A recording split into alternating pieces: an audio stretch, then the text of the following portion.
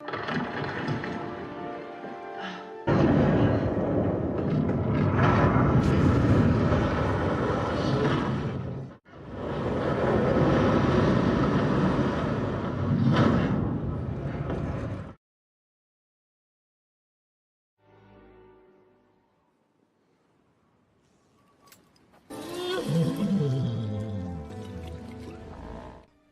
nephew, with that mighty Skywalker blood, and in my hubris, I thought I could train him. I could pass on my strengths.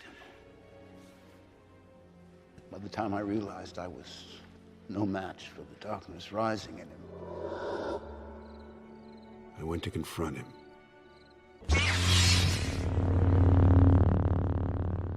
And I was left with shame and with consequence.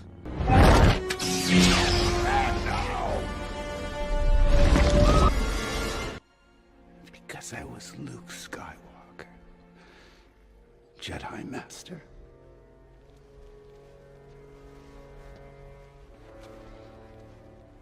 A legend.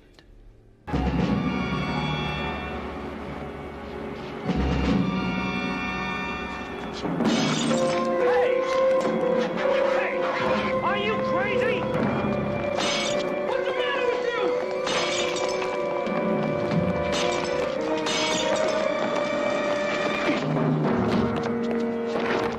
What happened? What do you want?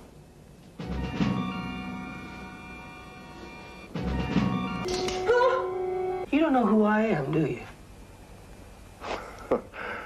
Well, should I know who you are?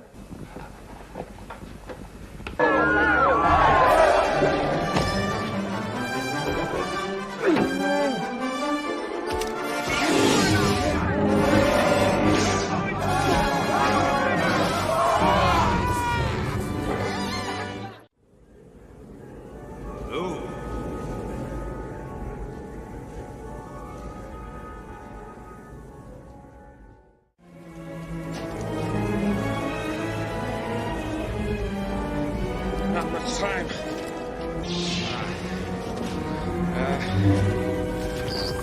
Hang on, kid.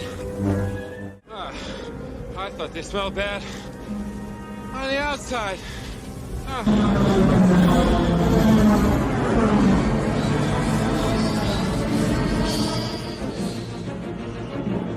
This is Rogue 2.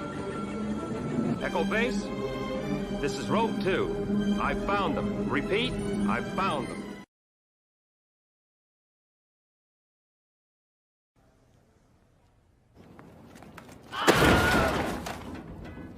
Fade in.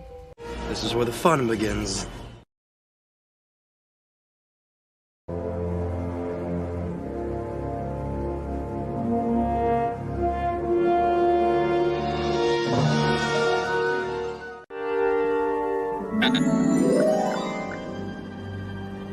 Hello there.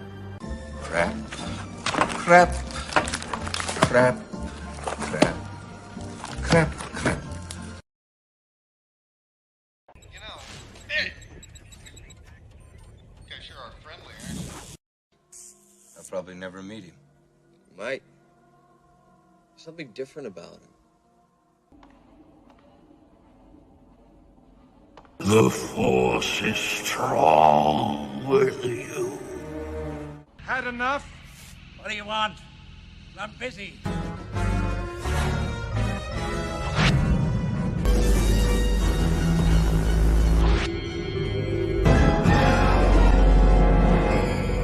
No, we have a race. No. There's nothing special about you. You're Nothing.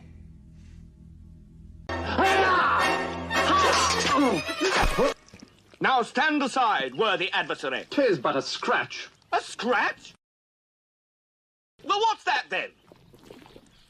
I've heard worse. You liar! Come on, you pansy. Victory is mine. Just a flesh wound. You will each be part of me, and together we will be complete. Use the Force. Let go.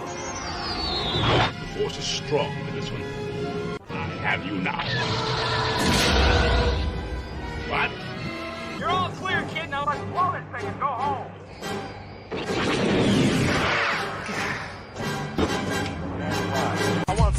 busy in a Burger King bathroom.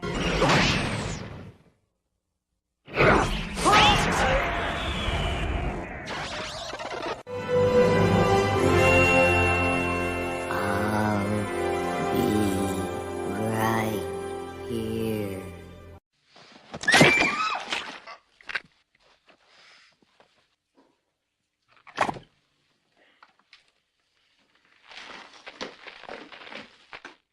Cocainum. Like a rock.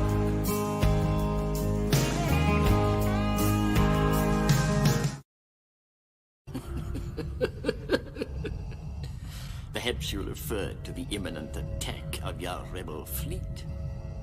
Yes, I assure you, we are quite safe from your friends here.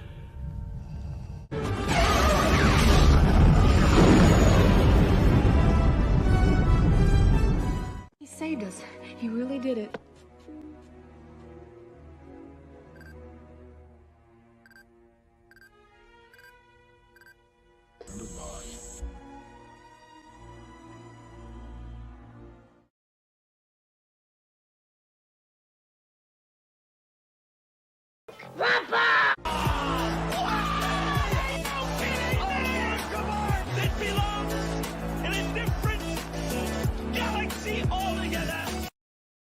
May the Force be with us.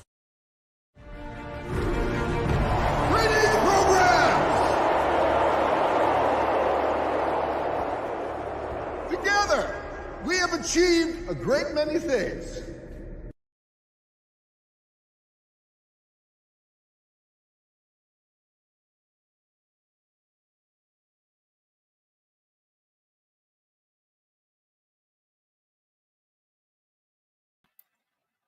Greetings, programs. Welcome to the Not My Star Wars live stream.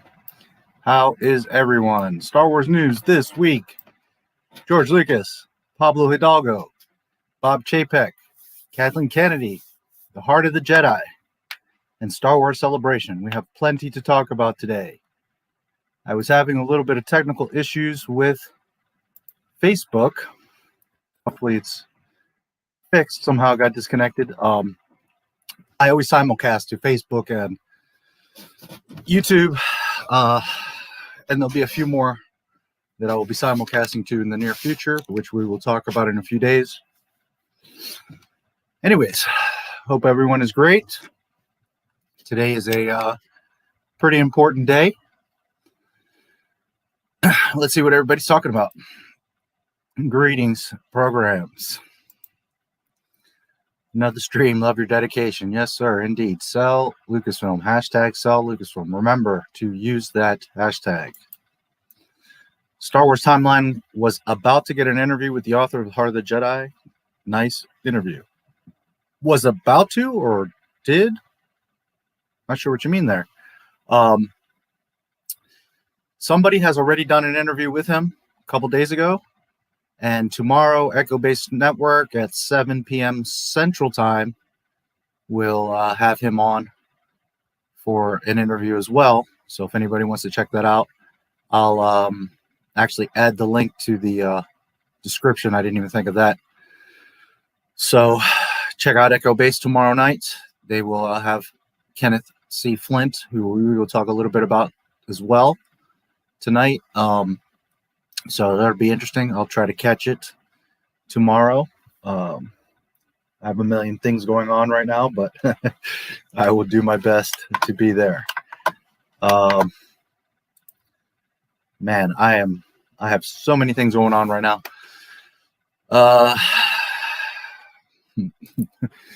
Hello there.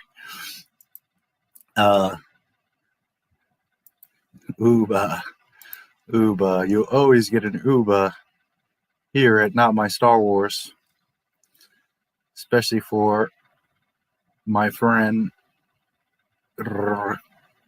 Roberto. Where are you? Uba. Uba. Uba.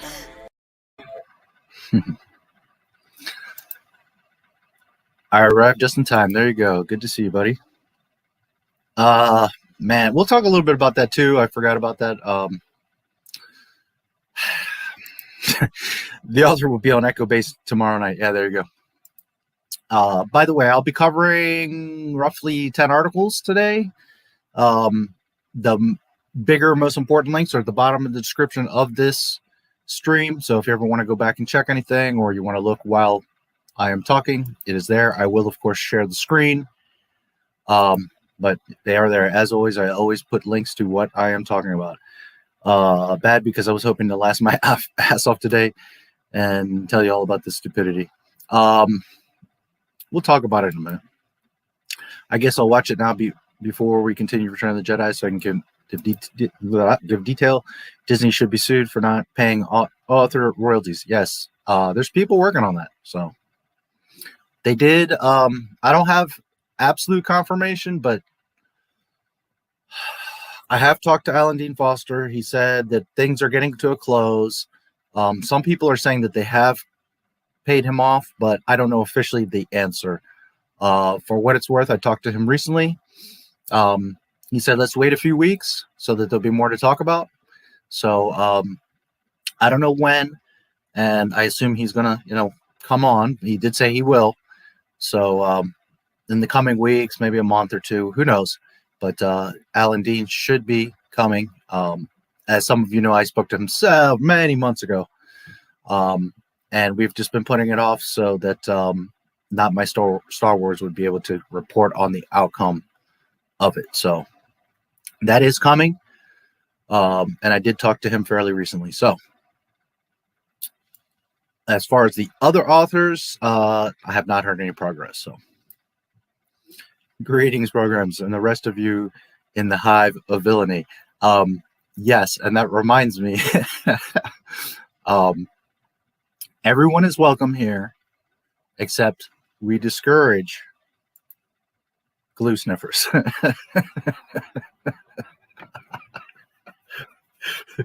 Don't let that be you. Oh, boy. Oh, I just checked the title. I guess we aren't watching 6 today. At least I have the Bad Batch to laugh at. Yes. Yeah, I was going to do Jedi, but two reasons. One, I'm not overwhelmed like in a bad way or a stressful way, but I have so much right now. So much is going on. And I want to, when we do the deep dives, I really want to put my heart into it. I love these movies, and Jedi is my favorite. And I always try to be conscious of the viewer. So, if you're coming to see a Jedi deep dive, I want to focus on it and not be all over the place. So I figured I'd push it off till next week. And also there's bits of news that I figured, let's talk about all this stuff. Let's look at this stuff. So if nothing changes, we'll do Jedi Part 2 next week. I just felt keeping it a little bit more loosey-goosey tonight, have fun, and just chill out. I just have so much going on, and I want to focus. So we'll just hang out and talk and have open discussion. And like I said, I have about 10 things we can talk about and look at. So DP. Yes, please do. Thank you very much. Always appreciate you, D, and always great to see you. And as well as all of you, James, D. Carre, I appreciate you being here. Who else did I see? Wes, of course. Big Ray. You've become my biggest fan, I guess. Roberto. So nice to see you guys, as always. I'm sure Dana is hiding around there somewhere. I haven't seen you, dead girls. We miss you. So, but I'm sure a lot of you will pop in and out. So, as always, great to see you. Yes, sir. Yes, indeed. Indeed. Video Man, the mascot, is always lurking in the shadows on Not My Star Wars. One last target, and no one will be able to stop me.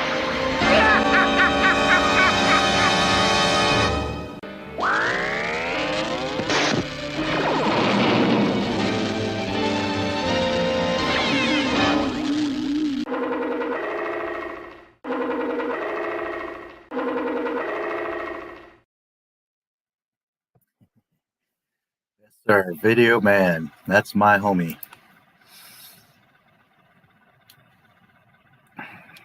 I so want a Video Man movie. Remember when they changed 20th Century Fox to 20th Century Studios? Yes, it's a change I will never get used to. Yeah. Well, you imagine us growing up with that. Yeah.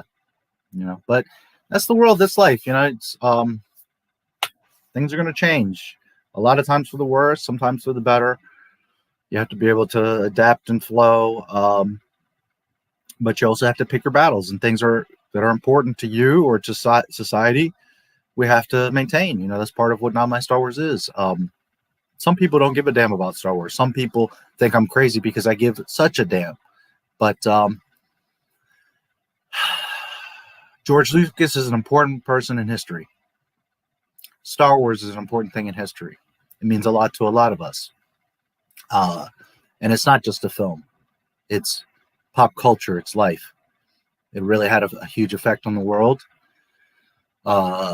Completely revolutionized and advanced and changed the film industry.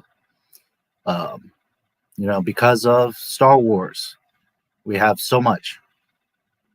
The Abyss, Jurassic Park. You know, I can't even begin to name Avatar. You know, just the list goes on and on and on. The music, the effects, just so many things have been influenced by Star Wars. So, you know, there are things that we need to fight for because it is important for the future to know these things and remember them and know the truth about where they came from and how they grew and all that type of thing. So, Porkins could be fun. You know, I've thought of before that if they did like a series, I don't know, 10, 20 episodes, and each episode was like a highlight or a what's the word? Well, you know, highlighting a character every episode. So you could do like a Porkins one, an Admiral Akbar one, a Mon Mothma, and you could get like that little inside look, you know, half an hour show that would give you a little, you know, side story piece of their history, their life, whatever. Check your circuits. Yes, check your circuits. Gong Tour guy tipped over. Yes, he did. Will you be revealing leaks from your Bothan spies about Hidalgo? Tonight, it's not really this information is not from Bothan spies. This is from actually Princess Leia. But a big leak from Bothan spies is coming. I just got some more intel, and tomorrow I will be meeting with one of my Bothan spies to discuss that intel. So it's going to push back that project just a few more days. I'm thinking Wednesday. This is a big project. It was about 2 hours. I've whittled it down to just over an hour. I like it to have bulk and be a lot, but on the same token, if it gets too long, then people don't watch it or, you know, don't have the time. So it's probably going to be about an hour, maybe an hour and a half. But there's some more important intel coming in, and that I will be having a meeting tomorrow with my spy. So that is going to push things a little bit further because I have to add some intel in. But it will be well worth it. It's going to be one of my very coolest projects. And I know you guys are going to love it. So hang in there just a few more days, and you will see. Again, it will be a premiere. I will be in the chat, and it's going to be something pretty special. So I hope you guys get to see it. Hopefully you're at the premiere. I don't know what day, maybe Wednesday or Thursday. I'll do it kind of mid-evening, maybe 7, 8 o'clock. I want to avoid Friday, obviously, because I have the stream and there's a lot of other people doing stuff. So I'm thinking Wednesday, Thursday, if I can get it all together. So anyways, you will know. You will definitely know when you see it. So coming very soon. And who knows, maybe Monday or Tuesday it's ready. But I'm just playing it safe, thinking I get this new intel. I have to weave it in and fix a couple little things. But who knows, maybe Monday or Tuesday. But I'm thinking Wednesday is my target right now. So keep an eye. It's going to be awesome. They did. Okay. I didn't see that because I just was on there today. I'll have to remind me when we get to talking about the Heart of the Jedi, if you remember, and I'll look. Was it YouTube? Was it on their site? If they did it on their site, let me know, and we'll go look at it. So try to remind me. I'll probably remember, but just in case. Proofreading's not strong. Happy birthday, George. You're truly the best creative man and a very humble person. Yes, indeed. We will be talking about that in just a moment. Crosshair looks nothing like Jango Fett. Yeah. It's Disney, man.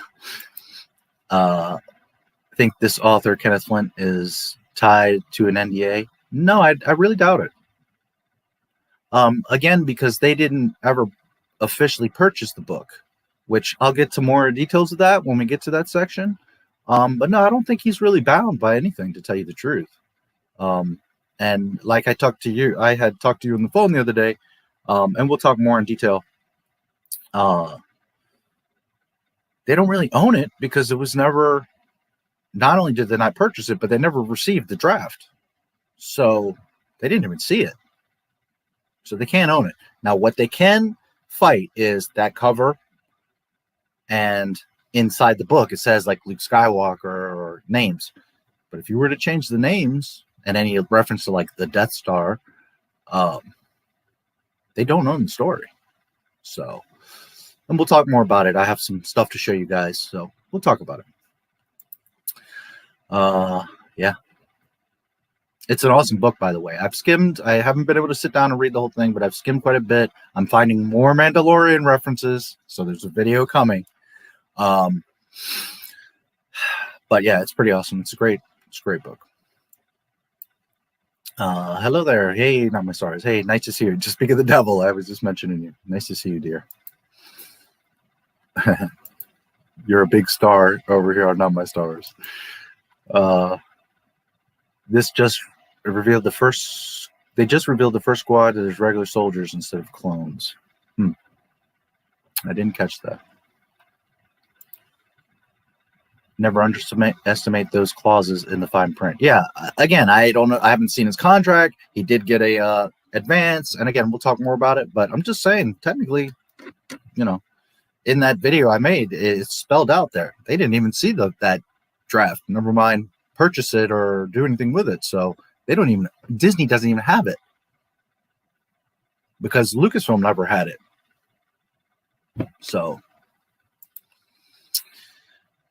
No worries. We will be here. Hey, hey. Come for the Star Wars, stay for the dead girls. I can't argue with that. It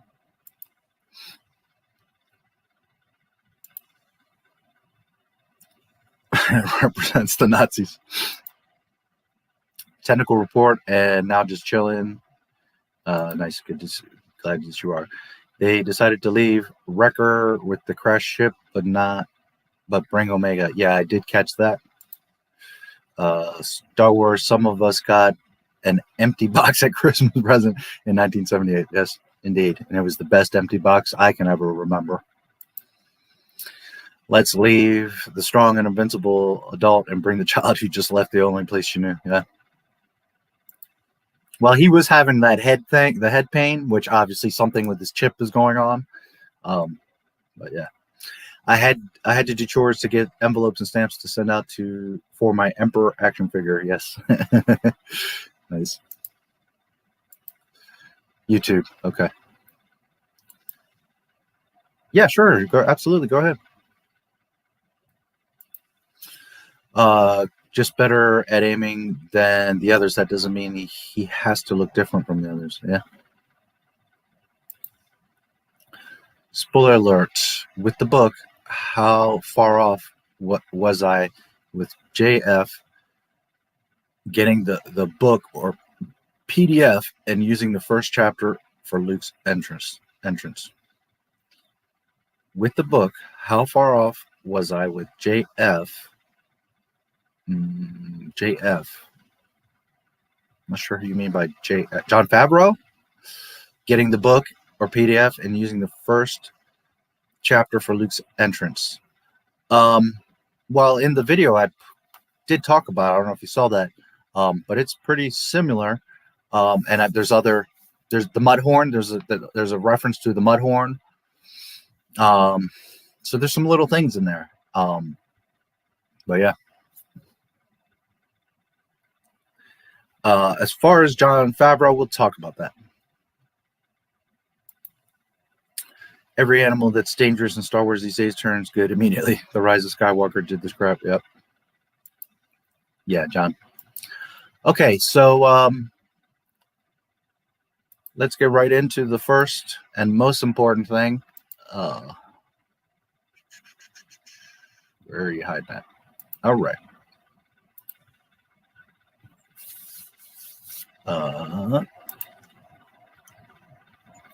Today is George Lucas's birthday. He will never see this, but I just wanted to say, on behalf of many, very happy birthday. Thank you so much for this beautiful thing that you created for us. And you changed the world. You really did. And it's kind of sad because not that he wasn't celebrated or known, or, you know, obviously he's received a lot of awards and respect and all that. But like any person of his stature, he won't really be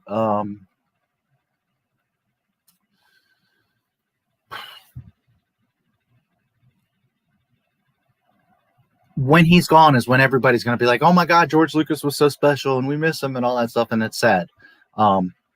There's a lot of us that appreciate him now, talking about him all the time. But, you know, that's how it's good. You'll miss me when I'm gone. And, you know, he's 77. We could get news he's gone tomorrow, guys. So just remember the gift that he gave us. Appreciate it every day. It sucks that Disney, you know, made such a mess of it, but he did his part. He maintained a beautiful story and continuity. We always wanted more. But if nothing else, if there was never a game, a book, a comic, a toy, he gave us 6.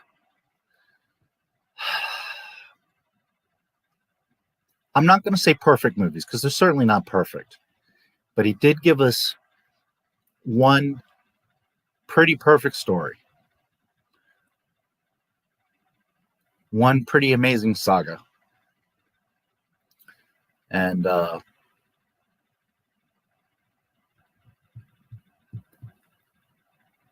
we're very lucky in our lifetimes to have experienced that, been a part of it. So yeah. Thank the maker. Happy birthday, George Lucas. I'm going to read some of his wiki because I feel he deserves it. Born George Walton Lucas Jr., May 14th, 1944. Age 77, Modesto, California, U.S. He went to Modesto Junior College, then to the University of Southern California. Director, producer, writer, entrepreneur. I will show you a few other things here in a minute. George Walton Lucas Jr., born May 14th, 1944, is an American film director, producer, screenwriter, and entrepreneur. Lucas is best known for creating the Star Wars and Indiana Jones franchises and founding Lucasfilm, LucasArts, and Industrial Light and Magic. He served as chairman of Lucasfilm before selling it to the Walt Disney Company in 2012. Lucas is one of history's most financially successful filmmakers and has been nominated for 4 Academy Awards. His films are among the 100 highest grossing movies at the North American box office, adjusted for ticket price inflation. Lucas is considered a significant figure of the 20th century New Hollywood movement. After graduating from the University of Southern California in 1967, Lucas co-founded American Zoetrope with filmmaker Francis Ford Coppola. Lucas wrote and directed THX 1138. I always call it 1138, but the correct name is actually 1138. 1971. Based on his earlier student short, Electronic Labyrinth, THX 1138 4EB, which was a critical success but a financial failure. His next work as a writer-director was the film American Graffiti, 1973, inspired by his youth in the early 1960s, Modesto, California, and produced through the newly founded Lucasfilm. The film was critically and commercially successful and received the Academy Award nominations. And received 5 Academy Award nominations, including Best Director and Best Picture. Lucas's next film, the epic space opera Star Wars, 1977, had a troubled production but was a surprise hit, becoming the highest grossing film at the time, winning 6 Academy Awards and sparking a cultural phenomenon. Lucas produced and co-wrote the sequels, The Empire Strikes Back, 1980, and Return of the Jedi, 1983. With director Steven Spielberg, he created, produced, and co-wrote the Indiana Jones films Raiders of the Lost Ark, 1981, Temple of Doom, 1984, The Last Crusade, 1989, and The Kingdom of the Crystal Skull, 2008. Lucas is also known for his collaboration with composer John Williams, who was recommended to him by Spielberg and with whom he has worked for all the films in both of these franchises. He also produced and wrote a variety of films and television series through Lucasfilm between the 1970s and the 2010s. In 1997, Lucas re-released the Star Wars trilogy as part of the special edition featuring several alterations. Home media versions with further changes were released in 2004 and 2011. He returned to directing with the Star Wars prequel trilogy comprising Star Wars Episode 1, The Phantom Menace, 1999, Star Wars Episode 2, Attack of the Clones, 2002, and Star Wars Episode 3, Revenge of the Sith, 2005. As I like to say, ruts. He last collaborated on the CGI animated television series Star Wars The Clone Wars, 2008 through 2014, and then 2020. Which not really, but okay. The war film Red Tails, 2012, and the CGI film Strange Magic, 2015. So I'll leave it at that. The link is in the description. It's his wiki if you guys ever want to check it out. Of course, a very accomplished man, a very interesting life, and pretty amazing. I do want to mention a couple things that are not here. American Graffiti at the time, I don't remember the exact numbers, but it cost very little money and made a shit ton of money. That's why Star Wars was made, because American Graffiti was so insanely successful. It was kind of like, Joker, how they spent $50 million and made like $1 billion, same kind of thing. So that was the bit that at that time, that film had profited the most money in history. It made stupid money for what it had cost. It wasn't that it was necessarily the movie that made the most money ever, but for what it cost, the amount of profit margin, it was insane. And of course, every episode of Star Wars pretty much did the same. Attack of the Clones didn't make as much because there was some pirating.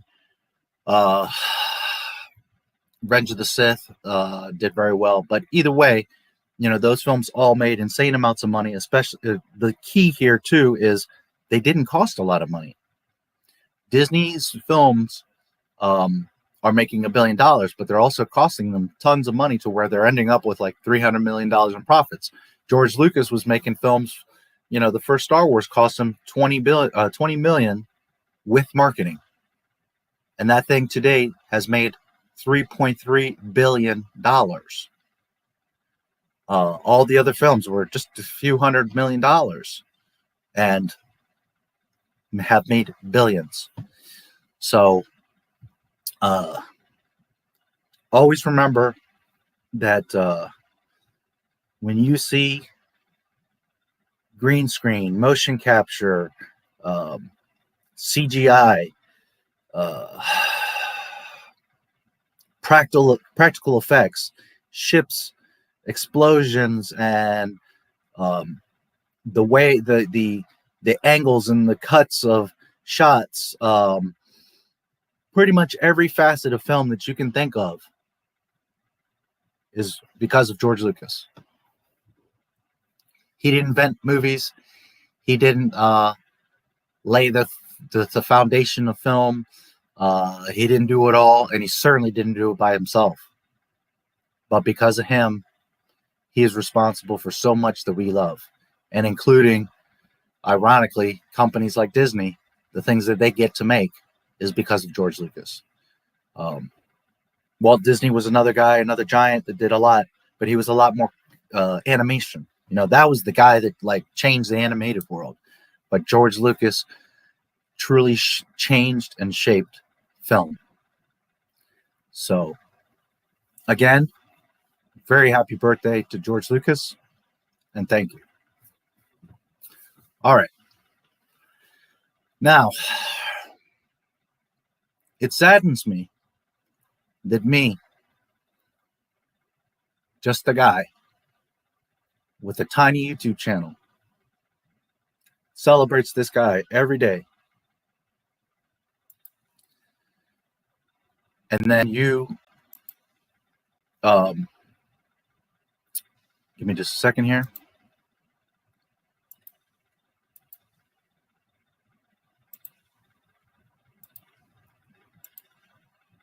And then you go to, for example, the Star Wars Twitter. And they don't celebrate James Earl Jones. They don't celebrate even their own characters like John Boyega or Finn.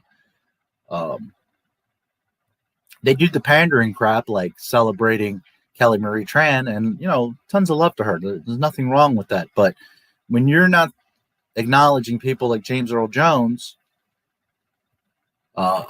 it shows you where Star Wars has gone, what it has become. And when you, born May 25th, when you go on after so many things that have happened, all the problems that they've had, and you go on their Twitter on May 14th, you can see here, here's the 13th, here's the 12th.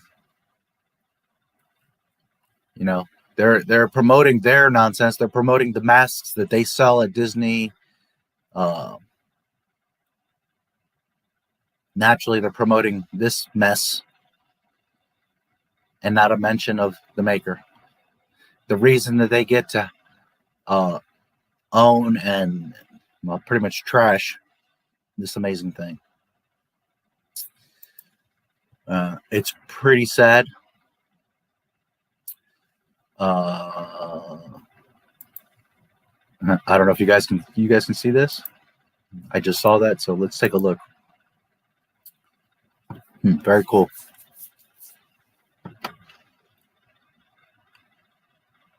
Willow, Howard the Duck. I know that was kind of a disaster, but it was, a fun, silly film at the time.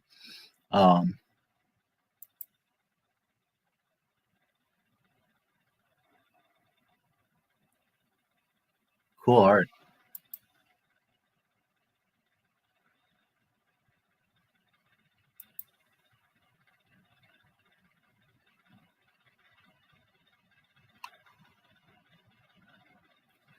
This beautiful galaxy he gave us. So,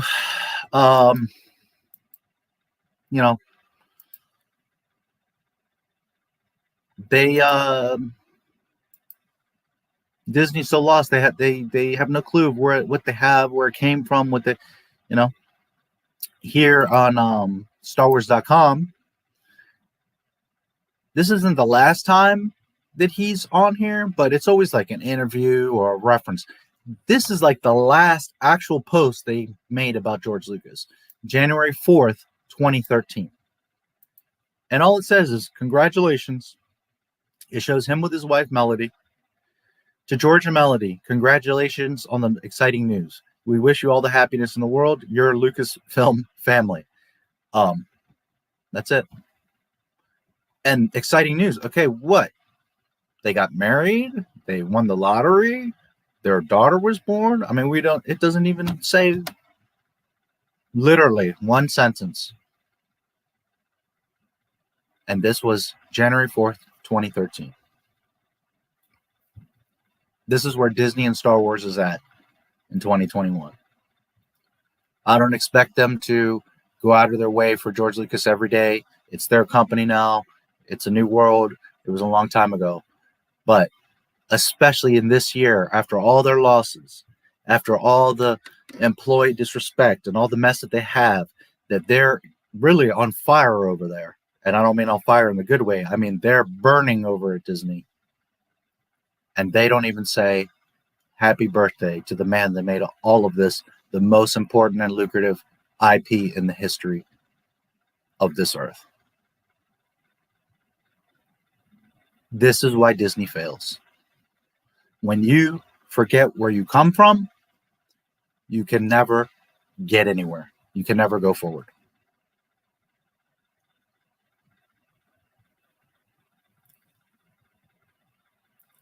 I will continue to do what I do every day, and he will not be forgotten here. So once again, happy birthday. Thank the maker. All right, we'll be going on to some more stuff here in a second. Let me see what you guys are talking about.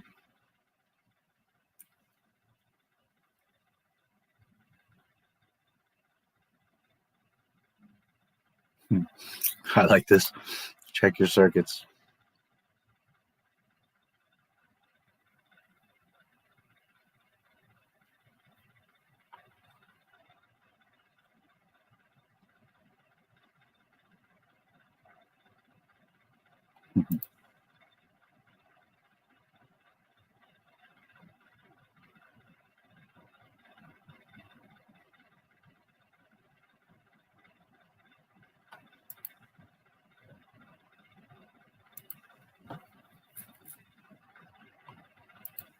Hey, Adaptive. Nice to see you, bro.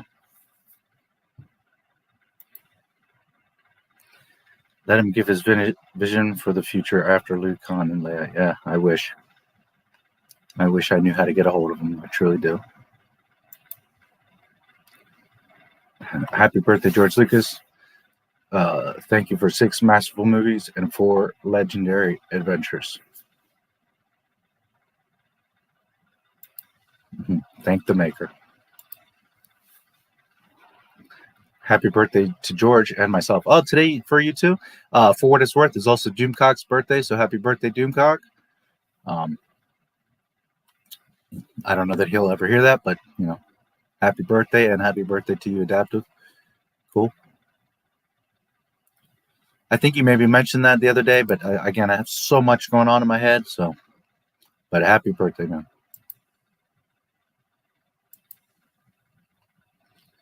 Got her own room and apparently never had a room.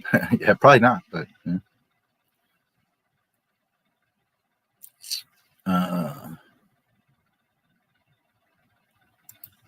Will you make a video on Disney's BS that they've been doing for decades? The hidden message, nudity, and abuse in the cartoons and symbols in the parks, etc. Yes. You probably didn't hear the story, and I'll give you the very condensed story. But when I started on my Star Wars, the first video I recorded was, well, I don't know, remember if it was the first or the second video, but I'm pretty sure it was the first one. Was the Rise of Skywalker was finished yesterday. Either I recorded just before that.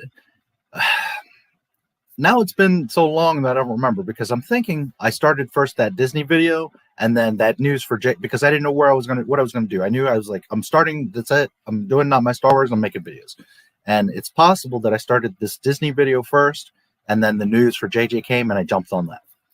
Because at first I didn't know exactly what video I was going to make. Okay, anyways, point being is the first or second video I ever made or recorded is Disney and Disney Plus, Problems, Lies, Sex, and Fails. And that was like a year and a half ago. So my editing has come a long ways. The channel has grown tremendously. A lot has happened and changed. But most of Disney's core bullshit is the same or worse. But as I always do, a ton of research. I have all kinds of dirt on Disney, both Walt and the company.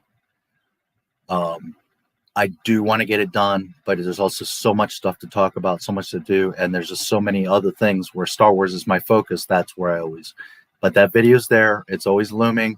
It's something I need to get to. The main recording is there. There's some things I have to update and tweak and add because a lot of stuff has happened. And I have right now 3 big projects that are coming very soon. One of them is like 99% done. The other one is like 90% done. And then the other one is maybe 75% done. So I need to get those 3 out of the way, plus any other little videos.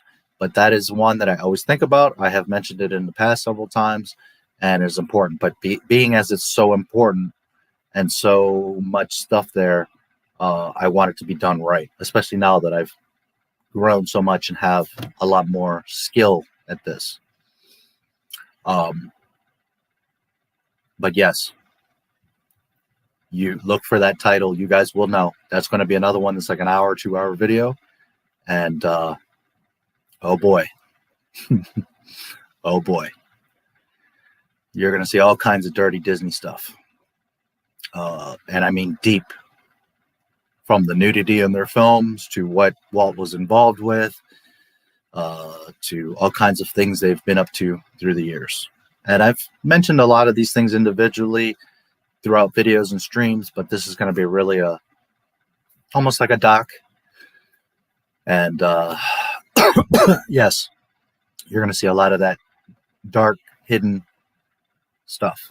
And also the effect that they've had on like child actors and the industry and all that kind of thing. So yes, just give me some time. My plate is overfull with things right now. And that video, I've mentioned it many times over the months, over the year. But that's one of those that I have to and want to get right. And there's a lot of stuff. So, but it's coming. It is coming. So stay tuned. Yeah, it is coming. Keep an eye. You guys know how I research, so believe me, the Disney bombs will be coming.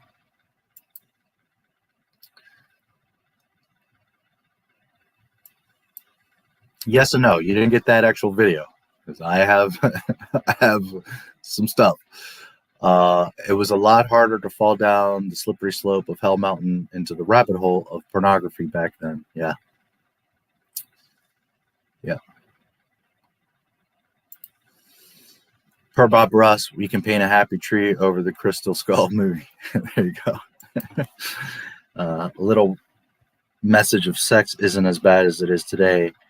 Today it's worse and more common. Yeah, but back then, you weren't supposed to be seeing that in cartoons. So it was much harder to spot. It wasn't as common. People weren't looking about it or even thinking about it, but subconsciously it was there. And if you did spot it, if a kid saw some of these things, no good. But anyways, that video will be coming, and yeah.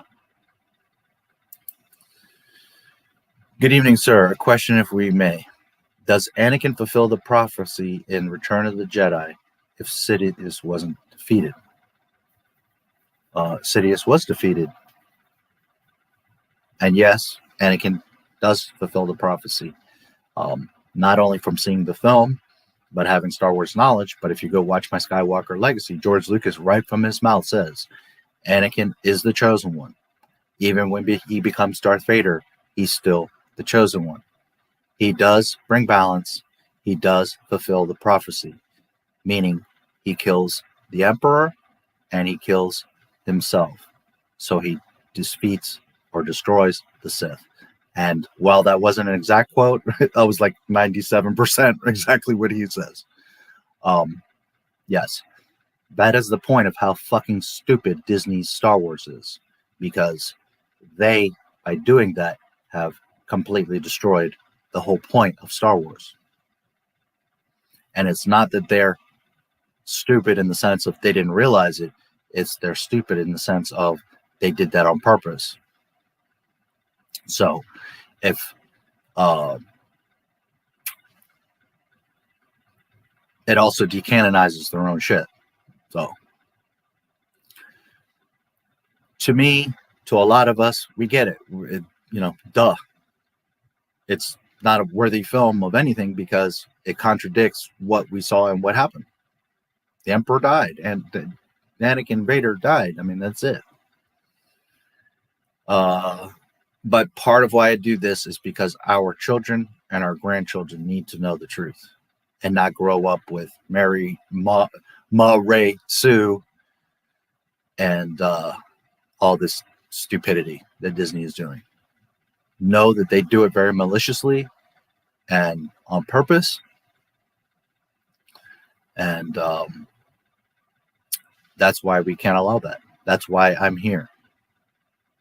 Well, I'm mostly here to celebrate the maker, but I'm also here to do the research and remind people, first of all, what Star Wars is. To remind them what Star Wars is, and maintain that history and that continuity. That if 30 years from now a kid sees my stuff, maybe they won't know about George Lucas or 1 through 6, and then they'll stumble across something that I said or did, and they'll say, "Oh, there is other stuff," and start watching my videos and say, "Oh, look at all this beautiful things," and it doesn't add up. So, in a way, I'm curating history. I'm creating a vault for myself, for you, for my daughter, for all of our kids and future kids and grandkids, to have a resource that's not controlled or manipulated by a dirty mouse. So, real Star Wars, Anakin, yes, fulfilled the prophecy. Fake fan fiction Disney mess, they have tried their damnedest to destroy that. And that is why I always say, sell Lucasfilm, because they have been nothing but disrespectful. It's one thing to make mistakes. It's one thing to do side projects, but when you're very maliciously trying to destroy what has been so important to so many people and to the world, society, pop culture, culture in general, the film industry, TV, cartoons, media in general. Remember that he also created THX and standards to make theaters and home theaters so that all the other movies that you enjoy, Matrix, all these amazing movies are up to a standard beyond just like a VCR with your TV speakers. Also, the quality of the video, the media that we see them on, all of that was pushed by George Lucas. The digital cameras that the stuff is filmed on. So, again, he didn't do it all, and he certainly didn't do it by himself, but he is a major part of all of it. Yes, Anakin did fulfill the prophecy. American Graffiti cost $777,000 to make. I don't remember what it profited, but an insane amount of money. Maybe if Disney didn't, in fact, I know most of you know the story, but George went around to different studios. They didn't want it. They didn't understand it. He went to Charles Ladd, 20th Century Fox, And he's like, here's my movie. And Charles said, listen, I don't know what the hell this is. I don't understand it. But I know what you did with American Graffiti, and I believe in you, and you can make your film. That's how successful American Graffiti was. Because for you to walk into a 20th Century Fox, a Paramount, a Universal, and they're like, dude, I don't even understand what the hell this is, but I believe in you because, you know, and that was the power of his success with American Graffiti. So, and remember that American Graffiti was like a hot rod California hometown thing. We're talking about this space opera that's nothing even like, not even like, okay, I made 2001 and now I want to make 2010, where you have that previous project to look at and go off. No, we're talking about something completely different, much bigger budget and project. And you know, he said, hey, I don't even know what the hell this is, but I believe in you. So maybe if Disney didn't spend all of their money on CGI and big name actors, the movies could have made enough. Well, I don't think the issue is that. The issue is how about you write a proper story and respect what's been established? Because if it was done well, again, if I had control and I had made those movies, Force Awakens would have made $2-3 billion. Boom, off the pop.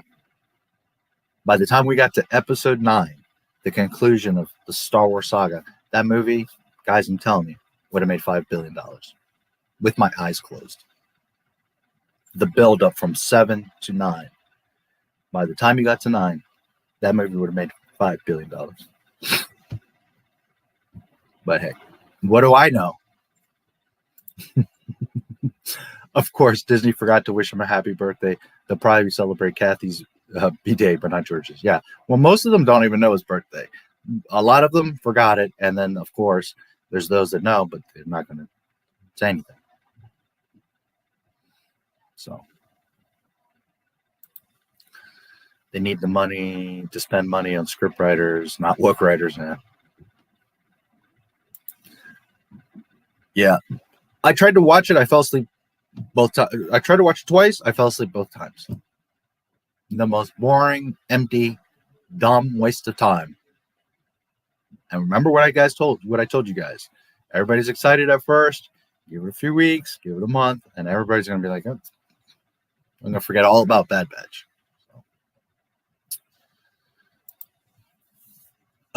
What don't I like? It's unnecessary. It breaks canon. It further makes a mess and confusion. And there's nothing there really to... My question is, what do you like about it? It has nice graphics, nice art, but none of it makes sense.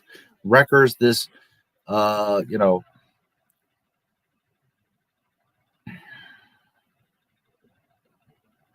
one second he's tough, the next second he's not. One second he's like, seems to be pretty practical. The next second he's like a total meathead. You know, there's just so many things there. This whole mess with the cloning, it just... You're going to see Anakin, or you're going to see Vader, you're going to see Grogu, you're going to see Ahsoka.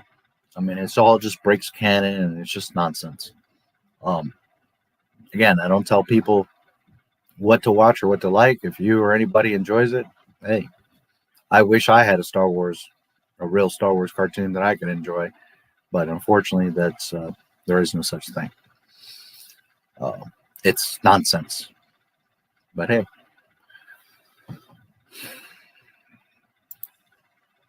They show new troopers are going to be real humans, and that's the only thing that happens. Yeah. Can't believe Disney skipped JL's birthday. How blatantly disrespectful. Yep. Sure did. You know, part of me is very happy. I'm very good mood. We have a lot of stuff to talk about and to hang out, but I'm also kind of sad because, you know, it's like they just don't give a shit about George Lucas or Star Wars.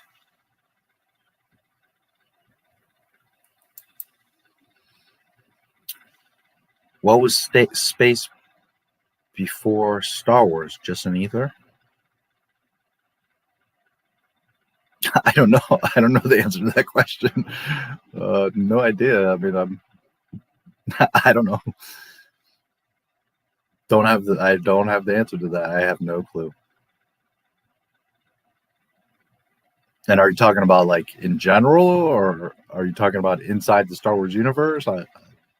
Either way, I'm not God and I'm not the maker, so can't tell you. No idea. That answer I do not have. Disney made a shit homebrew version of Star Wars. Yes.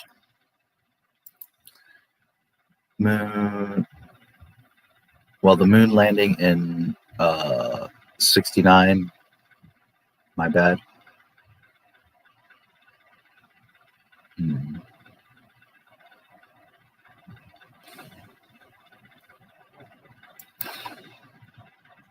It is like a shitty homebrew. Yeah. Best thing since Star Wars is his $1 billion art theater museum. Yes, that is coming. Hopefully I can cover some stuff there too. So I would love to go there. Thank you for the birthday wishes. Yeah. Happy birthday, man.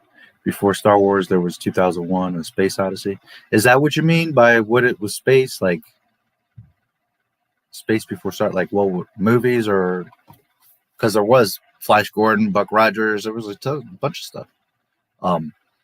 Nothing. 2001 is the only thing like in the realm of quality compared to what was to Star Wars when that came out.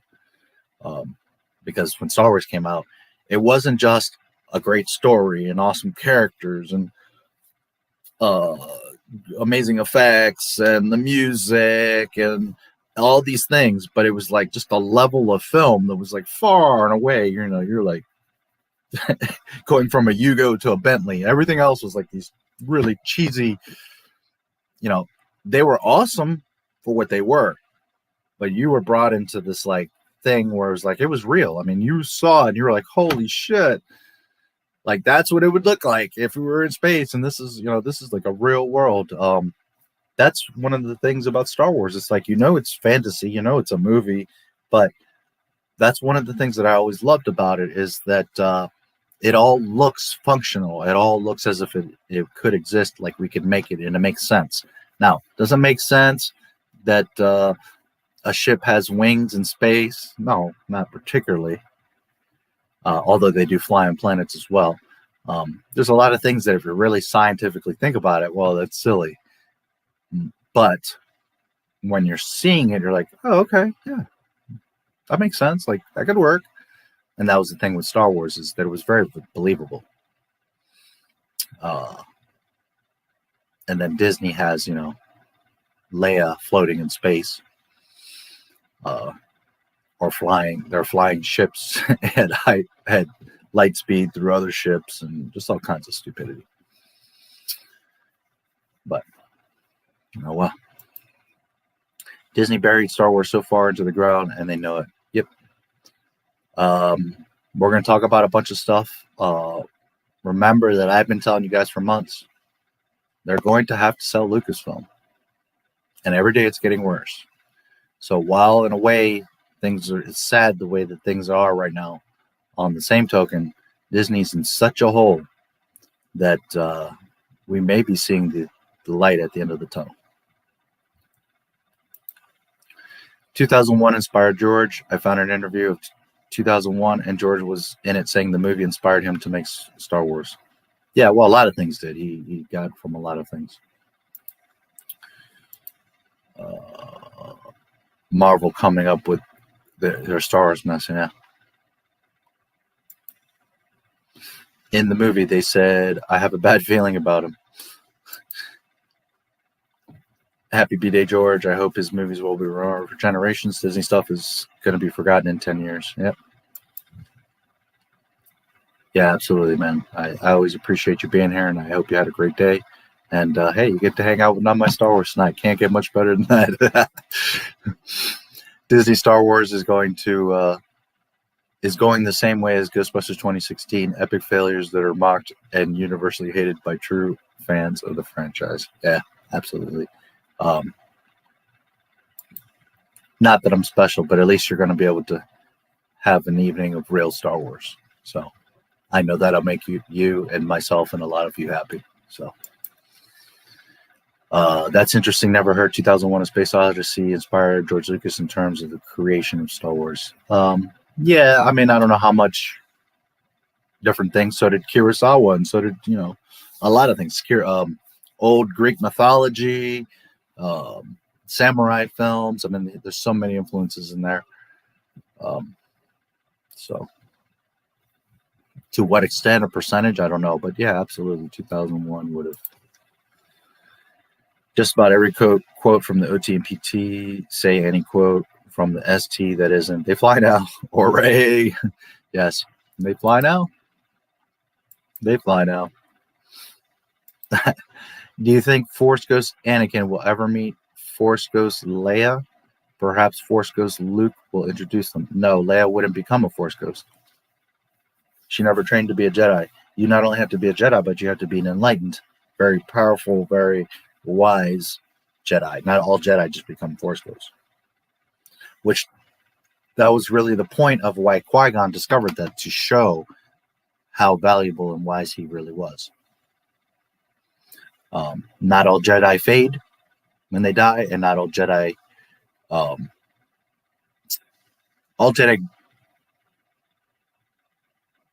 go into the Force, but the most enlightened become one with the Force, and thus can become a Force Ghost and communicate from the other side. So Leia, you know, EU, sure. I'm pretty sure in 7 through 9, proper, correct George Lucas Star Wars, yeah, she probably would have. But we have to go by what's canon, what we know for fact. And Leia's not a Jedi, so no, she would not. Yeah. Now, we're not dead in the Star Wars universe, so maybe in the background, in another realm or plane or existence, maybe they do. But as far as like a Force Ghost, Leia's not a Jedi, so that wouldn't even, you know, and it's not to diminish Leia in any sense, because, you know, the princess is the princess. We all love her very much. But it's just, it is what it is. She wasn't a Jedi. She could have been, and potentially would have been a very powerful one, but she just wasn't. So.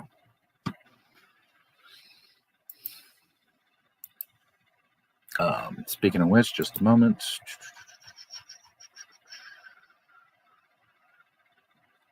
It wouldn't be George's birthday without the princess.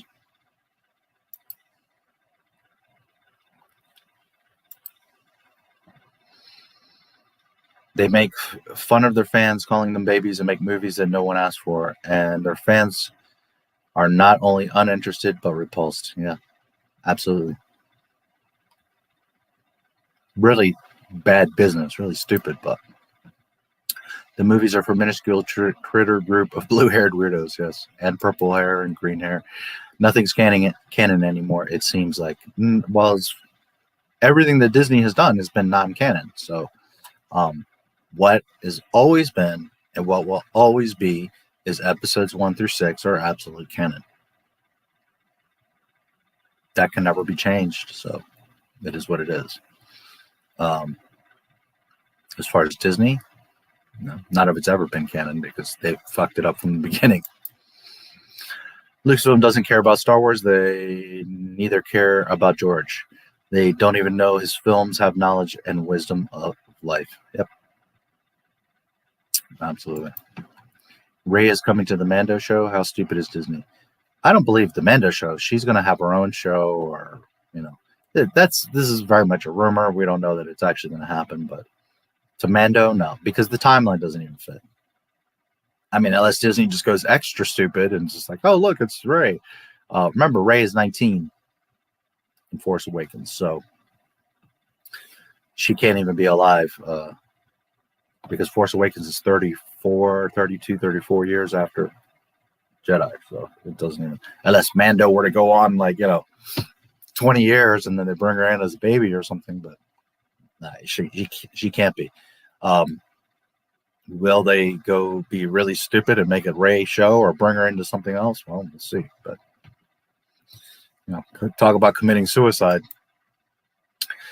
If hyperdrive can destroy an entire fleet, why couldn't they use it to destroy both Death Stars? Because Disney. A lot of fans were overwhelmed that they saw Star Wars previews in 2015. I remember how it could have been so good. Yeah, it could have been. They had every tool and resource. They had George. I mean, it could have been amazing. That ego. Ego just,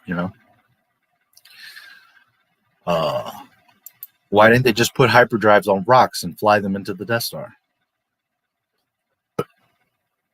Or launch a droid, a grain of salt, a grain of rice moving at hyperspeed or at light speed would rip right through the Death Star. Never mind a ship, which Pablo Hidalgo was like, oh, you need that size ship to cause that kind of explosion. Nope. I throw a grain of salt through your fucking ship at light speed. You're done. The whole Death Star is going to fucking implode. So, now granted, it has shields. They probably have ships clearing things in front of it. It is massive, so it could take like an asteroid hit. But remember that asteroids are not flying that fast. I'm talking about light speed. A grain of salt will fuck up the Death Star. So, get an Archie unit, shoot them out, and that's it. Boom. But Disney. Want to watch THX 1138, but it's so damn hard to find it online or physical. Yes, it is actually. Yeah. There we make contact. One of the 6 people who know about that movie. Roy Scheider's in the movie as a character who was in 2001. 2010, yeah. A lot of people seem to forget 2010. I like them both. It's been a long time since I've seen them, but yeah. When Dave Prowse died, Disney didn't even have something dedicated to him. No. Sure didn't. I heard in 2010 that instead of being visual, the characters just don't stop talking. That's all I heard. I found a clip where Roy finds Dave Bowen, and Dave hasn't aged at all. It's been so long I can't even tell you the plot, or if I saw it, I would remember, but it's been at least 20 years since I've seen that movie. And while I very much liked it, I was never like a super fanatic because of Star Wars. So it wasn't something that like I knew back and forth, but they're really good films. Universally, 2001 is the one that everybody loves and celebrates, but 2010 was cool. Yeah. I don't see anything in searching for Disney Happy Birthday. No.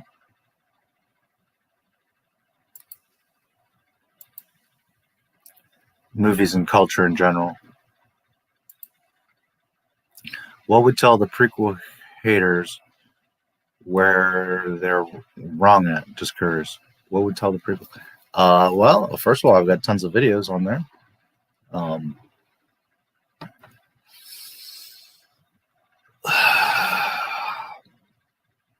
First of all, everybody has their taste, so that's fine. I don't expect everybody to love the prequels or think they're perfect. They're not perfect films, but they are fantastic Star Wars films. Not only are they a lot of fun and amazing effects, and they have a great story and great characters and all that, the acting is just fine.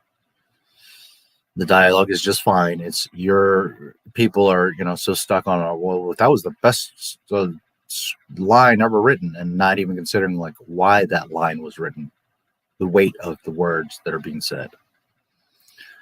But at the end of the day, love them or hate them, they did what they're supposed to. Complete the story, fill in the Skywalker saga. Lucas has said it many times, 1 through 6 is actually one movie. So regardless of how you feel about them individually, what is important is what they achieved, and that's what they're supposed to do. And that is to tell the story of Anakin Skywalker. And of course, everyone else. Leia, Luke, Han, Chewie, R2, 3PO, Lando, Boba, and on and on and on. So,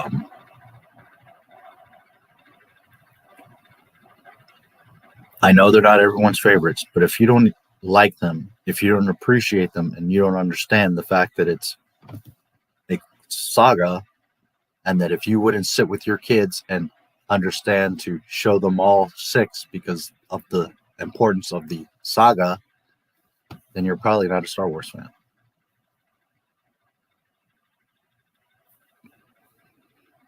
It's pretty simple. Are they the OT? No. The OT is the crown jewel of all of it. But if you literally hate the prequels, if you don't understand their weight and the importance of the story and the saga, then you probably were never a Star Wars fan to begin with. Personally, I love them. But I think that's the best way I can answer that right now.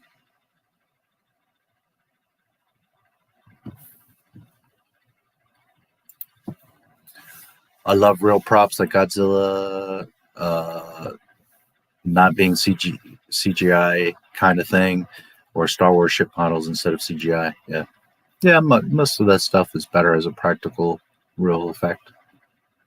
But you know, the digital stuff helps and expands. Imagine Coruscant could never be made if it wasn't for, you know, Godzilla destroying real handmade buildings on set. It's cool. Oh man, as a kid, I used to love seeing the guy in the rubber suit stomping around, and God, I love that shit. You know, and you saw it, you knew it was ridiculous and silly and fake, but you totally were like, yes, Godzilla, you know, stomping around, and it was awesome. It was awesome. When something is well done, when something's made with love, your eyes, your mind can forget, or at least not be so concerned to where, you know, you see that rubber hand and you're like, oh, no, I've lost the whole story or interest. No, like you go right with it, because as cheesy or as fake as you may know some of it is, if it's well done, at the end of the day, that's what matters, is the story. So we're going to listen lazily to the left. Disney, we're going to fly through a ship. Yes. List lazily to the left. George, I sold them to the white slavers. Yes, indeed, he did say that. Hey, 2 days in a row you were live. Yes, indeed. See how much I love you guys. It's George Lucas's birthday. Well, I would do my Friday stream anyways, but how funny how it all kind of landed together, huh?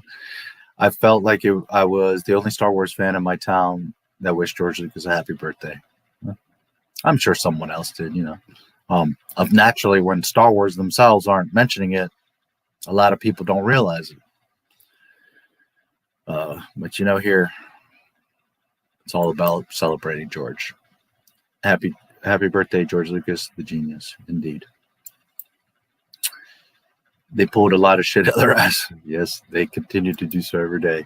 THX 1138 is on HBO Max. Oh, nice. I'll have to check.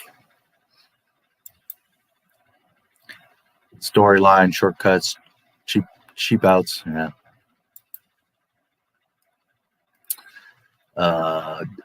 Disney wished George Lucas a happy birthday to him on Instagram, but not post. Today they did? I didn't even think to look at their Instagram. You know, it's funny, their YouTube doesn't have that many subscribers, but when you look at their Twitter and Instagram and stuff, they got like insane amount of friggin' subscribers, man. I didn't even really think to look on their Instagram today. 14 million subscribers. I don't see anything about George Lucas. Bad batch, bad batch, bad batch.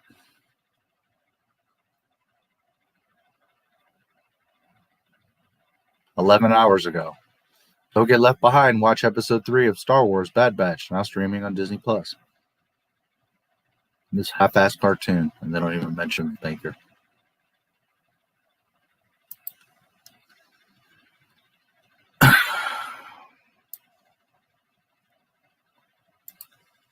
I mean, what does it take, you know, for you to write Happy birthday, George Lucas. Boom, just a tweet. You don't have to do a whole artwork, a whole big thing, but I mean, you don't even, they're lost. I still don't care for episode 2. Yeah, well, that's my favorite one, so that's so funny. Most people hate that movie, and I think you guys are missing out on so much awesome shit in episode 2. But hey. Would it be canon if they follow the books? Is that what makes it canon? No. If they follow the movies. The movies are the only canon.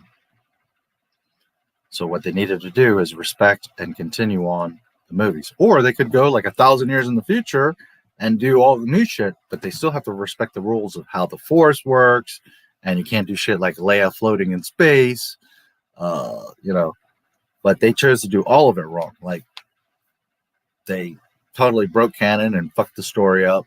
They disrespected all the characters. They attacked the fans. They everything they could do wrong, and they did it.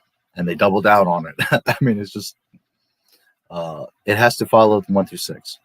That's the thing. Not everybody understands it, or not everybody appreciates it. But 1 through 6 maintain a perfect continuity. There's not a continuity error there. And there's some people that are like, but the droids, but this, but that. And at the end of the day, I can give you the explanation for all of it. There's not one continuity error. I'm not saying those films are perfect. I'm not saying that everything he did I loved or would have been the way I would have done it. But at the end of the day, it's a beautiful story, and it's cohesive, and it respects itself. It maintains a continuity. So in order to make any other Star Wars films or media at all, it must respect the original continuity of the films. That's why the EU was never canon.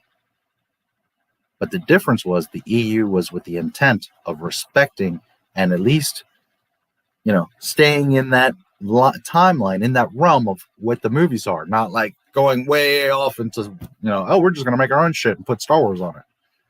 So while the EU wasn't official canon, it was always right there. I mean, it's Star Wars. Whereas Disney's like, we'll just make our own shit, Yoda, whatever. So, no, not the books. Now, they could very easily, George even did this himself, take stuff from the EU and very easily make it canon. That's how close it was. The EU is absolutely Star Wars, as were the games and all that. Something not being canon doesn't necessarily make it not real or Star Wars. It doesn't make it good. It's just that it is important to recognize what is official canon, because at the end of the day, everything else is speculative. Everything else is like a side story, an expansion, a enrichment. Whereas Disney stuff is like a destruction.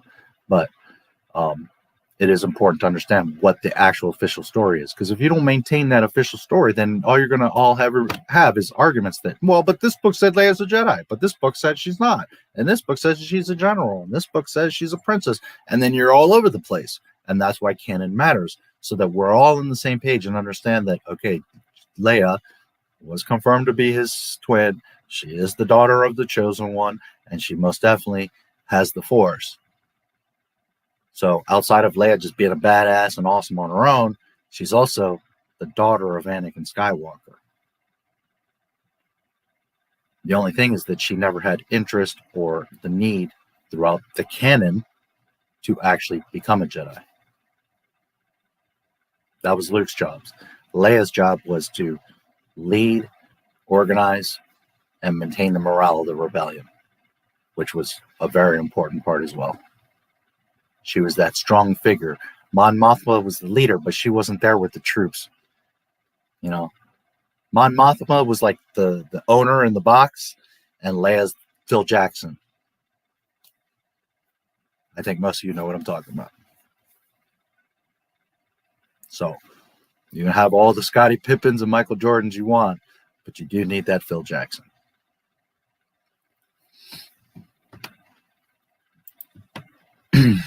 Canon more derived from a proper storyline. Yes, canon is continuity and history. And it must always maintain. You can't just loosey goosey, flip flop, and go up and down and around. Canon cannot be broken. It cannot be bent. It cannot be compromised. Canon is the official story. And again, it's okay to have unofficial stories that can be just as much of the universe or galaxy, be just as beloved and important, be enriching and wonderful and beautiful. But it is important to know what the actual official continuity is, because everything builds off of that. It's the foundation. And if that foundation isn't correctly laid, then everything you put on top of it or around it just falls apart. So,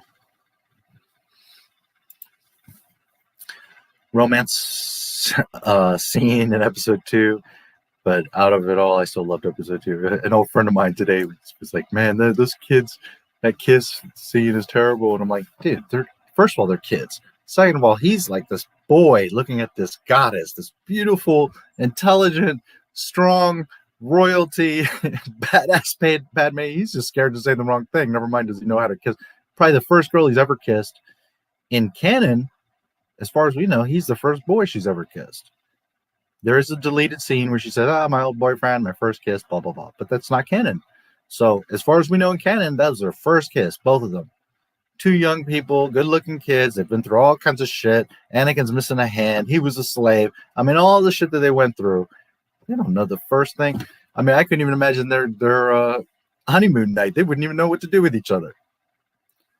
So you have to sometimes put yourself in the shoes of the other person and stop thinking like, oh, well, I would be a pimp daddy and I would say this and that with Cadme. No, you wouldn't know a fucking thing to say to that girl, to that woman, that royal queen, goddess, beautiful, amazing ass, badass chick. No, you wouldn't. Shut the hell up. 19 years old, you wouldn't. 19, 20 years old, you'd be like, it's anybody. That's any guy. So you have to put yourselves in those shoes, plus what you've been through in life. So don't look at it so much from the outside, like, oh, I wouldn't have said that, or that's not a great love scene. That's not Humphrey Bogart, you know. It's a kid that was a slave and went through all kinds. He has the entire weight of the galaxy on his shoulders. What the hell is he supposed to say? I think he did pretty damn good, to tell you the truth.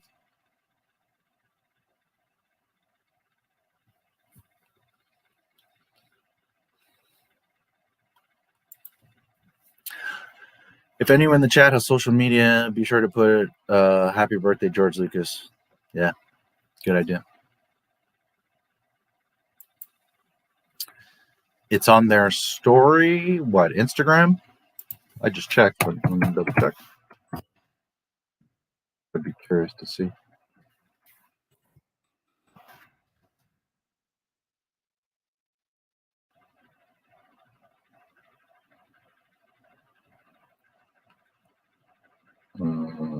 Reels is Pablo or Pedro Dumbass. I don't see anything on IGTV. I don't see anything, dude. Star Wars Instagram. Is that what we're talking about? Or Lucasfilm or something else? Look at this shit. Star Wars, the official home of Star Wars on Instagram. And then it has a link to disneyparks.disney.go blog 5/2021. Gear up for Pride Month with blah, blah, blah, blah. Not happy birthday, George Lucas. Not check out the latest Star Wars. Here we go with the fucking pandering. I don't see anything for George Lucas here. So if you can point me to it, by all means, but I don't see it. Please be more specific. Like, where are you seeing it? Instagram, or you should be able to post a link. Happy birthday, George Lucas. Just found THX on HBO Max. Now the age of trying to find it without having to sell my kidneys has come to an end. There you go. You save James's kidneys matter. They post on an Instagram story, but not post a photo to wish him a happy birthday. Yeah, again, I don't see anything. I see, as far as posts, is Bad Batch. Reels, I see Pedro Pascal. And when is that from? I don't even care what he says. 27 weeks ago. So even that's like IGTV. It's Bad Batch. That was posted a week ago. So,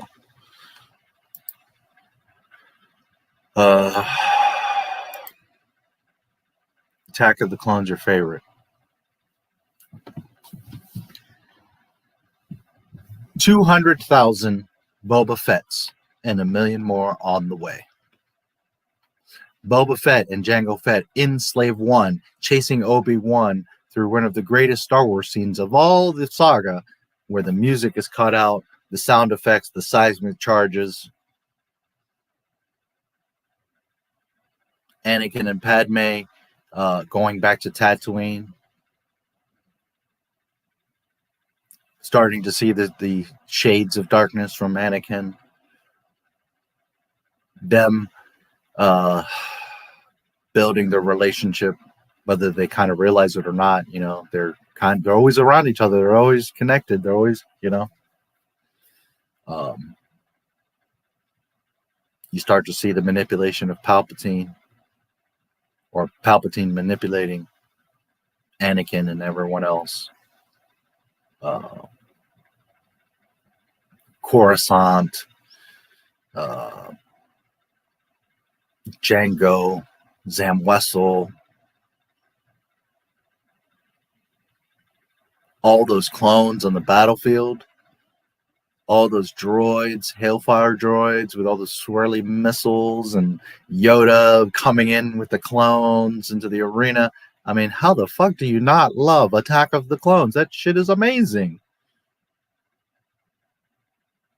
Is it the best of all of them? No. Is it perfect? No. But really? That movie's badass. I love Attack of the Clones. Now, granted, I'm biased because I love me some Boba fucking Fett. So that's a big part for me. Seeing him with his dad in Slave One, ding! Seeing all those Boba Fett's kicking ass, ding! So for me, it's a bit personal. But just subjectively, overall, that movie's freaking badass. All the Jedi in the arena, I mean, come on. Dooku, fucking wrecking Anakin. I love it. Yoda and Dooku, I love all that shit. All these people love the Clone Wars cartoon and the clones. Dude, all of that is Boba Fett. You're welcome. And how can all these people love the Clone Wars freaking messy ass canon breaking cartoon, but you don't love Attack of the Clones, where you actually see the clones, you see Kamino, where they come from, you see them all in the test tubes, how they're being grown and trained and taught, and how do you not love that? I don't know, you know, to each his own. I think that movie's bad freaking ass. I love that movie more than Rats. Now, which one is probably better made and better cohesive and story and exciting and importance and all that? Well, Rats. But if you're like, hey, let's hang out and watch a prequel movie, you pick. Okay, Attack of the Clones, boom, put it in. All day, every day.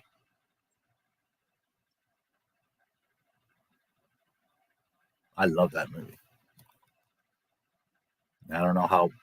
I understand if it's not everyone's favorite or you don't love it, but the hate that film gets, it's like, huh? Makes me scratch my head like, what?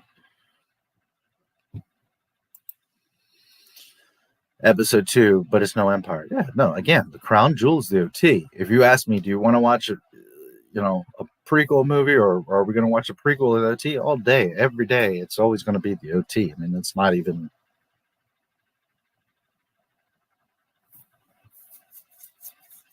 But I love the prequels, and boy, do I love me some Attack of the Clones.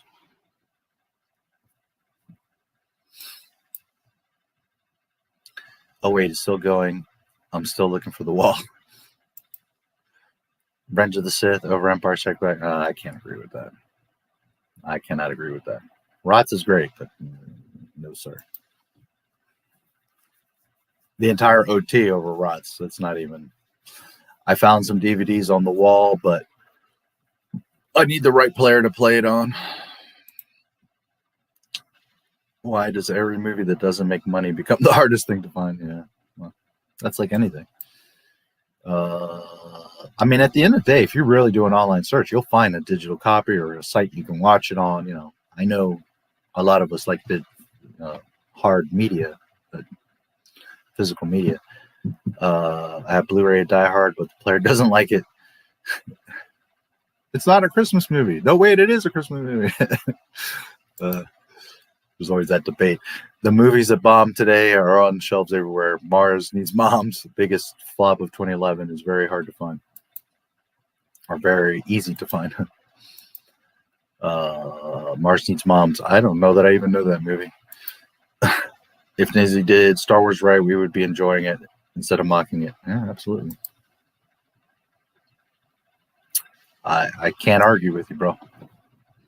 Is it the best of this of what Star Wars is? No, I'm not saying that. Is it a fucking awesome ass masterpiece? You're goddamn right. All hail Attack of the Clones. Just a second. Again, I don't understand the hate, you know. But it is what it is. Some of the most important events and dialogue are in that film as well. This is my favorite Star Wars movie. Actually, I could rewatch that film like 4 times a week. I love it. I could watch it quite a bit as well, too. I got lucky. It turned out when I did the deep dive, it was on my birthday. Attack of the Clones. So I was very happy about that. Twitter. Better that you don't. Yeah, library. There's a link in my description. You can download it really easy and you'll find me.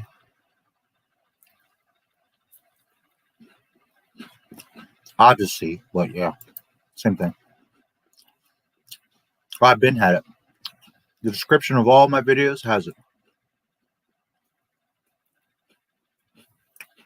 I had it back when it was just library.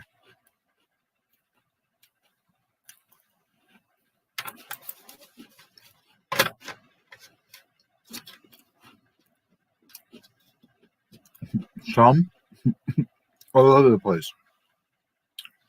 Clone Wars cartoon breaks canon over 100 times. I think we're going to have to do that on the stream because over 100 times it breaks canon.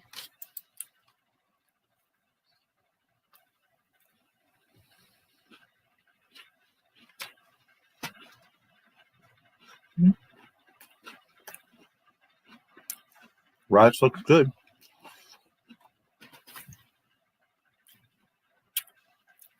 After the arena in Geonosis, when they're out on that big battlefield and the Hellfire droids are shooting the swirly missiles and there's that whole battle and take me to the forward position, Commander.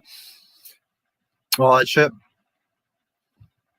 There are scenes on screen that have 1 million objects on the screen.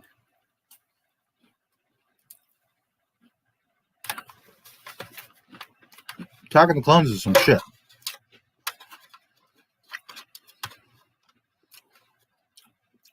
That's the first and only movie that I remember that I came out and I was like, whoa, sensory overload.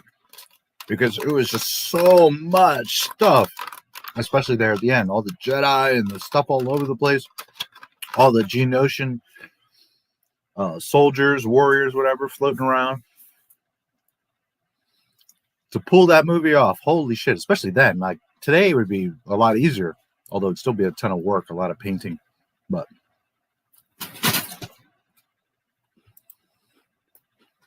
that's another thing for the time to achieve that.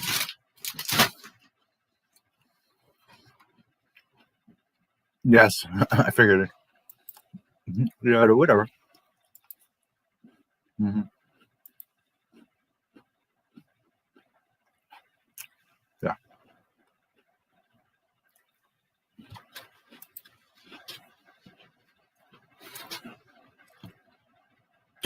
Yeah. It can be useful, especially if you're like a celebrity or a company or a brand. But if you use social media too socially, like too personally, yeah, it's really bad. And there's actually documentaries about this, how it's designed, like Facebook is designed to suck you in and hold you there, and like all this mental stuff that's put into it. It's like not everybody knows this, but like when you walk in a grocery store, that has been tested for decades. The layout of the grocery store, like what you see when you first walk in, the way that they guide you and direct you in a certain direction around the grocery store. Obviously, like when you're checking out all the candy and gum, all that shit is by design. It's not like an accident. They have companies that literally set up stores for the most efficient and profitable setup. That's all by design. It's the same thing with Facebook and all the social medias. They're very specifically designed in a way to suck you in and hold you there. And people, you know, a lot of people are obviously fake because they know they can say whatever they want. And then you got all the little internet thugs, the little internet gangsters who want to shoot off the mouth, knowing damn well if they saw you in the store, they would be shaking in their boots. And that kind of stuff isn't healthy or wise, because some people will go too far and you'll say the wrong thing, and you never know. Those people will go after you, find you at your house, your work. You know, there's been streamers that have been robbed online, like while they're streaming. I mean, there's all kinds of, it's, you know, use it if you have to, or if you can leverage it for your success. But as far as, you know, in Facebook, the premise is good. You connect with your friends and whatever. And if you keep it very much like that, but the problem is you start looking at all this other stuff, and it's it makes a lot of people stupid and sick. It really does. Yeah. I love attack clones. Yes. I used to set up THX theaters. But know that that certification is on certain speakers and receivers. It's also the design of the room. There's rooms that are the way that you design that home theater, have certain, and actual movie theaters have to meet specs for the certification. Also the like customizing and adjusting the sound levels, the sound pressure, the diffusion, all kinds of stuff. I did that for 20 years. So not THX, but custom home theaters. So yeah.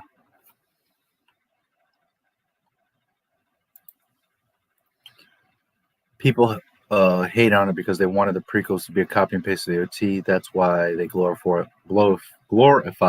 the soulless corporate garbage that was TFA. Yeah.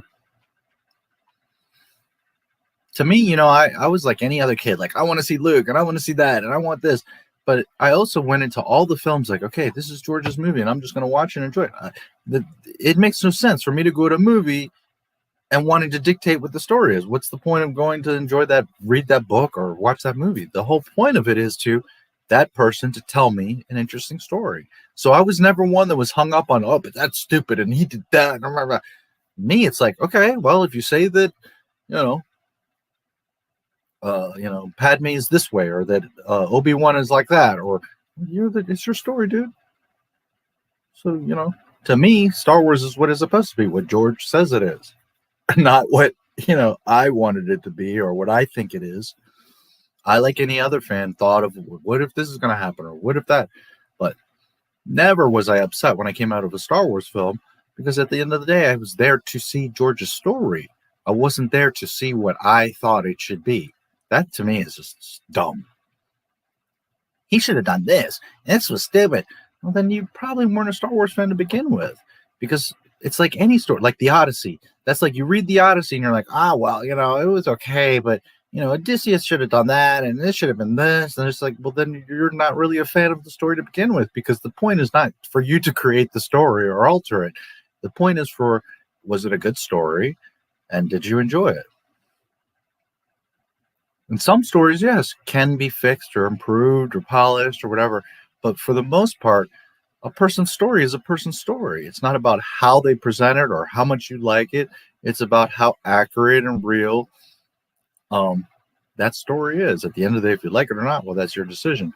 But I think it's silly to go into a movie expecting, well, it's got to be like this, and it should be that, and it should be the other. To me, I didn't go into the prequels like, okay, well, Anakin better do this, and this better be how he's turned Stark, and this is the story. To me, I was just like, no opinion. I just want to sit here and enjoy what you tell me it is. Show me what happened to Anakin. That's why I never had a problem with little Anakin, because if George showed me the little boy Anakin for a reason, I didn't go in there like, well, he better be 23 and just slashing people. That's you trying to make your Star Wars, and you've already deviated from the point. I always went into them like, okay, George, I want to see your story. Let me know what happened with Anakin. That's it. And that's why I always loved and enjoyed those films, because I went in with a completely open mind of wanting to hear his story, not shape it, create it, opinionate on it, and critique it. I'm not saying that I don't see all the stuff, the good and the bad, and this could have been this way or that could have been the other way.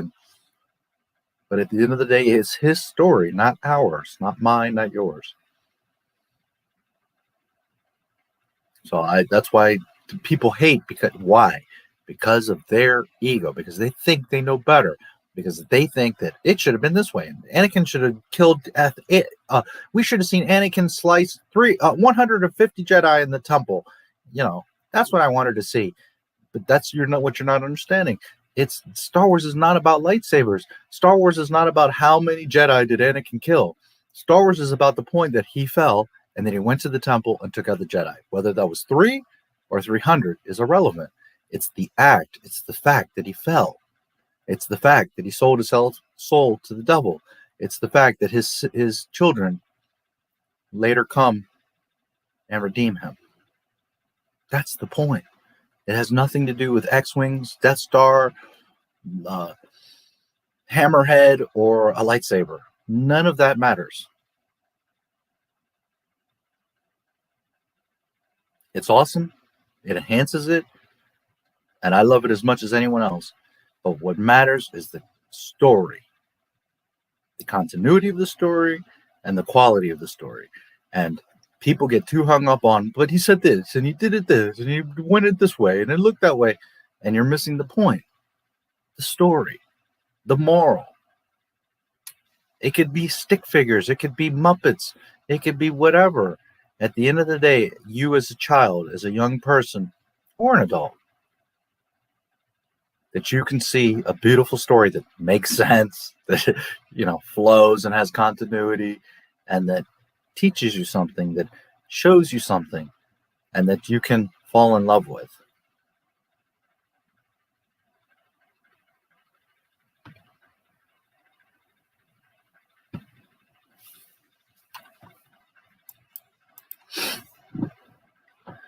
Episode 3 of Revenge of the Sith. Colonel Griffith says, I've trained in your Jedi arts by Count Dooku. Yes, it sure does.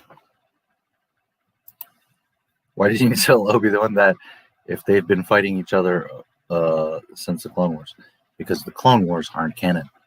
Because Dave Filoni's an airhead. See? It's those types of things. When I say the Clone Wars is fucking stupid, and people are like, hey, you're just a hater, and it was awesome. But you're not using your brain. You're not seeing that, duh. Yeah, they never did meet. Just like the Obi-Wan Kenobi show. No matter how cool it's going to, I'm sure it's going to look cool. I love Ewan. I'm sure it's going to be awesome to see Obi-Wan. It's not me being a hater. But I already know they're going to fuck up the shit. They're going to fuck it up. They're going to make a mess of the OT. So at the end of the day, no matter how cool it looks, I have no choice but already go in cautious, like, oh boy, here we go. It's not a matter of if they're gonna fuck it up or when they're gonna fuck it up. It's just a matter of me watching and like, okay, when's it gonna happen? What's gonna go down? And it's sad that I have to go in watching the show knowing already that it's gonna fuck all kinds of shit up. That I'm watching it because I am not my Star Wars, and then now I'm gonna make videos out of it, not because, man, we're gonna get a proper Obi-Wan Kenobi story. That's not necessary. That's not asked for. That's not needed. Because we saw the story. That's the point. George shows you and gives you dialogue, action, scenes, what you need to know. Why? Because again, it's not about lightsabers and spaceships. It's about the story. It's about why Anakin falls and is later redeemed. That's it. And when you want to do all this extra shit, that's when you start to step on shit and break shit and, Yes, the Clone Wars cartoon looks cool and it's nice to see the clones and blah, blah, blah.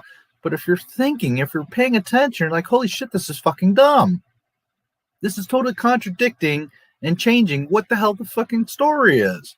And then then to me, what's the point? Now, if you don't care and you just want to watch it and enjoy clones running around acting like they're not supposed to be acting anyways, because that's not how the clones would behave. Gendies is how they would behave. Well, that's your prerogative. Me, I expect the story to make sense. I want it to have cohesiveness. I want it to maintain a continuity. Just like I said this yesterday, just like I expect my girlfriend, my friends, my coworkers, whoever. Don't fucking lie to me. If you're going to look me in my eyes and want to have my respect and my love and appreciation and friendship and all those types of things, then don't fucking lie to me. Your story needs to match up. You don't have to be perfect. You don't have to be the bestest ever. You just have to be real. You just have to be consistent. I need to be able to count on you. And if I can't count on you, then I'm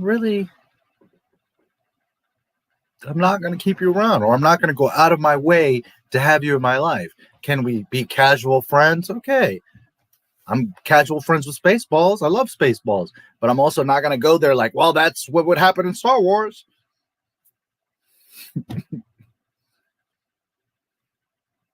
Even though that was better done and more respectful and more Star Wars than the whole freaking Disney sequel trilogy. How ironic is that?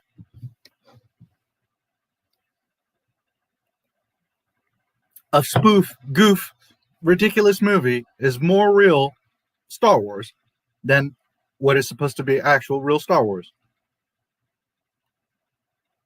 But yes, there's a perfect example of they wouldn't have met. They wouldn't have known. Because as you see in the movie, Rott's novel, the Anakin and Dooku have interaction. No, they haven't seen anything. I'm twice as powerful as you last time you met me.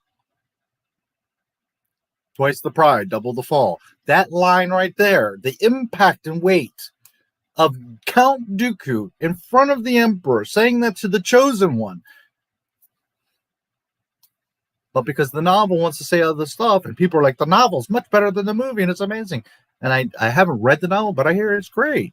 But at the end of the day, you're contradicting the point of the story. You've now, because you think, again, the ego, you think it's cooler, and you're not worrying about what really matters, the actual story. You're concentrating on her ass and her tits instead of her personality, instead of her integrity, instead of who she is. And yes, I want it all, just like any other guy. But at the end of the day, do you want someone that's just going to lie, cheat, be different every day, act crazy, burn up all your money, embarrass you? Or do you want someone that's, okay, maybe she's not as hot, but I can count on her, and she's real, and she happens to make amazing cakes, and, when I'm sick, she's takes care of me, and those types of things. That's what matters. The substance, not, oh, well, look at that spaceship, or, oh, look at this, or, look, all these clones. There wouldn't even be all those clones. They state in the movie there's 1.2 million clones. That's it.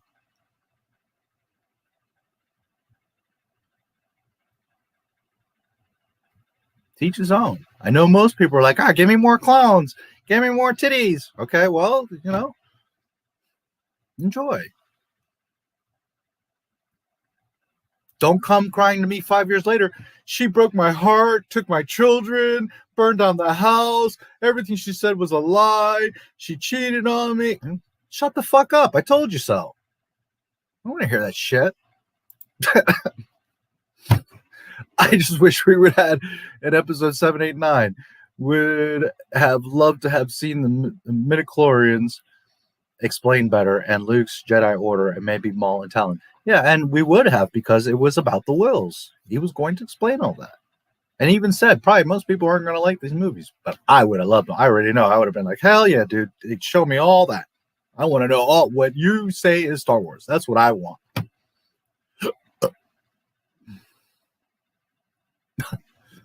But hey, all the studios have turned down Star Wars, and George must be kicking themselves as we speak. Oh yeah, absolutely. Except for Disney, they own it and they fucking shit all over. I mean, they're just the Disney crap. Everyone's lost. You should play Battlefront 2005 on your gaming channel. It's much better than the pay to win. I don't own a console, so I can't. I'm not in a situation right now to. Believe me, I wish I had a PS5. I'm a pro level gamer, and I'm not talking shit. Like, I am a professional level gamer, but I don't have the means to do so. And the reason I never did like pro tournaments and stuff, because it was always like Mario, Super Smash Brothers, and stuff like. I like Gran Turismo and Metal Gear and SOCOM and Call of Duty and like very fast, high pace, highly skilled games, not, cartoony smashing, and I like Mario Kart and stuff like that, but that's why I never really got into the tournaments, because it was mostly those types of games. And but it is what it is. It's just that right now I don't have the ability to do it. Nor do I really have the time.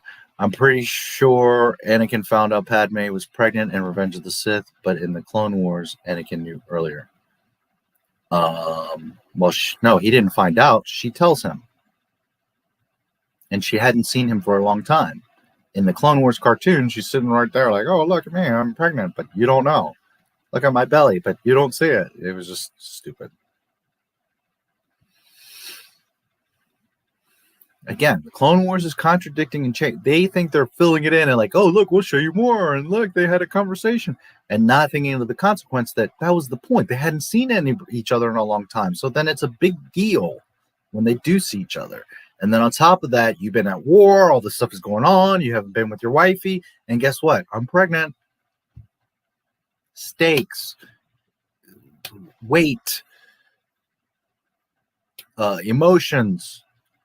That's what makes Star Wars. Not, oh, look, I gave you 15 extra scenes so you could see all the little gaps. Because when you start putting in too much of those little gaps, now you've taken away from the story. You're filling in artificial shit.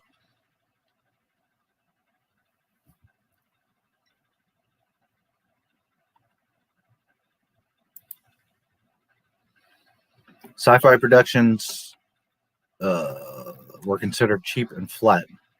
The decorations were just cheap, cardboard, and some aluminum. The only two really good productions before Star Wars were the Planet of the Apes in 2001. Yeah, Planet of the Apes was really good too. Yeah, those apes were pretty believable. Actually, I loved the shit out of those when I was a kid. Milk is far away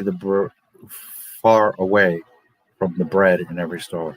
Yeah, yeah, it's all by design the way that the grocery stores are laid out, and so is social media. Could be more attractive female, Anakin or Obi-Wan. I don't know. Neither's a female. I wouldn't even think that way. No idea. I think, not that I look at men or I'm into them, but I think objectively they're both good-looking dudes. But Ewan McGregor's, pretty handsome guy. It's funny. There's memes like, "Why Anakin? You had Obi-Wan right there the whole time." Like Padme memes. But Anakin's the chosen one. And her age, and anyways, or closer to her age. Also, Akira Kurosawa, yes, a lot of samurai, but those films didn't have any of the technology. No, but the stories, the sword fights, the shots, the cinematography. Hidden Fortress of Kurosawa as the inspiration for R2 and C-3PO. Yeah. And again, yeah, it's a weird question. Your prequel hater voice sounds like Plug It. I didn't realize that. That's funny. Not meaning to. Facebook hires casino architects to make their layout and design confusing and difficult to realize how long you've been before it's been in there by using. Yep. Episode 2 would have been better with Darth Jar Jar. I'm not arguing that. I think Darth Jar Jar could have been a very cool thing. I just read that Disney is down 600 million as of the previous quarter. Yeah, a lot of people are saying that. I don't know where exactly they're getting that number from, but articles are saying that. But I was just looking at the report again. I don't see where that is. But we'll look at it. Some people don't like to acknowledge Lucas. They prefer to acknowledge James Cameron. Avatar, like, it's the first time CGI is used like that. But George did it all years before. Yep. Haha, I have a bad feeling that Ahsoka is going to appear on the Kenobi show. It's possible. I mean, she shouldn't, but she probably will. I'm pretty sure you're going to see her on every show.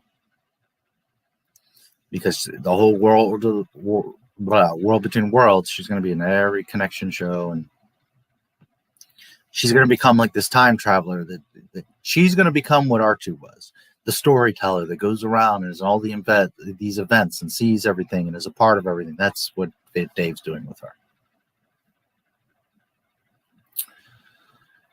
T2 came out before Pocahontas. I mean, Avatar. Facebook also uses casino and slot programmers to use small positive reinforcement cues, cute and addictive noises and colors as similar tactics to make their app and website mentally and physically addictive. Yes, absolutely. Why make an Andor show? He's dead. Don't need a backstory for him. Could be summed up in a throwaway line. Yeah, I cannot argue that. Delicious cakes. I mean, the cake is a lie. I say that all the time. I may have not said it on Not My Stars, but I say it all the time. Disney doesn't want to give away Lucasfilm because they're going to feel embarrassed. Yeah. But there's also a point where they're just not going to have a choice. So, and they're reaching that point. All right, let's go on to the next. I'm going to quickly cover. I had talked about it yesterday, but I'll just quickly cover it since I'm doing Star Wars news and for anybody that missed it. So, Kathleen Kennedy. This is October 30th, 2012, the day the Star Wars was sold. This article is basically about, Kathleen, she did all these movies. She's great, blah, blah, blah, blah. Here's her little stuff. She's going to be the president, blah, blah, blah, blah. What is important is here, the last paragraph. Following the announcement that was the first Star Wars project under her auspices will be the long-awaited Episode 7. It can be revealed that Kennedy and her team at Lucasfilm was already in early development of this new era of Star Wars movies. We're in the midst of the really fun part of the process, she says. We're sitting down with a couple of writers and starting to discuss ideas and starting to talk about what those stories might be. This is the day that Star Wars was sold. And they threw away George's outlines. And here it shows that the day that it was sold, so she was already planning this and thinking this out. She already knew that she wasn't going to continue Star Wars or use George's scripts. They were already getting with writers to start to discuss ideas and what they were going to do. This is further proof. I mean, we knew that they didn't use it and that they threw it away and all that, but this was the day that it was sold. She was already beforehand planning on not doing George Lucas Star Wars. So, StarWars.com, October 30th, 2012. All right, next.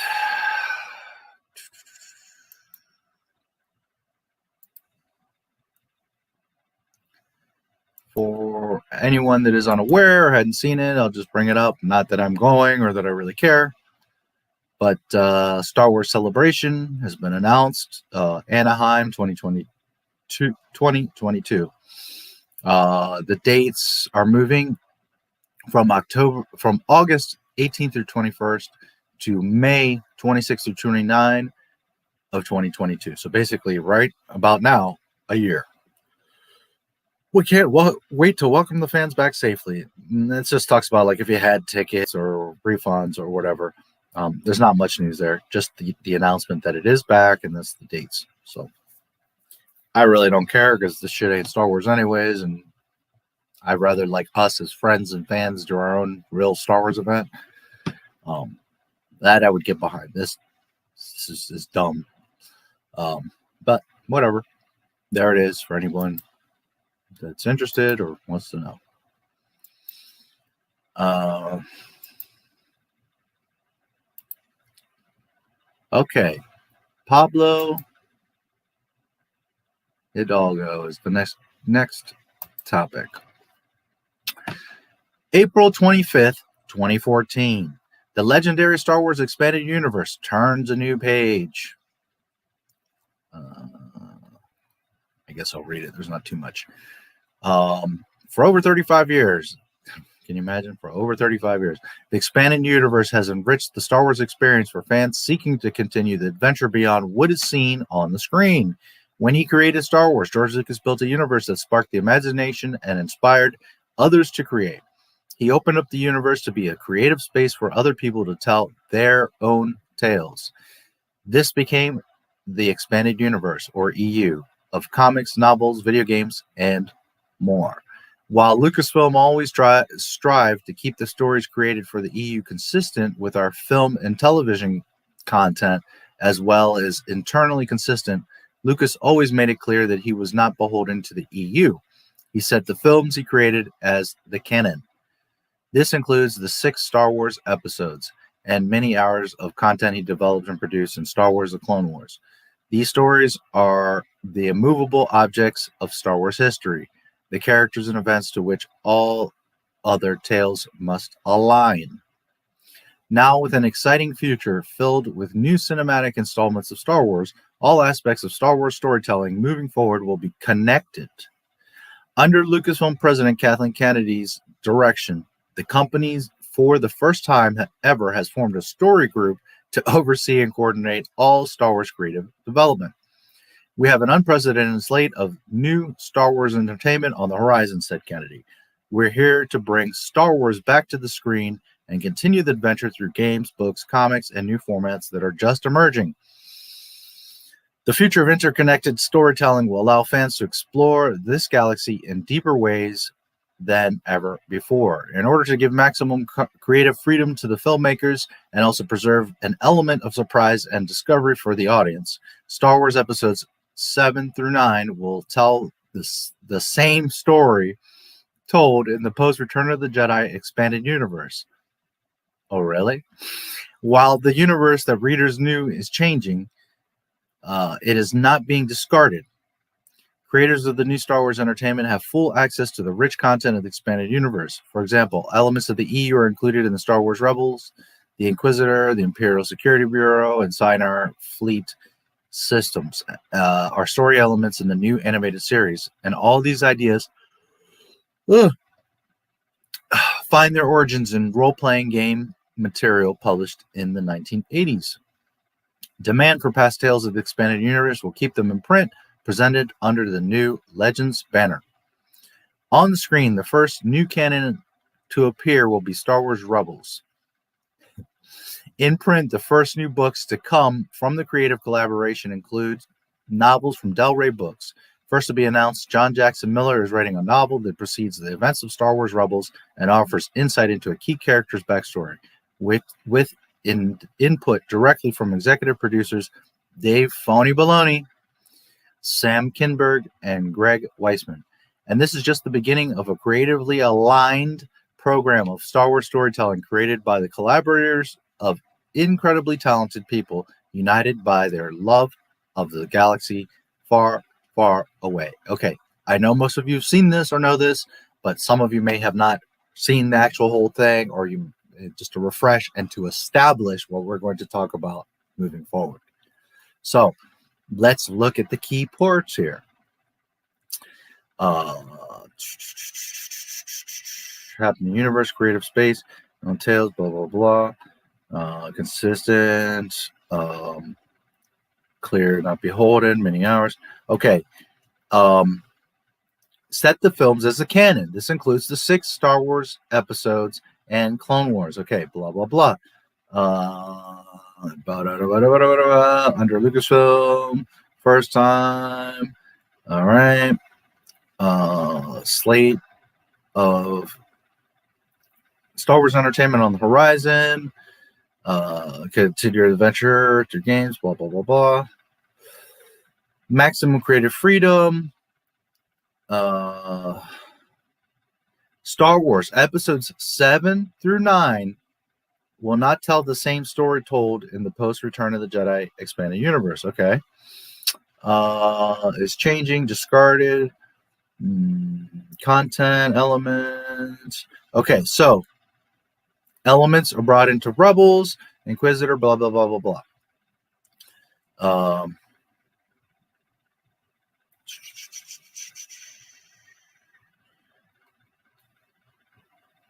Will be Legends.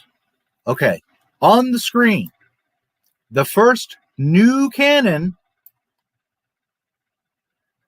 again, on the screen, the first new canon to appear will be Star Wars Rebels. So they dump the EU,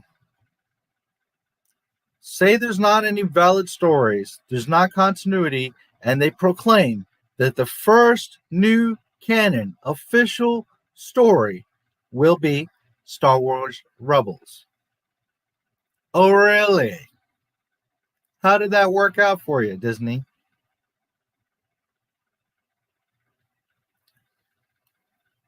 One more time. On the screen, the first new canon to appear will be Star Wars Rebels. So then,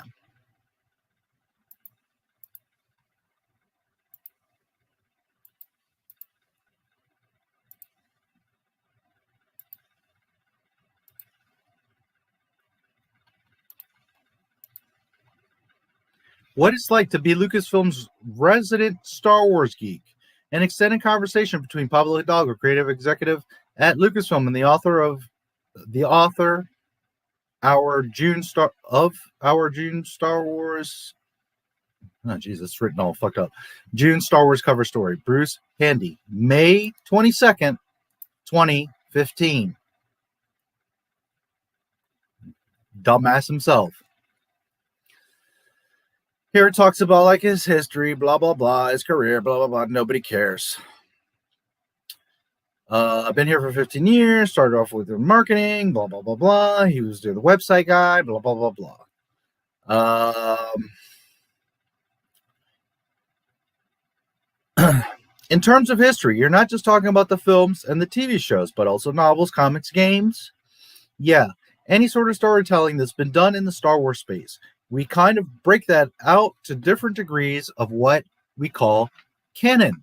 You know, whether or not we're beholden to it in new storytelling going forward. It's like if someone will come into a situation and say, have we ever done a story like this? And I could be able to say, yeah, we did that. But it was like in a 1978 comic book. So, you know, take that as you will. Because, you know, Yoda, whatever. Now, remember a second ago, they said, we're getting rid of the EU because we want to maintain continuity. In the past, our storytelling had been a little bit more haphazard. Really? And we had to make those maps after the fact and make realizations of like, oh, if we move this story here, it connects properly, right? But now we're able to be a bit more formal and organized beforehand, and that's super exciting. I'm the kind of guy who responds well to whiteboard illustrations that show, oh, this is where we're going next, and this is where we've been, because that kind of builds the world in my mind as we start going towards there. Okay, so he's saying that in the Lucas era that never broke continuity in canon, that it was all loosey-goosey, and, you know, we had to fix stuff and make it up as we went along because, you know, it wasn't really organized. But now we have everything laid out, and it's all organized, and it's easier for us to create things moving forward. Oh, you mean like a sequel trilogy that had absolutely no plan, not even a sketch on a fucking whiteboard. But, you know, now we've got it all organized, and it's easy for us to build things. So all the novels that came out over the years about, for instance, what happened to Han and Luke and Leia after Return of the Jedi, those are all inoperative now.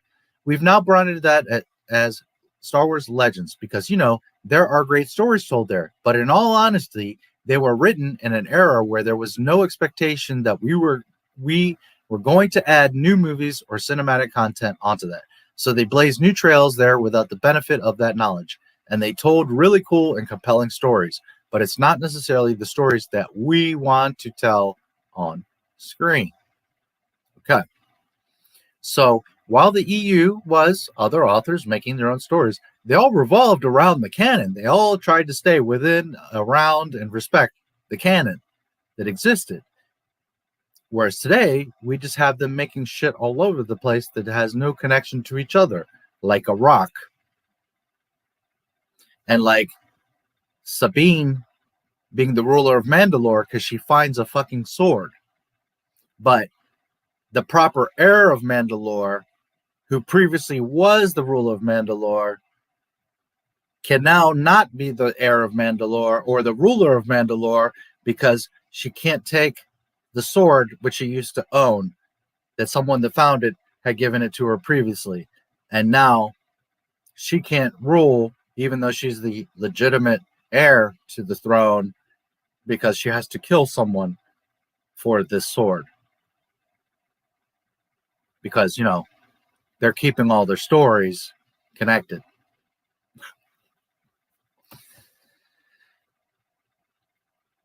But it's not necessarily the stories that we, oh really, who's we? That we want to tell on screen. But I always thought George Lucas had ideas in his back pocket for a third trilogy.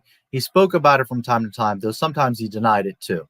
Whatever those ideas were, did they necessarily guide the different novels and comics and whatnot? It was sort of guidance by absence in a weird way. Like he told us what not to do, but not necessarily what to do. It was like, don't disturb, don't do this with this character, and don't do that. Do people try to stump you on Star Wars trivia all the time? That happens a lot. My favorite thing is that when kids know that my job is to know Star Wars, they'll throw all sorts of trivia questions at me. But what I've noticed is that they tend to ask questions for answers they already know. And then they'll supply supplemental information once you've answered them in order to prove that they know. So they'll ask me, like, what kind of starship does Darth Maul pilot? I'm like, well, you know, Darth Maul pilots the Sith infiltrator. And they'll say, yeah, but it's a Star Courier, and it was made by Sinar. It's like they know all of this stuff. They just wanted the validation. Tell me about how you caught up in a Star Wars, how you got caught up in Star Wars in the first place. I assume the first movie you saw was New Hope? Yeah.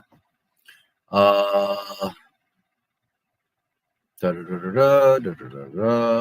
Star Wars version. Okay, so the main part is what I just read to you, is that according to him, and if you guys saw, I have a video. If you haven't seen it, go watch it. But if you've seen it, Pablo Hidalgo explains canon to us, the clueless fans, and he says something very similar to this. They're like, first of all, the fans, they don't even know what canon is. They don't care about that. That's for us internally to know how to keep stories straight. And yet you guys can't keep your fucking stories straight. And he had the nerve to say, like, you know, all kinds of mistakes used to happen in the Lucas era, like R2's projection eye would be on the wrong side, but I'd catch that stuff and fix it. But now we don't have those problems. Meanwhile, go watch any of my Mandalorian videos, and from shot to shot, never mind episode to episode or like the beginning of the shot, then from one shot to the next shot, there's inconsistency after inconsistency after inconsistency. One shot he's got holes in his cape, the next one he doesn't. One shot he's reloading, the next shot he doesn't have to reload and he's just shooting. One shot he's got the pauldron here, the next shot he's got the pauldron here. Pablo fucking Hidalgo.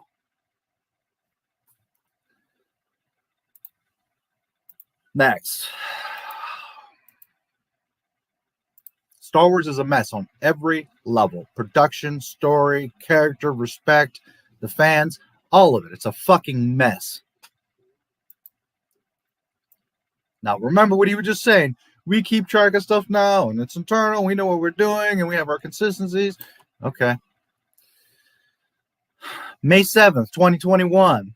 Star Wars, The Bad Batch, officially has its first week of episodes in the books. But, as always, the new content comes with controversy. The extended premiere, you guys can see that, yes. The extended premiere for the series opened with a sequence on Parler, in which Star Wars fans once again saw the tragic outcome of Order 66. In this case, the victims of the clones' betrayal were Jedi Master Depa Billaba and her Padawan, Caleb Doom, who survived and went on to become the man Rebels fans know as Kanan Jarrus. While the young Jedi's cameo came as a surprise, what was more striking was the manner in which the events transpired. The sequence, The Bad Batch, is a nearly complete reimagining of the Order 66 experience Caleb goes through in the Marvel story Kanan, retconning that portion of the comic entirely. Well, didn't I just read articles that said that they're going to maintain continuity and that's why they're getting rid of the EU and that they're so fucking smart and they know better than George Lucas and the fans that have carried the franchise for 35 fucking years and that they were going to keep everything in order and this is why they're doing it and Pablo Hidalgo's so fucking smart. Oh, but that's not canon because now it's convenient that we'll just say that's not canon and now this is canon. But you said the first official piece of canon was Rebels, remember? This move is yet another in an increasing list of retcons under the current canon umbrella. And given the confusion, a Lucasfilm executive has weighed in on the matter. Pablo Hidalgo shares perspective on Star Wars canon. Oh, this ought to be good. Lucasfilm Story Group member Pablo Dildo recently gave his thoughts on how to view canon. No, you don't have a perspective. You don't have a view. Canon is canon. Liking it to a history textbook. Well, let's see what Mr. Dildo has to say. If you want, one way to square this circle in the history textbook version of events, person X and Y were on planet B when A occurred, is the canon. A fictional expression of it is potentially dramatized and embellished for its medium. Your space mileage may vary. That's his answer. Which was sparked by Jordan Mason. Breathes deeply. Okay, let me talk a little bit about canon. I know, touchy subject, and everyone has their own ideas. No, canon is canon. But by and large, it seems misunderstood. Well, that's for sure. An important thing to remember is that Star Wars is, and always has been, established as a mythology. Oh, so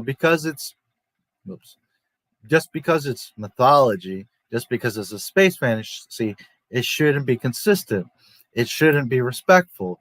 It shouldn't maintain a story, especially when Lucasfilm is claiming that they got rid of the EU so that they could maintain continuity.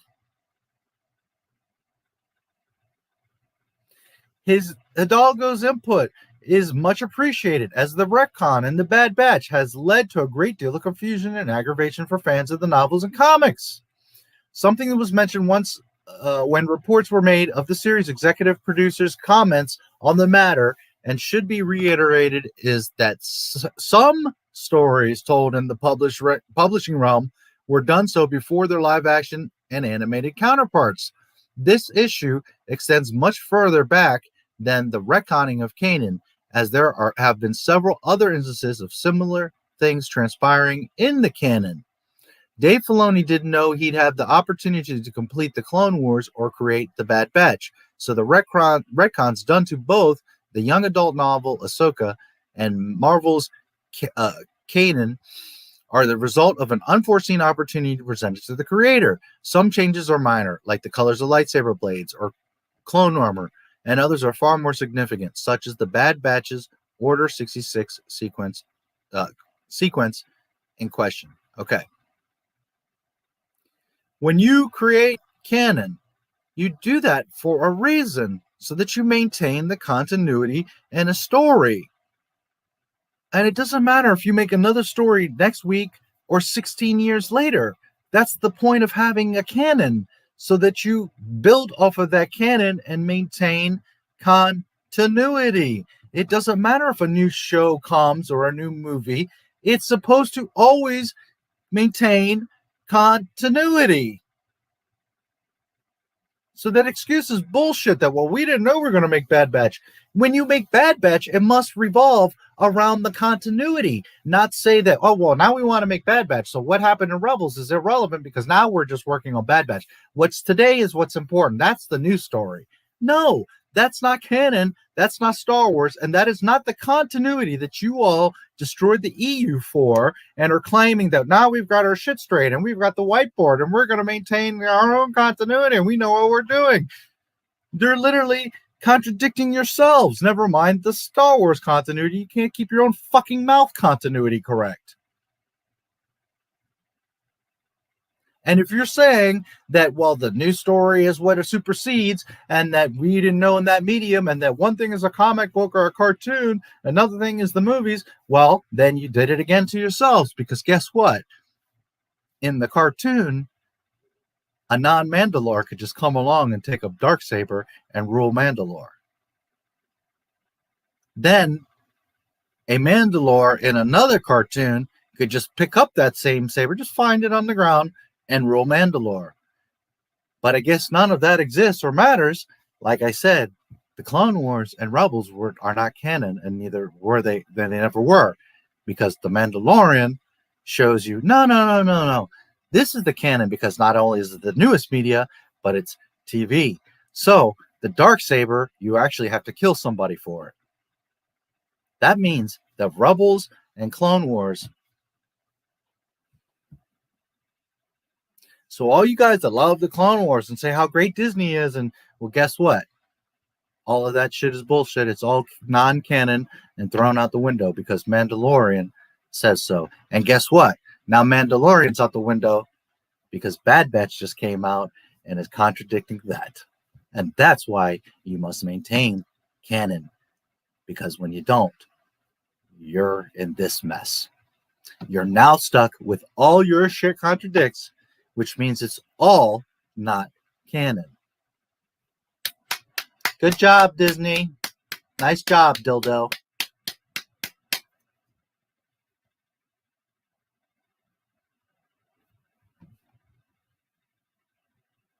While Hidalgo's comments highlight a way that the canon can be viewed in order for fans to make sense of changes. What? A minute ago, didn't you say that canon was internal for you guys to make sure you get stories correct and the hierarchy? But now it's for the fans to make sense of changes. Oh, because we're stupid. We can't just see that the stories was like this and now it's all like this, because we don't see it.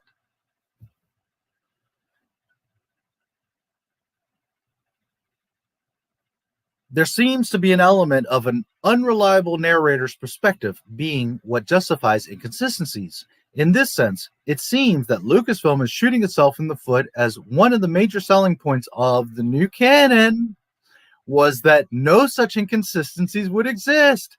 Ding! As had been so prominent in the Legends material. Ultimately, the decision to make changes to the story lies in the hands of the creators.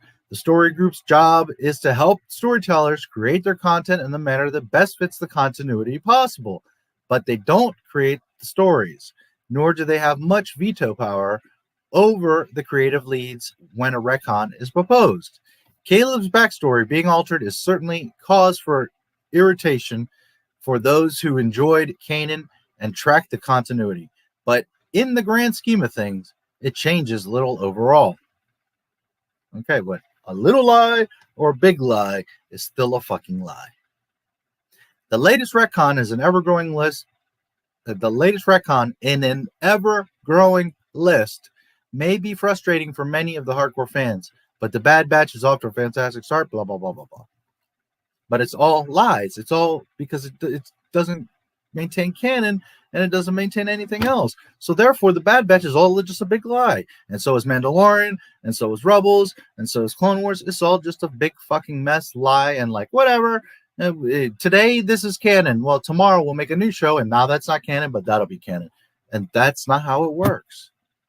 And it's like I've said many times, and people often, it's hard for you to swallow that truth pill. But I don't give a fuck about your feelings or what you think. None of it was ever canon. Disney decanonized themselves. And Dildo is telling you so.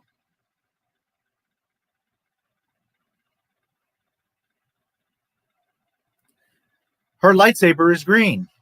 In the Bad Batch, it's blue. Kanan is a teenager. In the Bad Batch, he's a boy. And the way that he escapes is different than in the Bad Batch. And when you contradict yourself, you're a liar. And nobody likes a liar. Nobody trusts a liar, and nobody wants to be around a liar. You certainly don't want to give them your money or your time or your love.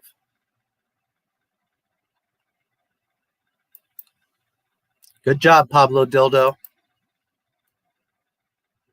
Let's look at some of your chats.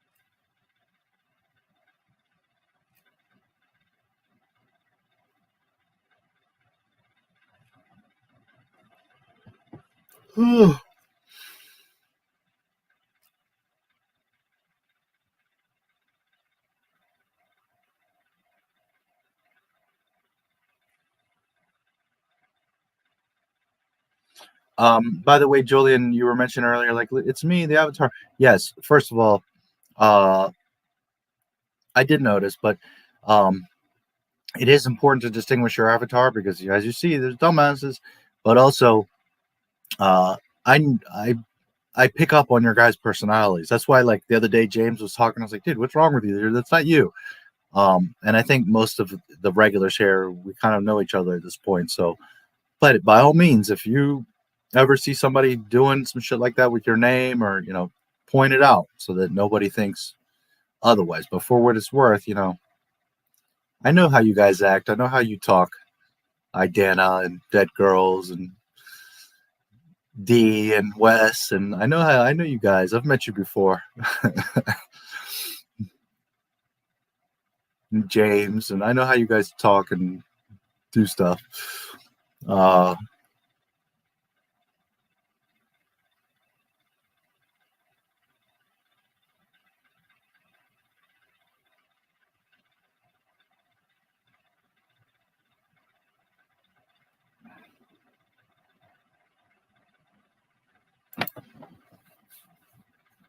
Just cause.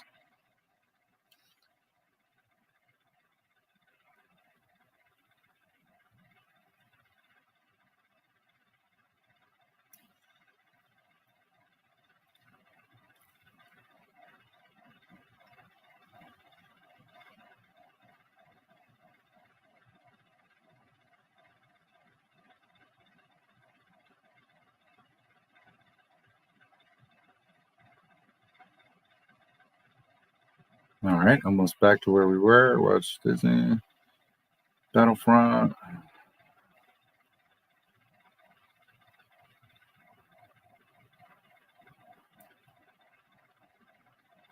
Cheap. Cheap Wars of Luna. Right. Right.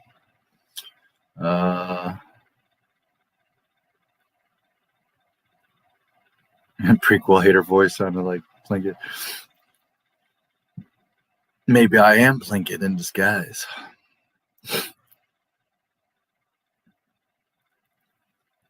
Ahsoka and Kenobi, Andor.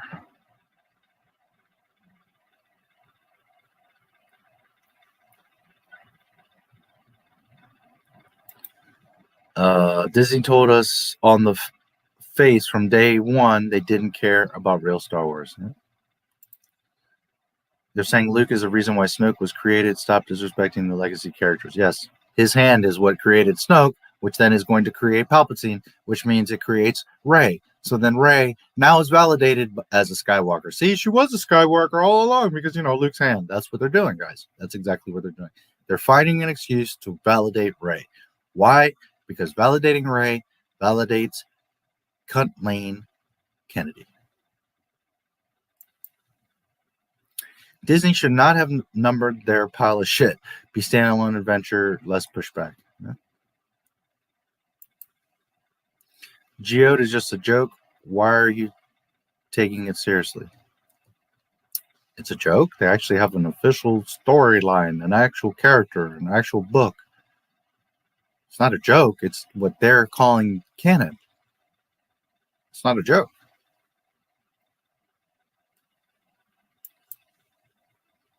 The day Disney canceled the Great EU felt like a huge punch in the face. It did for millions of fans. Just seems like you're nitpicking on The Mandalorian. Oh, boy. Okay. If you say so. Again, if you like a person, a friend, a girlfriend, whatever, that says this today and then does that tomorrow and then does it. Dude, if you like being abused and made a fool, go enjoy it. I have no problem laughing at you. That's your choice. I'm not stopping you. I'm not telling you. All I'm doing is empowering you to not be made a fool, to not get your heart broken. But if you like that, enjoy it, dude.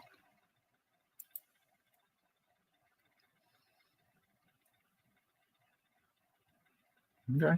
And George Lucas created Star Wars, and Dave Filoni has to respect and maintain the continuity of Star Wars.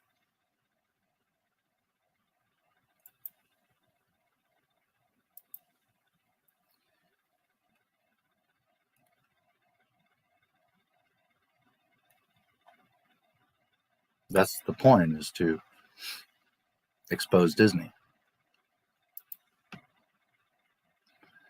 Exposing Disney is respecting George Lucas. But you don't get that. Sky Guy. Just your name shows me like Pablo Hidalgo, canon, whatever, doing my only job, whatever. Exactly.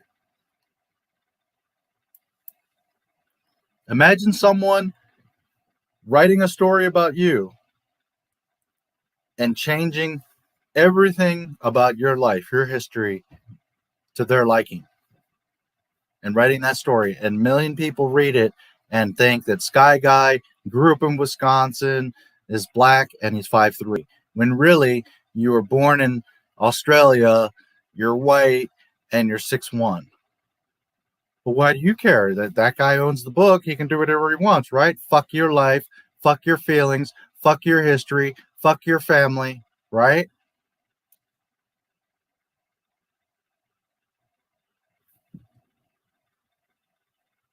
He knows how to connect. Do you see how stupid you look right now? Not a single piece of that stuff connects. And if you don't get that, wow, I feel sorry for you. He breaks his own canon. Exactly. Every episode, never mind show, he breaks his own canon. Really? Yeah, there's a great reason why. Oh boy. You can't break canon. Exactly. It's not an option. No, he's not. No, he does not. Absolutely. He's not any one of that. Oh God. No, I don't think he's trolling. He's one of those brainwashed knuckleheads. And I don't hate you, and I don't wish any bad for you. But man, I feel so sorry for you. A baloney fucking airhead. Oh my God. Honestly, you feel like that was these to trigger Not My Star Wars, and many of us. Yeah. Again, it doesn't bother me. I feel sad for him. I feel so sorry for him. If you're that clueless, if you can't see that Dave Filoni contradicts himself with every sentence, man, you must go through life like just fucking. Maybe you're not miserable. Ignorance is bliss, but you don't even realize or see what's fucking in front of you. So sad. I feel so sad for you, honestly. Before you were a YouTuber, did you have a George Lucas film binge watch on this day? No. No. I wouldn't necessarily do a George Lucas birthday type of thing. No. But as Not My Star Wars, yeah, I think it is important to, especially since Star Wars themselves don't do it. So yeah.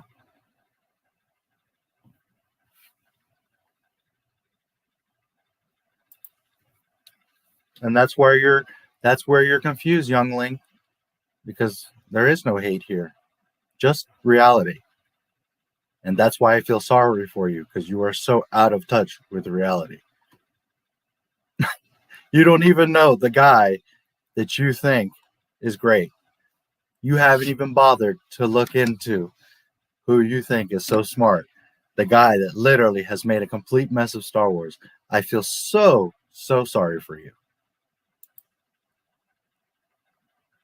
The fact that you're here makes that statement pointless. Correct, that as well.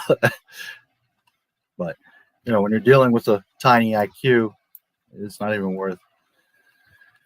Anyways, all right.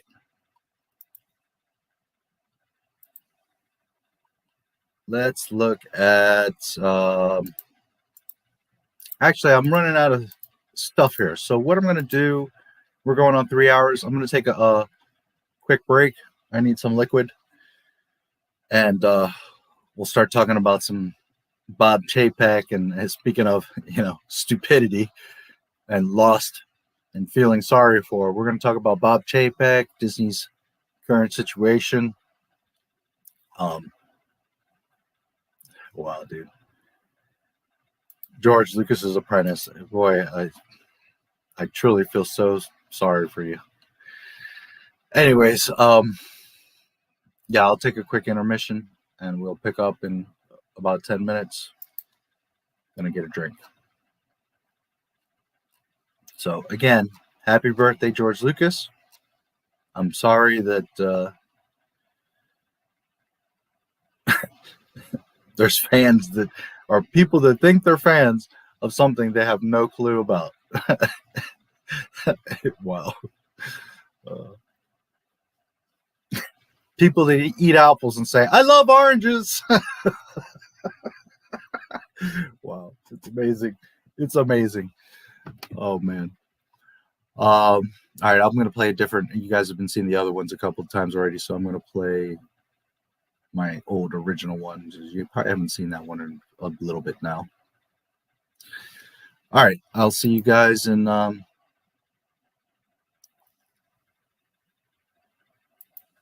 Yeah, and Ray says she's a Skywalker, so that makes it true. Actions, not words, youngling. Go look at what Dave Filoni has done to Star Wars. Go look at the fact that Mandalorian contradicts Rebels, and Rebels contradicts Clone Wars, and Clone Wars contradicts Resistance, and Resistance contradicts Bad Batch. They all contradict. Plus the comics, plus the games. There is zero consistency. And if you're going to sit here and fucking lie that there is, dude, I allow anybody to come and share their opinion. You're allowed to like and feel the way you do. But if you're going to come here with stupidity and lies, I will block you. If you want to come here and learn and discuss and all that, by all means. But when you say something as ignorant as that, that's like me saying, hey, dude, I'm your best friend, and my name is Sky Guy because I say so. And you're supposed to be like, oh, okay, well, you say your name's Sky Guy, so you're Sky Guy. You can't possibly be that. Well, maybe you are. If you really think that Dave Filoni respects George Lucas, then you know nothing about George Lucas or Star Wars or Dave Filoni, because Dave Filoni from day one literally does everything in contradictory to George Lucas. And if you don't see that, if you don't understand that, then boy, are you clueless. And you, of course, right now are like, you're an idiot. You're just an old man. You're just salty. You just hate Dave Filoni because it hurts you to hear the truth. You hate it. But I don't give a fuck because it's fact. And it's your choice. You can learn, whether here or elsewhere, and actually look at it, or you can continue on your blind path of Dave Filoni respects George Lucas. That is the most ridiculous statement in the past 10 years, literally. Because Dave Filoni has done nothing but disrespect George Lucas. Dave Filoni was standing right there next to Rian Johnson as they cooperatively created Jake Skywalker. And you have the nerve to say that Dave Filoni respects George Lucas. Oh, youngling, you must unlearn what you have learned. Yeah, exactly. He literally says that Ahsoka's supposed to die. George Lucas says Ahsoka's supposed to die, but nah, I'm going to make her live. He literally, everything he does is a contradiction to George Lucas. And you sit here like a freaking airhead and think that he respects him. Wow. No, he did not. And that just shows your ignorance. Because no, he did not. He literally did not. You saw one interview of George Lucas talking about the Force, or the clones to Dave Filoni, and you think that every day they were sitting side by side working on it. No, he did not. And Dave Filoni, out of his own mouth, admits that. Dave Filoni, out of his own mouth, said, I saw George 3 times a year. But you wouldn't know that because you haven't done the research, now have you? You just listen to what everybody, oh, he's George Lucas's apprentice, and you saw one interview.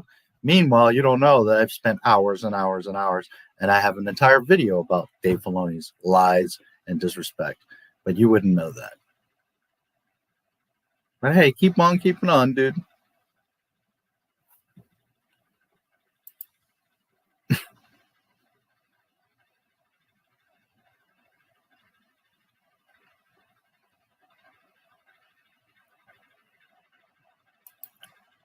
That is 1,000% correct. Star Wars theory is insanely ignorant. That is absolutely correct. And it's funny, like, we're using it like, what, you think Star Wars theory is an authority or has any weight in Star Wars? A guy that calls Disney's Vader comics canon, and that's the support, that's the argument you're gonna oh boy.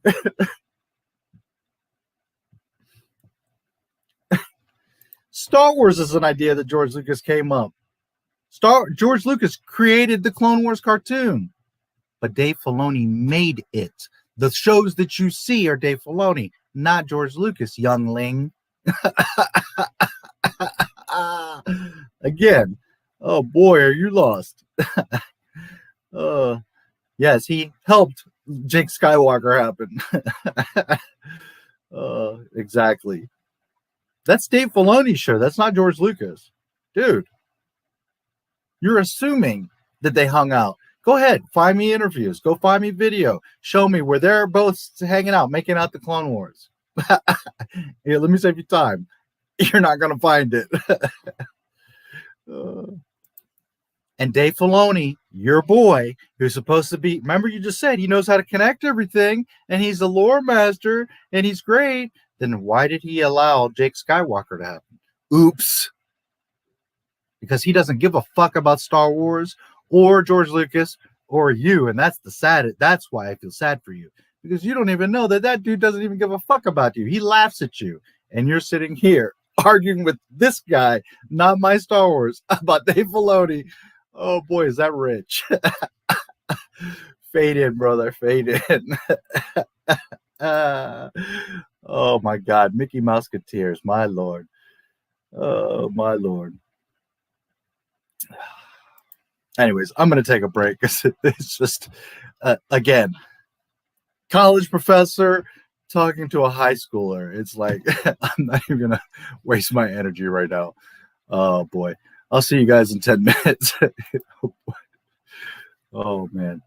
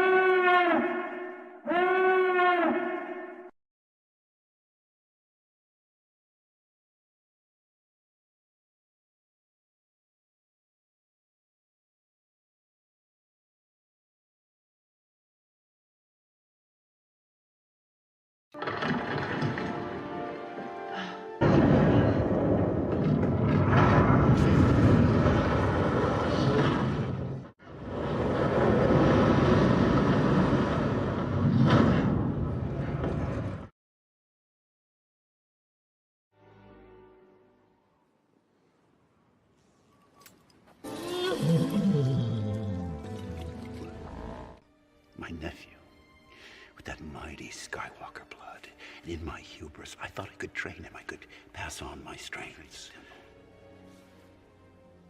By the time I realized I was no match for the darkness rising in him, I went to confront him.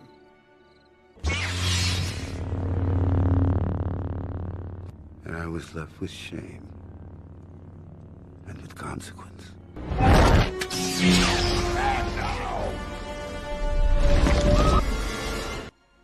Because I was Luke Skywalker, Jedi Master.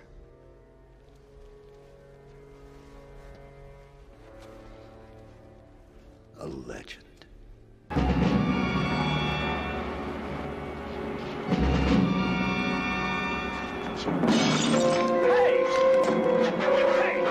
Are you crazy? What's the matter with you?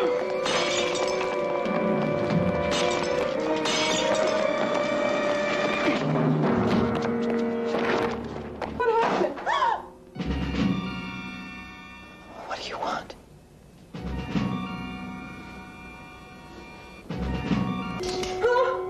You don't know who I am, do you? Well, should I know who you are?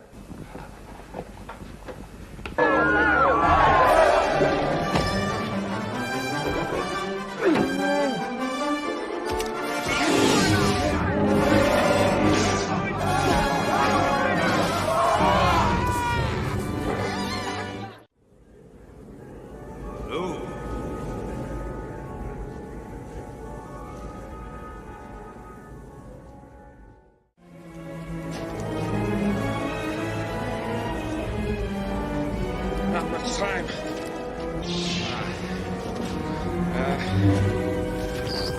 Hang on, kid. I thought they smelled bad on the outside.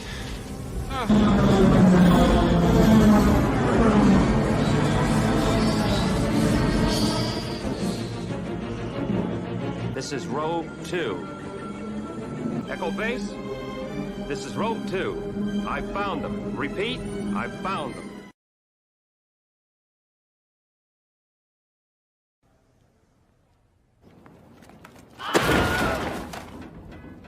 Fade in. This is where the fun begins.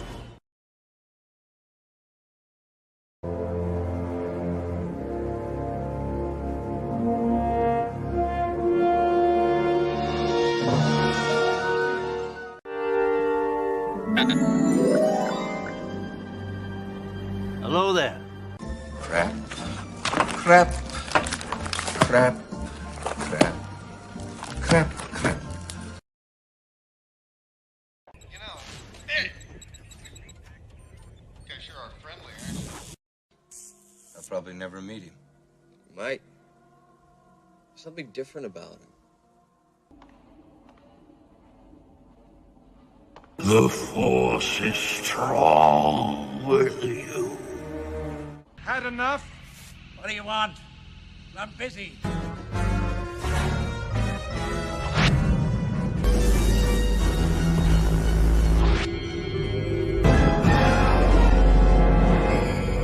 No, we have a race. No.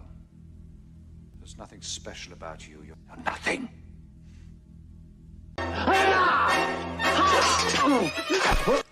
Now stand aside, worthy adversary. 'Tis but a scratch. A scratch? Well, what's that then? I've had worse. You liar! Come on, you pansy. Victory is mine! Just a flesh wound. You will each be part of me, and together we will be complete. Use the Force. Let go. The Force is strong in this one. I have you now. What? You're all clear, kid. Now let's blow this thing and go home.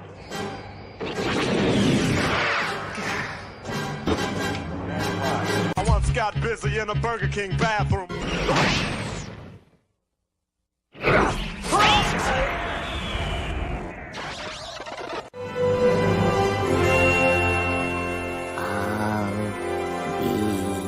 Right here.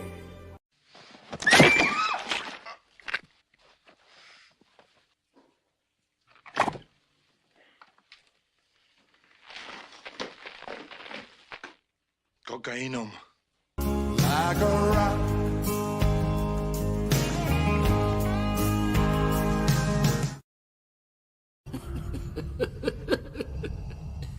Perhaps you referred to the imminent attack of your rebel fleet.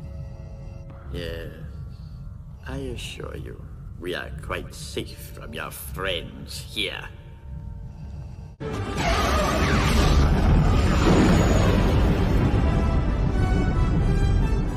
He saved us. He really did it.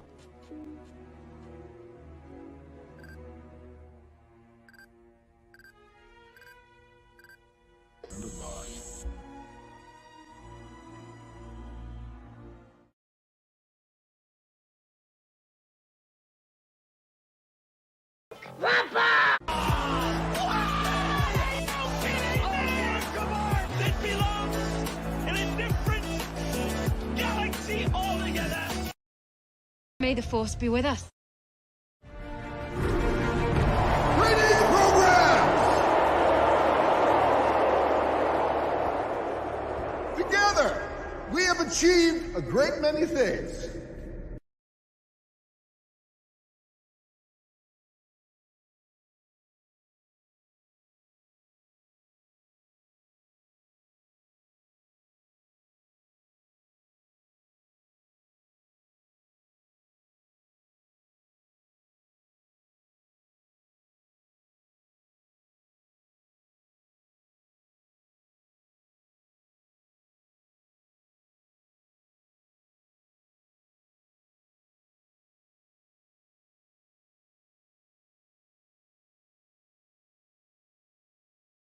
Funding for this program is brought to you in part by Historical fiction thriller called All Up. Basically, it's supposed to be, I tried very hard to make it an entertaining, page-turning book about the first space age.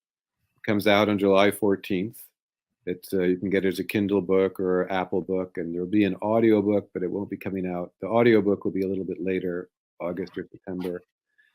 And it's, you know, it's a book about what I consider to be, you know, the great adventure of the 20th century, the development of the rocket, which happens during World War II and before World War II with Robert Goddard, and then with you know, the secret German weapons program during World War II, and MI6 is trying to figure out what the Germans are doing. There's a lot of cat and mouse, and a lot of intrigue, and it's all very interesting, I thought. And it was a ton of research behind it.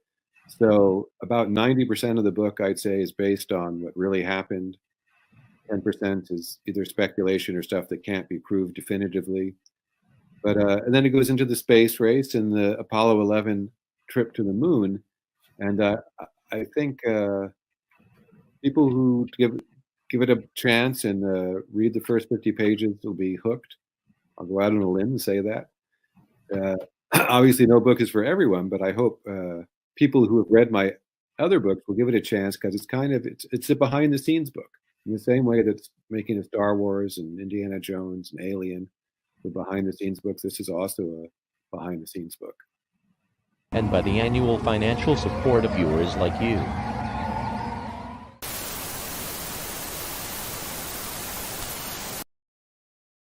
Fade in. Fade in. I should have, my fault, I got distracted and I played my intro instead. I should have played the George Lucas for Sky Guy, but oh well.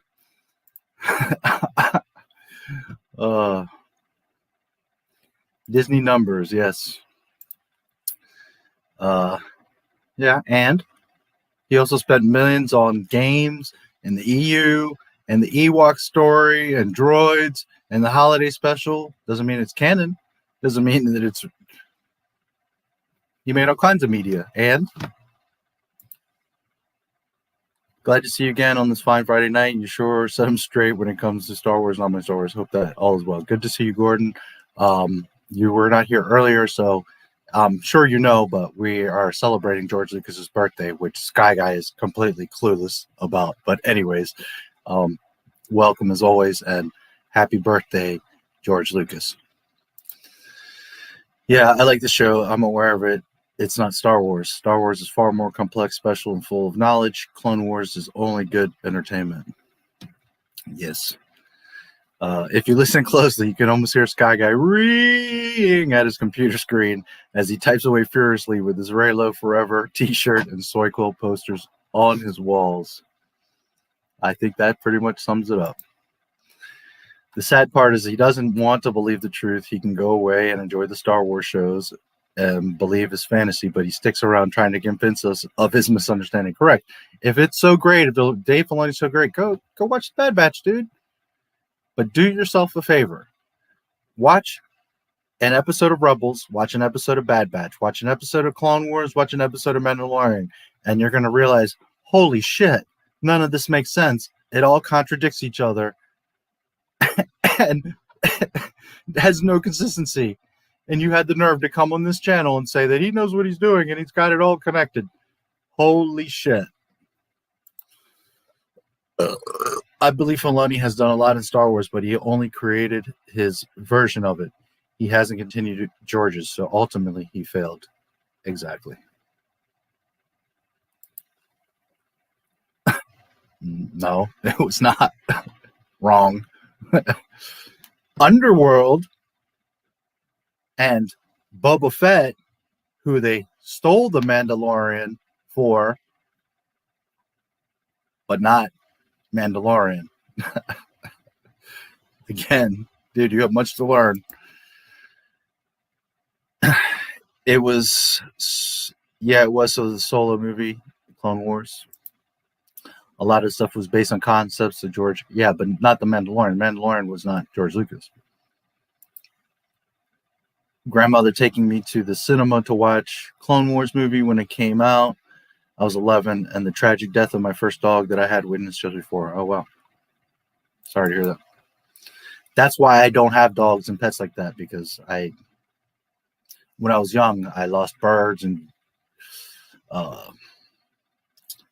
not a gerbil, but a hamster, stuff like that. And I just in the end, they made their own Star Wars out of it, which is fine for alternate universes, but don't write it off as a continuation to George when he says they did what they wanted to do. Yep.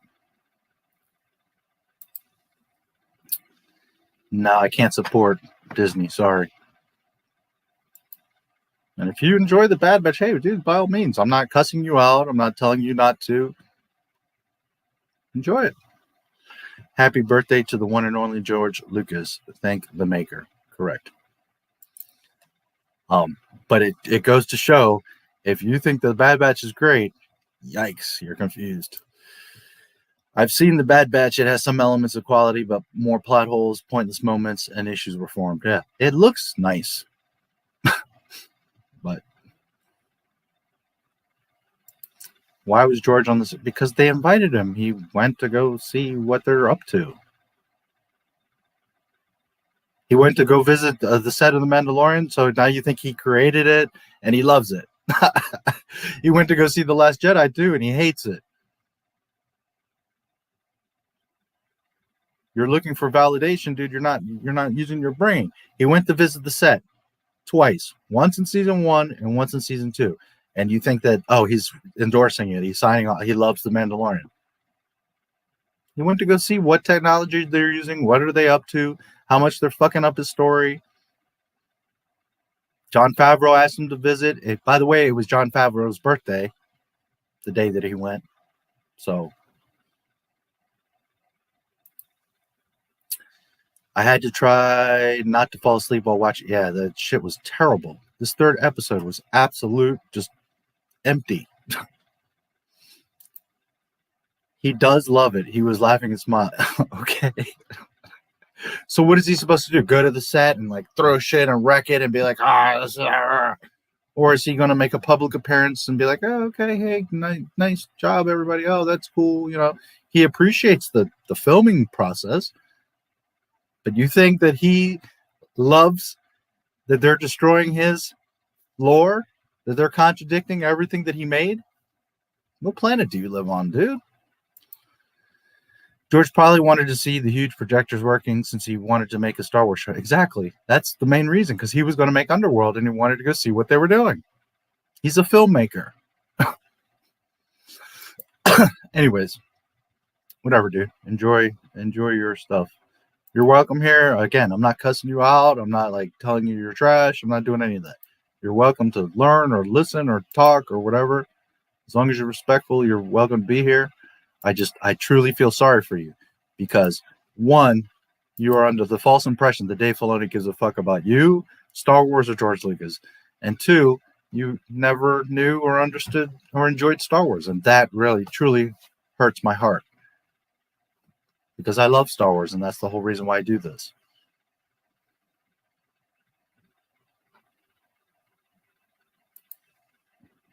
And my best friends, maybe I am. How do you know?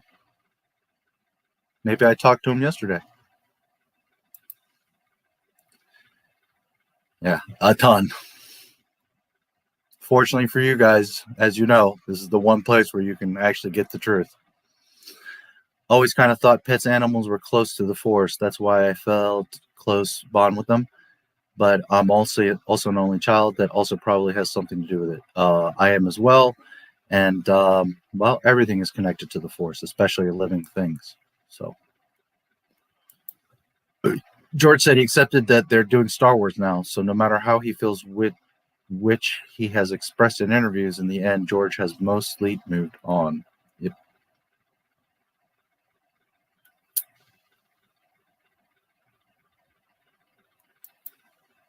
Obviously not. He's a legend. Who? Dave Filoni? Oh boy. Pobrecito, you poor thing. And you're here in your room hating on Star Wars every single day. Again, you have no clue what Star Wars is. And you have no clue what Not My Star Wars is. Because this is the one channel that every day celebrates George Lucas and Star Wars more than any other channel on all of YouTube. But you wouldn't know that because you've never been here, or if you have, you just weren't paying attention. Your loss, not mine. Again, I feel sorry for you. Anyways, May 12th, 2021. Disney's New World Order leads to confusion and bruised egos. Now, a bunch of people have been talking about this yesterday and today. I've listened to a little bit of what they said and what they thought, and I skimmed this. But I didn't do a lot of like depth look at this because I wanted to, with you guys, look at it objectively and not have like a pre-opinion or thought on it. I kind of wanted to just look at it with you guys and, you know, like I do with everything, objectively, factually, look at what is being said, because I'm hearing a lot of people, oh, this is code, and they said this, and they said the other. So we're going to look at this. The Walt Disney Company is in throes of a major leadership shift with newly minted CEO Bob Chapek. He's not newly minted. He's been the CEO for over a year, asserting more authority as the longtime leader. He replaced Bob Iger, which he has not replaced him yet, prepares to surrender his executive chairman role for emeritus status at year end. The two men's once warm relationship has grown strained, according to 4 insiders. This comes as Chapek has overseen a 2020 reorganization that centralized the media company's content distribution and ad sales. At the corporate level, Iger has moved much more into the background than he has a few months ago. Even on the creative side, insiders say. Key, insiders say.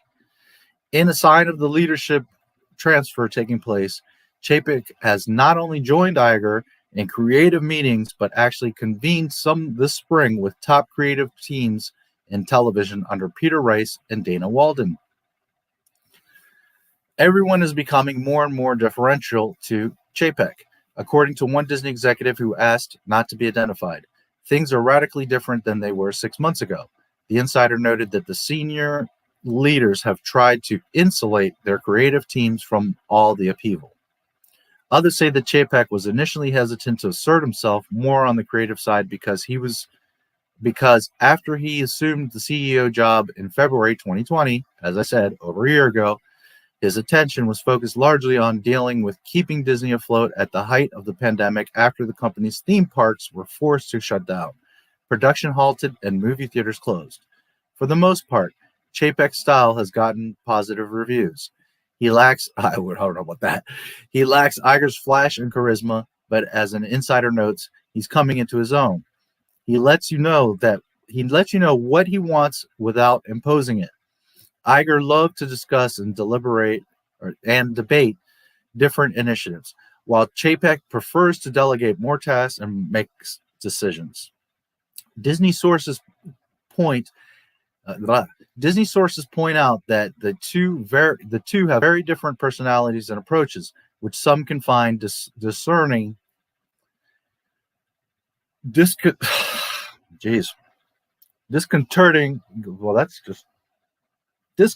at times. Man, proofreading. To some inside the media company, Disney's move last October to restructure its operations elevated the executives who distribute Disney movies and shows over the ones who actually oversee their production. The shakeup also granted a great deal of influence to a top Chapek. Man, proofreading, guys. Great deal of influence to top Chapek, Ali Kareem Daniel, who was elevated to chairman of Disney's media and entertainment distribution from his previous role overseeing consumer products. It's a very different place and very different organization, a Disney insider said.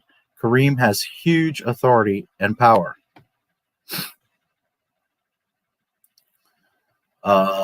This is their streaming services. Here you can see 39 million. We'll talk more about that in a minute. Disney's reorganization of its media and entertainment business into 3 distinct content creation groups, studios, general entertainment, and sports, has caused consternation for some senior managers as well as those doing business with the company. The reorganization was aimed at better positioning Disney for a future that would be determined by its success in streaming. The goal, at least on paper, was to have people work more harmoniously across mediums, from television to film to Disney+. The result has left people deeply confused about how to navigate the new order. Hollywood dealmakers noted that the new structure at Disney is Byzantine and more convoluted than necessary, adding an extra managerial layer into the process of getting projects made. In the restructuring, top division heads have lost oversight of P&L, which has been a tough pill to swallow for the likes of FX chief John Landgraf and Peter Rice, the chairman of Disney General Entertainment Content, who has grown frustrated that some of his responsibilities have been taken away. That is inaccurate, Rice told Variety. That ad is jumping around. That control was an integral part of running their respective business units, given that those who deliver the best profit to loss numbers to their corporate chief often had the most authority and swagger on the lot. Now, the creative side doesn't have those bragging rights, which means that they spend money on content while the distribution side rakes in the revenue and with it the glory. I don't know if you guys are seeing that, but the ad is making it jump. When Iger departs in December, it is expected that Walt Disney Studios Chief Creative Officer Alan Horn will also leave. Horn's departure could be destabilizing as he has been the creative guiding force at the studio for the past 9 years. By the way, for those of you that don't remember from previous streams or don't know, Alan Horn is Kathleen Kennedy's boss. Alan Horn is who Feige, Kathleen, all the Pixar heads, all the different divisions report to Alan Horn. Alan Horn reports to Alan, is it Alan Bergman or Dave Bergman? I forget. Bergman. Then Bergman was Iger, now Chapek, as they said, for the past 9 years. Okay? So what has been happening for the past 9 years? Kathleen Kennedy's train wreck at Star Wars. Lucasfilm. So you see, Iger and everyone else is responsible for this, but the direct person that is responsible for KK is Alan Horn. And a lot of the blame has been going to Iger, but in reality, Alan Horn is the one that's her boss. When he joined the studio in 2012, after a long and successful tenure at Warner Brothers, Horn was tasked with reinvigorating a film division that had suffered from a string of high-profile flops such as The Lone Ranger and John Carter, as well as the turbulent leadership of Rich Ross, a former Disney Channel chief who had conflicts with some other managers, including the heads of Pixar, which, by the way, Alan Horn was just promoted or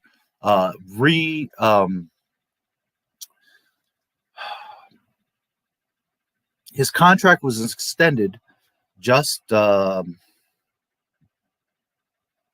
months ago or so. So again, know that this is people telling Variety stuff and Variety reporting what they believe. Variety is very reliable. I'm not saying they're not. But all I'm saying is remember where this information is coming from and that it's them. This is an official Disney press release or news or what's happening. This is a lot of speculation here. Because, for example, they're expecting Alan Horn to leave when his contract was just re-upped. So take all of this with a grain of salt. But again, Variety is very accurate and very reliable. So Horn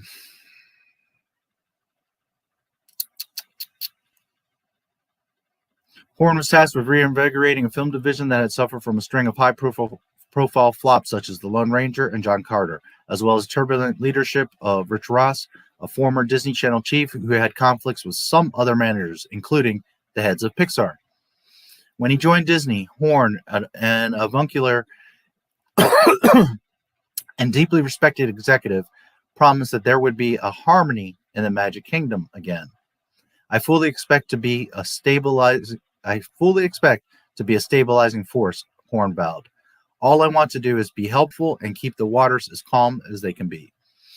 Insiders at Disney say Alan Bergman, the former co-chairman of Walt Disney Studios with Horn, who was recently elevated to chairman of Disney Studios Content. Okay, so Bergman is Horn's boss, always been. Bergman was recently just promoted, and Alan Horn was promoted into Bergman's spot. And this whole time, the Lucasfilm debacle was KK under Horn.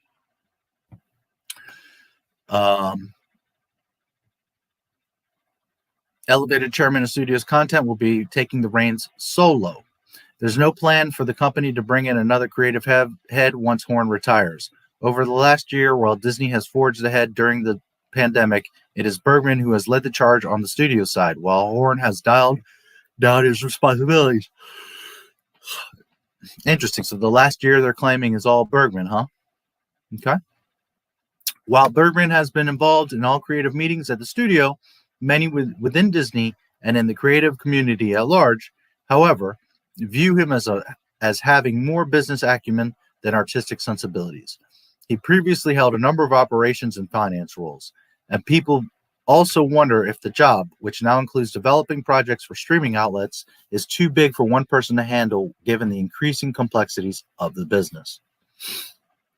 Bergman and his team will have to manage competing fiefdoms of power to ensure that the studio's various brands play nicely together. These include Pixar under leadership of President Jim Morris and Chief Creative Officer Pete Docter, as well as Lucasfilm, overseen by Kathleen Kennedy, and Marvel, ruled by Kevin Feige. Of these heads, Feige is seen as the most essential executive, having proved his mettle with the massive success of the Marvel Cinematic Universe and streaming shows like WandaVision.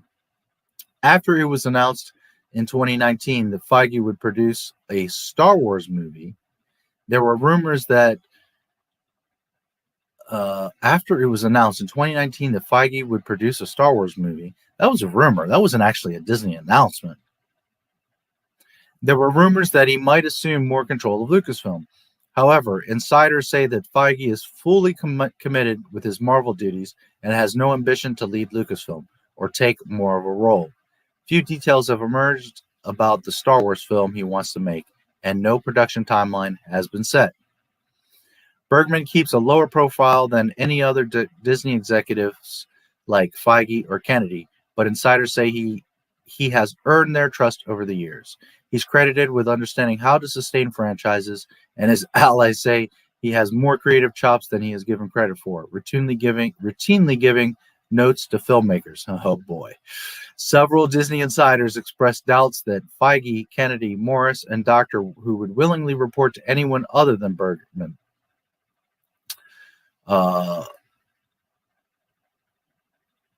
They also argued that the heads of the Marvel, Pixar, and Lucasfilm brands have their own artistic chops, making it unnecessary to find one studio executive to serve as creative ringmaster. One source took a philosophical view of the film studio structure post-Horn, saying it would define the ambition of Disney going forward. If the unit's long-term plan is to maximize its existing content engines, Bergman will rule the kingdom, they said. If the studio wants to use the security of their top-earning intellectual property to invest in originals and create wholly original franchises, they will need a creative successor in the vein of Horn. They noted that many of the company's highest-grossing franchises, such as Star Wars and the Avengers, have been around for years, while others, such as Pirates of the Caribbean, need to be rebooted. Oh boy. In order to stay viable, a studio needs to produce new franchises in order to replace the ones that grow long in the tooth. Okay? You have a money-making machine. You know something that works, but you need to create new shit. You need the project that will inspire the next roller coaster, the source said, or vice versa, as was the case with Disney's Pirates of the Caribbean franchise and the upcoming Jungle Cruise. Okay, I want to point out something here that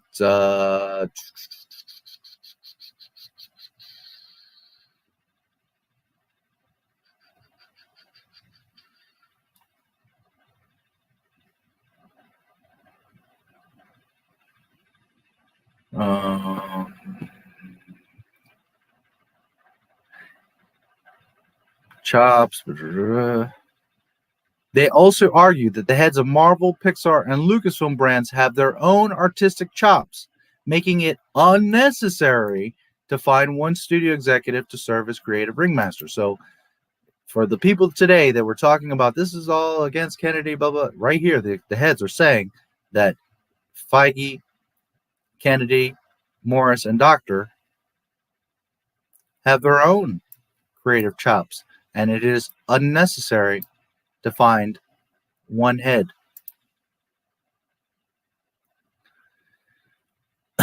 The changing power dynamics and issues that Chapek face are similar to the ones confronting other media companies. Streaming has upended the old ways of doing business, with consumers spending more money on subscription services like Netflix and less on cable and big screen movies. Whoa.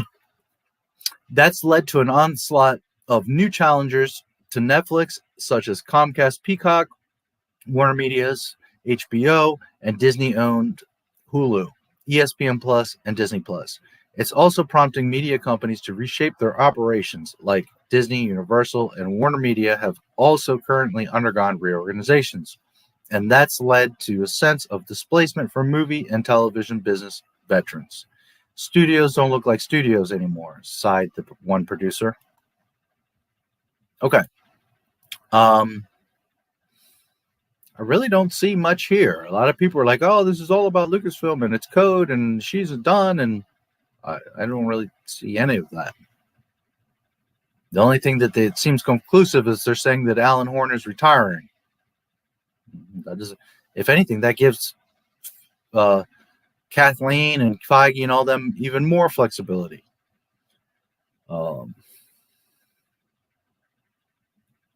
they say here that they have their own chops, and it's unnecessary to have a head above them. So I don't see where this is helping the argument of Kathleen going anywhere. On the contrary, I see this just reaffirming what I've been telling you guys, is she ain't going nowhere. But anyways, this is, I will say again, Variety is very reliable. They write very good articles, and they're pretty much always right on point. But they themselves state, this is what they're being told. So take that for what you want. I thought it was interesting that we would look at it. I don't personally see anything conclusive. I don't know if anybody has any comments or picked anything out of that, but I don't see anything that indicates Kathleen going or Disney or Lucasfilm changing or any of that. So, okay, next. Oops.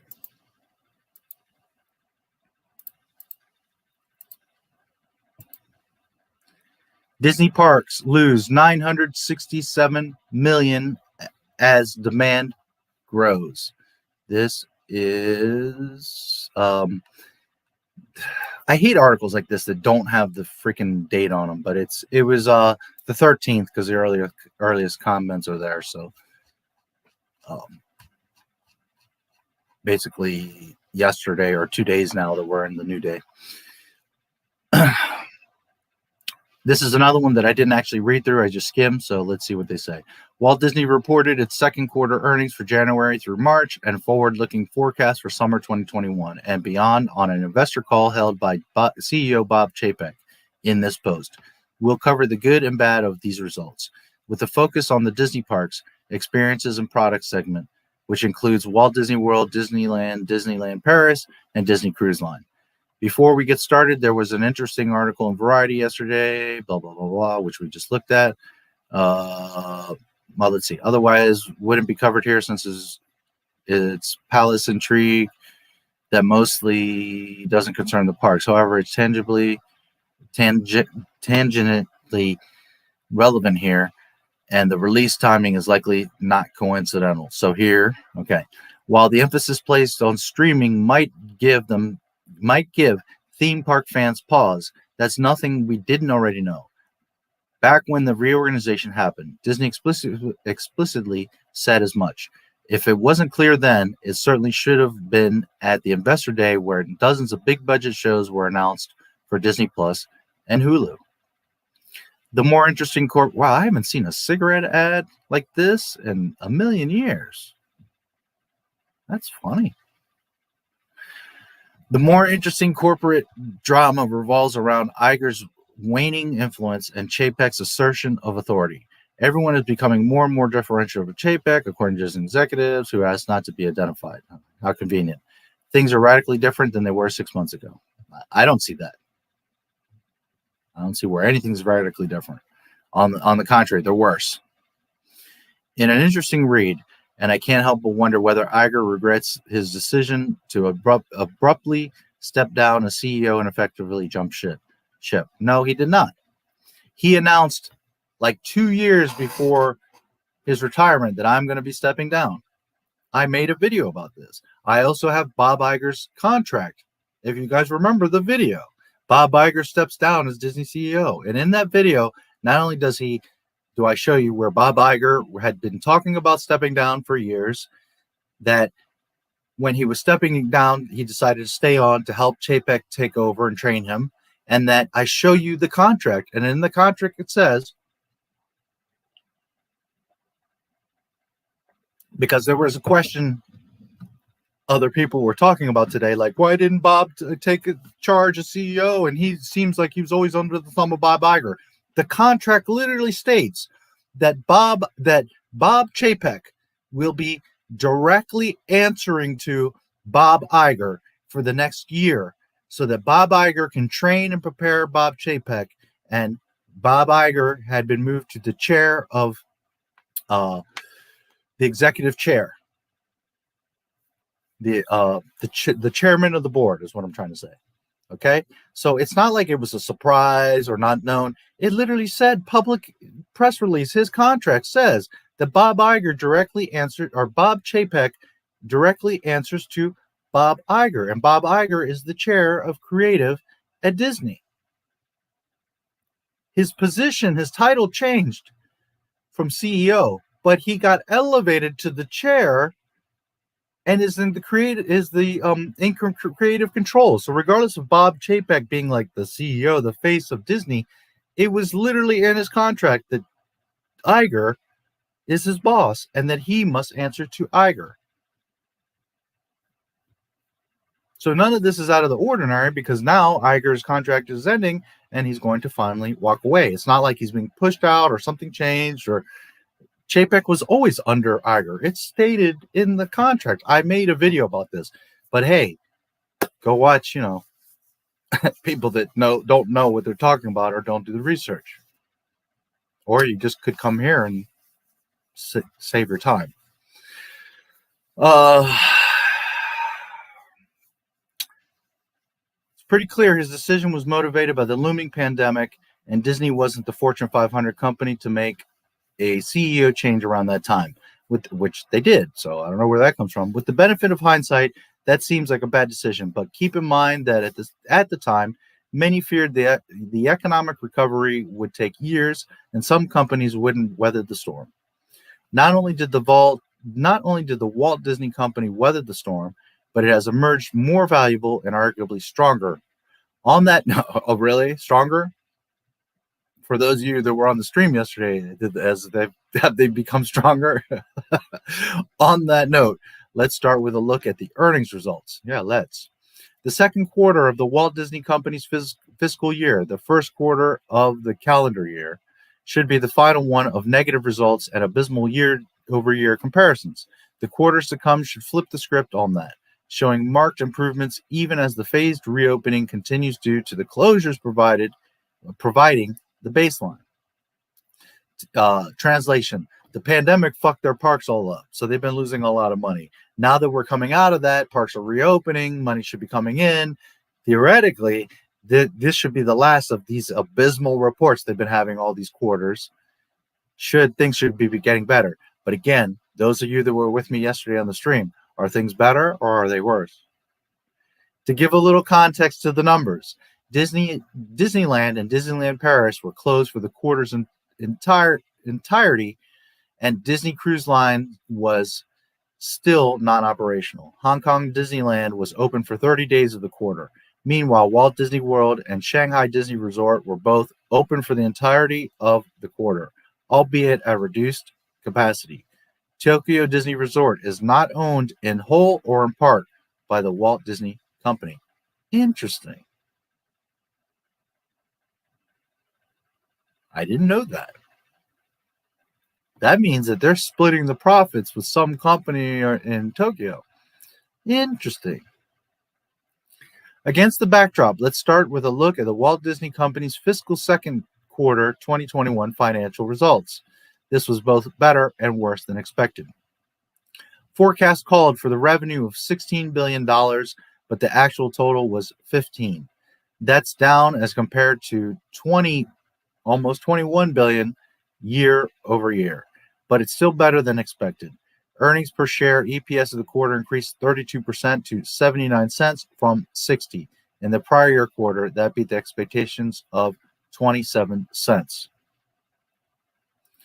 Unsurprisingly, Disney Plus once again highlighted during the earnings call, but wasn't the usual bright spotlight. Bright spot. I wonder why. Subscribers to Disney Plus surged to 103.6 million subscribers by the end of the quarter, missing estimates for 110.3. That is incorrect.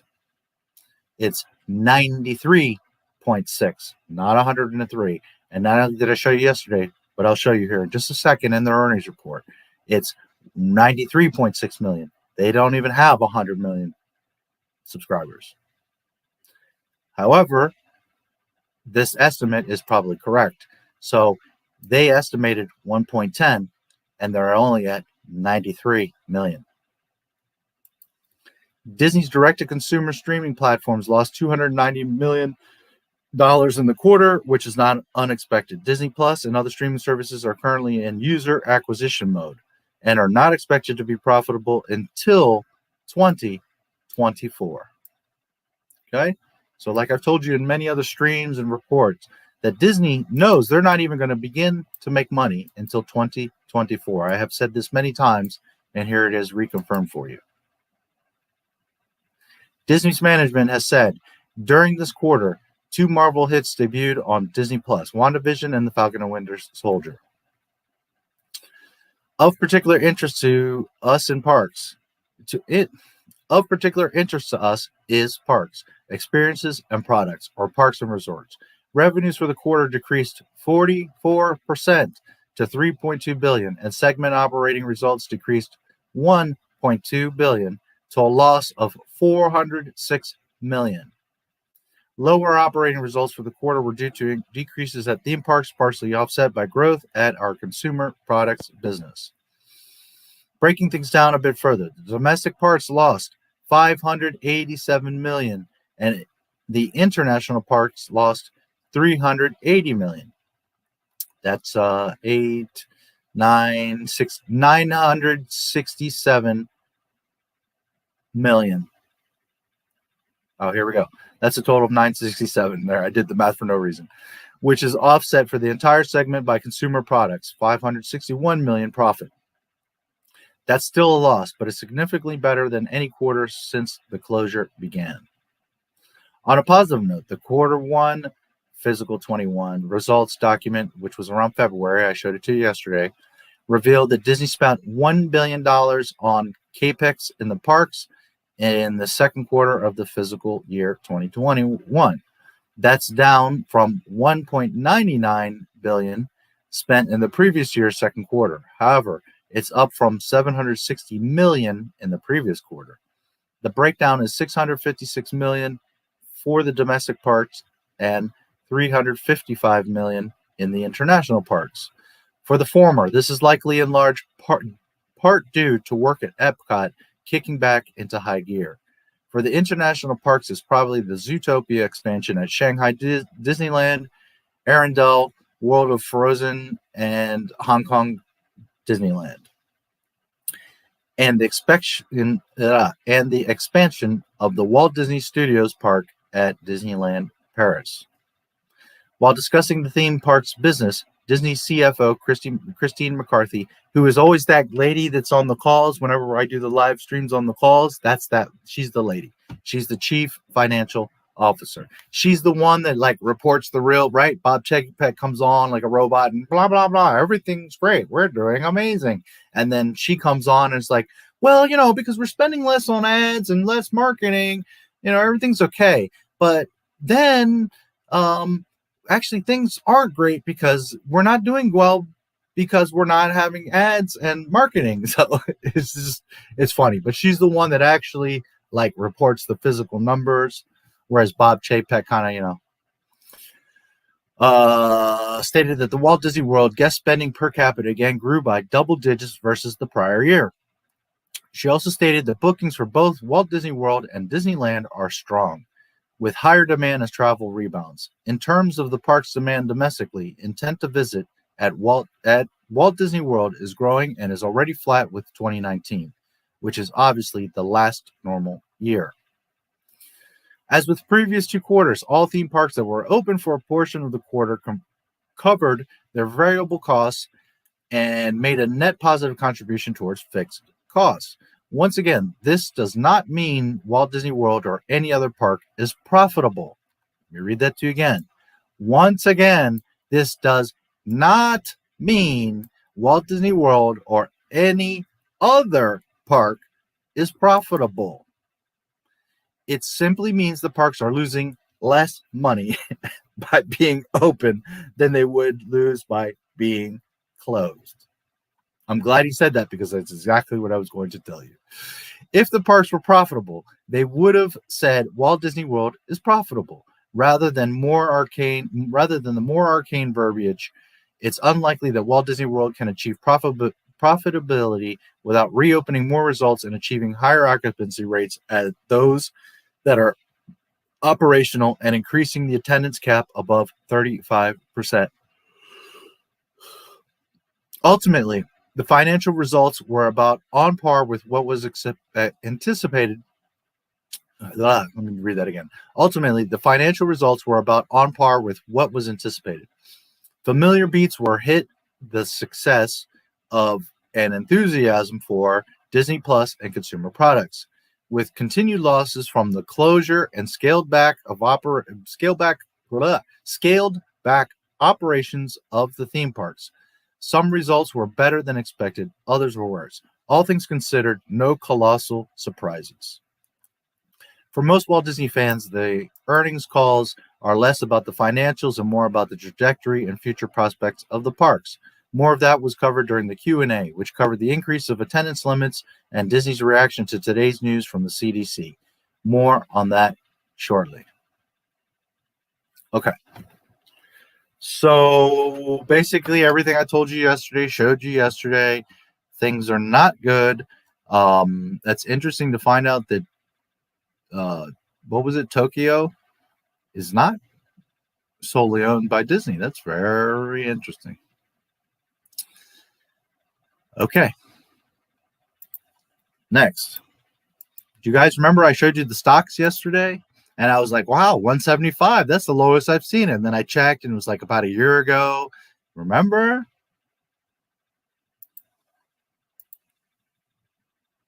Oopsie. Down almost $5. On May the 4th, it was also down. And here it's at one of its all-time lows in over a year. Look, it was at, look at that, 172. Look, it was down at oh shit, I didn't see this earlier. 169.25 earlier in the day. Yikes. Let's look at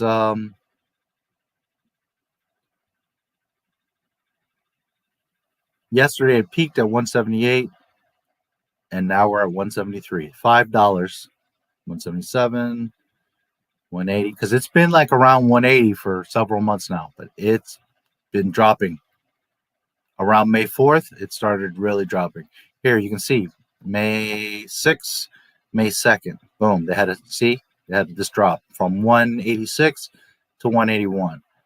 Then it picked up a little bit and look, it shot down.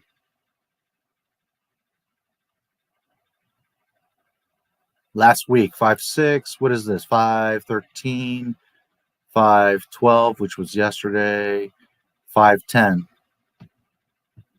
Okay, so I just wanted to show you that because we were talking about that yesterday. And look, it's down another $2. Overall, about $5 than usual. But hey, everything's okay at Disney. All right, so let's look here. This is actually the last thing I have, and we'll just chat and hang out, and we can talk about or look at whatever. This we looked at yesterday, but I'm just going to give you a very quick glimpse in case you missed it or didn't see it or want to look at it again. The key things are free cash flow, $623 million. Again, that sounds like a lot of money. To Disney, that's not enough. Especially when at the same time last year, it was at $1,910,000,000, basically $2 billion. And now it is at 623 million. You can see here, parentheses means negative, minus. So it is, the change from last year is minus 67%. We will also look real quick, and I went over all of this yesterday, so I'm not going to go through all of it. Again, you guys heard me and saw it. If you have a specific question or whatever, but I went over all this. I just wanted to give you a quick recap and show here cash flow. Last year was at $2,202,000,000. It is now at negative 62 million. A change of negative 2,264,000,000. But everything's great at Disney. Shh. Not my Star Wars. Don't mention the $50+ billion in debt they are. Shh.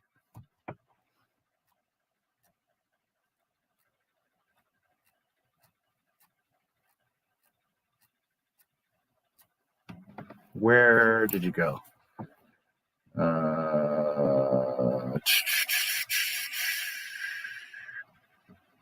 Where did you go? Where are you hiding from me?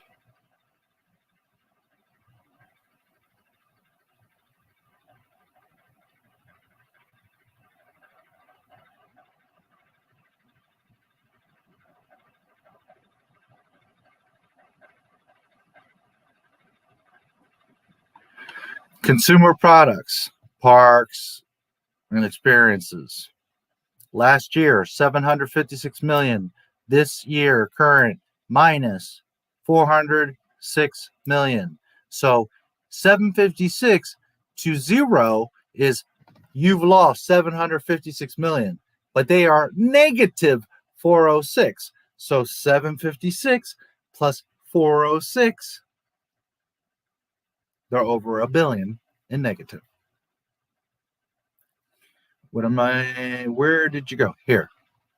Last year, Disney Plus, 33.5 subscribers. This year, 103.6. Okay, that's good. That's a lot. But it's not what they projected or where they need to be. Here it says 103.6. I could have sworn it was 93. Maybe I stand corrected on that. Either way, 103.6, that's not 104. It's close. They rounded fine. But it's 103.6. Now, the key here, as I showed you yesterday, that number here is Disney Plus, because they gave a number earlier of like 140 or something. No, that's when you add all their stuff. All right, which is 144, 145.2, somewhere in there, with all their streaming. And Netflix has over 200 million by themselves. Disney Plus, which is supposed to be like the biggest major network, Star Wars, Marvel, ESPN Plus, literally the only and biggest and best sports station, and Hulu, which is fairly popular and all over the world. And yet, all together, they can't even come up with half of Netflix. Plus, their projection was 110. So, as you can see, Disney Plus ain't getting it. So, there you go. There's a little recap on that. That's what I have as far as the main news there is. I was going to show you the Hardest Jedi we'll talk about as well. But first, let me show you a couple fun things just for fun. I actually found this today for the first time. I've never seen this, so it's interesting.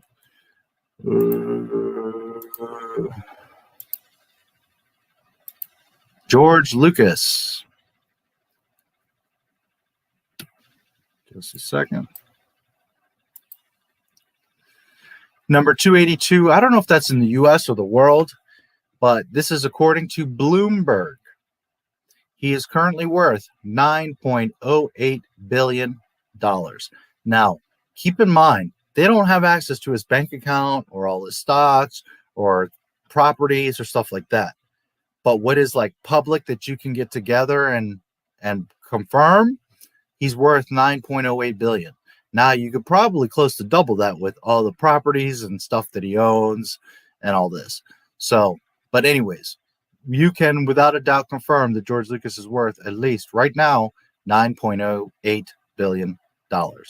Lucas created Lucasfilm, the business behind Star Wars and Indiana Jones movie franchises. The two properties have collected more than $12 billion in global ticket sales since 1977. He sold the Marin County, California-based production company, including Industrial Light and Magic, to Disney for $4.1 billion in 2012. Now, it was $4.05 billion, but maybe Bloomberg has more specific numbers, so that's interesting. 4.1. Now, is 4.05 to 4.1 a huge difference? No, but that is $500 million more. So, anyways, take it as you like. Again, this is going to be rough because they don't know his bank account. They don't know what he really has. That could be 2-3 times more than that. But we know for a fact he's worth at least $10 billion. So there you go.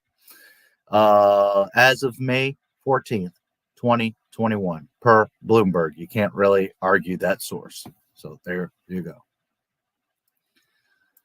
All right, we'll look at Heart of the Jedi in a minute. What I'm going to do is I'm going to show you a quick little side thing. We'll go through the chat, and then we'll look at the Heart of the Jedi. An old friend of mine got in touch recently, and today he was texting me. He's like, hey, I was watching Attack of the Clones, ironically, and he was like, he's not a normie. He's like a Star Wars guy, but he hasn't really paid attention much to the Disney stuff. So he doesn't know all the stuff like Book of Boba Fett and all that. And he's like, oh, I didn't know that Boba Fett was the guy that played Jango and all. And I thought I was snickering because I was like, yeah, dude, it's funny. Like he was unaware. By the way, for those that didn't know or didn't remember, I reported that Tamora was going to be in The Mandalorian before it was public knowledge. Anyways, because I, like a few other people, had found out through his New Zealand agency, his agents, that his acting agency, that he was listed under The Mandalorian. So I knew he was going to be there before it's even officially announced. Anyways, so he was saying that he was looking at it and he was like, man, his helmet looks different. Like the paint's wrong and this and that. Like it's different in different scenes. So I took a bunch of screenshots and was checking and looking because I was like, man, I really noticed these details. Let me take a look. So we're going to have a little fun with Boba Fett's brief life and death in the Clone Wars. It's like 10 pictures we're just going to look at for fun. In any event, I didn't see any inconsistencies, but I want you guys to look with me because more eyeballs are better. And I just thought it'd be a fun little segment we could do. So first time we see his suit, Obi-Wan talks to the Kaminoans, Lama Su, they explain the clones, who is the donor, Jango Fett. Can I meet this Jango Fett? Yes, of course. They take him to meet Jango Fett. The door opens. Boba Fett's there. Is your father home? Yeah. Can we speak to him? Yes. Okay. So Obi-Wan comes in the door. Boba says, Dad, Tanway's here. Remember? And he walks by and we see the Mandalorian armor for the first time in modern Star Wars because we saw it back in the day with Boba Fett. So he was pointing out how there was trim here and that he didn't think he saw it in other places. So remember, there's actually 2 lines of dark blue or black trim, and then the blue T-visor, and here it's like a lighter shade. It's a gray or a lighter blue. Of course, the normal tint T-visor and the blue. This blue band goes all the way around the back. It doesn't just end here. It's like a band that goes all the way around the back. I will show you in a minute. So just for fun, we're going to look at about 10 frames and see if we see any differences and just take a look. We're going to look at Jango Fett up close and personal for a couple minutes. All right, so there's the first time we see the Mandalorian armor in the new era. Here is the second time we really see him and the first time we see him in full suit. That's when they're loading up the Slave One, and Obi-Wan comes out, remember, and Django starts firing at Obi-Wan. He blocks him, and they have their whole little rain battle on the platform. And it's the first time in the modern era that we see, oh, look, they fly now? Yeah, Dave Filoni. They fly now. Hey, JJ. Hey, Pablo Dildo. Hey, Kathleen Kennedy. They flew then. So, as you can see, the two stripes, the two trims, the blue, the light, everything's consistent here.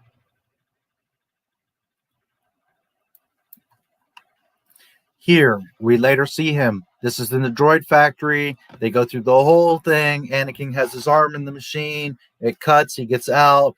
Oh, my lightsaber is busted. Remember, it's fizzling.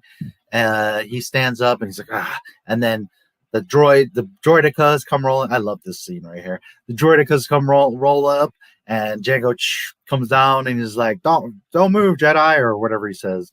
You're under arrest, Jedi. I forget exactly what he says right now. So then this is the next shot where we really get to see Django. And in fact, we really see him because it's not raining and the lighting is a little dark here, but jetpack is consistent, helmet is consistent, and I can maybe show you a little bit better. Okay, you see the two stripes, the blue.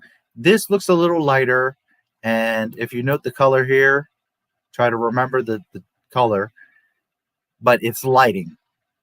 You're going to see it's a little bit different, but when you really look, it's the same straps, it's the same thing, because he was like, oh, the holster looks different and his blaster looks different, but it's the lighting. But anyways, for what it's worth, this is very CGI, and it's also the lighting in the droid factory, but I just love this shot anyways. I think it's badass. All right, so next we see him. There you go. Don't move, Jedi. All right, so as you can see, what I was telling you, the blue band comes all the way around the back on Django's helmet. And there's the stripes. Jetpack is consistent. You can see how CGI. Look, it's funny. You know, and at the time, this was amazing. And remember that this was the beginning. This is the standard that's set for all of us to have this new CGI. So when you see the new shit that looks amazing, it's because of stuff like this. Anyways, so as you can see, it's consistent. He's got the straps. The blaster is the same as always. And Anakin's like, oh, fuck. He's got like 4 droidicas. You can see all these droids being built. And Jango Fett, of course. Let me check. Are you guys seeing? Yeah, okay, good. All right, next. This is when the Battle of Geonosis in the arena breaks out.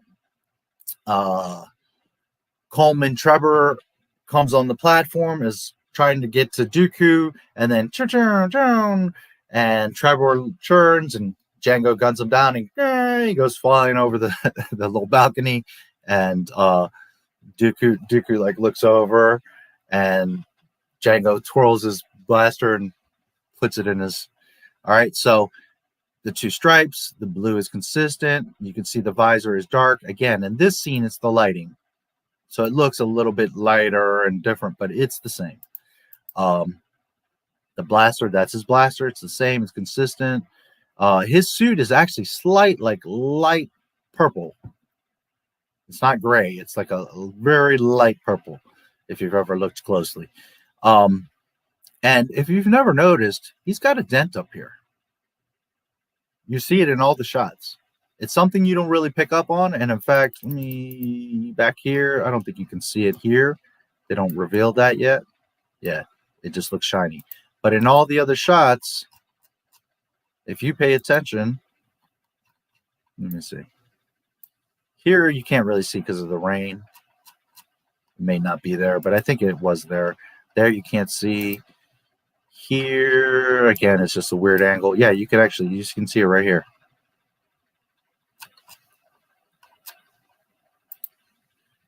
And there you go.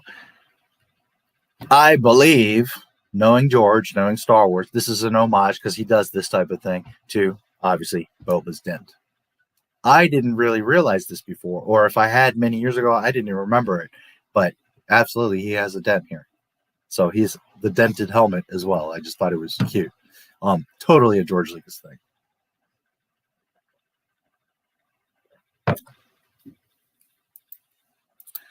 All right, here, this is right after he shot him, twirls the blaster and puts it away. And Dooku looks back, right? He's all calm, like, of course, Django has got my back.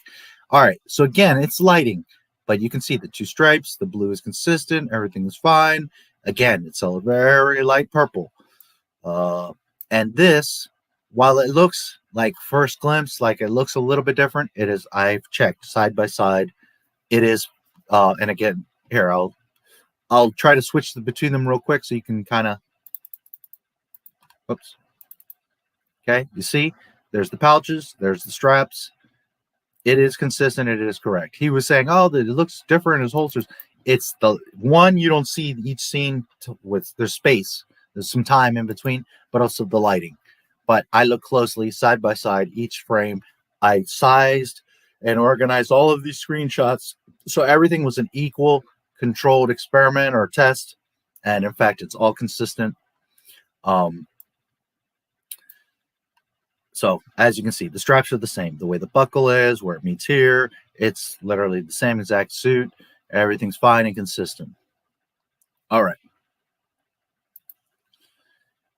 So some shit happens in the arena right now. I don't remember what triggers it, but then Boba, this is when Boba takes off. And I thought this was cool for two reasons. One, because Django takes off. I thought it was cool because it looks badass. You know, he's about to blast off. And it was neat because you see how he's behind Dooku. So Dooku doesn't like physically see that he's about to take off. It's like, obviously he can hear it, but when you watch it and you check the timing, it's like Dooku knew, because it's like he's already like, and then Django, like you have to go watch it and you'll see that Dooku again, you know, why wisdom, the Force, all that. He's like almost like expecting that Django was going to take off, and sure enough, he like starts to do that, and you know, it wasn't like, and then Dooku's like, oh, I heard and saw or smelled something. You know, no, it's like he knows. So that's why I caught this moment, because not only does it look cool, Django blasting off, but his expression, like he was expecting, he knew that Django was about to take off. When next time you see it, look for that. You'll see it's neat. The Super Battle Droid, I like those guys. He looks cool. And this is just neat looking. You can see the flames blasting, and Django taking off his little wrist rocket. Again, everything's consistent. It's a little, this is like a moving shot, so it's kind of hard to catch, but you can see the trim. Everything's consistent here. The jetpack, everything's good. All right, here, he just got trampled by the Reek. And he like kind of rolls and looks up because the Reek is like over here. So again, this is the first time you see him, like a good view of him in front. As you can see, again, it's kind of a light purple. The double trim, the blue, everything looks good. The tent, the jetpack, everything's right on point. His blaster, good to go. You see the pouches, you see the straps, everything's consistent. All right. This is okay. So after he sees the Reek, right, and it's kind of like, I think it maybe messes with Mace for a second, or looks at Mace or whatever. Right now, I don't remember exactly. He like gets on a knee, right? He like gets kneeled, gets off, like was laying down and gets kneeled. Everything's consistent. Pouches, straps, everything's fine. Jetpack. And then this is right before this, where the Reek starts coming. He aims. He's kneeling here, okay? And he takes that one shot. Bing! Takes out the Reek. Everything's consistent. Helmet, dent, paint, pouches, jetpack. Everything looks good. Boom. Gets the Reek. One shot. Like a true fucking bounty hunter. Din, bitch, Jaren. Here. This is what a Mandalorian does. The stripes, the paint, the purple, the pouches, everything's consistent. The straps, all good. This blaster. Then it's like the shot changes. The camera is behind him. Again, you see the blue stripe, jetpack, the rocket, everything's consistent. His coloring, his straps, his belt, all good. The whole time his rangefinder is up and consistent. And then unfortunately this happens. You do get one more shot of him while he's firing at Mace, but I didn't bother because at this point we've seen it's consistent the whole time. So, and then Mace comes and obviously gets him. Now, this is of course a badass scene. It breaks my heart to see Django, but on the other side, I'm like, oh shit, that was awesome, Mace. I love the Jedi and I think it's awesome. And you know, so I'm like double in love and double in pain here because I'm like, yes, no. But yeah, this is awesome. And what I wanted to point out is, again, the consistency, everything's fine. But something I had never really thought about or noticed, and it's perfectly makes sense, but you probably haven't caught it, is that, well, first of all, look at Mace, like, he is awesome. He did have that swagger, right, to him. Is that when he cuts his head, and this makes perfect sense, but if you don't pay attention, you might not catch it. He also, you see here, cut off the top of his rocket. You can see it glowing from the lightsaber. So I just thought that was an awesome detail. When you really pay attention, not only does it get his head, because you're so focused on his head, you're like, holy shit, but it cuts the rocket, as it should. That's attention to detail. Disney, Dave Filoni. This is how you make proper Star Wars, when you do details like this. So this is awesome fucking sauce. This shot right here is fucking beautiful. Disney has not created a single thing that can even compare to this one shot.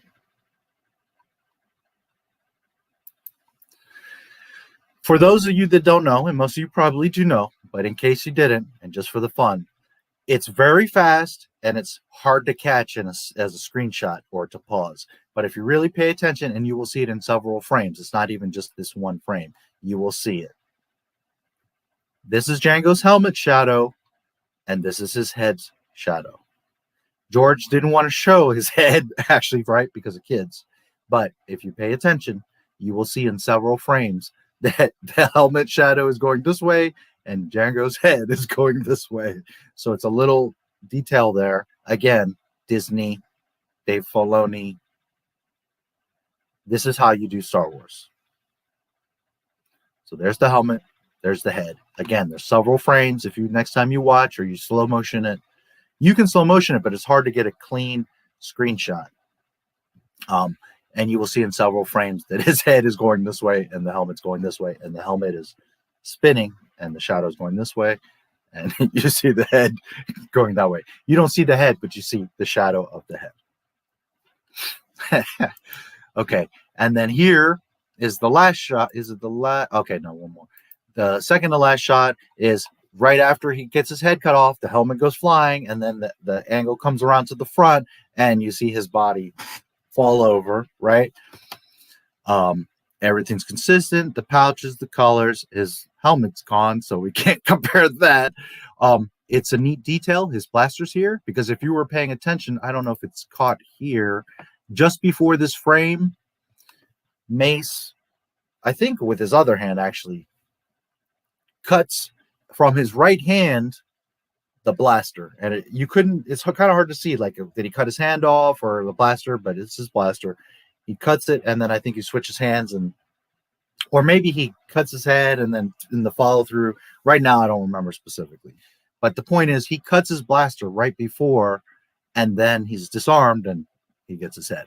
So the one, this is cool, although man, for a little kid it's like, ee. Anyways, this is cool that they show Django, his floppy headless horseman body. You see the blaster chopped, you see the head, you can see the meat stump, but also the rocket has been chopped. Again, the devil is in the details. So very cool. You see all the mess going on. I'm pretty sure some of you didn't know or see all of this at some point. So there you go. It's just some neat stuff with Django's brief life and death in the Clone Wars. But anyways, that's, you can see the meat. You can see the rocket is consistently cut from the decapitation, which as it should be, because Ryan Johnson would make this and you would still have the rocket top. JJ, KK, Dave Filoni, that Rocket Top would be there. And I know this, Dave Filoni, because you do this type of shit in The Mandalorian all the time. So, George Lucas, once again.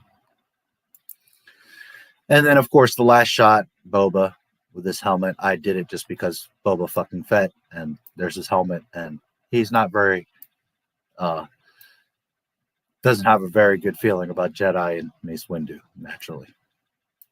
So there you go. The brief life and death of Jango Fett. There was some fun stuff for you. Now, with that said, my old buddy brought this up and was like, hey, it looks a little bit off, something. And I'm really good with those details, especially Boba Fett and especially Mandalorians. Like, I was like, I got to look at this. Is this right? So it wasn't to prove him wrong or prove anybody wrong or anything. It was more eyes, and sometimes you pick up things. Sometimes you see things. So I wanted to look with you guys. Maybe you saw something, or maybe something you hadn't seen before, and you're like, oh, look at that. Just for fun. But it was more so, to look for us to have a fun little segment, and always more eyes. So again, to my good buddy, it wasn't not that he's watching or thinks that, but I'm just saying it because I don't want people to think, oh, you're just trying to prove him wrong or be this way, or no. It was just more eyes. And so a reminder that I check my own shit all the time, that I don't come on here and talk shit, that I double, triple, quintuple check stuff. I check myself like I check Dave Filoni. And you know what the difference is? I'm always right and consistent. Dave Filoni is a fucking mess. Anyways, there you have Jango Fett's helmet.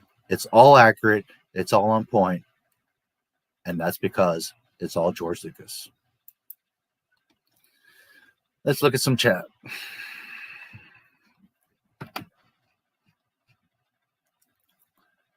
Cinema.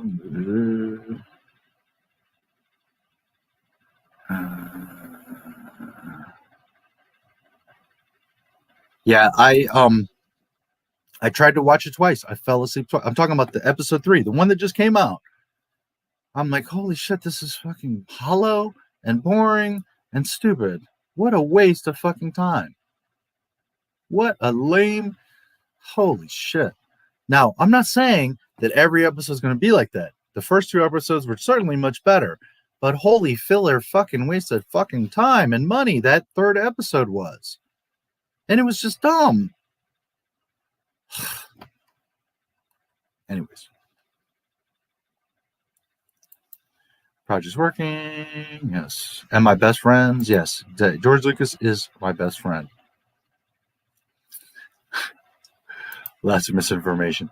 Always kind of animals. George accepted. They're doing Star Wars. Legend. Say you're hating in your room, right? Oh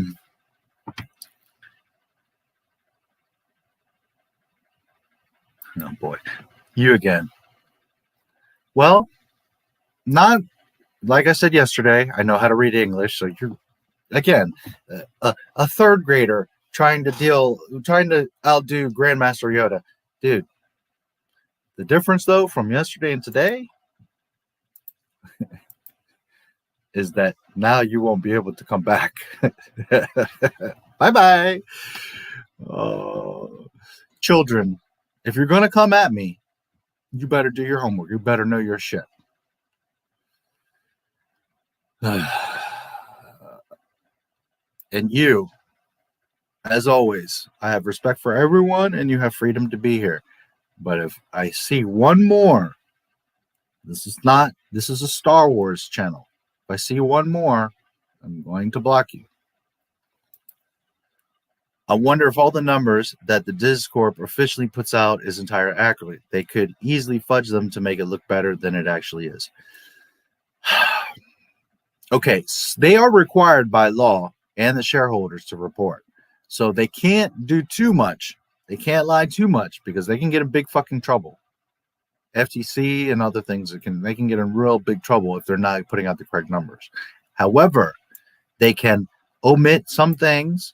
And they, like, for example, a few calls ago, I don't know if you were around then, they were like, oh, we're not going to report on Disney Plus anymore because, we're just because. They literally said that. Like, we're just not going to. So they can omit stuff and they can word things to sound better. As I was saying earlier, they always first have Chapek, like, oh yeah, everything's great in the parks and we're really optimistic and everything looks good and the pandemic's coming down and we're excited.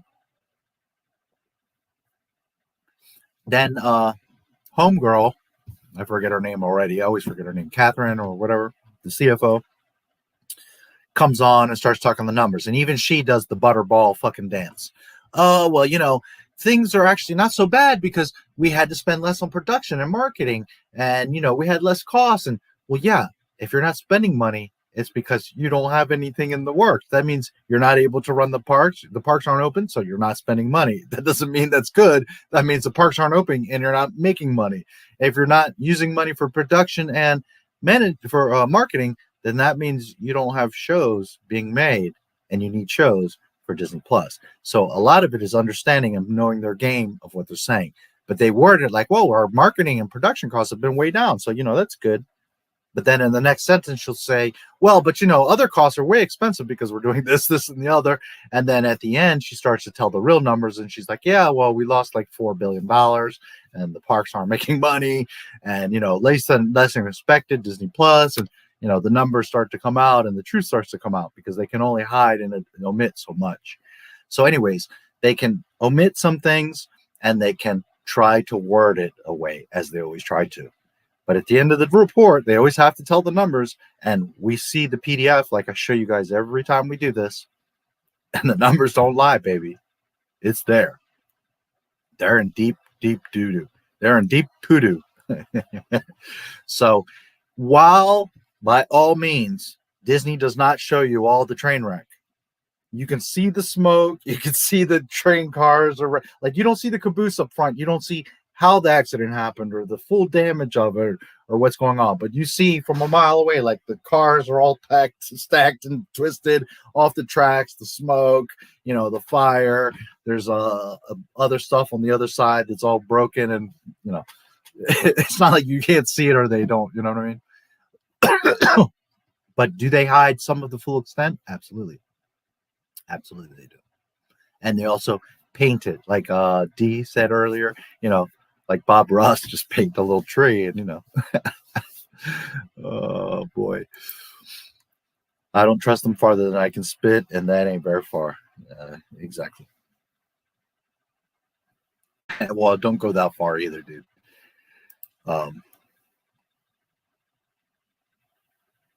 We're friends. And no, I'm not a worshiper of Islam. You're literally bringing your propaganda here to get us. Listen, again, I'm fair, I'm kind, I let everyone, you know, but that's not what this is for. You've been warned. I'm sorry, but bye. And Darth, by on the same token, you know, you have every right, freedom and all that, but, you know, I think that's a little far, dude. You know, because there are good people on all sides. So, you know. No, I work at home. I'm always here. I really don't go out much, so it's not necessary. Eventually, will I? Well, if I have to or whatever, but I don't think that I'm going to need to. And so far, I definitely don't need to because I'm always here. So, I really like how Biden set everything up way better than that last doofus.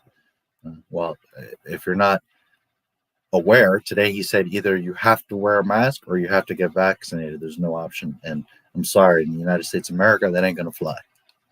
So, and not that I support Trump or, you know, they're all idiots.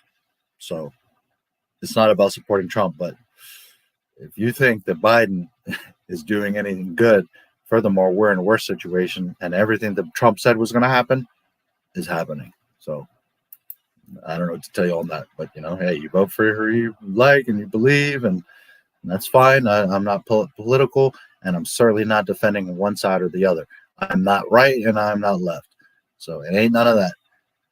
They're all full of shit, and I'm sorry, but our president is a coward right now. He hasn't spoken to the public, and he's only made things worse. So, but if you're happy, well, you get what you deserve. Just remember that. And by the way, no, Black lives do not matter. All lives matter. Yeah. In the words of Obi-Wan Kenobi, you will never find a more wretched hive of scum and villainy. If Rim was smart enough, he would have did this during TFA being against Disney, but he didn't. So pathetic Plinkett is. Yes. Oh, RLM is what you meant? Okay, yeah. Red letter. Burnley murder. Yeah. BLM. Antifa, they're real stand-up organizations. Time for Disney to start selling off assets. It's coming. I've said it for those of you who've been with me for a while. What have I been saying? They got no choice. And the one thorn in their side has been what? Lucasfilm. Because while Marvel ain't doing good and Pixar ain't doing shit and all that, those have made money. They have made their money back on them. Those franchises, for their failures and how stupid Captain Marvel was and all this stupid shit, they made money. They made their money back, and they've been financially, business-wise, successful. Fan-wise, they're a fucking mess, and people, but they have been at least smart business decisions. Star Wars, Lucasfilm, has been nothing but a nightmare for Disney. And one thing is to have all the fans pissed off and all these problems and the videos getting ratioed, but they still have not made back what they paid for Star Wars or Lucasfilm. $4 billion, guys. With one movie, they should be able to cover that, a Star Wars movie. With toys and merch and all this stuff.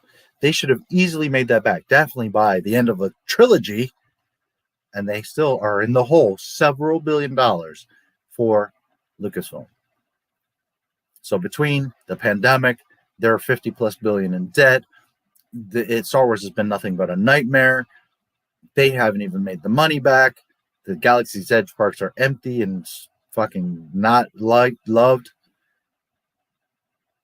They got no choice. They're gonna start trimming fat. And the one thing that has not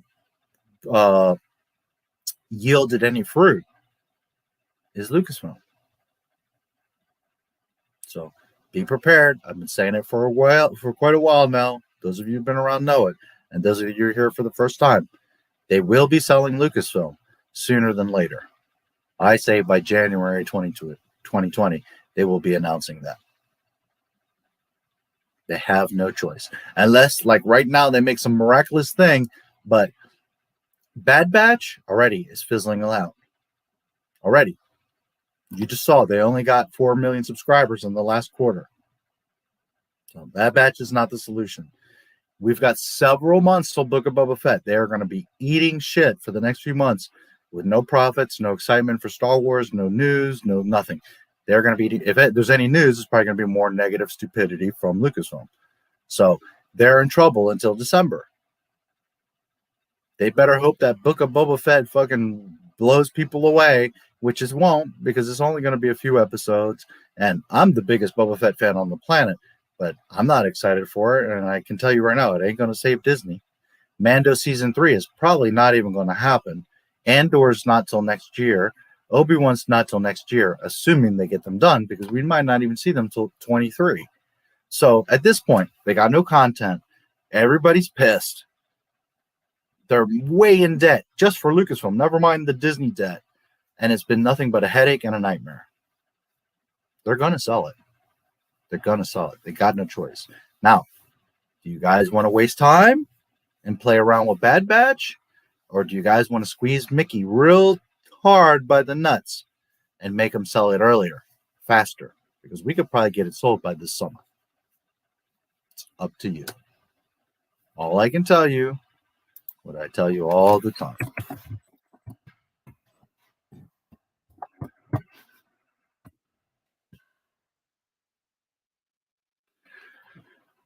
I just realized that Disney made a Palpatine bloodline be the chosen one instead of Anakin. Correct.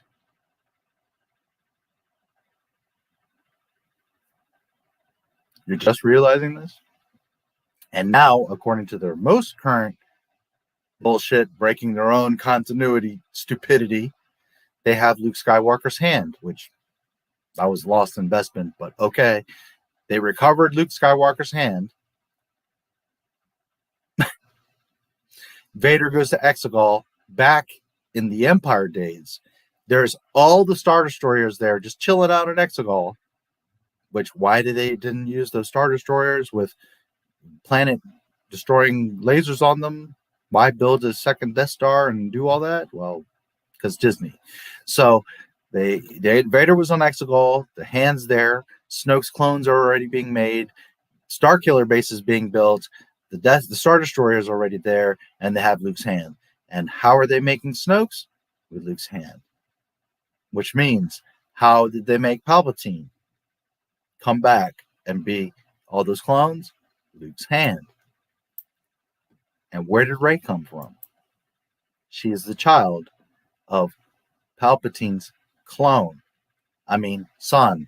I mean, if you're a clone, you're not a son. You're a copy of Palpatine. But, you know, Disney can't keep their shit together or straight. So now, throughout the chain, what's going to happen is Rey was ultimately created by the DNA in Luke's hand. Therefore, Rey is a Skywalker. But, you know, Dave Filoni, he's awesome.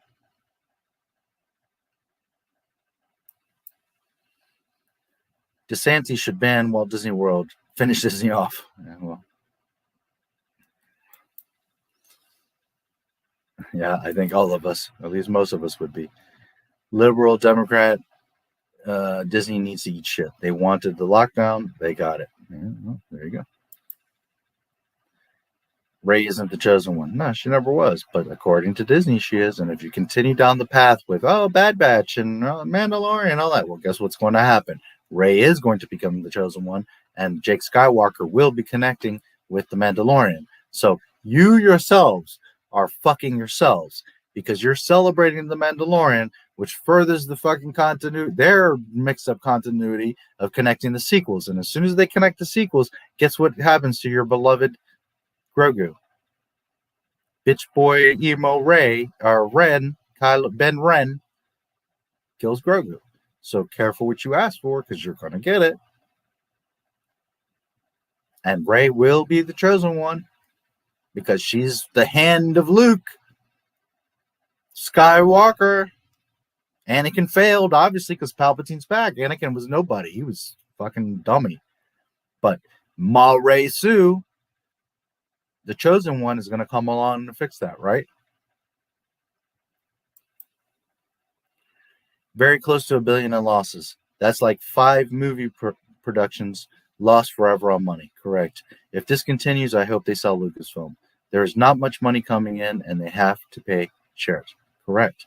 Not just do they have to pay, but the shareholders themselves are going to be like, dude, you know, this is enough. 10 years we're fucking around with you guys, hoping that you're going to do something with Star Wars, and all you're doing is losing and losing and losing and losing money. Then you're publicly embarrassing your fans and your employees. You know, you're pissing everybody off. All your videos get ratioed. I mean, people like are angry at Star Wars, and you guys have been at this for 10 years, and yet you haven't made a fucking dime. So they will be selling Lucasfilm. I've said it for a long time, and I'm going to remind you every time we talk. Sell Lucasfilm. Some people are like, you're crazy. You're stupid. That'll never happen. You're an idiot. Okay. Meanwhile, I'm the one that analyzes the numbers all the time, and it's right there. The writing's on the wall. Now, some people are like, well, you can see Kathleen's out the door. And all. No, guys, she's not out the door. What's going to happen is they're going to have to sell Lucasfilm. Because let's pretend someone takes it over tomorrow. They announce Kathleen's out, someone else takes it over. You think this new person, whoever they are, is going to fix all this mess by the beginning of the year? The shareholders are getting sick of this shit. It's going to take years to repair this. Someone like me, I can go fix it the first day.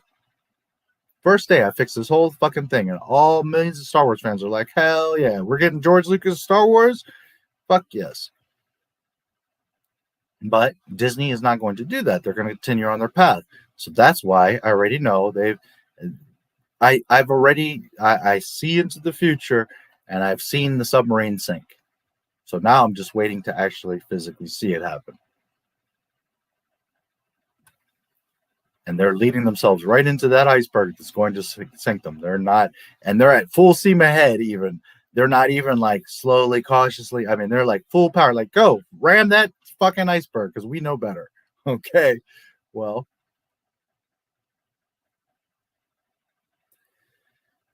they have a ton, 30 plus billion in cash loans. Eventually, those banks, Arabs, or whoever it is, oil conglomerates that gave them that cash are going to be like, hey, you know, I want my money. Or even if I don't have to have my money, I'm watching and you guys aren't making fruit. You're not doubling or tripling or increasing our investments. Even if you can't pay it right now, or even if I don't want to cash out right now, I want to see progress. And all I'm seeing is a bunch of people that are pissed off, things trending on Twitter, and you're billions of dollars in debt. And eventually the money people are going to get sick of that shit. It's coming. 600 million article I read earlier. Yeah, I keep seeing people making videos about that, but I haven't found the source. And many people are telling me, no, Disney's 100 billion in debt. No, they're not. That's because people read the article wrong, because I went to the article they cited and they thought that the article said 47 billion and under. No, it was 4.7 billion. So again, no disrespect to anybody. It's good to always see different sources and videos and talk and listen. But guys, you're wasting your time everywhere else. If you want the correct numbers, you want the correct facts, you want the truth, you want real Star Wars, right here is the channel that you need to spend your time. I'm not trying to take you away from anyone or not enjoy other stuff, but I'm just saying, when you see stuff like that, 600 million, and yet I'm showing you the official documents from Disney, where is that coming from? Oh, we got this covered, said there's 600 million. So if you want to waste time with rumors, or you want to come here and look at the source, it's up to you. I don't pretend to be perfect. I don't pretend that I don't make mistakes. People feed me information and I do a lot of work, but at the end of the day, guess who's always right? Guess who always shows you the facts? Guess who not only shows you the facts, but the source to corroborate the facts? So, whatever article that is, now, if you have the link or you want to tell me where and I'll look at it, I have no problem. And I'm not saying that it's impossible. All I'm saying is I just showed you all the Disney official shit and nowhere does it say 600 million. I showed you the numbers. Disney is probably in massive inflation right now. Makes me wonder when they will sell, because this can't keep going on. They have to sell it. Exactly. They have to. One is because of the money. They have to recoup. And two is because everyone's pissed. People know. Listen, remember on the last call when I caught them live and the two people asked, what about Gina Carano? Are you going to address that you fired her? And then the other guy was like, well, are you going to get rid of Kathleen or what? Is Favreau and Filoni going to take over? What the fuck's going on? Remember? And that's because the shareholders are starting to get impatient. They're starting to get angry because they're like, dude, it's fucking 10 years we're going on and you all are messing around. And it's not just the fact that it's not doing well. At least if you were breaking even or you were close. No, you're several billion under. You're in the red. With Star Wars, the money minting machine, and you have not made back what you spent in 10 years. And then you top that with you all are acting fucking wild and cussing out your customers and acting crazy on social media. You've got the entire real Star Wars fan base, not the Mickey Mouseketeers, not the 1,000 people that like the sequel trilogy, but the real Star Wars community, the real fans, all pissed off. The shareholders know. The shareholders see it. They're going to have to sell it off. They got no choice. It's a big thorn in their side, has been since day one. Every mistake they can make, they've made it and doubled down on it. They've made every fucking mistake.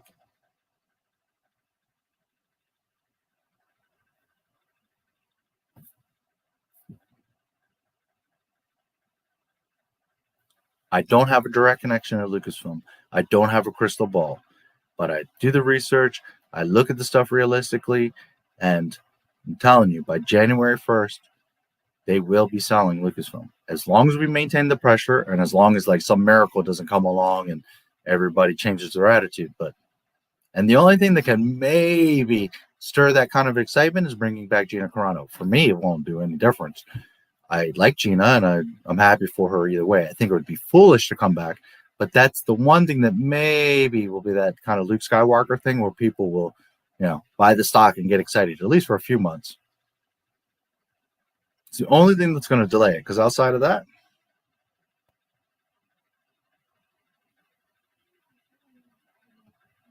so they're running out of time and excuses.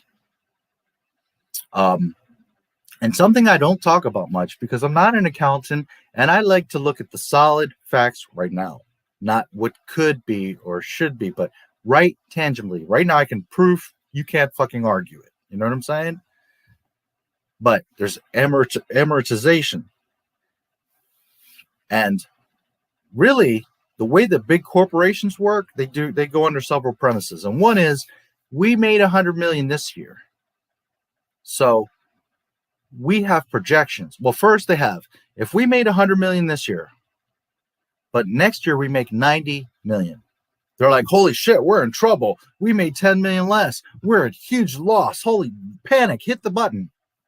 You see, it's not like me and you where you're like, well, I made 90 million, so I'm good. I just bought 5 yachts. That's what a normal person thinks. Like, okay, well, I was making 0 when I started. Last year I made 100 million, and this year I made 90. Okay, I made millions of dollars. I'm good. Corporations look at it like, holy shit, red button, sound the alarm. We've made less last year than we did, but yet you made $90 million. You're over 0. And to corporations, that's not acceptable. You have to always make more and more and pressure, and you're not performing. And so not only do they panic when they're not making more all the time because they're greedy, want more and more and more. They expect, not just project or are thankful for it. They absolutely expect more, or else they're cutting heads, firing people, changing things, freaking out. That's how corporations work.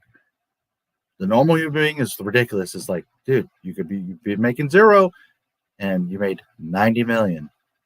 Regardless if you made 10 million from last year, you made 90 million. But that's not how corporations work. Corporations see it that we must always make more. Now, I'm a capitalist. I'm like anyone. You always want to shoot to try to make more, by all means. But what I'm saying is big corporations, they freak the fuck out. They're not like, hey, okay, we need to improve our performance next year. We're a little bit under this year. Let's see where we can fix things, tweak them. No, they're like chopping heads and freaking the fuck out. And they are crazy, and it's a big problem. So number one, Disney is not making more and more. Furthermore, they're not even staying the same. They're going less and less and less every year with Star Wars. Now, on the flip side of that, they have projections. So what they do is when they buy a property, they make estimates of, okay, because this is how they justify things to the shareholders with a business plan. And they say, we're going to spend $4 billion. What is that $4 billion worth to you as the shareholder? Okay, so by putting in the $4 billion, we've made the estimates and projections that within the next 4 years or 10 years or whatever calculations or projections they make, that not only are we going to make our money back, but this is how much we're going to double or triple or multiply in that period. Okay, so they would have had probably a 4 or 5 year plan and a 10-year plan. And certainly when they made the plan and justified the purchase for 4.05, they put in the 10-year projection that this is going to be like 3 times or 5 times the profits. So to me and you, logically, you're like, did they make their money back? Okay, well, then they're safe. They at least made their money back. Now, even on a conservative business level, you'd be like, all right, well, they didn't make a ton of money, but they made $6 billion back. So they covered their costs and they made $2 billion. So while it's not amazing, you see Disney made money, which they didn't, but that's just an example. So then you could say, okay, you see, but no, that's not how big business works. Big business works, and you guys have had this shit for we're going to round because it's over 9 years. We're going to say you've had this for 10 years. Your projection was that 4.05 billion. I don't have the exact number because none of us, unless you work internally in Disney, will have that number. But in the 10-year estimate, not only will you have made back that investment, shareholders, you will get your money back of 4.05, but at that point, Star Wars is going to be worth 10 billion, or we would have made 20 billion, whatever the projection is. So now you've got several realities. One, they haven't even made back the money that they spent to buy it. Two, they're in the red, not even like around it. They're like several billion behind. Then you have where companies freak out that from last year we're down from this year, or this year we're down from last year. That's huge red flag, panic. And then you look at the big picture, the big projection, and they're way off the mark because we're now at 10 years and they have not even made their money back. Never mind made the projected where they should be at like 20 billion or whatever that number is. You see? So the shareholders are not just looking at everyone's pissed. You all are fucking up. We see Star Wars 2 and this story's a freaking mess. You all are insulting people. You're every turn you're making a mistake. You haven't even made back the money that you're supposed to, that you invested to buy this shit, and you promised us that by this point in 10 years it's going to be worth 20 billion. And if Star Wars went from 4 billion to 20 billion, then our stock shares, understand, wouldn't be going up 27 cents or 60 cents. Right now, instead of being at 70 some cents, it would be $3. And that's what the shareholders are looking at. All those steps, all those things that you haven't made it back. Furthermore, you're in the red. Plus, you haven't increased year by year. And in the big picture, this 10 years, we've been patient and put our money and trusted you and believed in you. And that we were going to make our money back several times. I mean, it's fucking Star Wars. We should all be getting fat. Nope. You haven't even made back the $4 billion you spent. So unless a fucking meteor comes down and changes the atmosphere and the world's on fire and in panic, and everybody forgets, or, Mickey Mouse comes to life and starts bringing in billions of dollars, some miracle happens, Disney's in big fucking shit. And that's just Lucasfilm. Don't forget the Disney Corp is $50+ billion in debt. The shareholders are losing their shit right now. So if you want Star Wars back, you must squeeze Mickey's nuts harder than you have ever squeezed them. Both hands, squeeze the fuck out of them at every turn. Remind them that they fail, that we're not buying their shit, we're not watching their shit, that we're done with this nonsense. We must force Lucasfilm out of the gloves of Mickey. Will it go somewhere better? I don't know. Will it end up in a vault? I don't know. But at least we have the same, maybe better chance somewhere else that someone will love it and take care of it. Or at least try better. At least respect the fans. At least try to fix it and not be so fucking hard-headed. And at least we have a sliver of hope that that guy in the corner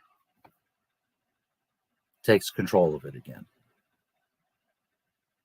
And whether that guy in the corner puts it in a vault where it can't be touched and hurt anymore, which is better than what we're getting with Disney. So as much as I don't want that, I would prefer that than this fucking mess where it's just shitting all over everything. Or maybe he starts rethinking things. Maybe he starts getting a little bit involved. And maybe he finds someone like me. It doesn't have to be me, but someone like me that knows and loves Star Wars, and that's going to insist on the canon, and is going to protect it and nurture it and bring it back to what it was. Because Star Wars can be saved with the right people handling it. But as long as Mickey's gloves are on Lucasfilm, Indiana Jones, Star Wars, and anything else involved with it, It's just going to be a train wreck. We've seen 9 years of it. And if you still need convincing, if you still don't understand, I just don't know what to tell you. 9 years of getting black eyes and you still don't get it. Fortunately, I know that most of you that come here do get it. And even if I never get an opportunity to meet George, visit Lucasfilm, I have no part in Star Wars because that's not the angle here. I'm not trying to find a way to own or control Star Wars. As long as it's treated with some respect and some love, that's what I care about. And if the case needs to be put in a vault for 10, 20 years or forever, then that's more loving than what Disney's doing to it. It's not about me. It's about Star Wars. By all means, George or anybody else says, hey, I see you. You know your shit. We need your help. I'm there. We can fix it. But not in Mickey's gloves. It's not going to happen. So remember that you can't pick and choose with Disney. You can't say, well, I like the Bad Batch, but everything else is crap, because all you're doing is perpetuating this bullshit. As long as Disney can get their claws in you any which way, that's why all these shows are coming, is because they're desperate and they know that one way or another they're going to get you. You must understand that the same people that make Bad Batch are the same people that make Mandalorian, guys. I don't know why people think that it's separate. It's not. Yes, I know that Dave Filoni is not on the set of Obi-Wan, which is funny because people were reporting this the other day, that Dave Filoni is not involved with Obi-Wan. Well, first of all, it was never announced that he was. And second of all, months ago, I told you guys, I showed you that Dave Filoni and Jon Favreau are nowhere at all involved with. Just like people were like, oh, George Lucas is writing for Andor and he's writing for Mandalorian. And I showed you that George Lucas is nowhere involved with Disney Star Wars. But hey, keep watching and listening to the rumor sites and YouTubes. Enjoy that. But understand, there is no, well, but the Mandalorian's good and the rest is not. And we should just support the Mandalorian and Disney will see that, well, that's what we want. And the Mandalorian. Please don't be so foolish. If you support anything that Disney does, Disney in their eyes says, oh, see, we're doing okay. We're still getting some views. We're still making some money. Everything's okay. Disney does not look intelligently like, hey, I've got 5 products. These 3 are failing, so we'll stop doing these 3 and we'll do the 2 that work. That's not how Disney works. Disney looks at their 10 products, and if at least one of them is working, they're like, okay, yeah, keep going. Make some more rocks. Keep printing High Republic because you're supporting Bad Batch. Because you're telling me Mandalorian's great, even though it's a fucking mess, and perpetuating this. And you have to look at the trickle and the multiplication of things.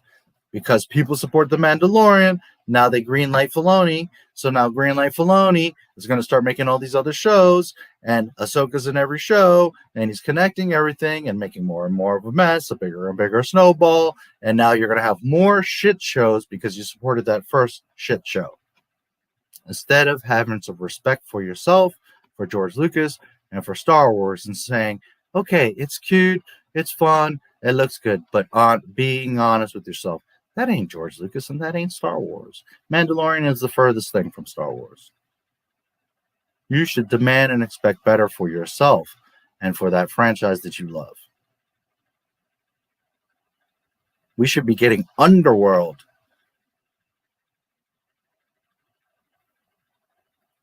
A whole massive thing on Coruscant, not some guy lost in the fucking desert on his ass every 2 minutes. Getting his ship raped by Jawas.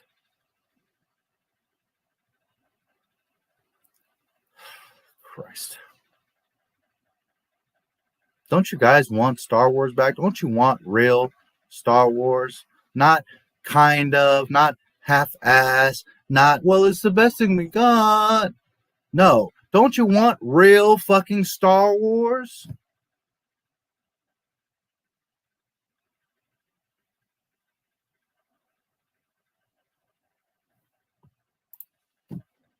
The whole economy is suffering from inflation. It's only going to get worse. I wonder if George's Norman Rockwell collection is factored into the 9.08. Possibly, yeah. See, we don't know. We don't know what assets they're counting or what they're seeing or whatever, because just his art collection is probably at least $1 billion. Just his art collection. Never mind, he has film stuff. He has, cars and homes and, So I don't know what they're factoring in, but I would think probably the art, because that's more public. Like, that's an asset and they can check that. Can they check every art piece he has? No, because he probably has stuff in vaults and in different warehouses and stuff. But they can check like properties and shares and stuff like that. So I can't tell you the exact number or what exactly they're reporting on, but we know, at least from public knowledge, they have gathered that he's worth 9.08. So off the top, that's probably 2 or 3 times that, because of all the shit that's not on the books or in public or in paper. You see what I'm saying? And I'm not saying that George is cheating or lying or stealing or, I'm just saying that he's got his stuff, some stuff personal that you're not going to know about. It's not that he's doing anything devious. It's that you're just not going to know some of the stuff. And being as he was the creator of Star Wars on Lucasfilm, he's got some brains, and he managed to, be publicly listed at 9.08. So that's probably at least double in real. When he sold Star Wars, I have the articles to prove it. Star Wars was worth $20+ billion. So if he sold it, he knew what it was worth. He knew what he was doing.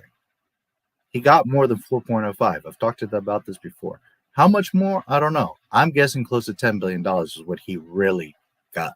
By the time you get the shares and the access and perks and extra cash and bonuses, and they paid 4.05, but maybe somewhere in the contract the next year he got another 4 billion. That's the stuff they don't tell you. Okay, so I'm with great confidence he got about $10 billion for Star Wars.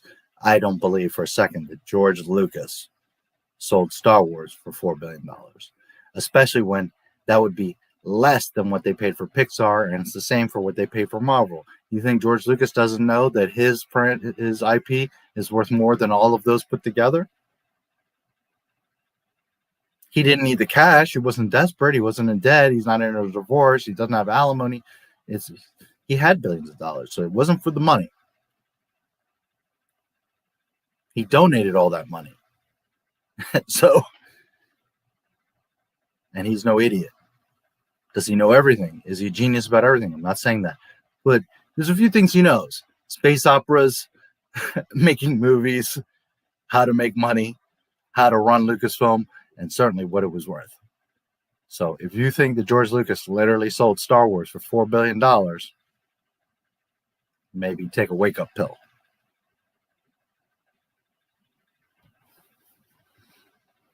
Anyways, right there is a number that I showed you, so nobody can argue. You can go around to anybody right now, and I have proof he's worth at least 9.08.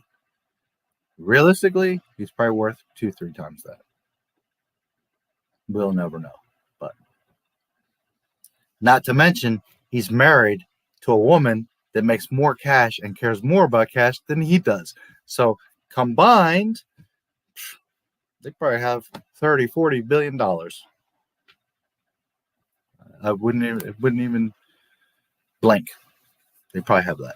Now, granted, some of that might be in property and assets, and all. I'm not just saying they just have that all in cash, but those two are probably worth around $50 billion. Not even blinking.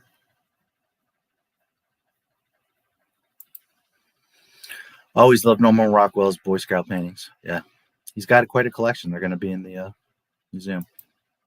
Django's helmet was exactly like that in 2006. Star Wars: A Complete Visual Guide, dictionary images. Cool. We first saw Django when he used the jetpack to blast off after he used the poison dart. Yeah, true. But I meant it as far as like we can see him where I could take the shot and have the not argument, but like, we could do the physical investigation, if you will, look at it. Yeah.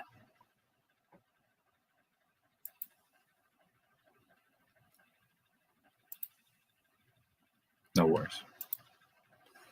Testament to George Lucas knowing that such a badass character like Django had to go out in spectacular fashion with with a battle to the death from one of the greatest Jedi. Yes. Again, George Lucas obviously understands Star Wars. Dave Filoni is absolutely clueless. Because if he was his apprentice and he really cared and understood Star Wars, he would know that Ahsoka would have died in a blaze of glory, just like Django. Django was, the second you saw him, you're like, oh, he's a badass. Oh, he's another Mandalorian. Oh, Boba Fett. Oh, he's Boba Fett's father clone. Oh, and then you see him and he's bad, bing bing, and jetpack and slave one. You're like, oh shit, this guy's a badass. He's awesome. And then Geonosis and all this stuff. And then you're in love with him and you think he's awesome. And then boom, there goes his head. And you're like, no. But at the same time, you're like, fucking awesome. Legend. And Dave could have done that for Ahsoka. Had he not got greedy, he could have done that for Ahsoka. And Ahsoka right now would be selling the shit out of toys and cartoons, and everybody would be like, Ahsoka. And you could even do like an Ahsoka show, because then it doesn't matter. In canon, it's done. And now just for fun, you could like have badass Ahsoka show. Not Mandalorian and pulling it in and getting her mixed up with Luke and all this mess. Just an Ahsoka show. And she would have been legendary and great. We would have all supported her regardless of Disney's mess. She would have been a badass and awesome. But Dave's own greed blinded him. And now he's created a half-ass character who keeps creating more and more holes. And eventually, even guys like Sky Guy are going to figure it out and be like, oh, wait a minute. Ahsoka did this yesterday on Rebels. And now today she's doing this on Mandalorian. And then 2 days ago, she did this on her own show. And last week, she did that in Clone Wars. What the fuck? Why is she acting different in every fucking show? Oh, because Dave Filoni is a genius and he's maintaining continuity. He knows canon. He's an expert. He's George Lucas's apprentice. Right. Eventually, you're going to figure it out because you're going to start to see that it's all over the place. I am way ahead. I'm 1,000 steps ahead of Filoni, so I already know what he's going to do. And the second he makes a mistake, I already been there, seen that. But most people, eventually, they're going to figure it out. They're going to see, well, she was acting this way in this show yesterday, and today she's acting this way in this show. Why isn't it the same? I thought they were maintaining continuity. Well, guess what? Not My Stories has been telling you from the beginning.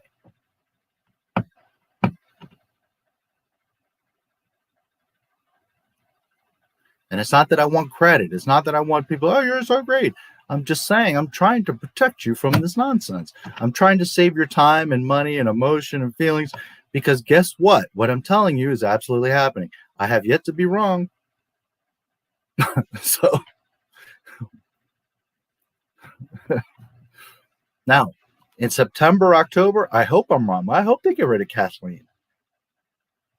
But she ain't going nowhere. And I hope in January or by January they sell Lucasfilm. Maybe they won't. Maybe I'll be wrong on both counts. I don't know. But up until now, I ain't been wrong. The 2 times I've been wrong, I remember them very clearly, and they're barely. I said Rise of Skywalker ain't going to make $1 billion. It barely scratched and clawed and just made it, when it should have made 3 to 5 billion. But I was saying it wasn't even going to make 1 billion. So they got me there. It made 1.07. Wow, was I wrong? And then Black Widow, I had given a date. Now I don't even remember what it was, but it was supposed to be months ago, and it got pushed. But I did show why I said that, and the proof on the site that was showing that it was going to happen. It wasn't just me like, hey, it's going to come out this day. I showed you why I said that. And that turned out to be changed. So it wasn't even that I was wrong. It's just that they pushed it. And yes, little details, I forget a name. But what I'm talking about, big picture predictions or stuff that I said is going to happen. This is the only 2 times I've been off. And it's not even that I was wrong. I was just slightly off. By all means, watch other channels. Check other stuff. Look at other things. Cross-reference, double-check. Look at what I do. Ask questions. Look back and check. But nobody can deny that I'm always telling you what's going to happen, and that's what it is. So when Kathleen is announced renewed in September and all this shit, keeps going, remember, I told you so.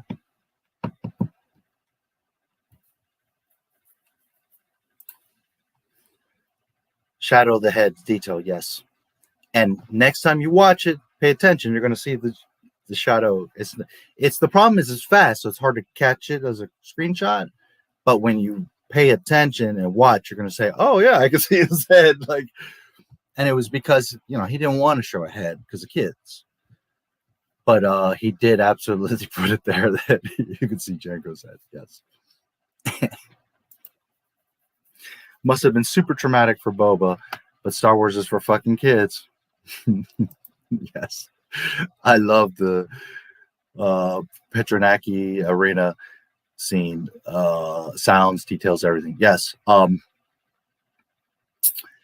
Somebody recently did a video, so I don't want to say that I totally came up with the idea, but he did and it wasn't that he did a bad job, but I can do a much better detailed and better quality. And but if you really pay attention in the arena, like forget about Jango and the stuff you see like in the foreground and you're seeing Mace and all, wipe that out. Look at everything in the background. Holy shit, is there a lot of shit going on? There's tons of Jedi and they're doing all kinds of shit. Force pushing and stabbing droids and like stomping them and doing all kinds of shit. So one of these days, this is going to be later because I got fucking 50 other videos I got to work on. But one of these days, I'm going to do an zoomed in, close look at isolated scenes of the Jedi doing stuff in the arena. There's a lot of shit going on. There's a lot of cool stuff. There's a few guys with double blades that you don't really notice because it's in the background and so fast. There's a couple of Jedi with double blades. Again, Ahsoka and Dave, and none of these people invented that. George Lucas been doing that in canon, not in a comic book, not, this Revan or that guy or the other. Double blade Jedis, 2 or 3 of them in the arena. And you got guys doing all kinds of wackadoodle shit in the background. Jedi coming down from up top and, deflecting shit and fighting all these droids. I mean, it's just all over the place. It's crazy. Not that it's bad all over the place. I'm just saying there's a lot of shit going on. So next time you watch it, try to look in the background. And when I have some free time, I'm going to make a video of let's break down the arena battle. So that'll be something, down the road. But there's a lot of shit going on there. It's really interesting and it's really cool. And it's kind of sad because it's so fast and you don't see it. So you don't normally capture all that and get the depth of it. But on the same token, the genius of George Lucas, it's there. And like I always tell you, if you slow down, you take a breath, and you listen instead of, getting all caught up in, ooh, shiny. Start paying attention to what he's actually saying in the dialogue. Why did he say that? There's a reason. And what is going on in the background? What are those details? They're there. George Lucas always shows you what you need to see. And boy, is there plenty to see in that arena. So, and I'm not even talking about when they go out into the big open area and they're firing. Holy shit, that would be a video. All the shit that's going on in there. Oh, man. I'm just talking about the arena. 200 Jedi are in there. So, one of these days we're going to do that.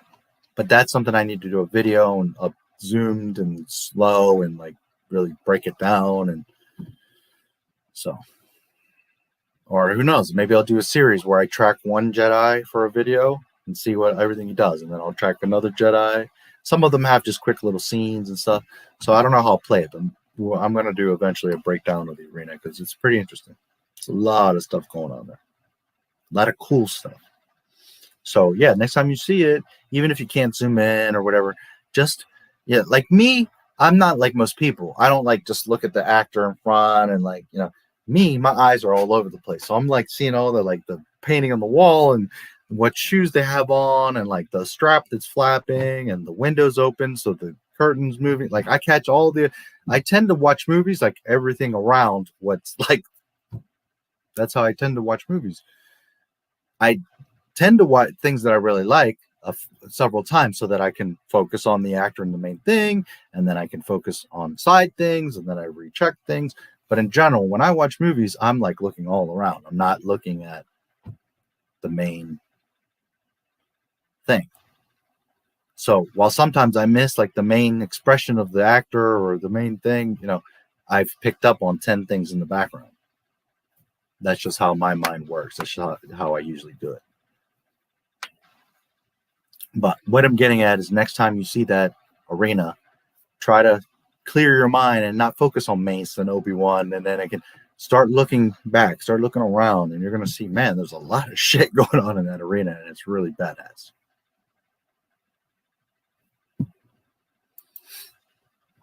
I see why people like AOTC the most out of the three.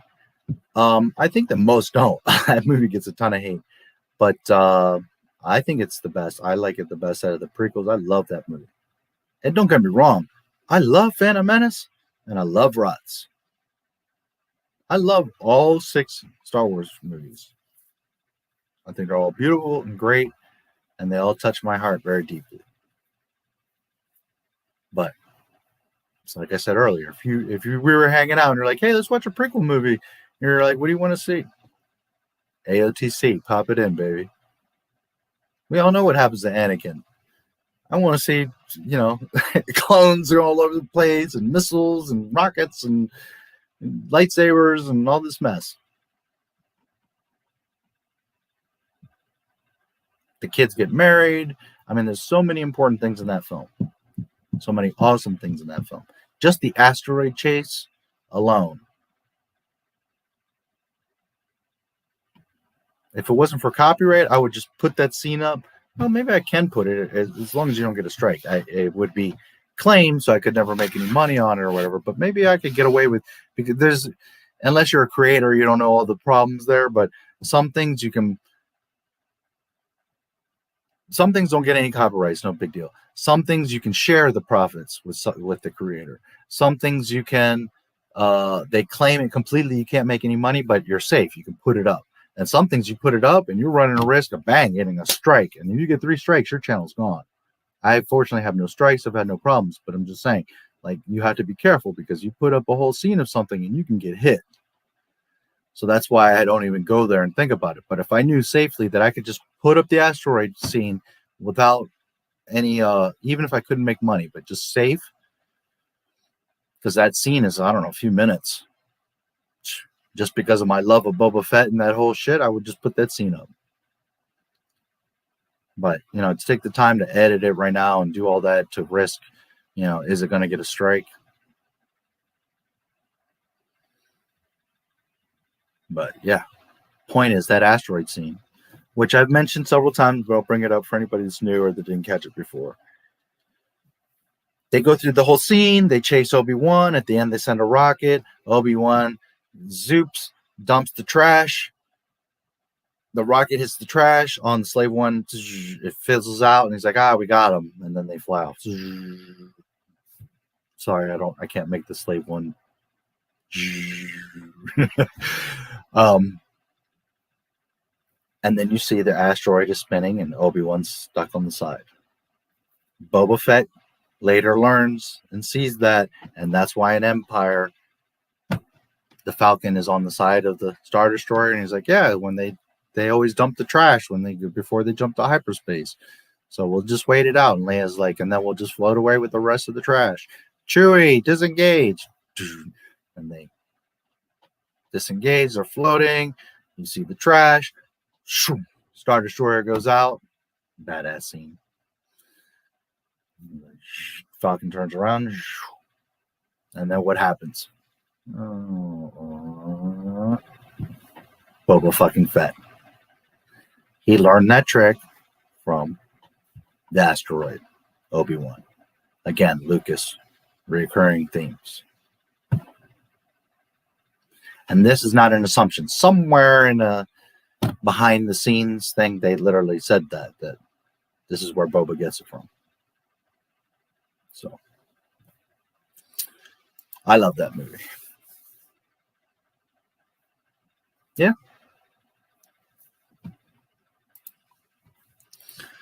Do you like my Slave One sound effect? Right. I laugh because that's like, if not my favorite sound effect in all of Star Wars, it's definitely like in my top 3. You know, I love the lightsaber and Vader's breathing and all kinds of stuff. I love the speeder bikes that howl, that you hear. Not the engine, but whenever you hear that hoo, it's almost like an owl howl. You all know what I'm talking about. There's all kinds of sounds I love. I love them all. But man, the sound of Slave One going by. That's why the intro of my Boba Fett tribute is exactly that. Slave One. I love that sound. That's something that gets me all excited. Star Wars. Remember when episode 2 came out with the preview figures and promo material, and finding out there was a new Boba Fett to learn about and appreciate? What a glorious time to have been alive and Star Wars fan. Yes, I sure do. And yes, it sure was.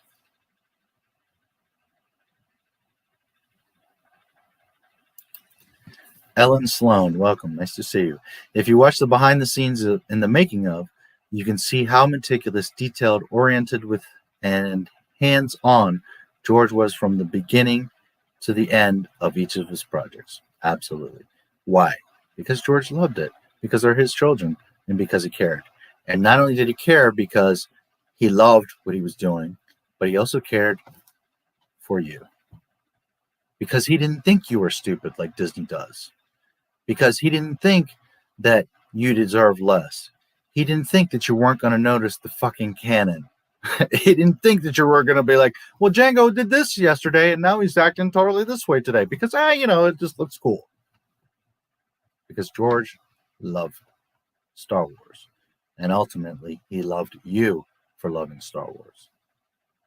Whereas Disney's completely opposite of that. They don't get that. That's where they fail. They tried to be Star Wars, whereas George just was Star Wars. And that's called love. The whole point of Star Wars. Love. So yes. What's your favorite ice cream flavor? Oh boy.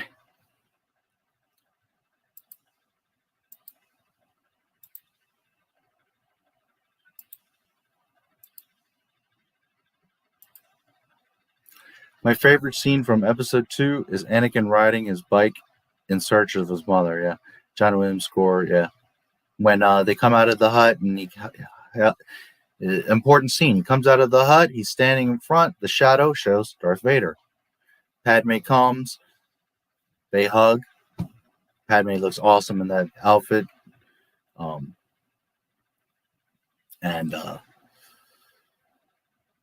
When I say awesome in the outfit, yeah, she looks great. But I'm as the clothing design side of me, like that beautiful, because that thing isn't sexy or revealing. It's like that negligee robe thing she has on. Beautiful. And yeah, he gets on the speeder and yeah. And then he's going along and you see the different cuts through Tatooine. Yeah.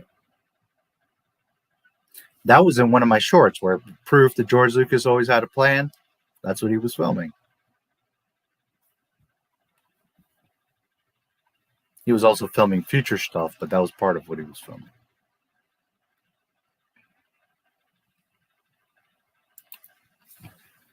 I'll bet Disney plans out large parts of episodes, since it's basically a 10-hour movie, that it's just filler and fluff eats up minutes, probably even factoring cheap production costs into it to pad it out.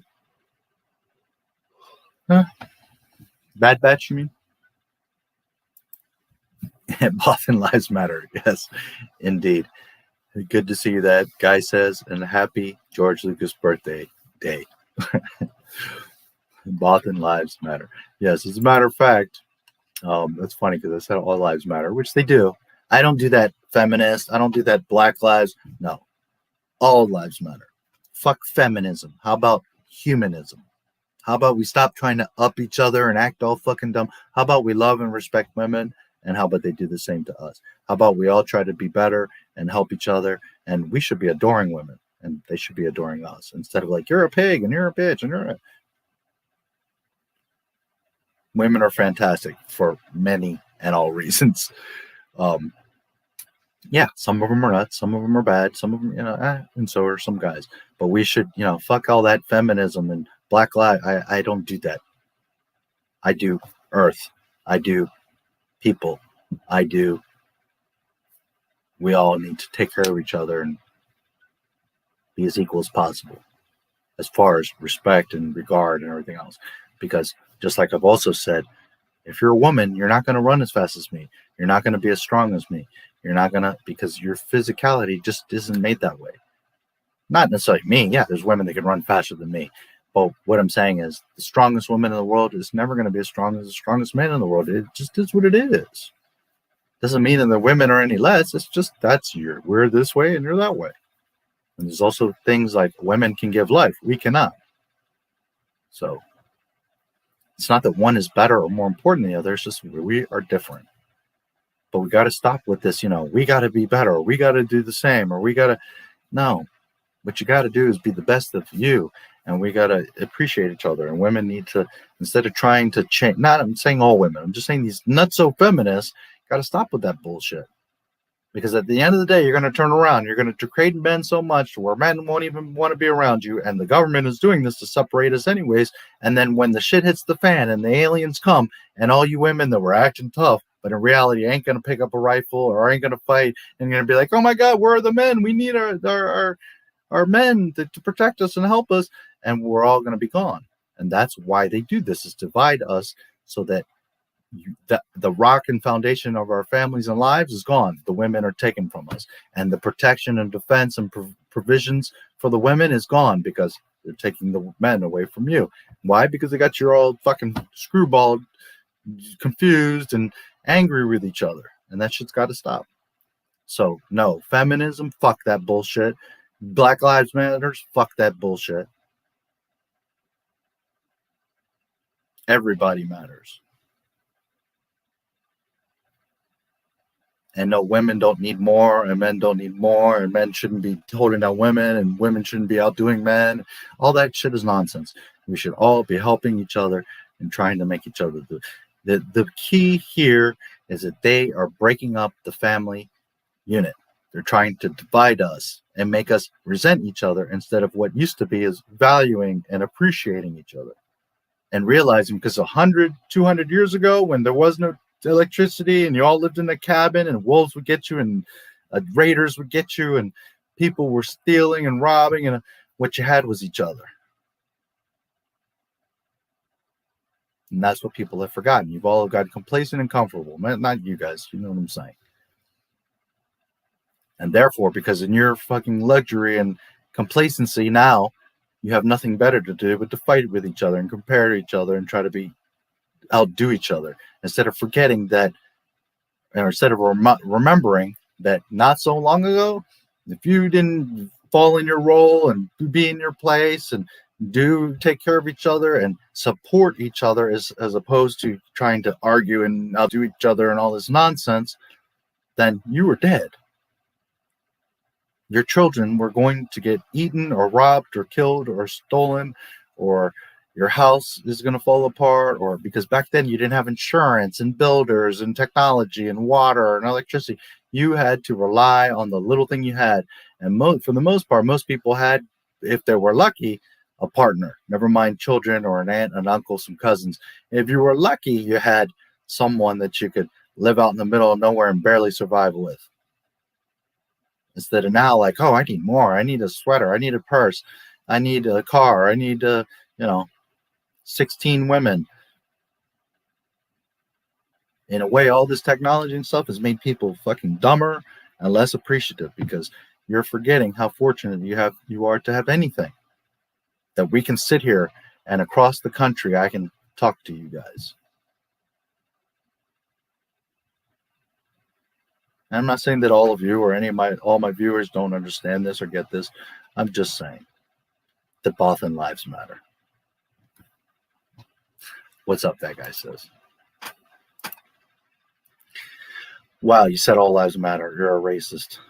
I'm expose you and you're going to get canceled. Ooh. Marie. Ironic. Disney has the biggest IP and doesn't know how to make money. Yep. They literally have the biggest printing machine, the money printing machine, and they have no clue of how to turn it on or make it function or refill the ink, or they're just looking at it. They're all standing around scratching their heads like, this will work, kick it.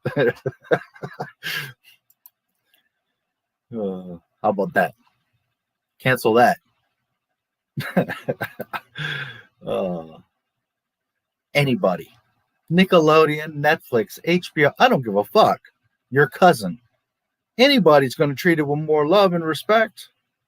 Anybody, even someone that's totally clueless. If they're clueless, they're going to say, well, can you help me? Can you give me an idea? I don't know what to do. But at least they're going to think. At least they're not going to be like, well, let me just pull my pants down and take a big old all over it. I don't care. Netflix, hey, look what they did with Cobra Kai. I am down with that. I'm always here. If Disney, Lucasfilm, George Lucas, anybody wants I'm right here. And I'm not the only one. I'm the only one maybe on YouTube, but I'm not the only one out here that's been a Star Wars fan all this time and knows the shit and actually gives a fuck. Anybody. Even if George buys it and puts it in a vault, well, I'd rather that than this constant taking a big old dino dump on it. Right now, let's say George Lucas buys it and says, oh, well, by the way, all that Disney shit breaks my canon, so out. Star Wars ended October 30th, 2012. That's all there was. Or even he decanonizes a little bit of Clone Wars. He's just like, my 1 through 6, listen, I'm tired of this monkey shit. 1 through 6. I said that was canon in the first place, and that's fucking canon. End of conversation. In a vault, that's it. You're not getting any more Star Wars. I'm okay with it.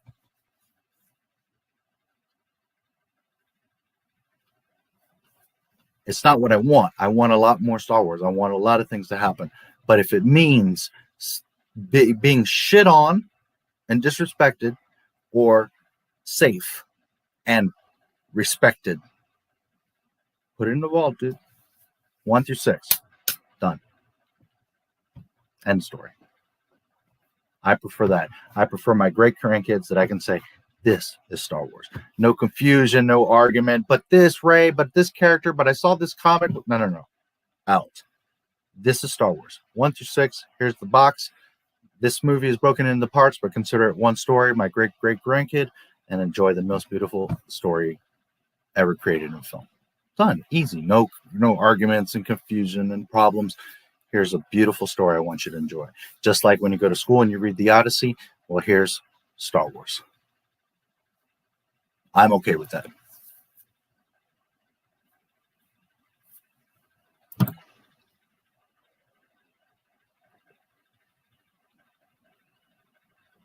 Again, it's not my ideal. There's a lot of stuff I would do, and a lot of stuff that George has that we could, do. Not saying that. All I'm saying is if we're going to have what we have now, then I prefer put it away, 1 through 6. I love that scene as well. AOTC was chock full of beautiful scenes, as in all 6 parts of Star Wars. George Lucas was a real and true artist, as was John Williams' score. So awe-inspiring. Yes. Absolutely. There isn't a film on production. Boba Show and Kenobi, the shows seem to be their last hope. I hope they sell Lucasfilm. Yeah, and that's another thing. You notice how they're not rushing and announcing movies because they know they're down fucked up and they're treading on ice and they don't know what to do. So they're like, they saw The Mandalorian kind of worked, and a bunch of people were like, oh, Clone Wars, Ahsoka, season 7. So they're like, all right, we're going to play safe and do what,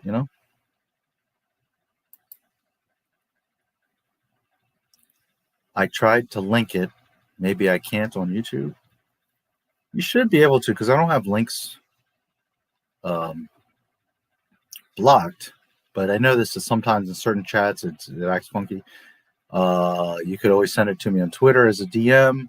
You can send it to my email, NotMyStarWars1977 or tell me the name and I can search it on YouTube.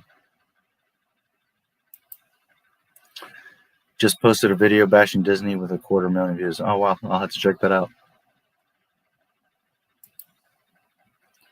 I'm not like a religious Tim Pool viewer, but I've subbed to him for quite a while, and I watch his stuff here and there. That's true. Disney is not even on the realm of the projections they expected. Very fascinating. Yeah. Yeah, there's several layers to their failure. It's not just like, okay, well, this was a fuck up. But overall, no, like every single facet, every angle, they done fucked up. And they keep it cool. They try to play it cool and for this investors, but even the investors are like, all right, you know, we're starting to see through this shit. And it's been 10 years and, you know, you ain't even made your money back. Never mind, we're supposed to be at like 22 billion right now. You know what I'm saying? Like those projections and stuff, they don't play around in big corporate America. So, you know, and I don't bring that up because now you're talking very speculative and, well, but that's what they're projecting, because then you got the airheads. Oh, they made tons of money in the movies and they don't box office work. That really, they only made, you know, 50% plus catering, agents, travel, taxes, fees. They made nothing on the Star Wars movies, literally nothing. Those 3 movies maybe made $1 billion combined. But people don't understand that or want to see that or think logically. So for me to start saying, well, but they were really projected to make, you know, 20 or 30 billion dollars, whatever the number, let's just say 10, real conservative. People will be like, oh, now you're just making shit out. Now you're stretching. They'll flip the conversation. When you argue one point, they're going to be like, oh, they made money. You're an idiot. Look at the box office. And it's like, dude, they don't actually make that. That's what the box office makes. Oh, well, but you're projecting $10 billion and that's not realistic. How would they make that? Now they'll argue the other end, because that's what Disney fans do, is they go in circles just to try to find a way to hold up their argument when they know every angle they're fucked. They're wrong. They lost. But they'll try to argue now the other end, and then I'll have people saying to me, oh, he's an idiot. He expected Disney to make, he's, you know, making false projections and unrealistic goals that they should have made $10 billion. When any Star Wars fan on earth would tell you, over 10 years, Disney in the 20s hasn't made $10 billion. Tell that to somebody 10 years ago or 30 years ago, and they'd be like, what? Dude, they'll probably make $50 billion. What are you talking about? Disney? Star Wars? They have parks and theaters and cruises and parks in other countries, and Disney wouldn't have doubled, tripled, 5 times that by now. People would punch you in the mouth and call you a liar. So anybody that knows anything about business, knows anything about the film industry, and especially Star Wars, would tell you, well, yeah, after 10 years, they should have been made their money back several times over. But if I say that, you're going to get the Mickey Mouseketeers that are like, you don't know what you're talking about. All they had to make was $4 billion. When we all know right now they should minimum, blink without a blink of an eye, should have made $10 billion. Not even 6 over the $4 billion that they paid. I'm talking about like they should be at $14 billion, just like at a blink of an eye. They should $10 billion in their pocket.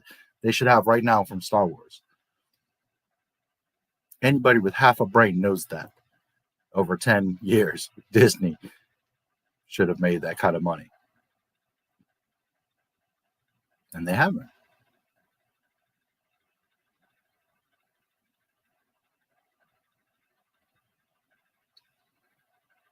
Meanwhile, if I was in control of Star Wars, Episode 9 alone would have made $5 billion.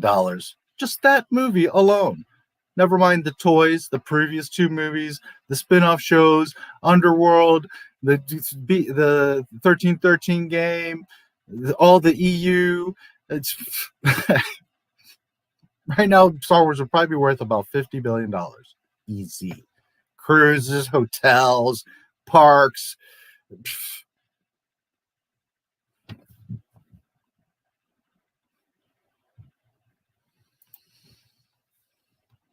Mm-hmm.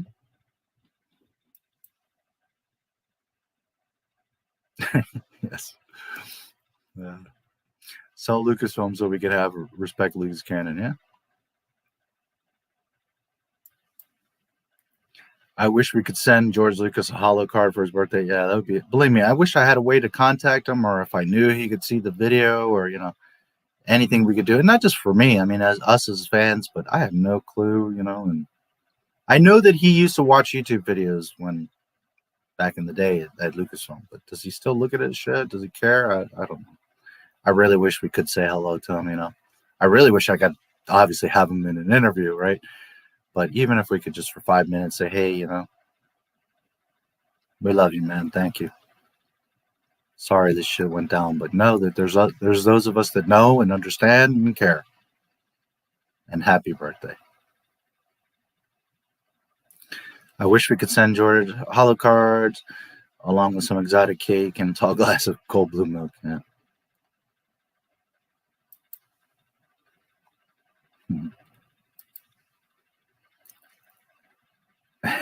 There you go. Don't forget the Wookiee cookies. Hello there, Open Airlock. Don't fall for the lure of EU products. Buy old EU products on eBay. A list of 300 plus EU figures from the past. Yeah, I see your tweets. You're always showing really awesome stuff. Absolutely, you know. And I've said it before, but I'll pair it off of what Open Airlock just said, and to remind people that don't buy shit from Disney. What you need to do is buy it secondhand. There's mint stuff out there. There's people out there selling it. Shit, you could probably get a whole EU book collection for, you know, not too much. There's people out there that sell the stuff. You can find it. Garage sales, Goodwill. It's around. You can find it if you truly look. And I know some people like OG Star Wars, love her. But she always says, like, I choose Legends and buy the books that say Legends because that tells Disney what we want. But no, sweetheart, that's not what Disney's laughing at you. Disney's like, oh, you're buying our shit. Ha, ha, ha. All Disney does is like, oh, you don't like it with this paint? Okay, we'll put it with this paint and you'll sucker in and buy it. That doesn't work with Disney. You need to not buy from Disney. You need to not even acknowledge that Legends exist. Legends, there's no such a thing. EU, I only buy the EU. Stuff that was printed before you owned it, that does not say Legends or anything to do with Disney, and that you ain't getting a fucking dime. That's what you need to be buying. Go to the bookstore, go to the fair, go to Goodwill, get online, ask around. There's tons of forum boards. You'd be surprised if you started going making videos or talking about, hey, I really need this book and these 3 issues of comics. There's people out there. We can connect you. We'll find a way. We'll talk to get each other. We could even make a whole EU trade market between all of us. Disney does not give a fuck about you signaling, well, we don't like this, but we like Mandalorian. We don't care for this, but we'll buy Legends. No. That doesn't work that way. Disney is like, yeah, you're buying the shit. We got you. Legends is theirs. You think you're telling Disney a message, and Disney's just saying, oh, well, Legends is our thing, so you're just buying Disney property. See, it works because when it goes to the shareholders aren't looking at a breakdown and saying, okay, but what do they actually care about? What do they actually buy? Well, you know, the truth is that they always choose the Legend stuff. So really, what they want is the EU, and we should stop making the High Republic because this is what they wrote. No, they go to the shareholders and say, see, we sold 35 billion this year of books. Our publishing department looks great. Now, 35 cents of that was High Republic, and 20 cents of that was our new canon stuff, and 98% of all of it was EU, but that were labeled as Legends. But we're not going to say that to the shareholders and actually show the breakdown of the difference. All we're showing is, hey, look, publishing's doing great because we just made, $35 billion. See, we know what we're doing. Because the shareholders don't know. They're not looking at the details or differentiating or saying, well, oh, yeah, obviously they want the EU stuff. You need to focus on that. That's not how Disney works. Disney is looking at big numbers on spreadsheets and saying, see, publishing made this much money. So you choosing Legends, again, I love OG. It's not to down her or anything, but it's not the way, baby girl. You need to stop buying. Me personally, why would you even want to buy a book that says Legend? That shit is disgusting, ugly. Why would you even buy that? Buy original EU. This is what you want in your life. Clean. So fresh and so clean. All you see is Star Wars. No Disney, no Legends and all that mess. Clean. Not a new cover moved in a EU. Real Star Wars. Whatever. Good to see you, Open Airlock, if you're still around. Yeah, what he said. And, I like that idea. We should start a whole trade, like flea market amongst us. Hey, I've got, the issues 6, 7, and 12 of this series. I've got 3 copies of Heir to the Empire, and we could either start a trade market or selling within each other for reasonable prices, whatever. But the point is that we can connect with each other and be like, hey, I need this, this, and this, and you need this, that, and the other, and he needs these 4, and he's missing that 1 book for his collection. I'm sure if we pulled together, you get. Some of you have double copies or triple copies of stuff. Some of you just may don't care about a certain book anymore. Whatever the case. But instead of you going out there and searching out and buying some ugly ass fucking Legends shit, I don't even acknowledge that. I would never in a million years buy anything that says Legends on it. Are you fucking crazy? Am I Star Wars?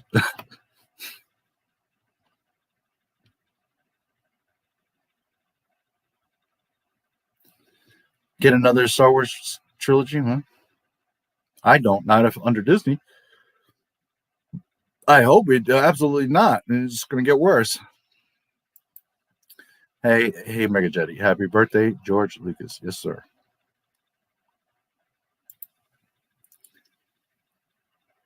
That's where I go when I have the desire to purchase any pre-Disney era Star Wars merchandise, books, figures, models. Yeah. You'd be surprised, guys. Yard sale. Forget eBay, because eBay's expensive, and you have to find the exact thing. I mean, yes, you could look there and Amazon, and there's other, but there's yard sales, Goodwill, people throwing away shit, people giving shit away. Nextdoor. Look at nextdoor.com. It's like a Facebook, but for your neighborhood. Start talking to your neighbors. Start asking, hey, does anybody have any old Star Wars books they want to trade or give away or sell? You'd be surprised. Sometimes all you have to do is ask. Worst is the case is somebody's going to say, no, sorry, I don't have anything. You might be surprised that your neighbor up the street has a whole fucking box of them. Toys, books, whatever. There's all kinds of bookstores, used bookstores. We have a place here in PA called, I think it's called Half Price Books. And it's kind of like GameStop. Like you come in, and of course they give you like 2 cents for a book, and they turn around and sell it for $5. But at least if the book is $10, right, on the spine or inside, right? Let's say it's a $10 book, you can get it for $5. And sometimes some stuff is pretty abused, and sometimes some of that shit is brand new, and there's everything in between. And it's set up like a library, so everything's like on shelves and in sections and in alphabetical. And I don't know that everybody has that, but probably in the bigger cities or more populated areas around the country, you guys have something like that. Maybe you have to drive an hour or two to go, get your girlfriend or wife, your kid, your buddy, and go for a Sunday drive or whatever, and or stay in another town for a weekend and go rummaging around. There's old bookstores and libraries, and if you really want this, it's like I said yesterday, if you really want make something happen, you can find a way, especially when you have the internet and this community. If one of you are looking for something specifically very hard, I'm very busy. The bookstore is a little ride from me. I can't just go right now, but if there was something I can help and something that you might really be looking for, hey, maybe, who knows, I might find something. I have no problem in looking. So if you really want those books, they're out there. You can find them. The toys are harder because a lot of them, are all scratched up and played with and loose and hard to find and lost, and people don't want to let them go, or they sell for massive amounts. But in general, EU books, they're not that expensive. You can find them.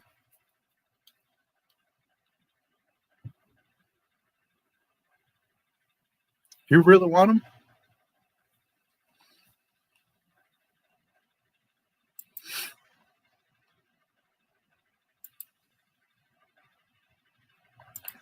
Hello, hello. Good to see you guys as always. I always wanted a real Star Wars story. And, you know, let me just say something because, I don't know, some of you think I'm like a big channel. Not that I'm like a big channel, but I'm bigger than quite a few of you. And you know that I'm busy and all that. But guys, if I can help you, if I can find something or talk to somebody or do a little piece of edit or give you some advice, you want to have a private conversation for half an hour or an hour, I can give you some advice on your channel or what to do, or you're lost as a creator, whatever. I'm a very nice, kind person and I will find a way. I can't say, yeah, at any time I'll just jump and do whatever. But if you need my help, let me know. Maybe I won't be free till next Tuesday at 3 p.m., which I'll be free before that. But I'm just saying, but if that's what it takes, the next Tuesday at 3 p.m., I'll give you an hour and we can talk and whatever you want to talk through or figure out or need help. Or can you see if this book or do you know this person or I can't move mountains. I'm not just saying I can snap my fingers, but, you know, I'm here. I don't know any other creators that really do that, but I will. I don't consider myself a big channel, and even if I had 100,000 subscribers, if you need some help, if you need me to mention a video, if you want to come on here and talk with me, okay, just let me know. I have no problem.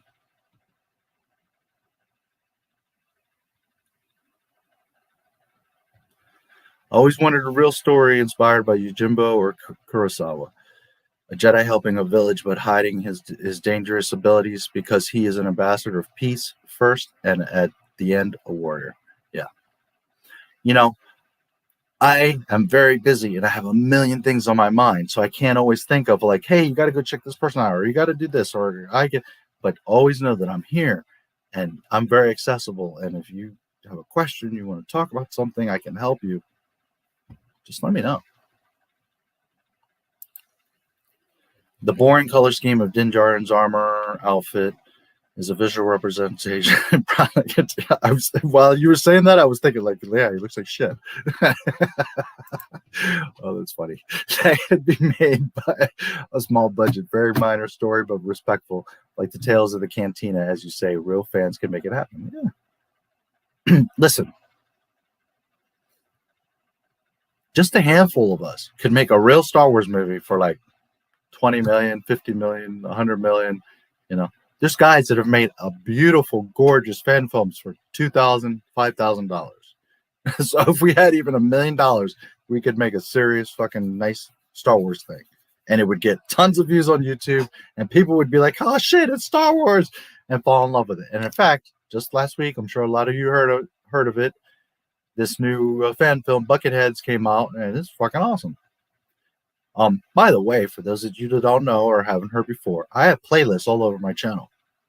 And if you look, there's now a second one that's comedic fan films, but I've had a playlist for a while that's Star Wars fan films. From years I've been finding them and curating them.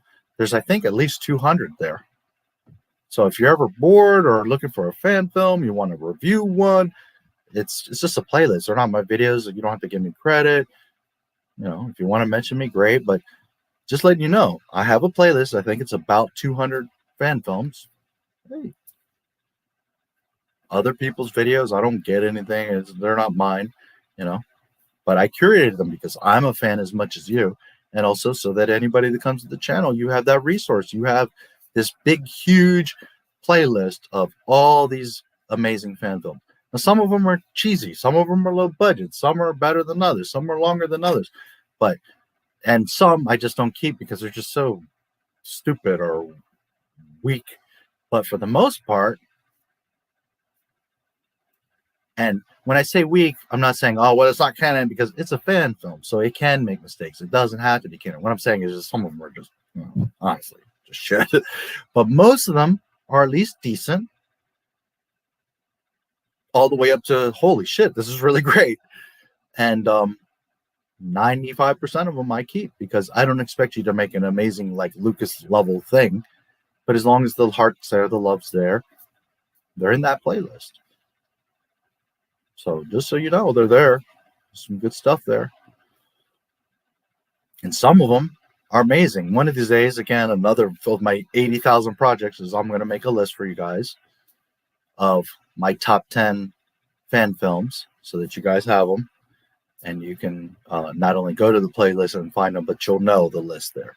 And then you can, which that's up to you how you take my advice and opinion on them. But, I'm going to make a little list. And, yeah. But just know with myself, other creators, the EU, the original films, and all the fan films that are out there, you don't even really need Disney anyways. I'd rather watch half those fan films than the Bad Batch anyways. So sometimes I think Star Wars fans and humans, this is human behavior. You forget what you have. And you're like, I need a new book. But yet I look at your shelf and you've got like 80 books. And I'm like, well, what about that one? Oh, well, I read that like 8 years ago or 3 years ago. And I'm like, dude, but you want to go get new books. Why not like read that great story? And you're like, oh, yeah. So rather than being so thirsty for bullshit, well, remember, there's tons of fan films. There's tons of other shit that we do have. And again, those fan films are very objective. There's all kinds of levels of quality and story, but as long as they're true to Star Wars, they're there. And some of them are little rinky dinks, and some of them are really good. Some of them I'm not like a huge fan of them, but they're cool, they're fun, they're decently made. Like the Obi-Wan that came out about a year ago. I don't hate it, but there's a lot of stuff. It's kind of boring. And the one thing that pisses me off is Obi-Wan throws away his lightsaber. I'm like, holy shit, dude. You made a fan film and you did that dumb shit? Everything was okay in that fan film. But you had Obi-Wan throw away his lightsaber. Don't lose this. This is your life. Have you seen the movies? Like that just ruined a perfectly cool and good fan film. But on the same token, it's in the playlist. I'm not trashing it. It's not like it has to be canon. It's just as frustrating because, come on, Obi-Wan would never throw his fucking lightsaber away. Hello.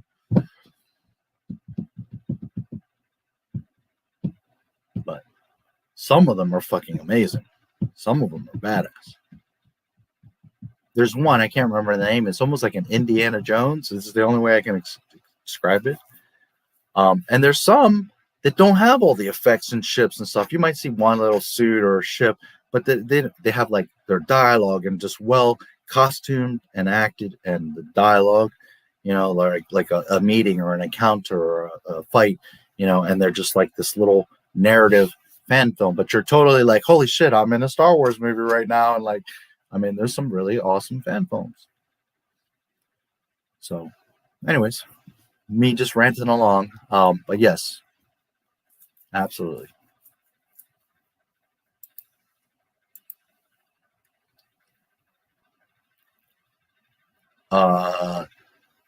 George Lucas's, where I said she actually does a lot of things, but she's like one of the chief executives at Starbucks.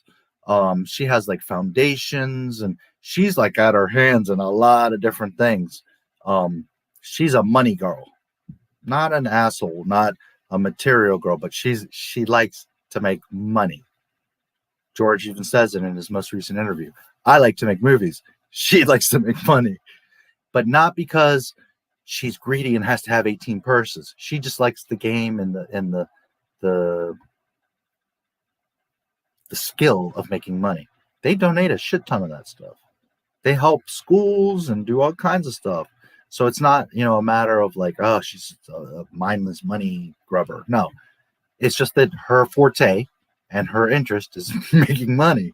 So she's an executive on several boards. One of them, Starbucks. She's very high up in Starbucks, or at least was. I don't know if she's still there, but very important in Starbucks. Not that I'm a Starbucks person or defender. I'm just saying, you're on the top board of Starbucks. You're probably somebody that's pretty smart. I don't know specifically what she does right now. I'm sure she has tons of stocks and investments and properties and stuff as well. Because of her, his museum was going to get built in Chicago. She was the one that talked to the freaking mayor, okay, to get the permits to build the Chicago museum. So that shows you her clout. What specifically her portfolio is, I don't know. But I know that she's worth a shit ton of money. Probably more than George, ironically. But on the same token, George organically made money. She, like, went out and hunted. You know what I'm saying? Like, her thing is to make money. So.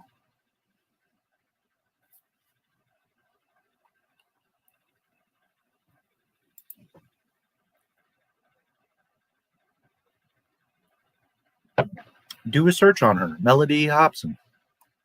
I'm sure there's some stuff. I never really bother because I'm not somebody like that. I don't get starstruck. I'm not somebody like, oh, this, celebrity, and I go and find their birthday and all their details and where they're born, and which is funny because with George Lucas, I kind of did that. But that's a guy that's been in my life since I was 3 years old, and today's his birthday, so I read the wiki and But I'm not in general. I don't like, oh, well, I like this basketball player, so I know his favorite burger and where he buys his shoes, and like, I'm not like that. My favorite model girl in the world, yeah, I've digged around a little bit, but even then I'm not like, I got her pictures and I know all her details, and no, I know her birthday is around mine, and she's the type of woman that I like, and she's from it's roughly close area to where I grew up, and ironically we'd probably be a great match. But outside of that, I'm not someone that's like, oh, let me find out all their stuff and paparazzi and the hide and stock in them. No, I'm not like that at all. So I don't know. I don't look into stuff like that or people like that. No idea. But I'm sure if you did a search on her, you could probably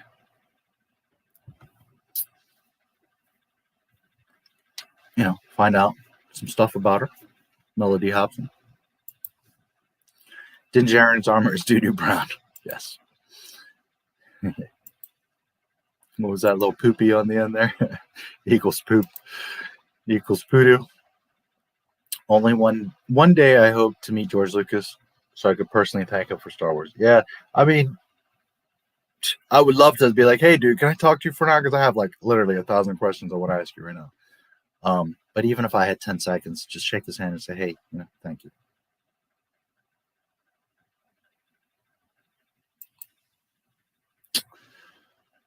Says kind of like his initials, DD, stands for doo-doo. Yes. Doo-doo Jaren. Like what Adaptive Rider Bear. Yes. You're right. Most people get excited on the moment they see the slave wand or lightsaber. We can get more small-scale stories, but impactful and respectful. Yeah. And again, some of those fan films, holy shit, they got awesome CGI and models. And don't get me wrong, some of them are like bang bazawa. There's one that's is a young Mara Jade, this cute little redhead girl. Well, she's, I don't know. And this was years ago, but she's probably like 15-ish. And she does a good job. I mean, she's not like a professional actor and all, but like you're like, oh shit, young Mara. Like she does some lightsaber fighting, and I think Boba Fett's there, and like it's pretty neat. It's pretty badass, little young Mara. There's films there that are some good stuff. Look at my Boba Fett tribute. That's made up of a bunch of fan films, Boba Fett fan films. I reached out to all these people, and I took stuff from the movies and different things like the holiday special. But I also, a lot of that is fan films, and I got the permission from those creators. So some of that Boba Fett shit is like, holy shit, that's like as good as Lucasfilm. So, yeah, absolutely. At the end of the day, Star Wars, yes, it's important that it looks nice and it has the details and all that. But at the core, we all love it for what it is: the story, the lore, So if you see a Boba Fett that his paint is a little bit off, and you see that the ships aren't perfect and there's not as much scale, there's only one TIE fighter instead of 20, or there's 3 TIE fighters instead of but you see that someone really is trying and really loves, and because Star Wars has what's the word I'm looking for? Like an intangible thing about it that you can't touch, you can't place it or smell it, but it's there. It's that Star Wars magic that you either get it or you don't. Disney never got it, not even close, like totally is clueless. But some fans, a lot of fans, do get it, whether they're sketching a clone or Boba or a Jedi, or they write a little story, or they make a video, or a lot of these fan films, they captured that magic and they're doing it for $2,000. Why? Because in here you understand, because here you care. That's the root of Star Wars, not like, oh, look, it's 6,000 Star Destroyers. 5,000 Star Destroyers on Exegol with those planet-killing lasers mean nothing to us. They're hollow. That's not Star Wars. And that's what Disney doesn't get. Whereas you could have had 5 strategically positioned for the right meaning, for the right situation and meaning and context that respected canon, that would have had massive impact. But Disney doesn't understand that. They never did.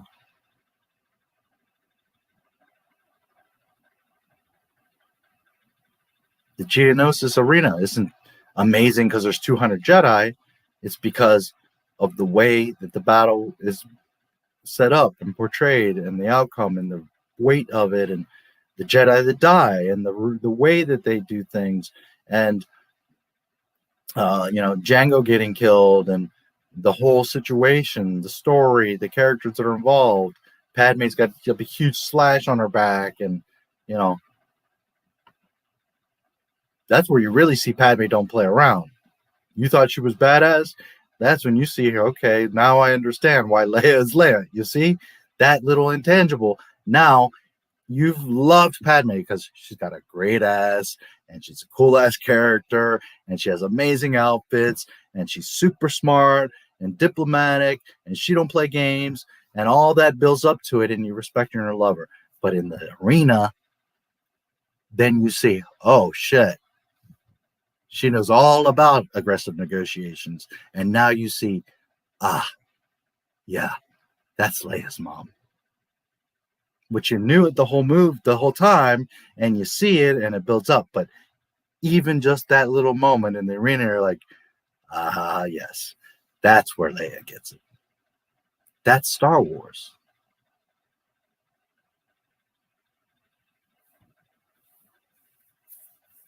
Those moments, that's the magic that Disney has no clue how to capture, not even a little moment like that.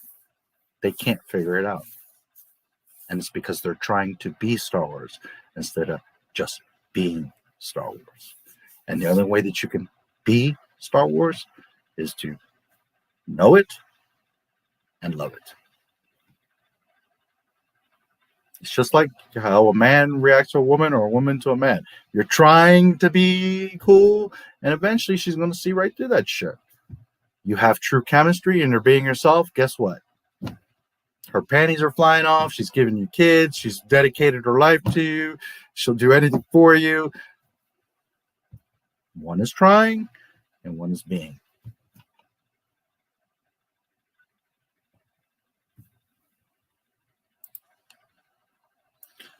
I bet that with all the myriads of details and sounds that are in Star Wars would make an absolutely awesome immersive VR experience with surround sound. Oh, yeah. Ben Berg, another genius. Sometimes, we forget his name and we don't mention him. Him alone. Holy shit. All those little sounds. A lightsaber isn't anything, right? Without the whir. Slave One isn't anything without the...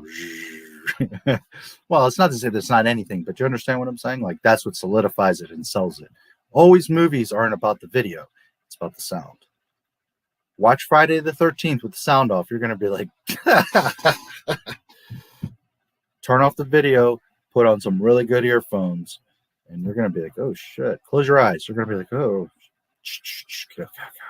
And I know it's cheesy because it's from the 80s, but my point here is that it's all about the audio. The audio is what sells it, because you could see a guy running or falling or shooting and it does nothing. But when you match the sound to it and you hear it, that's where your brain acknowledges it and registers it and confirms it. It's validated. So you could have a low quality, cheapy video, but if your sound effects are on point, even music is a big thing. But even if you didn't have a music track, you just got your sound effects on point, you're going to buy it. You could have the most high def thing and the sound's all fucked up or there's no sound and you're just like, oh, I'm looking at a big image. Why was Jaws so freaking scary and a big deal? Why did that movie make so much money and have a big impact? Because of the big rubber shark? Dun-dun, dun-dun, dun-dun, dun, dun, dun, dun, dun, dun. That's why Jaws is the film that everybody knows. And that's why you freak the fuck out and you're looking at a big rubber shark and you're like, oh shit. That's why you buy it. So Ben Burtt is one of the most key, more than the entire visual effects department and all these other people, which they're all marketing, development. All these things are so important to build any kind of film, never mind a Star Wars. But Ben Burtt is actually one of the top, most important key pieces of the whole thing. He's the one that sells it all. Mustafar, if you're not hearing the lava, if you don't hear Archie's chirping, if you don't hear the little rockets or the lasers in the background, Roger, Roger, all that stuff is what sells it, what makes it real. No matter how cool and grandiose, Coruscant is nothing unless you hear. Those are the things that make it real.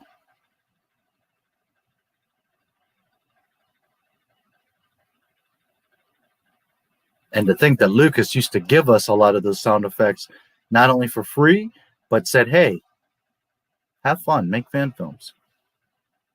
And Disney won't allow a book that they don't even own and have them published to just be left the fuck alone.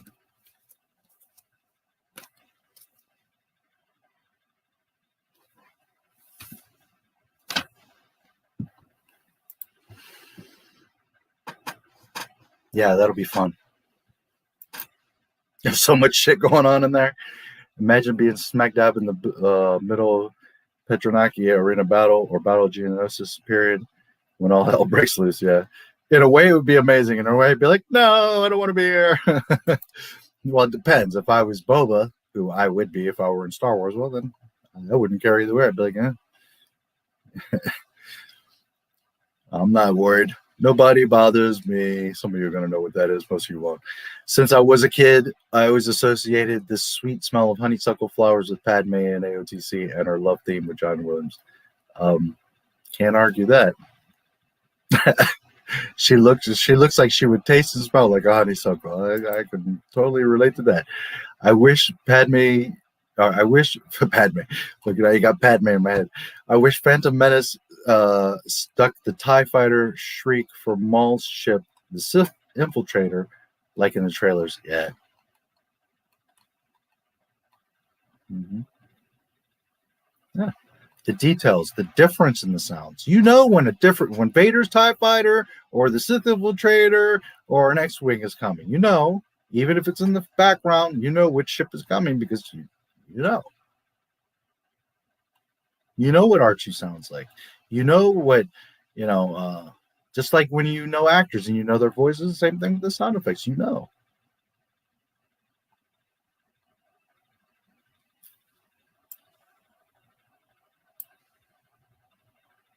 The sound that Zam Wessel's ship makes, that eerie sound and flying around Coruscant, you know. Your eyes could be closed, but you know, oh, yeah, Zam. You can totally picture Zam,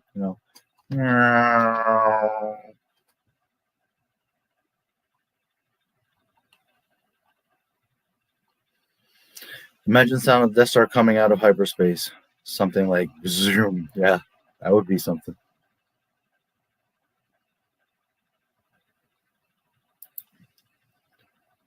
Howdy, hello there. You got a birthday cake for George? Do you really believe aliens will invade us? I never said that. I believe that there are probably aliens here now. and that aliens have been back and forth and been here. Sure, but invade us? Never said that. And do I have proof that they're here or what they are or what they're doing? No.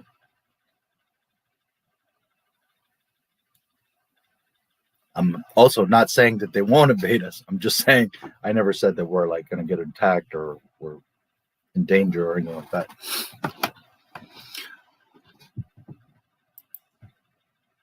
I believe equality too. I don't think anyone is above anyone on a morality scale, but if you tell a lot of folks that, you get socially crucified for it. Yeah.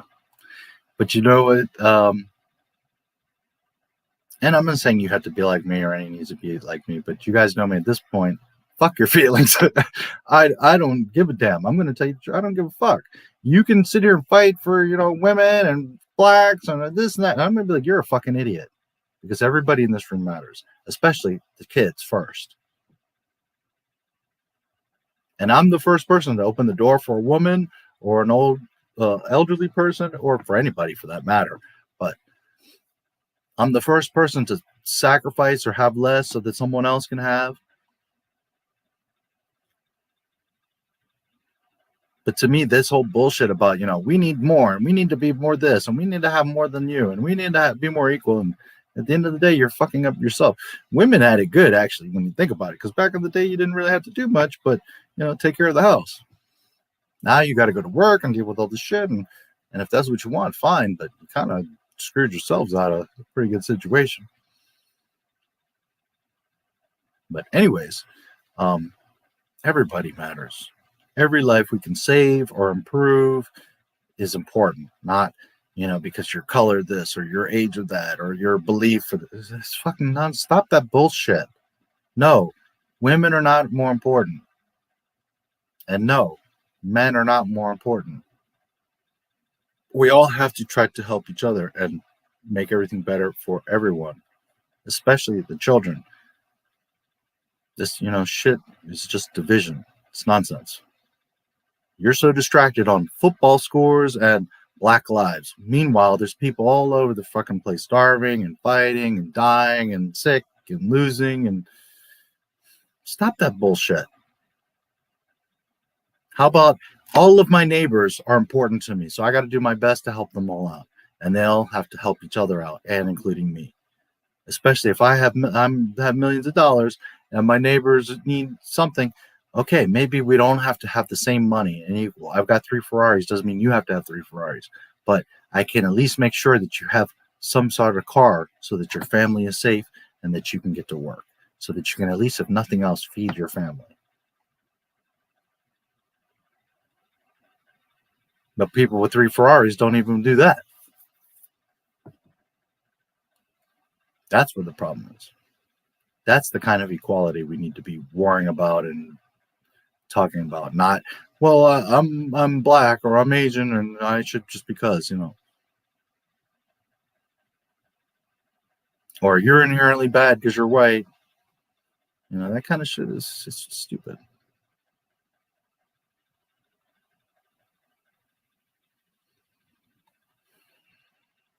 But yeah, it's true. The difference is me, I don't give a fuck. And me, I can defend myself.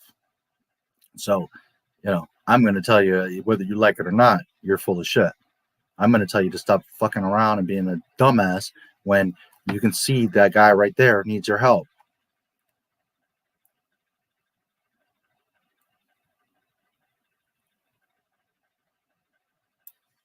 And I'm not saying that makes any of you any less. I'm just saying that I don't, you know what I mean? Like, I've always been that way. Like, I don't give a fuck. Because what I care about is what's right. What's true equality. Not where you're from, how tall you are, if you're ugly or you're short. If you're someone that needs some help and I can help you, then I will. And I expect others to do the same, especially when you have much more than me. Because honestly, I have very little. I've lost everything I ever owned.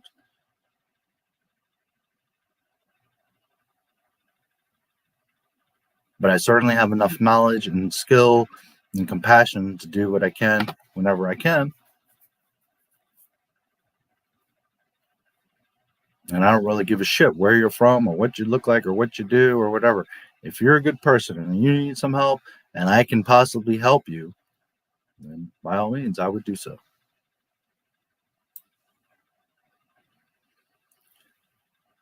Aliens have been visiting us for quite some time, and I mean ET, not illegals. Well, yeah, of course.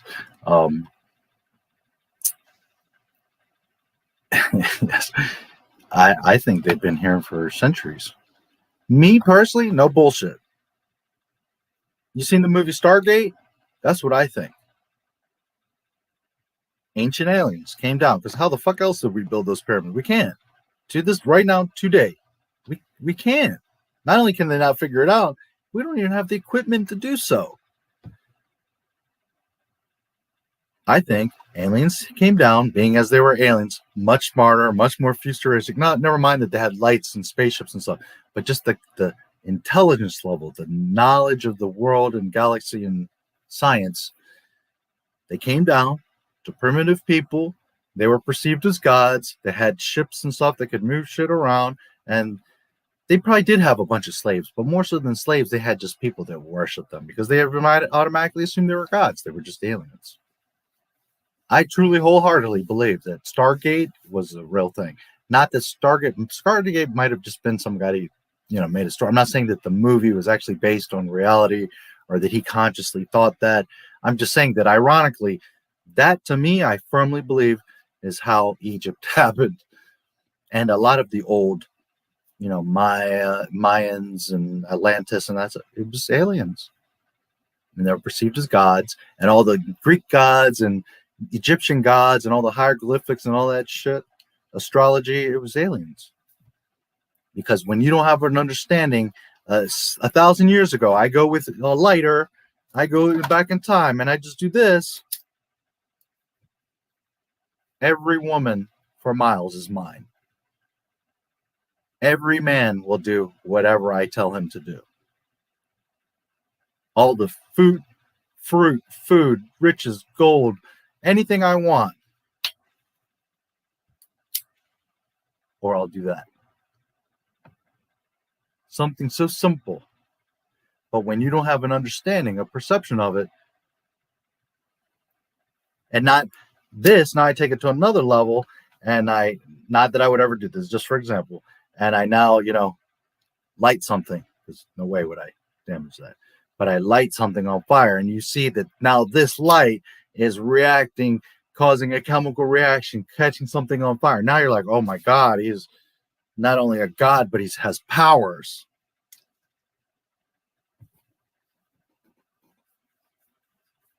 So I don't know. I wasn't there, but I wholeheartedly,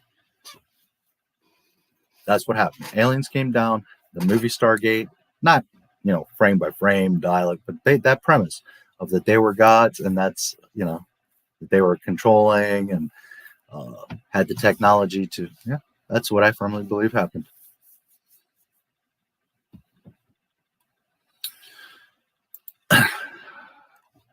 And ET, if I could, would phone with him. Gordon, I agree. Hopefully in June, the government exposes some truth on the matter. Yeah.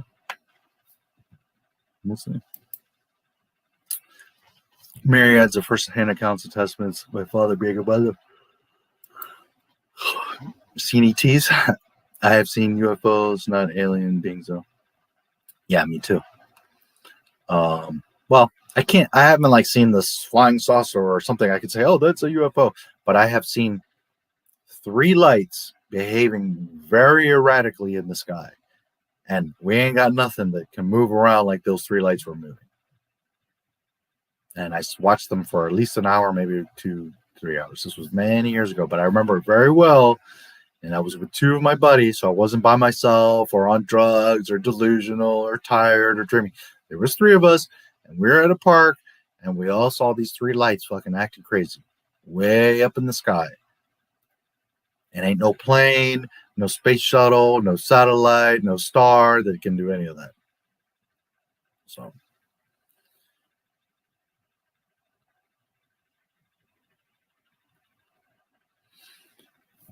I've seen a bunch of ETs. Episode 2 of Star Wars. I should say, so for what price, not to whom.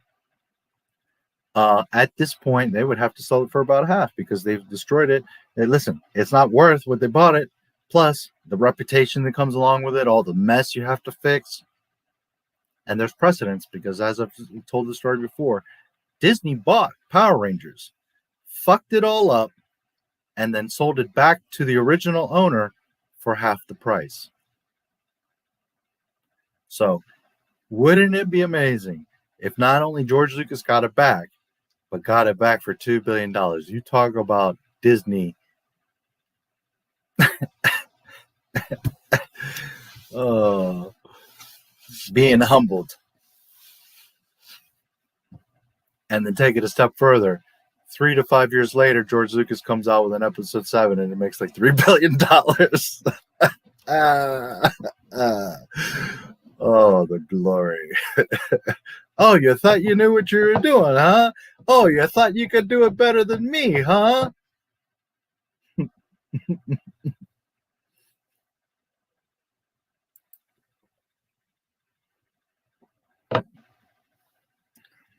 Moderator. Yeah, it's possible. I have it where the links aren't blocked, but yeah, I guess it doesn't like to let you unless you're a moderator. Star Wars Land instead of Galaxy's Edge, man, they'd be swimming in money. Yep. And that's the thing. They've done so much damage that even if now they started doing it, that's another thing. Like, people are like, well, I hope now they got the message. Now they're going to do better. Now they're going to, it's way too late for that. Even if they, let's say they started from today doing everything perfect, it's going to take like 10 years just to get the graces back and the trust back and get it back to where, you know, we got way past Jake Skywalker and that's erased from people's heads. And like your Mary Sue Ray is deleted and gone. And like, until we have serious validation over the next like 10 years, you've done 10 years of damage. It's probably going to take you about 20 to get it back. So even if they did everything perfect from here on out, which we know they're not going to, it's way too late. That's why I'm telling you, they got to sell because they know it's fucked. They haven't made their money. They're way under the projections, and they know that even if today they started doing it all opposite, and it's fucked. They've tainted it, so now it's all like.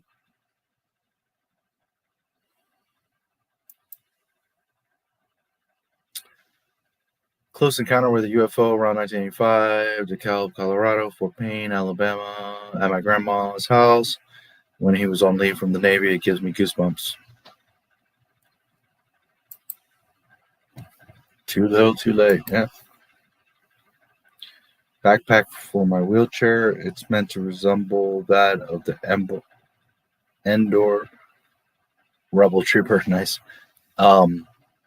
I like those guys. I always like those suits, those ponchos with that hat. And they're unisex. Leia looks just as good in it as Luke.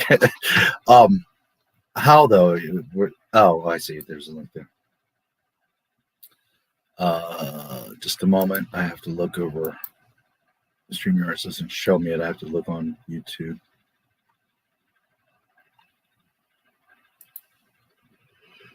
Let's see if I can find.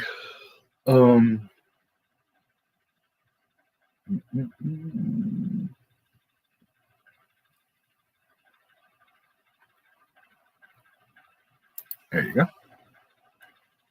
Ooh.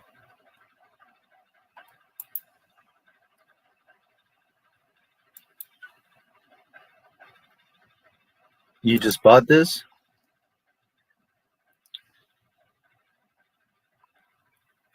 Wow, these are all pretty nice.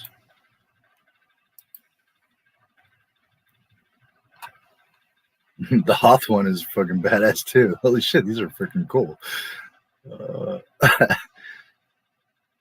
Damn, these are sweet. That Hoth one is badass. Oh man, too cool. I'll show you guys. Hold on one second. Need a mosquito. Hold on one sec. I'll show you.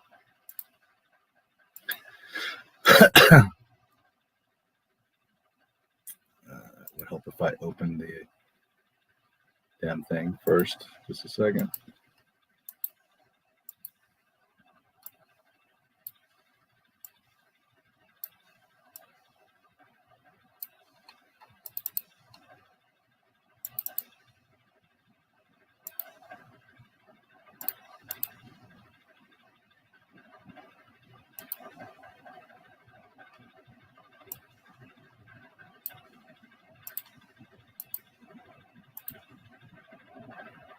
Why aren't you pulling it up? Let me try that again. Screen sharing's being a little doofus right now. There you are.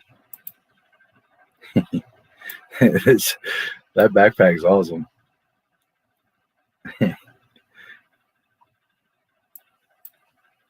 Little cold weather Hoss backpack. And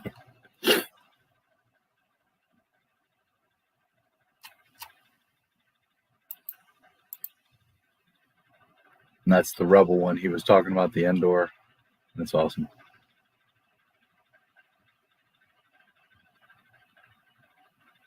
That's nice. Of course, that ain't shit compared to this.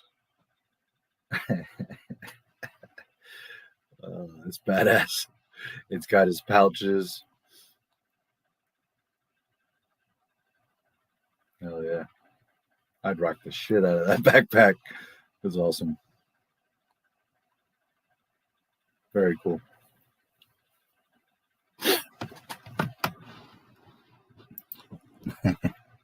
Good stuff.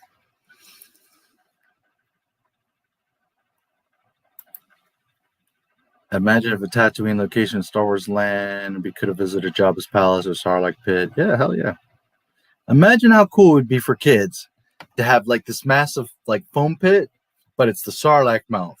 And you're like diving and doing flips or doing, what is it, cannonballs into the Sarlacc. I mean, holy shit. I would right now at my age and size do it. I'd be like, hell yeah. Jumping into the Sarlacc. Fuck yes. Or it could be like a pool.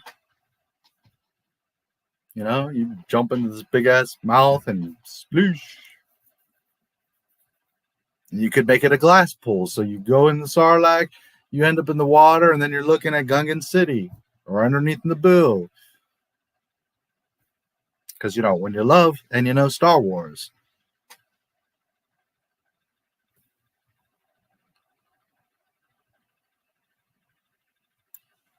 And it's hot as shit. So instead of going to like a sprinkler, you would have like this massive dome and you would be on a Camino platform and everyone could stand underneath the sprinklers and you would be on the Camino platform. And every now and then clones would be walking by. You know, because when you love and know Star Wars,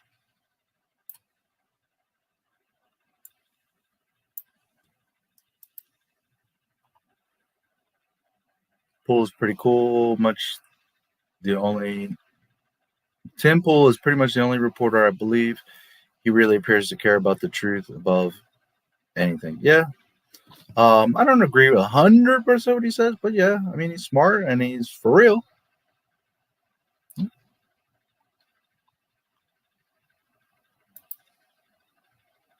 Indoor backpack, yeah.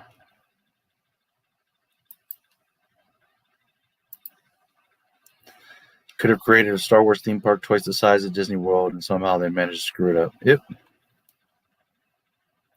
Honestly, I don't know why George didn't do all this stuff by himself. I guess he didn't want to deal with it and the money. But dude, you should have made Star Wars Plus. You should have made a Star Wars land. Fuck Disney and all that. You just buy a piece of land and make a big ass Star Wars land. Holy fuck. That place would be packed every day. You could go walk around underneath an AT-AT and I mean, you know, sit in a land speeder, go to the cantina and R2's like bumping in your leg. And I mean, there's just so many things that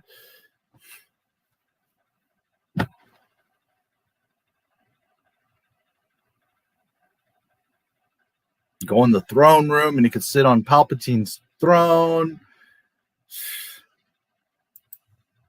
You look out the window and you see this big ass space battle. I mean, holy fuck. There's tons of roller coasters, so you could that are like on rails and on the ground. You could get on a speeder bike and go on through this whole tour through like this whole wooded section for like 5-10 minutes. They could have made this whole thing, and it wouldn't obviously be that fast, but it could be pick up some speed and go through some rails, and you could have them side by side and like coming close, and you could have like dummy one like crash into the tree, and you would see an Ewok here in there. You know, you'd be like going through the trees and like, oh, there's Chief Chirpa, and there's Wicked, and I mean, you'd be and you'd see the bunker, and I mean, oh well. I have something similar through much simpler, and though simpler in design, and I bought from a thrift store that looks real close to the prop. Yeah, I used to have, amongst all the shit that I lost, this beautiful Mark Echo. Actually, an ex-girlfriend bought it for me. It was like $150, $200. This hoodie, it was exactly to the T, handmade Boba Fett, top, everything, every patch, detail, and it had a hood. And when you put the hood on, it had the zipper, right, for the sweater would keep going and zip up to here. So you your whole face would be covered, right? The hood and the face would be, it was his mask. It was his helmet. It was so fucking badass. I'm sure some of you have seen it. That shit was fucking dope as shit. And nice, beautiful quality. It was expensive. It was a nice ass sweater. It had I think a pocket and like all the patches and designs. I mean, it was spot on. And the thing with the hood, and they could zip it up, and it was so freaking badass. I have a picture of that somewhere. Maybe I can dig it up one day for you guys to see. I still have a picture of that. That thing was badass. I have something similar, much simpler in design, thrift store, look real close to the prop you see on screen.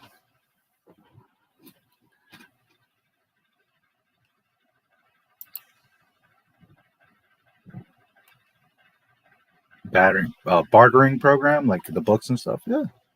Hey, if I can facilitate that, maybe we can do like a trading post or something. I'm happy to be a part of it or make it happen or whatever. I'll need a little help and some ideas, but if that's something you guys are interested in, I'm more than happy. I don't have, like I said, I had lost everything. I don't have any, unfortunately, I don't have like my sweater and my Boba Fett collection and my books, and I lost all that.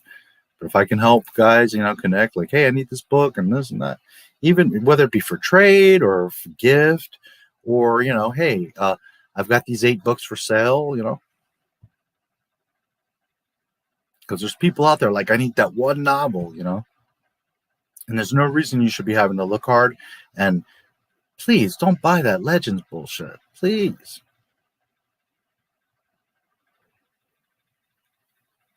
I see what you're trying to do. I see that you're trying to make the point that we don't want the new stuff, that we're choosing the old stuff, and that you're trying to send a message.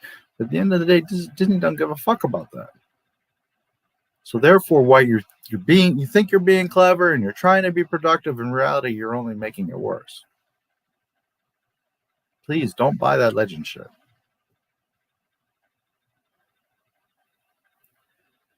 Definitely get it. Yeah. Hey, if you guys want to make it happen, let me know. I'll do what I can to make that happen.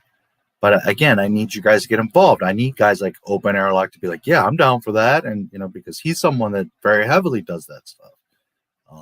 RK Outpost and these guys, you guys got to talk to me. You want to do that shit? I'm down for it, but I can't do it myself. Start a website that is simply a petition describing how I reject and boycott Disney Star Wars in every way. And until you sell Lucasfilm back to George Lucas, I promise to not spend a red cent on anything Disney or Disney Star Wars related. Well, technically you could. There are free, like Weebly. You can make a free website. It's very easy to work with, drag and drop. You can make, and for that, you only need about 1 or 2 pages. You just make a page, like a landing page with what your statement is, maybe a poll or a petition or whatever, and then you can maybe have 1 or 2 other pages, like an about and a contact. I mean, you don't have to do this. Very It's not hard. If you really want to do it, you could actually do it yourself. You'd be surprised. And there's free website builders out there. So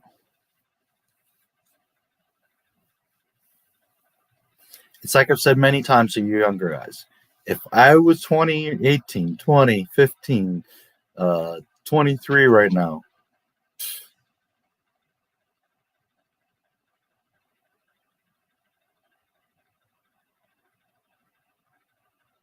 if in my days when I was that age and I was a semi-pro skateboarder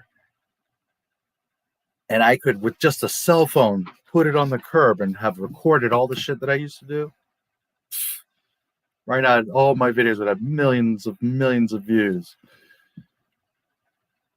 But back then we didn't have that. You had big cameras and they were expensive, and it was like a whole ordeal to get my friend for his father to let him take it out of the house, and we could take a block up the street.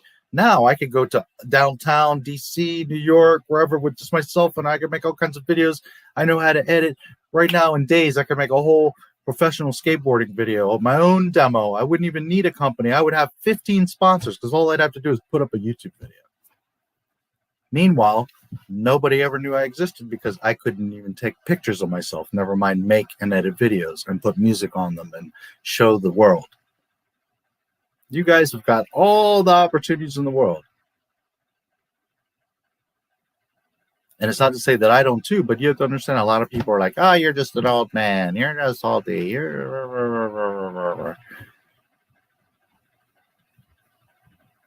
guys, man, you have so many opportunities.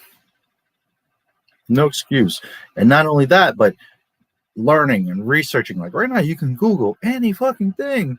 You have no excuse to not study, research, learn, understand. You got people like me and you got Google. You got zero excuses right now. And most of that you can do for free. Yes, the cell phone costs money, but even if you don't have service, the camera's on here, the memory, you could right now film a fan film, make a skateboarding video, teach people how to fish, bass fish. I mean, you can just go on and on and on with what you can do with just this fucking phone.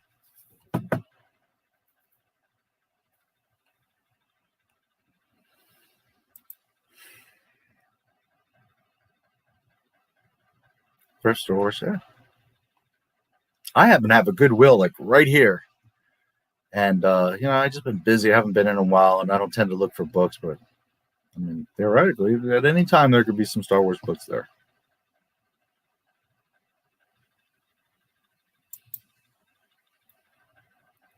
Search out fellow Star Wars purists, encourage them to sign. Yeah. Land would have been real awesome and neat to visit. I've always tried to imagine my immediate surroundings as being Star Wars environments, be it cities. Yeah. Most of my recent VHS and many of my recent DVD and even some of my Laserdisc and Blu-ray editions to my collection are from Facebook Marketplace. Yeah. And being given away for free. Yeah, you'd be surprised. If you were looking to move or find that kind of stuff, Facebook Marketplace, nextdoor.com, and of course, you can do like Twitter and stuff like that. But those two are like really good for getting, that community type of communication. Of course, YouTube videos or whatever. There's a lot of ways. Yeah. I mean, again, if you really want to find that stuff, it's out there.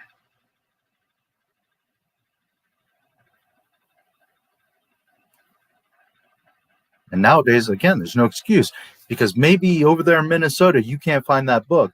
But dude, you can make a video, or we could make some sort of barter site, channel, exchange, something where there's no excuse because you in LA can look for this book and I in PA can look for this book, and one of us is going to find it. One of us is going to be able to, So there's not much of an excuse.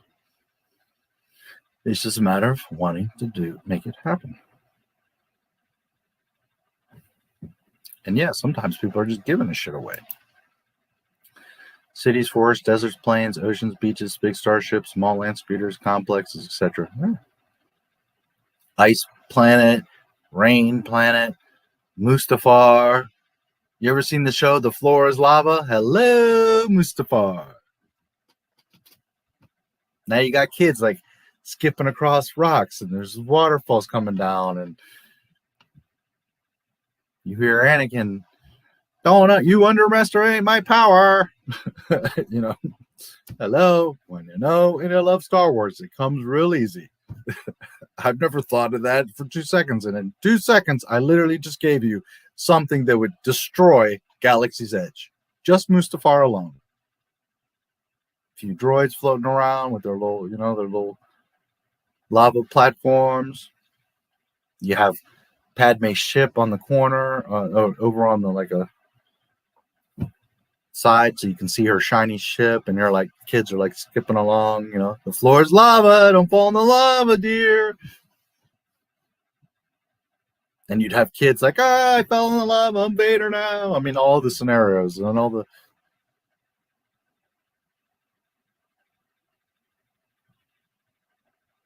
It's not hard. Star Wars, you have to really fuck up to not make money. You have to really not know or purposely do it wrong to not make money, to not have billions of fans freaking adoring it. You really have to be talented to fuck it up. And so, in a way, we must credit KK because she managed to do pretty much the impossible. Because you give me control of Lucasfilm, you give me control of one film or the park or any facet of it, and I will outperform everything. Dave, John, Pablo, all of them. I'll embarrass the fuck out of all of them. Because why? Because I'm not going to go in there with any ego and like, I want this character. I'm going to make it all about Boba Fett. Nope. I'm going to make it all about Star Wars.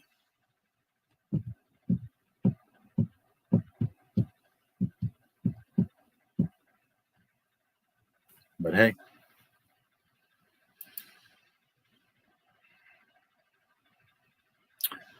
Very kind of you, Not My Stars. I'll keep it in mind. My first upload on YouTube is going to be Samurai Film. Oh, yeah, cool. Absolutely. Any way I can help, you know. Again, I'm real busy. I can't go out of my way. I'm broke. I have very little. But I know people. I'm smart. There are things I can do. I have Bothan spies.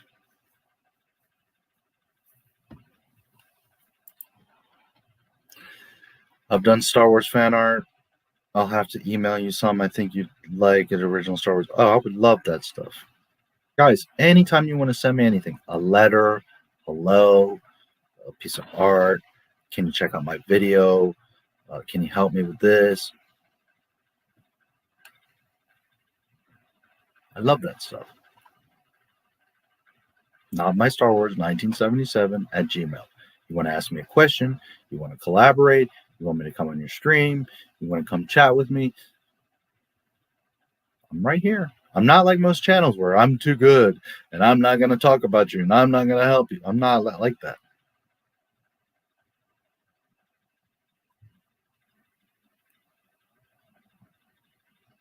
I would love to see that stuff, baby girl. Wow, I'll check out the Star Wars fan film playlist. Yeah. I think it's at 200. Here, I'll check real quick. I forget, so I don't mention it, but I also don't show it because, you know, I don't want to risk copyright and plus it's other people's stuff. Although I'm sure most of those guys, if I reach out, they'd be like, of course, put me on your stream. You know.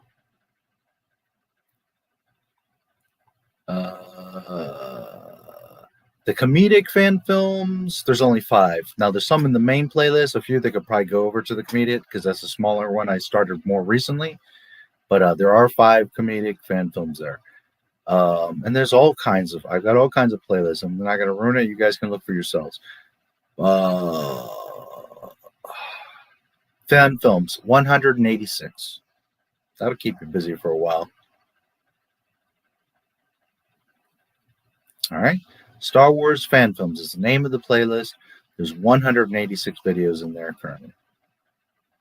And every now and then I find a new one or an old one or whatever. Now, granted, maybe 5 or 10 of those need to move over to the comedic, but at the end of the day, they're fan films. So right there, you've got 186 fan films. Now, I would prefer that you watch my videos, but yes, they're there for a reason, so that we all can enjoy them.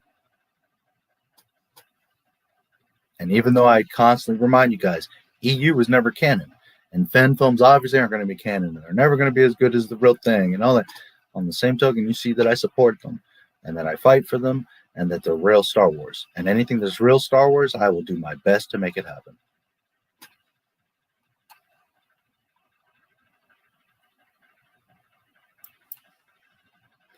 And imagining some old junk or common, uncommon items around the house to be items, objects you would find, see, use in Star Wars universe, as it just had the futuristic look feel to it. Man.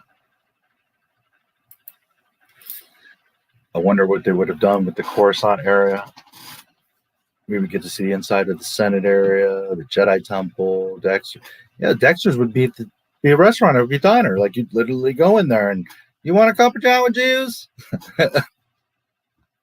Hello? It's not that difficult. I mean, Lucas literally gave you a treasure trove, as he said. Use your fucking brains, KK. Do you understand how many people would love to go to Dexter's fucking diner?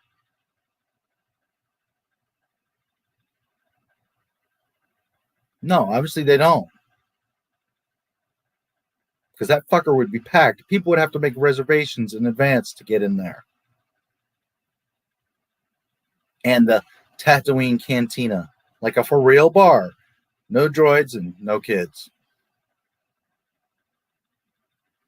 And all the cosplay girls would be in there, all up in there. Twi'leks and Togrutas and, oh yeah.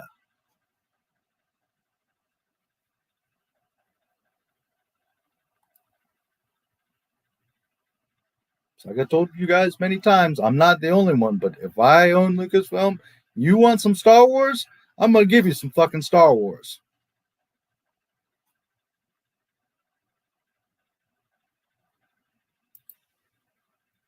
As well as imagining funky looking insects or animals or plants that I see around me and interact with an alien and could easily fit right into the Star Wars universe. I also love to make Star Wars props from junk and other stuff laying around the house, and also making Star Wars outfits, costumes from scratch, old clothes. Nice. And again, if you guys ever want to show me a picture of something, like not even something that like you drew or something, but like, hey, you made a prop, or you made a silly, you made your motorcycle to look like a scout trooper bike, or, whatever. I'm happy to look at that stuff. You want me to show it or share it or talk about it, or just send it to me because you just want me to look at it. Hey.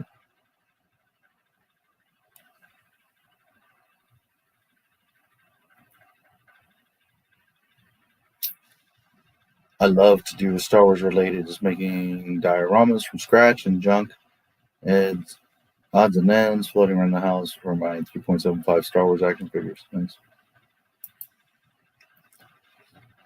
Knew about aggressive negotiations before AOTC and Phantom Menace when she went back to Naboo and convinced the Gungans to help her take her world.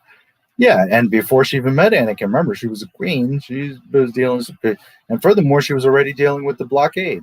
So, yeah. But I'm just saying that moment in AOTC where she was like, hey, I'm going to show you aggressive negotiations, right? Again, you knew she was her mom. You knew you were building up and seeing, but that moment, and you're like, oh yeah, that's Leia. That's where she gets it. That's Mama. I even wrote detailed short stories from. It was just like Leia, get in there, Flyboy, or whatever she says, right when she blasts the grate and is shooting at the stormtroopers down the hall. So they was the same exact like that. You're like, oh, that's Mama. That's where Leia gets it. And Lucas understood that. Totally different time, totally different people, totally different environment, totally different situation. But he was showing you, that's Mama. That's where Leia gets it.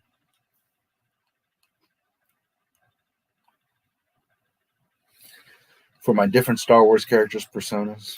Nice. I agree. It's the sound. My favorite part audiovisually about episode 2 was the seismic charge bomb. Django detonates. Yep. Absolutely. I love that scene. That scene is so much because it's so little. There's no sound. There's no music. I mean, there is some sound. You hear, you know, you hear the R4 and you hear, you know, bong. You know, you hear that, but there's no music. It's very quiet. You hear, you know, Slave One. But in general, that scene is so much because it's so little. It's very basic and straightforward. There's not a bunch of flash and ships and lasers, and it's Slave One on Obi-Wan's ass. And you understand the stakes on the both sides. You understand the importance on both sides. You know that both sides are badasses, that anything could happen. You know, and we know that, well, obviously Boba's not going to die, and obviously Obi-Wan's not going to die. But outside of that, any shit can go down right now. Django might end up floating in space. The ship could blow up. All kinds of shit can go down. All we know is that those two have to stay alive. Outside of that, the world is open for holy shit, anything can happen.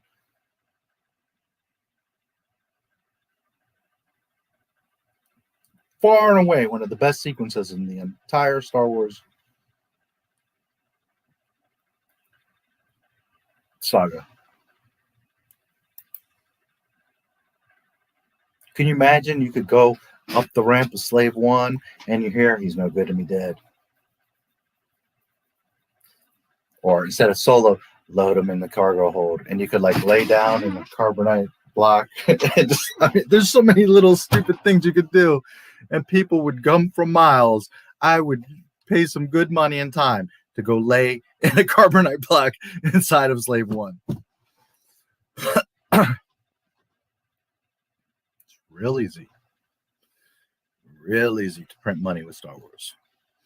So as far to make my own obscure Star Wars characters, but are they canon? Most impressive, yes, indeed. Star Wars artwork, drawing, watercolor, sculpting, nice.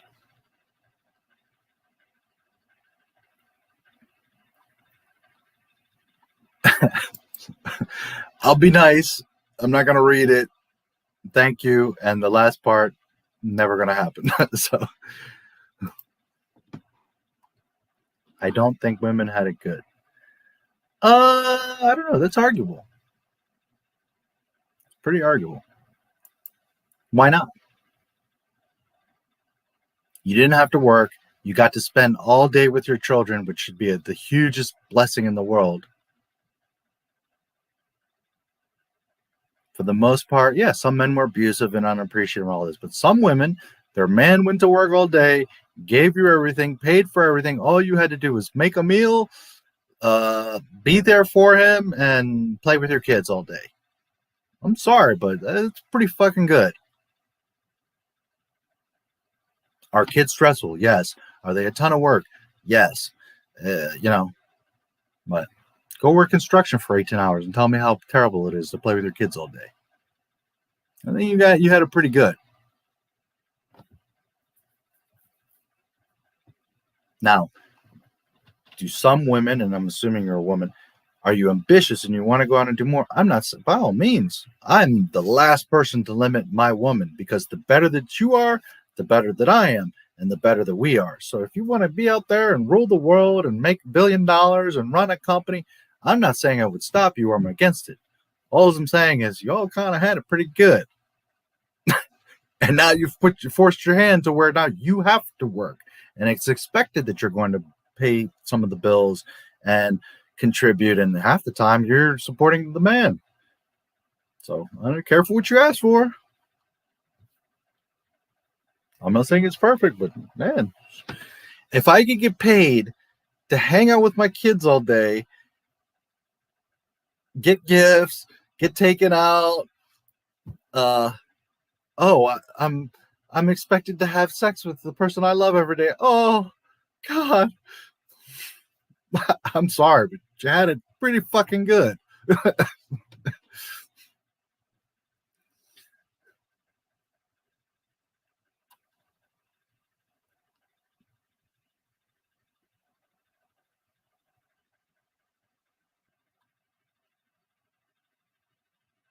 Don't get me wrong. Some women had freaking terrible, and it's not great for everybody. I'm just saying in general.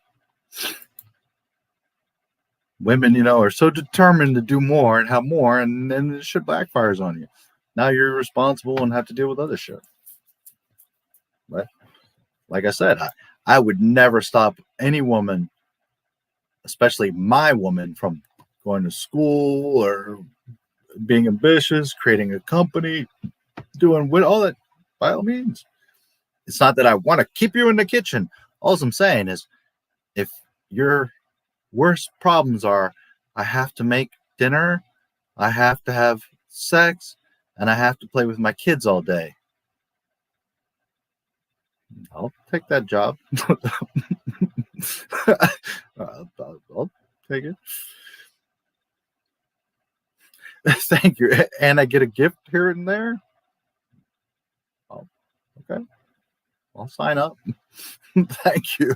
I like to think they would have done a mix of all three, as all three are symbolic of Coruscant, or they might have included something of the under levels like 1313, etc. Yeah. And again, I want to stress, I have a child. I know they are stressful and crazy and work, but you have a budget. You have wheels provided for you. You have freedom to go and do whatever you want. Life is what you make it. Go to the park, go to the mall, go to the store, you can have so much fun with your kids. Go to the library, go to the aquarium. You can teach them and tenderize them and show them and love them and squeeze them and hug them and show them the world. That's not a job. Holy fuck, that's a blessing. There's people that don't get to see their kids or don't have kids or can't afford to take them to the park or do anything else. I'm sorry, but yeah, you had it fucking good.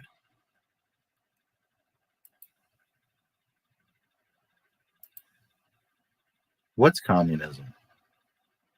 All lives matter? That's communism? That if I were president, there wouldn't be any homeless and kids wouldn't need shoes and everyone would get an education and everyone would have an opportunity? That's communism?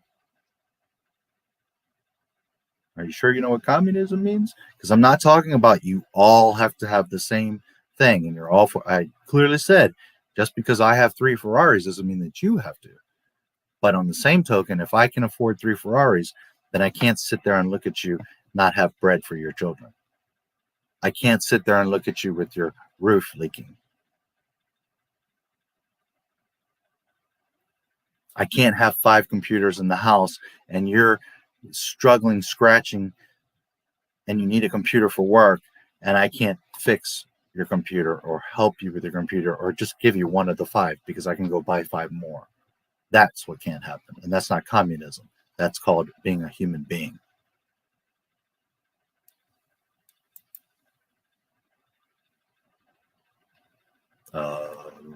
From your chat, from the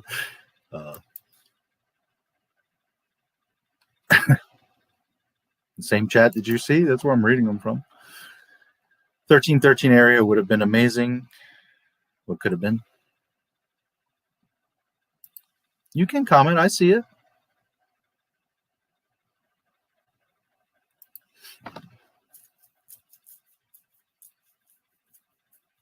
I read everybody's chat. I talk to all of you. If you're going to take the time to talk to me, then I'll take the time to talk to you. I'm not like other channels like I only talk to certain people or you have to super chat me. Which really hurts me because I should just ignore all your asses and make you pay me to read your shit. But I'm not like that. So you have to be patient because I give everybody free, equal time and love.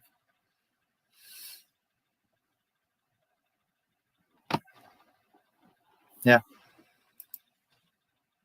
That's probably why you think I'm not seeing it because I'm way. A decade ago, I also seen lights in the night sky flying erratically like no vehicle on Earth could move. Yeah. What I saw was 3 lights, which it'd be hard for me to kind of show you, but how can I give you an example? Can you see? Well, kind of. So imagine This is one light. You're looking straight up at the sky. So imagine you're looking up at the sky. This is one of the three. The three were in proximity, but they would move around and be like sometimes farther, more together, whatever. And they were totally sporadic, not a particular pattern or whatever. And they would do stuff like this.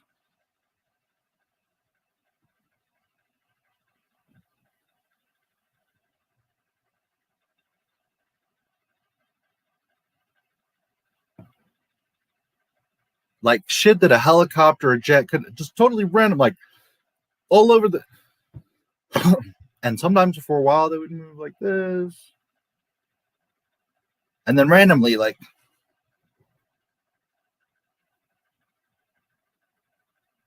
I mean, literally like that for like an hour, 2 hours, whatever. We were sitting there, laying there, because there was bleachers. It was like at this park, and we were just laying in back, looking, talking shit. It's a good chance. Nah. Yeah, we were just hanging out, just at the thing. And these three lights were doing that shit. And they didn't like cross or crash, or they were like three totally independent, moving, whichever. They weren't like in unison. They were all doing their own, or, you know, slow, or this one would be moving around and this one would be staying still. I mean, just totally independent, doing some wacky ass shit. No jet, no balloon, no nothing could do that. And it wasn't like a flashlight. I mean, we could see it. It was way up. They were pretty good size. And there were these three lights. And they were doing and dancing and dipping and dabbling and however the fuck they wanted to. So I couldn't see the surface of the ship or what the ship was, but it certainly wasn't anything we have. And I've been in the military. And I'm not saying I saw everything and all that. But we ain't got no jet, no chopper, no balloon, no jetpack, nothing that does that. In particular, the change of speed and angles that it could just like that. I mean, literally like where if you were in that ship, your neck would snap. You know what I mean? It was just like, but then it would just move whichever, you know, angle, whatever. And every now and then it would just, you know, do that, or it would do a bunch, or it would go back, and it would just totally all over. But to have the capacity to be changing angles and positions and speeds and arcs, and we ain't got nothing like that. Not even with the flashlight are you going to properly simulate that. And three of them at distance, and all three of us are seeing, because any flashlight, spotlight, you see, you know what I mean? I've seen plenty of spotlights. Where I grew up was there's a lot of very populated area. There was money, there was technology, there was car dealerships, and there were certainly spotlights. I've seen them many times. I know what a spotlight is. So it wasn't that. It was three lights in the sky doing what the fuck they wanted.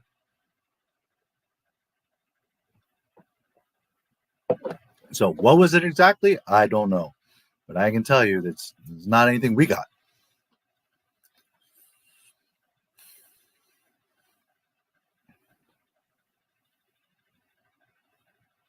That's what I saw. Hopefully you could see that and got what I'm saying. But that's literally what the three of us saw. To make up for it, every time I go the seedy, shady part of big cities at night, I always imagine I'm walking around one of the Coruscant lower levels. Yeah. Imagine Coruscant. Holy shit. You could have different levels. You could have towers with elevators. You could go to executive office. You could have, instead of like those could be the hotels. You could have, you know, towers with dozens of rooms, and you could be in a hotel in Coruscant looking over Coruscant and the rest of Star Wars land. Like you could be looking over here. Look, there's AT-ATs on Hoth, and you look over there, and it's like, holy shit, there's Mustafar. The money they could make. Holy shit.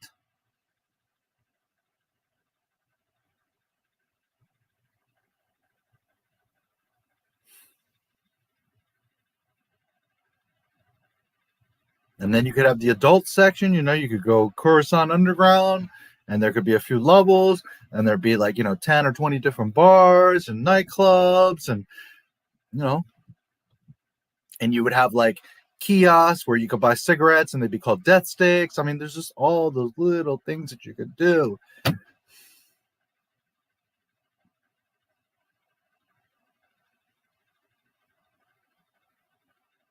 But that takes loving and knowing Star Wars.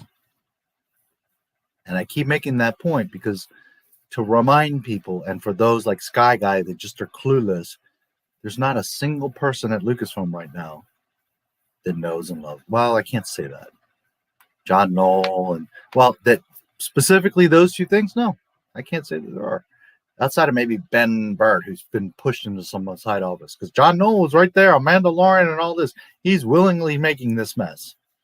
Is he employed and just doing what he's told? Yes, but he's also sitting there facilitating Jake Skywalker having that robot hand, and Mandalorian and its stupidity, and the other stuff doing its stupidity. So he's just as guilty, because it's like I've said many times. You should have said, "No, KK, you're not going to do that to Luke Skywalker. No, KK, I'm walking out. If you're going to make bullshit Star Wars, I'm not going to do this." Dennis Murin, a lot of those guys should be like, no. That's not going to happen. You can fire me or I can quit, but you're not going to do that to Star Wars. And guess what? They're the ones that are animating the shit. They're the ones that are there doing this bullshit. So, no, there's not really, but maybe 2-3 people there that know and love genuinely Star Wars.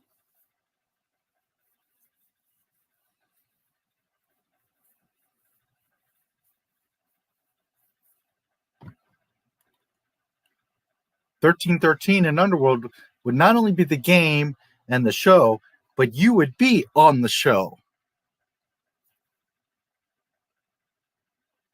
Now, we film every Friday or every 3 days or week or daily. We film between like 5 and 8. So if you want, we have costume rooms. You can throw on like just a robe or some little thing. We're not going to do all the makeup and all that. That's too expensive. But if you want, we have helmets and we have like some masks, basic stuff. There's all kinds of robes and like Star Warsy clothes. You can get dressed up, and while you go to the nightclub and act normal and you talk to the girls and you're hanging out and you're having your drink, and you're also part of the set. Free extras. You get to be in a Star Wars show and you're hanging out and you're really on Coruscant and you're drinking a drink and you're talking to a hot Twi'lek. And if you're comfortable with it and you're in the right, like there'll be bars and stuff where you can just go, and be not bothered. But there's also the section, the green light section, we'll call it. And that's where we film Underworld. And if you come into this section of bars and stuff, you'll be in the show. We always need extras. We always need people that love Star Wars and want to be involved. Okay, you go and you have your little drink, you have your little meal, you're picking up Twi'leks left and right, and you're hanging out and you're, playing card games or chess or whatever the hell you're doing, and you're in the Underworld show. How about them apples? So now you're not only experiencing and living Underworld, but you're also part of the show. So now your family could see you maybe the next day, or even if it takes time, production later. But when you leave, you get a voucher. This episode will air on the 16th of May. So then and then now you're excited to go home and you watch the show and you have Disney Plus because you're part of the show and your family wants to see you and your kids were on the shows too. So now you're all excited. And then 3 months later, you're on Disney Plus, you're watching the show and you're like, oh, our episode's coming up, and you have all your friends and you see how you can make this entire fucking thing a fucking money. Just dumping, shitting billions of dollars. The shit, like you wouldn't know where to put them. You need to build vaults to just hold all the money that it's just crapping out.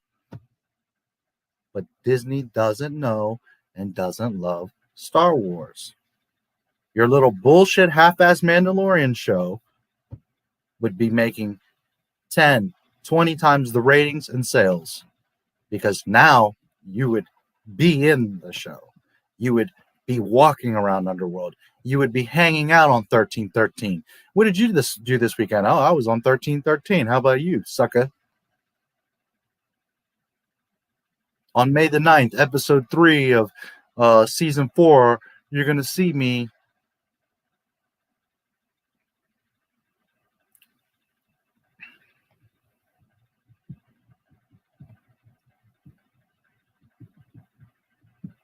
It's real easy to make money with Star Wars. It's real easy. But hey, what do I know? I'm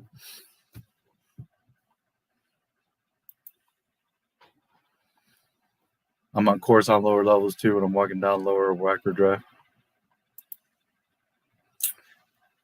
Yeah, it's badass.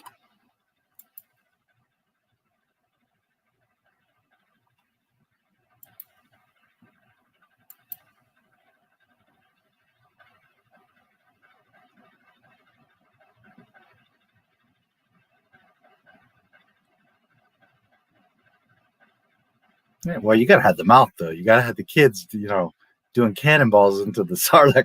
Not the new special edition. I'm talking about like the big round original, the burp mouth. Holy shit, kids would be like, ah. I'd be jumping in there.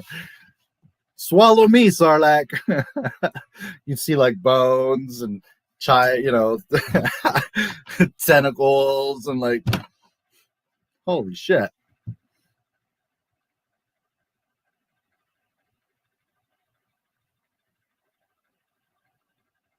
You'd see, what was his name, Weequay or whatever, that went down in there. Lando's, part of Lando's suit, one of those staffs, like the one he was getting pulled up with, I mean, it's real easy. It's really easy, Disney. You think Pirates of the Caribbean? They ain't shit. I'll show you a fucking park. Holy shit. Been real cool to be able to swim in Otogunga, Qui-Gon, and Jar Jar. Yeah. Imagine you're a pretty good swimmer. You have a big pool, but it's all dressed correctly. So now you from a pod, you step out or dive in, and it's a pool. So if you can't make it the whole way, you just stop or you go up to the surface. But you could and swim, to the fucking Gungan City, or there's be a stretch where you could get to right to Theed. You could come up, right there where the fucking Princess Gondola, where Padme's gondola was.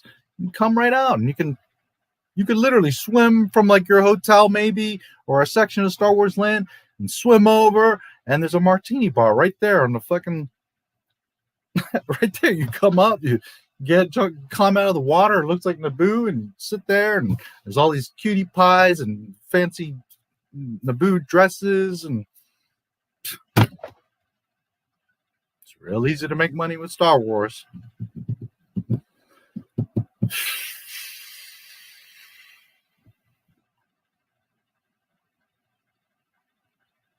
You wouldn't even need you could have a cool roller coaster in the middle that maybe goes around and you can see the park and all that, but you don't even need elaborate rides. Like I said, the scout bikes, you just scout bike and it'll move pretty quick, but you put a little seatbelt and you're just going around the woods. It's real simple, a little rail system. You could have from a tower, going to Hoth, maybe from another section of Star Wars Land, you could go up into a snow speeder, and they did in the filming where it comes down on a wire, when Luke crashes and then the AT-AT comes and steps on it. So you could have a ride that's just a drop at an angle, where you go from Coruscant Hotel to the foot of the AT-AT in Hoth, and you get out, and there's the AT-AT, and you hear that.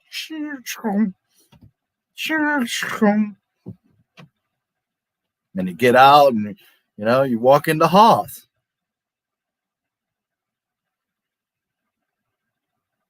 You see a Wampa walking around, and I mean, it's real easy to make money with Star Wars. It really, truly is.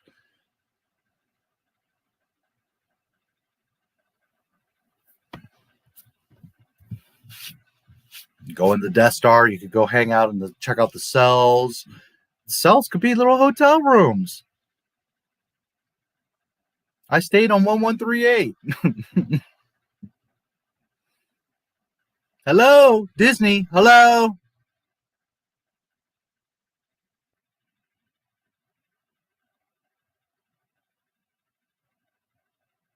You could go to a bar or a restaurant with seating on the sides, and in the center, this is big glass tube. It would be like a plastic glass. And every now and then it'd have this big, it would just charge up, and you'd see this big green streak, big light laser go through. So every now and like every half an hour, every 15 minutes, whatever, you see the Death Star fucking.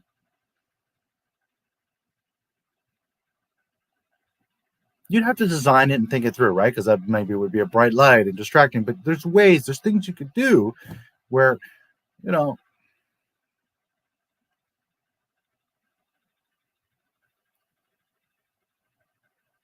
you could walk around the bridge of the Executor.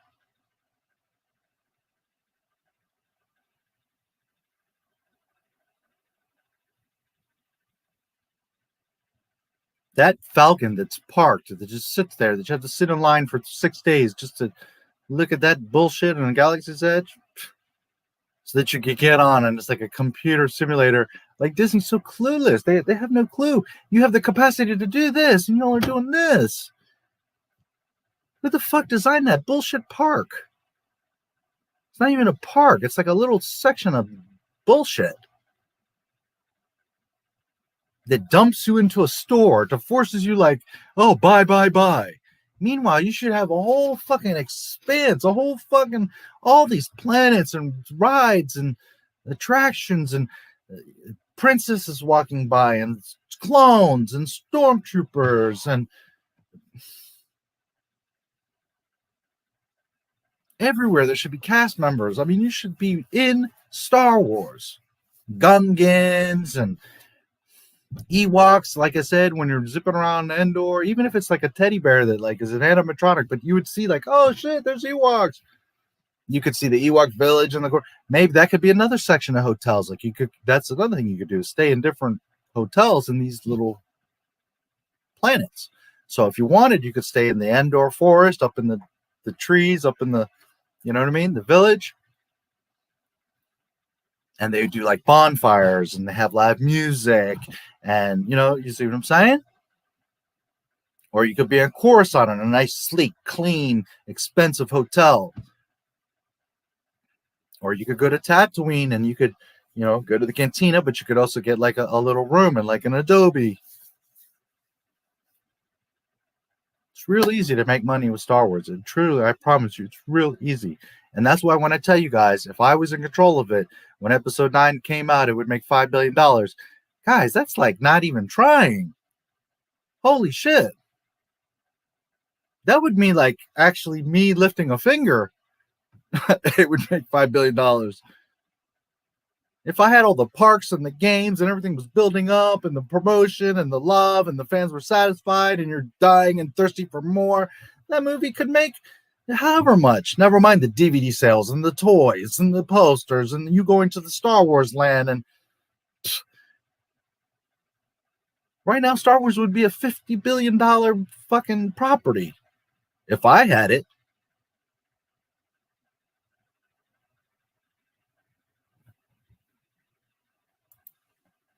Not to mention Star Wars Plus and all the games and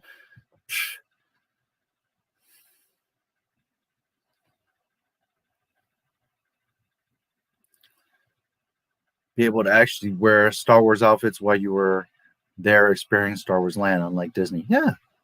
To the point where you would be actually, if you wanted to, you could go into certain sections knowing that, hey, there's cameras and we're filming. So if you're willing to be as part of the show, like part of your Disney Plus shows would be concurrently being made by extras that are actually involving the fans. So you have a little dress room, basic rudimentary outfits, a Jedi robe, a clone trooper suit, you know, something simple. Even kids could put on little funny outfits, you know, baby Twi'leks, and, you know, just for fun. It doesn't have to be all canon and perfect, but you have sections of like 1313 or Tatooine where in the background you have fans, so that the fans are involved and they get to really live in the Star Wars world and they can see themselves. I mean, how awesome would it be for you to be a parent and your kids are falling in love with Star Wars because you bring it on to them, and then you guys go on vacation and you all get to hang out in Dexter's diner or whatever.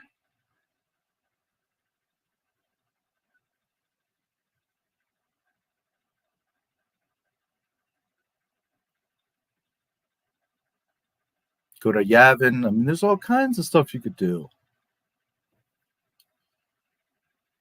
Vader's castle. I mean, the shit that you could do. The shit that you could do.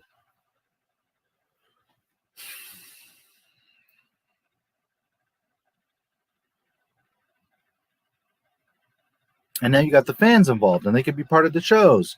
Maybe an extra in a movie. Whatever.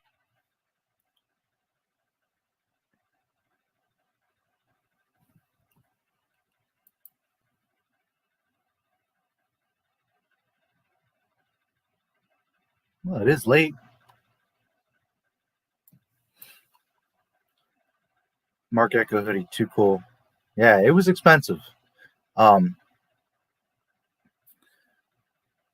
I had in Miami, she wasn't like rich, but she had a little money, and I didn't even ask for it. I was just like, holy shit, that's awesome. I love Boba Fett. I don't remember if I even asked for it, but she knew that I love Boba Fett. I can't remember if I saw it and was like, oh, or she just found it on her own. But all I know, I forget, it was my birthday or Christmas. It was years ago, and that shit was badass. It was to the fucking T detailed, and it was really beautiful quality fabric and like stitching, and it was a beautiful hoodie. Yeah, I think I have the picture somewhere. If I can find it, I'll show you guys. It was awesome.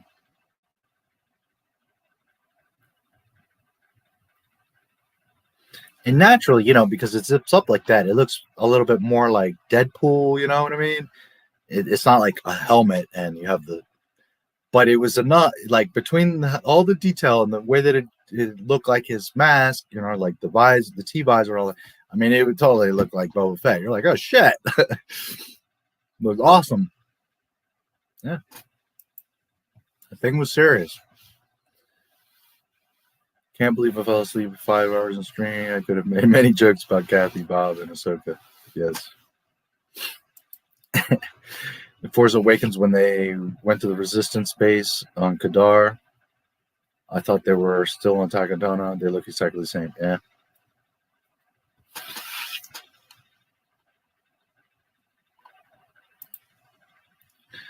Take away everyone's guns after Biden said no amendment is absolute. I think he would like to, but I think good luck.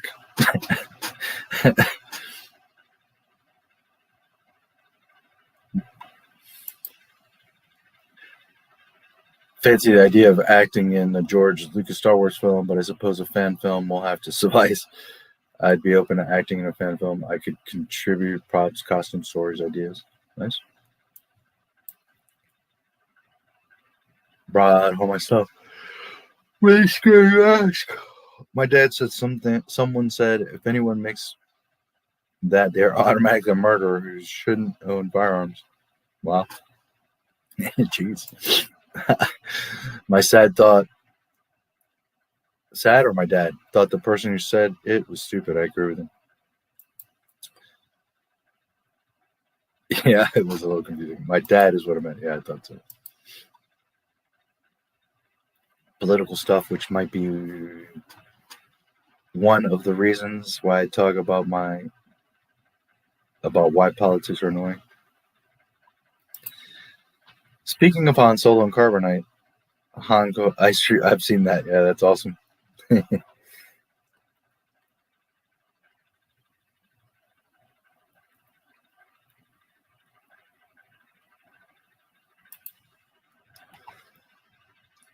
Dexter's Diner, Most Heisley Cantina, yeah. No telling what they made to start sliding your food or drink. Their secret ingredients, yeah. You could go to Aunt Beru's kitchen. I mean, it goes on and on and on. The shit you can do. Wampus Cave, the Wampus Cave. It could be a nightclub. It could be a restaurant. It could be a sauna. I mean, there's so many things you could do. You give clever names in it. You put a map, and they're like, oh, I want to go to Wampus Cave, and I need to go to the Senate chamber, and I definitely got to go see Palpatine's office. I mean, hello, Disney. Wake the fuck up, Disney.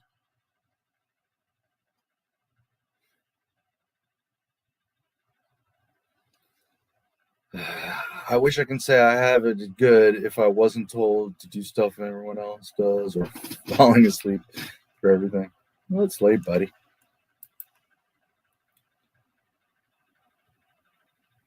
The only reason I can do this and stay, first of all, is because I love Star Wars, obviously, but because of you guys.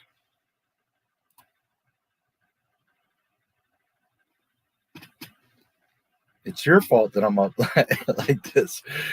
Today I wrote a concluding paragraph in a team assignment. Everyone wrote one paragraph. Some students were telling me not to read the last paragraph, even though I wrote it.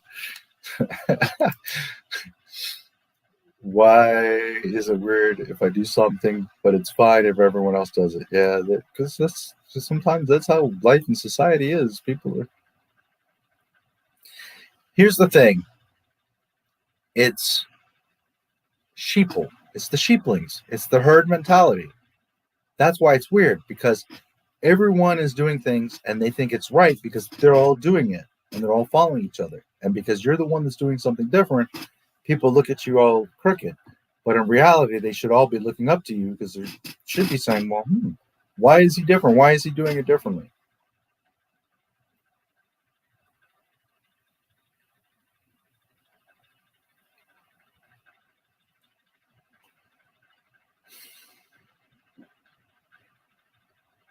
But this is more of a problem when you're younger. When you're older, people tend to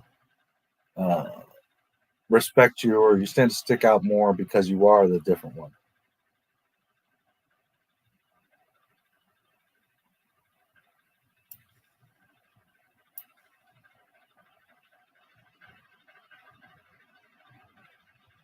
Doses?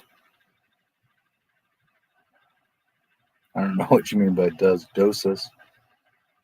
Is that spelling correct? Doses? Or doses? I'm not sure what you mean. America, because women didn't have to endure conscription throughout 6 conflicts. Yeah, that sounds pretty good to me. Yeah. I agree with Ryan Johnson, Ryan Kittle. I mean, maybe not quite as abrupt as him, but I'm sure some of you heard his opinion on that. And yeah, I mean,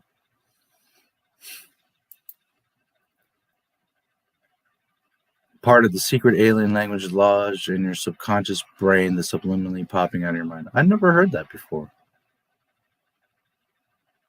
Interesting. Never seen that before.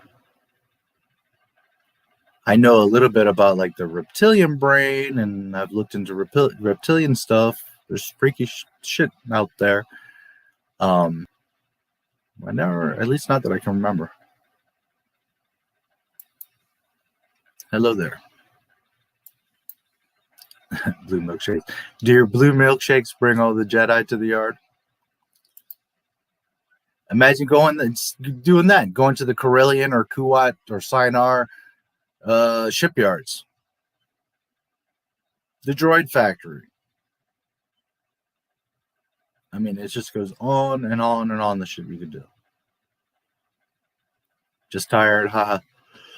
Maybe listen to last as well. Yeah.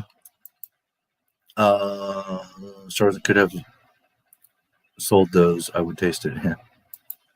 Definitely. If you could make milk, you could make ice cream. So you could have all kinds of blue milk pudding pops, and I mean, it goes on and on, the shit you could do. Bantha steaks, crate dragon steaks,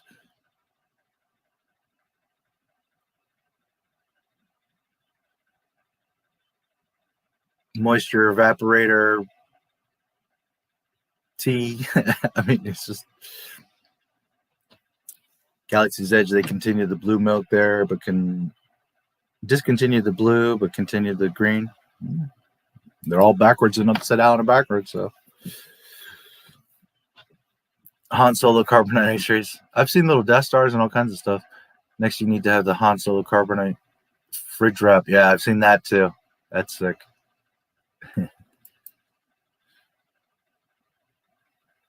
Yeah. Morning, Chunks. Yeah. People had their hair styled is always Ray's hair. Never see Leia hair or Padme hair. It's always Ray hair. This. Hello. All right, how do you want your hair to look? Someone, I want it to look like Padme's from the Phantom Menace. Hairstylist, Ray it is. Someone. I paid Padme. I said Padme. Hairstylist. Who the hell's Padme? Yes, indeed. No, you want the whole dough. An Ewok village would be great for the kids. Oh my God, the kids would love that, man. I would love that. Fuck.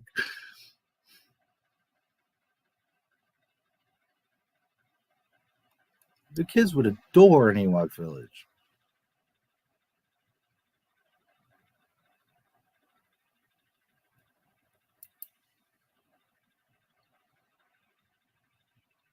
What Star Wars creature would you like as a bodyguard? And what Star Wars characters would you start a gang with, like a Star Wars mafia?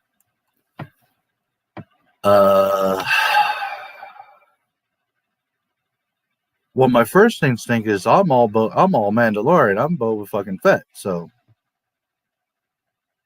Mandalorians, or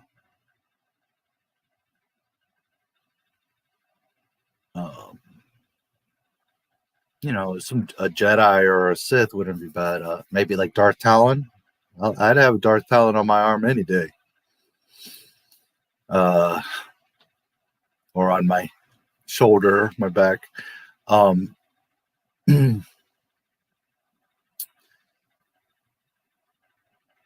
thing is, I'm in Star Wars, I'm very much like I am in life. I'm not concerned with your evil, dumb shit, and I'm not concerned with, I'm in the middle. That's why I love Boba Fett, because he's not interested in your politics and your feelings and your opinions, and he just wants to get his job done. He just wants to do his thing. And he's not going to get attached to bullshit. He's going to get his shit done and move along. And yes, good with the ladies and a badass and all that type of thing. That's why I love Boba Fett. The dopest ship all fucking around. So I wouldn't need a bodyguard. If anything, I would be your bodyguard. But Darth Talon, ironically, Padme's handmaidens, at least in lore, those bitches are bad. They look like little dainty things in there. Those bitches are bad. They'll fuck you up.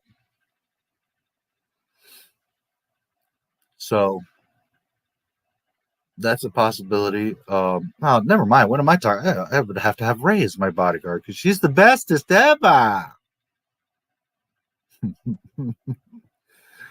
Oh, probably a Mando, male or female. I don't care. It could be Bo. It could be, It don't matter. I'm Boba Fett, so they're all beneath me, anyways. But Mandalorian. Or like I said, maybe a Talon, or Mara Jade. The problem is, though, with Mara Jade, I'd always want to be sleeping with her, so I don't know if it'd be a good idea to have her as my bodyguard. Then again, hey, she might be the most loyal bodyguard. So, oh, that's funny. But yeah, Mara Jade. Man, imagine a gorgeous, voluptuous redhead running around Star Wars land. She would become the biggest. You think Ahsoka? Holy shit! Kids, men, women, everybody be like, "Oh my god, it's Mara Jade!" Like you wouldn't even need Luke because she would be running around looking all hot and gorgeous and doing a flip here and there and just being her badass, all awesome self. Holy shit!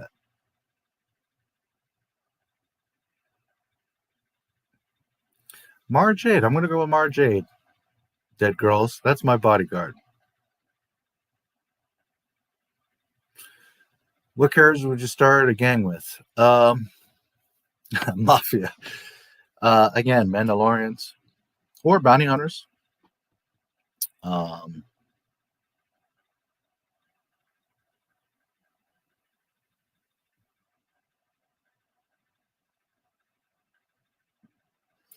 very much like Twi'leks, but and you know, there was Isla Sakura and a couple of them that were pretty bad. And Talon, of course, but Twi'leks, I mean, not to be like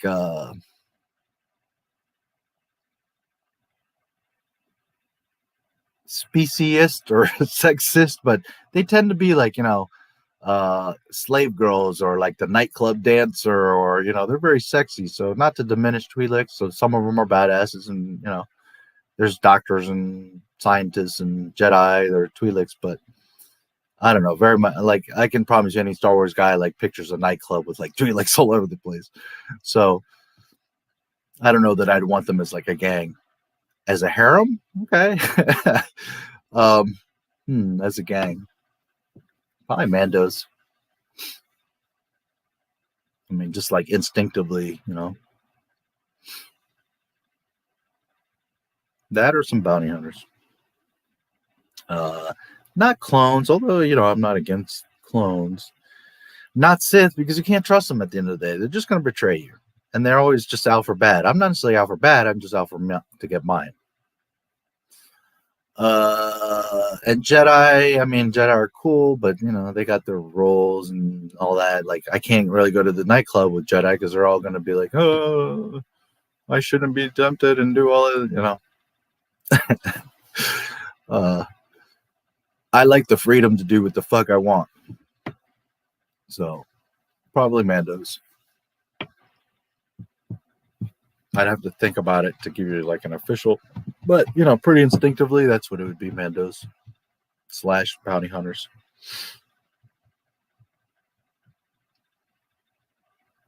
So yeah, Mara, like my lieutenant, my hand, and then I don't know, 2, 3, you know,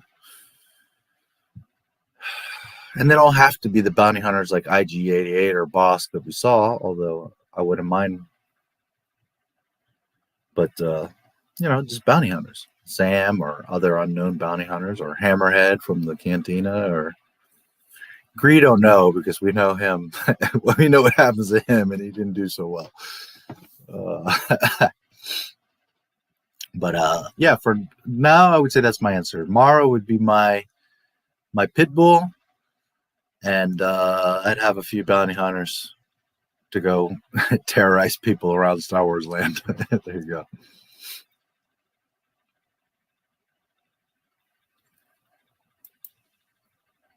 Now, if I could find a vampire Lumi dead girls, maybe she'd be my bodyguard. Yeah, but no, in the universe, Mara for sure. And some bounty hunters. Jawas, yeah, Jawas everywhere. You'd have Tuskens. You could have like the fun house, horror house. So you would walk in and like Tuskens would jump out at you, or a Wampa head, you know. I mean, there's all kinds of shit you could do.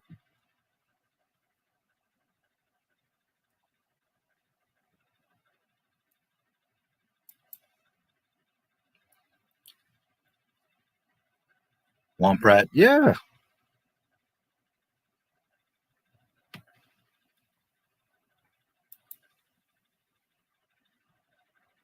Yeah, they sure would. And I love Chewie and I love Wookiees, but they're not my first instinctive, you know. But shit, I'll take a Wookiee any day.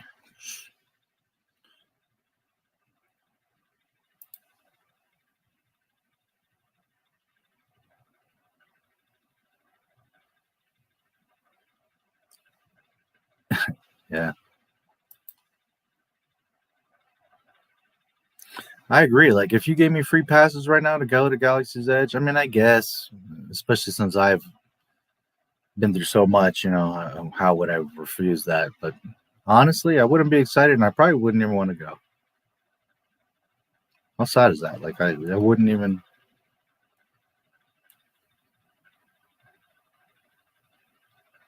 Half-ass fucking park.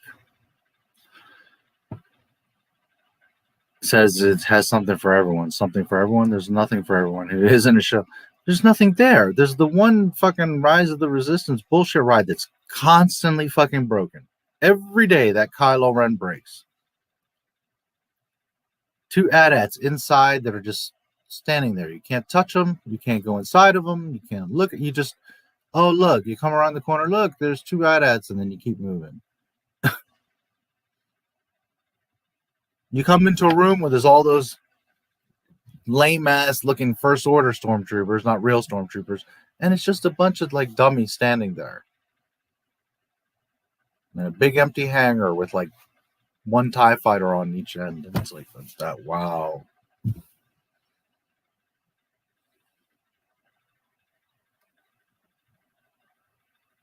That ride is lame as shit. You come out, it dumps you into freaking the market. It doesn't even look like Star Wars. It looks like freaking Istanbul or Morocco or some shit. Turkey. Whole thing is stupid.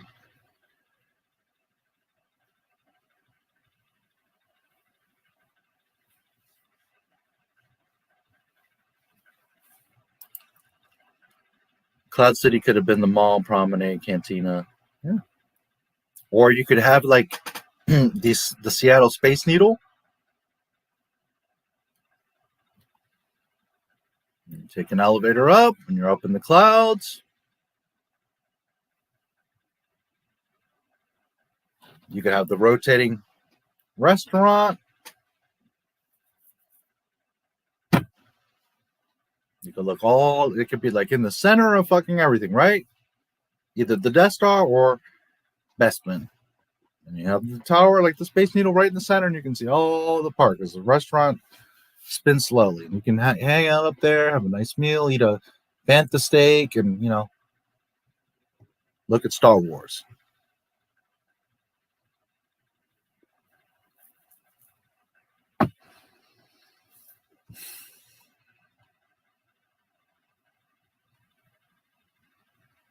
Check out the carbon freezing chamber. You could put the kids in there and it blows like little funny smoke out of them, you know. It could even be like a ride, like you stand in a plank and it blows little smoke on you, and then you go back and it like takes on a little, and maybe they put like a little plastic cover or something over you, or I don't know, just something fun, silly, or somehow a camera where it takes you where you're like, I'm frozen, carbonite. Kids would, I would do it. Shit. Kids would love that thing. You see Vader and Boba Fett off on the side.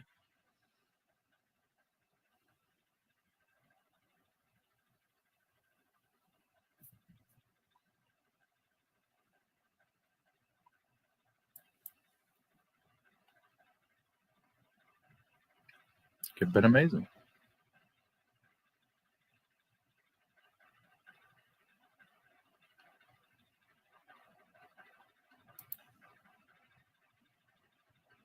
I don't know about you, but I'm going to Jabba's palace.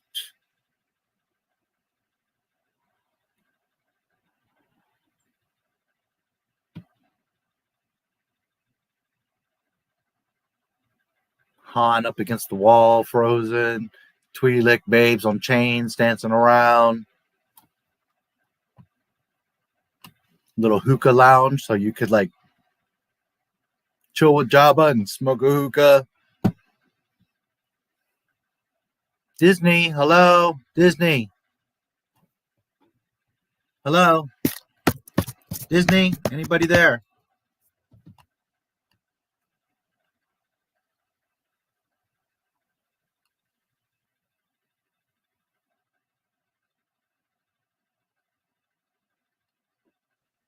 Star Wars creature gang mafia. Gungans. Call them Gungan gang.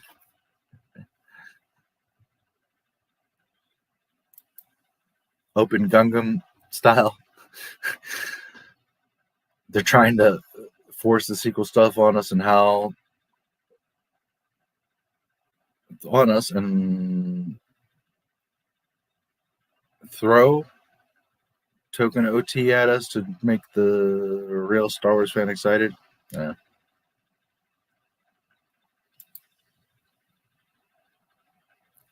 Everybody, you can actually cater to nobody, correct?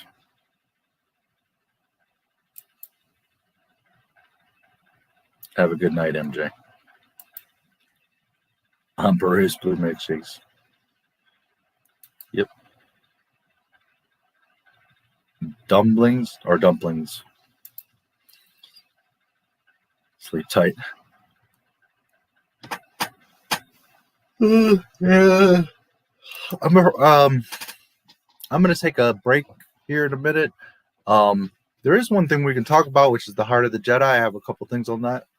So I'm thinking here in a few minutes I'll take a break. We'll come back. I'll show you the Heart of the Jedi stuff, which isn't much. Hang out like another half an hour, and probably wrap it up. That's what she said. Wrap it up. That guy says I could definitely see Cloud City at Uptown Fancy Shopping Mall. Yeah. Jawa Juice. Yeah, of course. I'm going to Photoshop someone to see what it would have looked like if Anakin and Padme had a kid. Huh.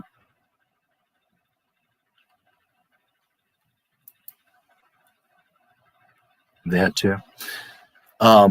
Somebody made a good point. I think it was Greg with the robot, avatar. Some of you probably saw the comment on the video, but he was like, if Anakin made C3PO, then that means that C3PO has a brother and sister. Which is true. I guess he does.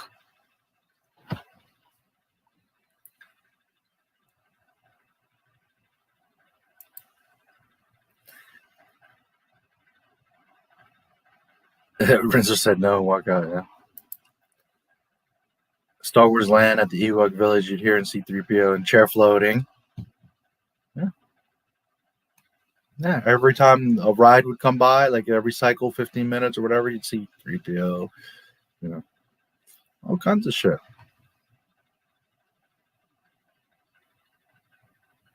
You could, while you're going through the woods, you'd see like wrecked ATSTs. You'd see one with like 2 Ewoks up on top,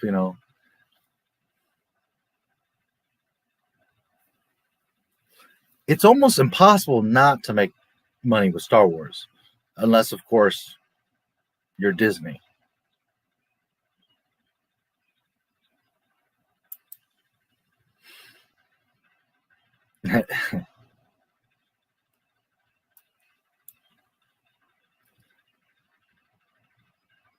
Because of Mara Jade, yeah. I think if I was a girl, I'd become a lesbian for Mara Jade. Yeah, that would be the only problem, because I'd be trying to sleep with her all the time. Good answers, that'd be cool. But then again, you make her wifey, and she'll definitely be your pit bull. So.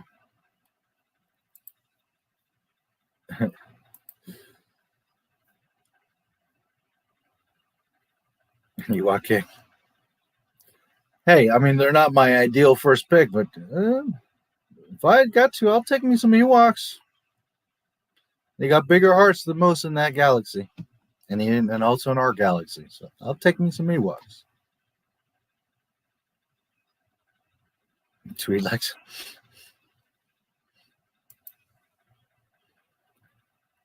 Wookiee bodyguard gang of Dathomirian sons and daughters. Yeah, nice. Have you a group of Night Sisters? Can't go wrong.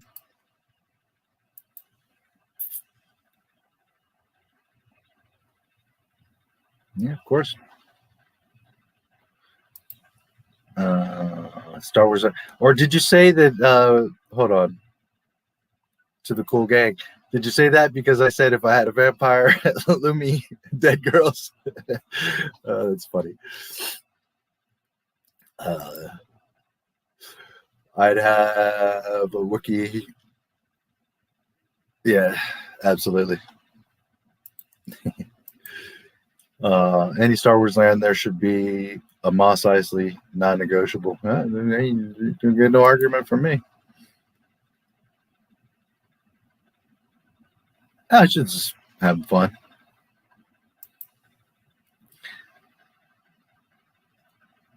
Of Disneyland? No, I don't know if I do. Although I seem to remember like Mickey ears and like a pole with a pendant, a yellow pendant that maybe had Mickey's head on it. Maybe. I definitely remember the Burger King Star Wars glasses.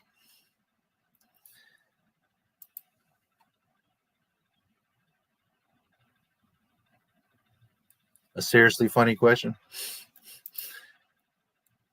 Cloud City. Yeah, it would be awesome.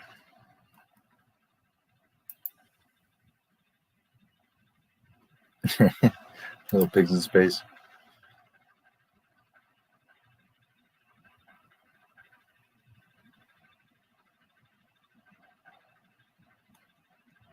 Hello, anybody home? Think, Disney, think. Yeah. And the sad part is they don't even have to really think much. George gave them just mountains of shit.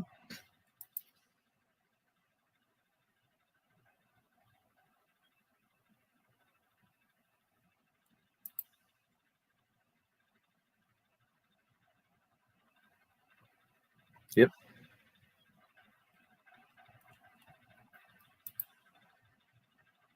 Dumplings, sheeplings. Oh, okay, I got you. I got you.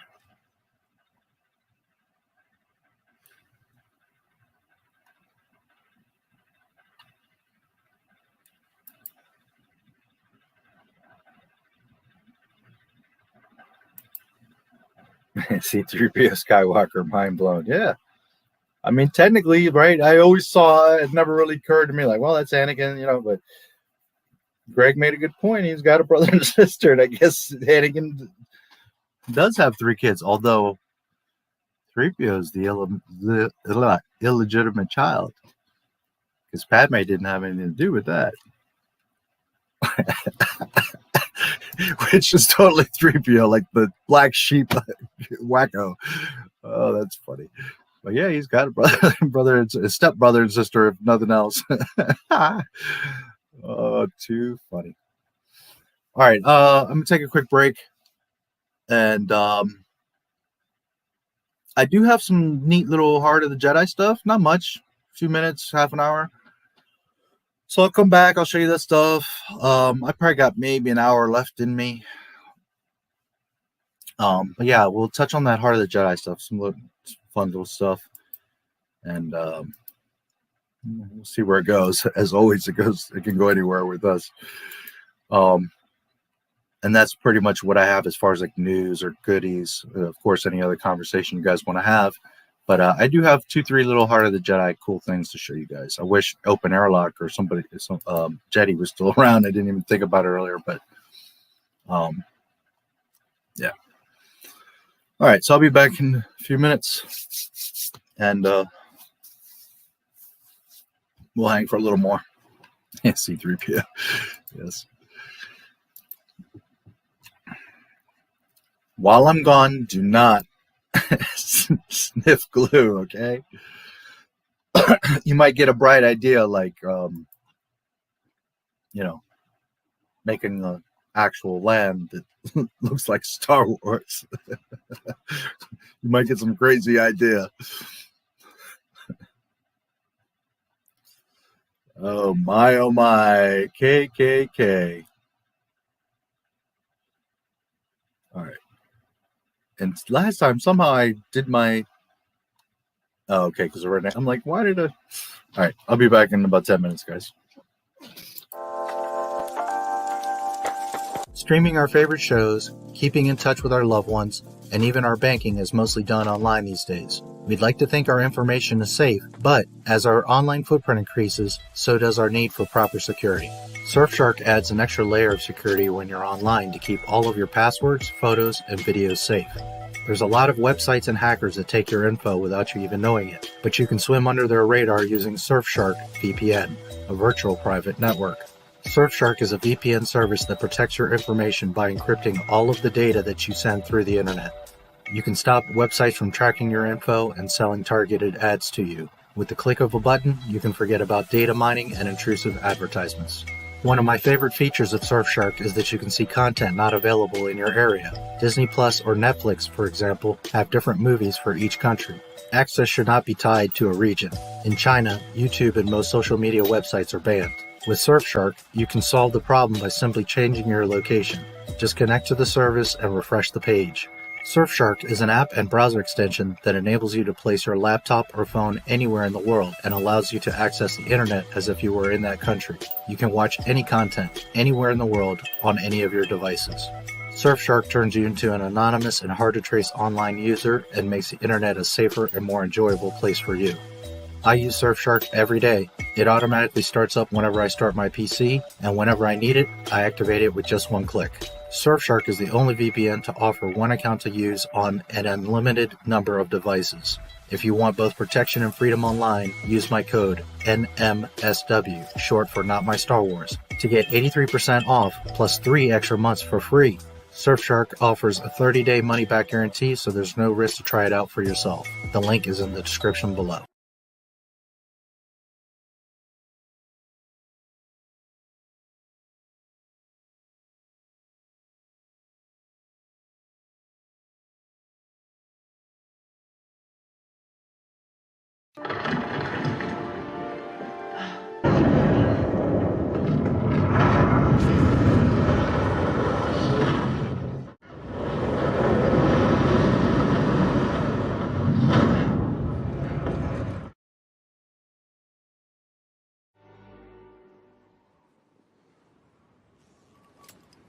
My nephew, with that mighty Skywalker blood, and in my hubris, I thought I could train him, I could pass on my strengths.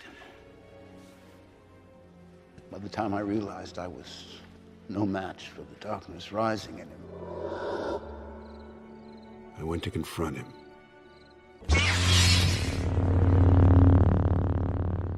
And I was left with shame and with consequence.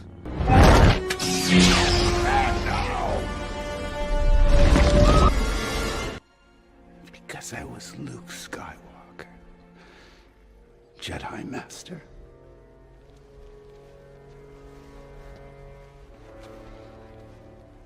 A legend.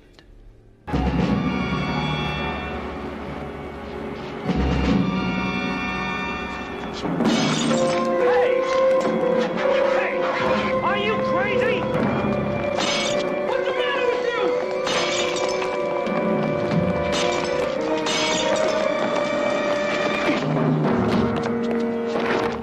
What happened?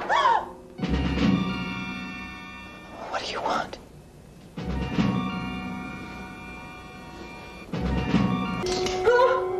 You don't know who I am, do you? Well, should I know who you are?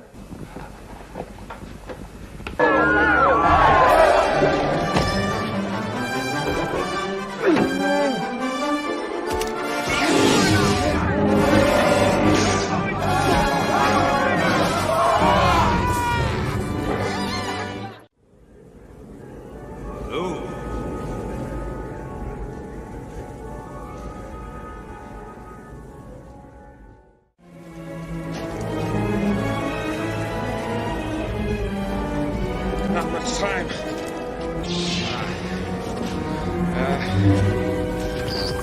Hang on, kid. I thought they smelled bad on the outside.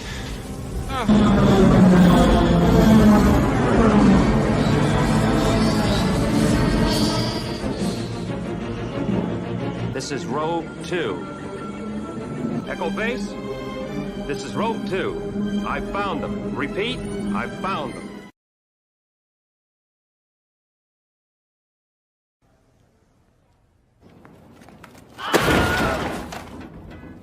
Fade in. This is where the fun begins.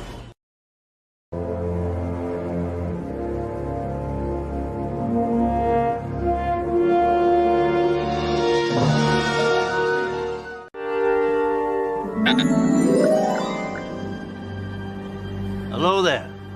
Crap. Crap. Crap. Crap. Crap. Crap. You know, you guys sure are friendly, aren't you? probably never meet him. Might. There's something different about him. The Force is strong with you. Had enough? What do you want? I'm busy.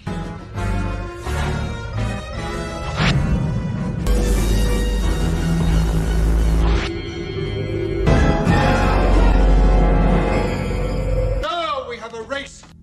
No. There's nothing special about you. You're nothing.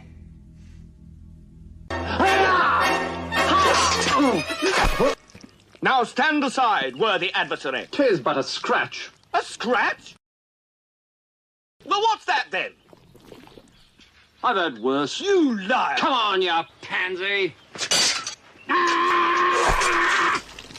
Victory is mine! Just a flesh wound. You will each be part of me, and together we will be complete.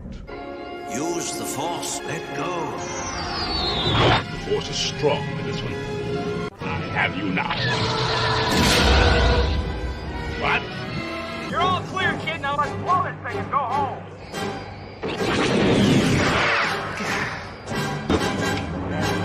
I once got busy in a Burger King bathroom.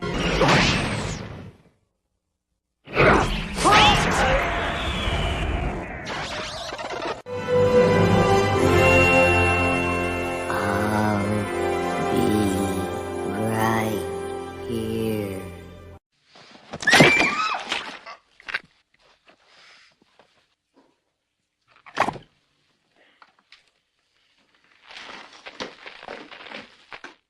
Cocainum. Like a rock.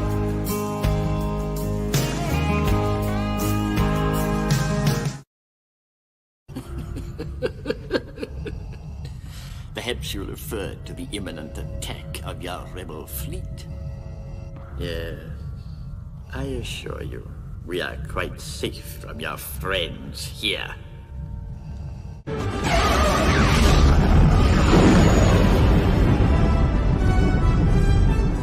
He saved us. He really did it.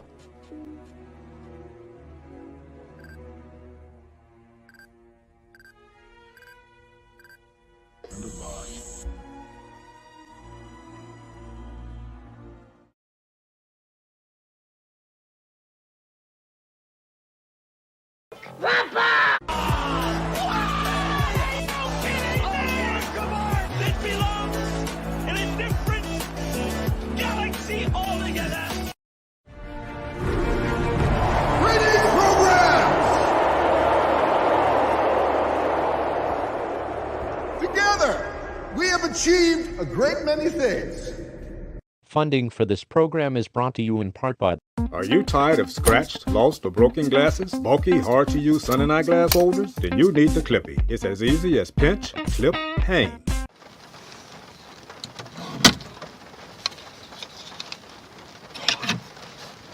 Did you know the average American spends 101 minutes a day in the car?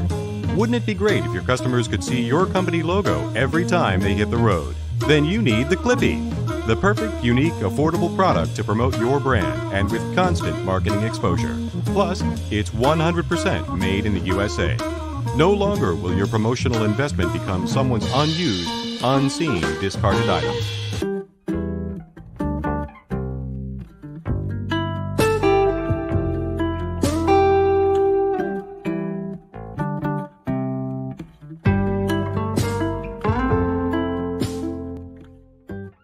and by the annual financial support of viewers like you.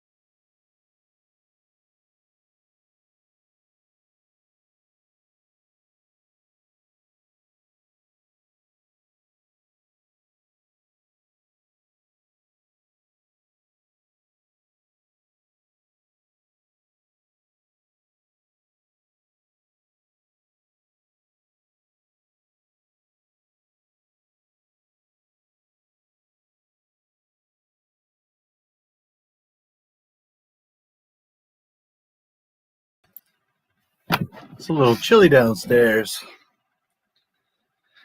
I was just thinking to myself, watching like a month, Bob Chapek be like, "We're excited to announce an all-new Star Wars land with the Bespin Sky Tower and the Sarlacc foam pit and the Hoth toboggan run that leads into the Wampa Cave, and be careful, kids, don't fall into the Mustafar lava." I'll sue your fucking ass, Disney. I've got proof in the stream. Don't take my shit. Imagine a toboggan run, like you know Splash Mountain, how they have that big like log that has, I don't know, maybe 8 people. So you make this really tall hill with an ice path. The toboggan would have to be kind of locked in, right? Because it can be dangerous and fast, but it would move pretty well, pretty fast. And you have like 8 people, and you go down this big swirly hill, and like you come around a corner and a probe droid pops up. You keep going, you go underneath the legs of an AT-AT. You're going down. There's a snow speeder crashed on the side with smoke coming out of it. I needed a snack, so I figured it'd be appropriate to munch on some great dragon ribs.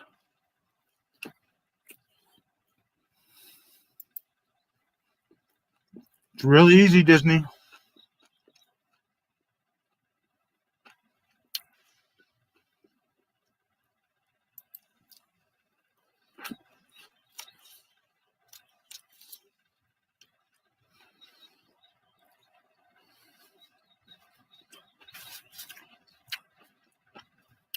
Yeah, well, you could have, I kind of hate the fobs, but you could do something like that, or you could have like a treasure hunt, like an egg hunt.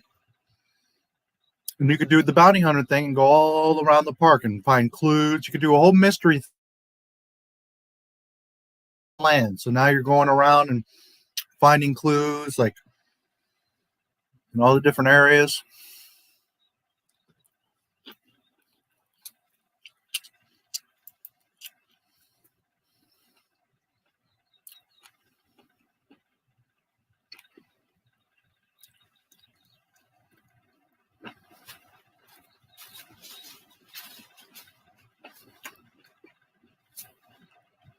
That's one thing I've always hated. I hate the idea of a Force sensitive or a Jedi Mandalorian. I hate that.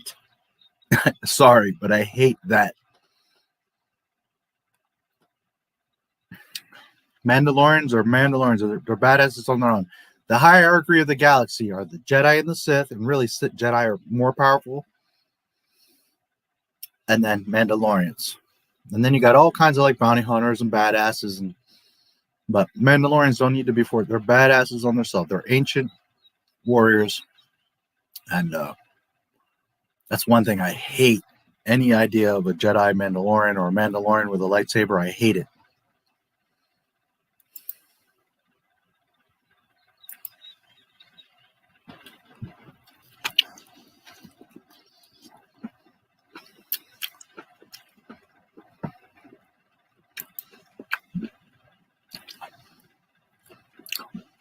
There you go.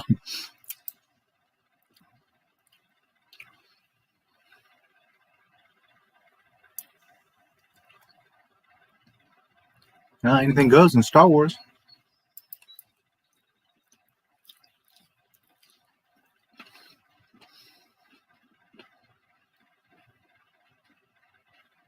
Mm-hmm. Exactly.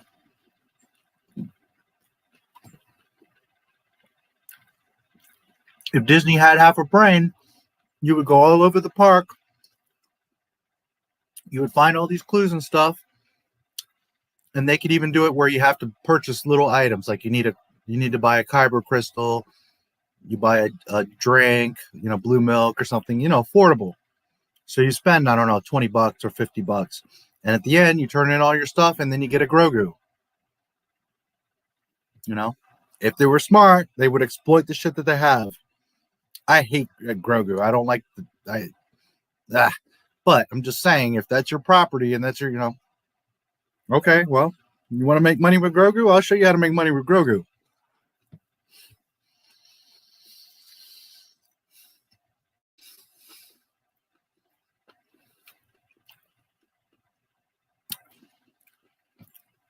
Or you could have a few prizes like a lightsaber or a, clone helmet or some whatever. Special edition mug or I don't know.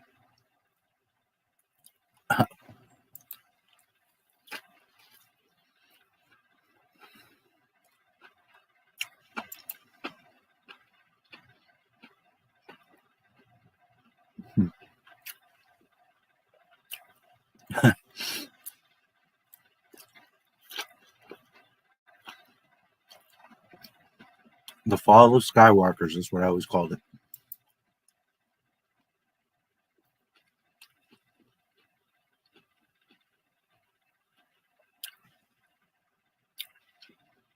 Yeah.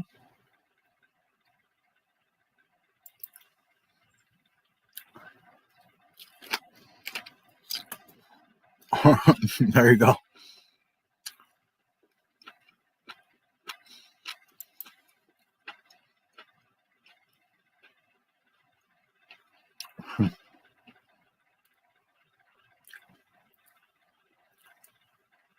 Yeah. They still shit all the time and they still get it wrong. And it's hilarious because everything that fans do is better than what fucking Disney does.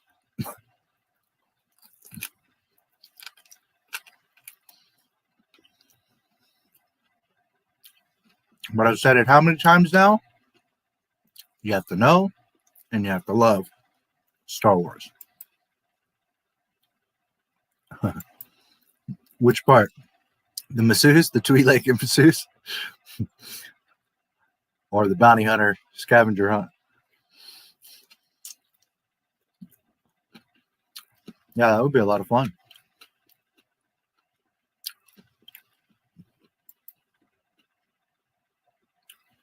There's going to be more stories from the Outer Rim or threats from outside the galaxy. Establish. Yeah, absolutely. I mean, they could do.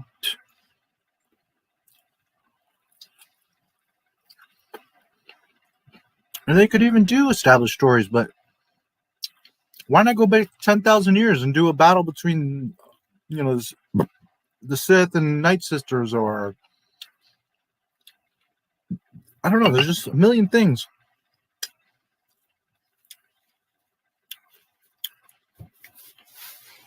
Revan or Bane are so fucking obvious. I mean, come on.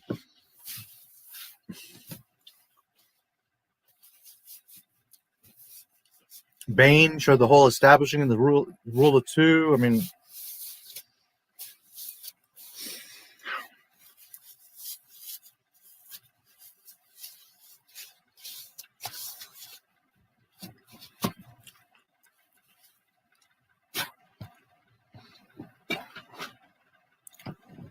it's like the shit is smacking them in the face, and they're just like, oh. Hello there. Good morning, Yawn. Bantha ride. Yeah. Imagine the pod races. Even if they were like fake on tracks or something, you could either potentially sit in them and go around, and or you could sit in the stands and watch them. Like, you could put your kid in a pod racer, and you as the adults could kick back in nice chairs and like hang out and flirt or have a drink or do whatever. And your kids are like, just not at 300 miles per hour. That's all. I mean, it just, you could have a daycare center and it would be Yoda's youngling training. You know what I mean? And you'd have kids running around with lightsabers and the little helmet, and they can't see, and they would be entertained for hours. Like, they'd wear themselves out, and you'd have mats, and they could take naps, and You could have the little planetarium projector where they could see the planets and they could study and learn the galaxy. And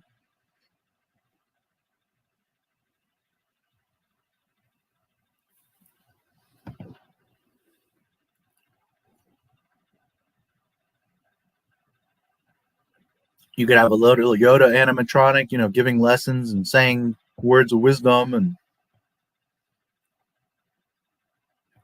you could have a cast member, Obi-Wan, come in every now and then, or you never know, random. Like Anakin could walk in, Mace could walk in, you know, Kiadi, whoever, Lumi, Shakti, you know, randomly could just walk in.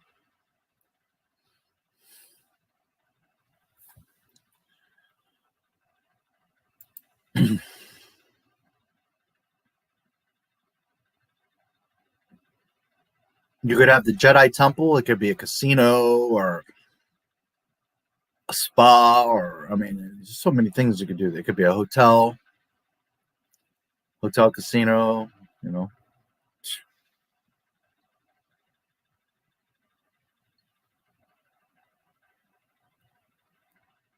No, sure, I'm all for forward or back, or you know, but I'm saying that's like, you know, way back.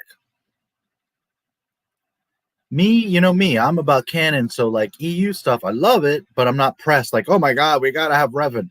But Revan's awesome. I would be more than happy to have Revan, you know, or Bane.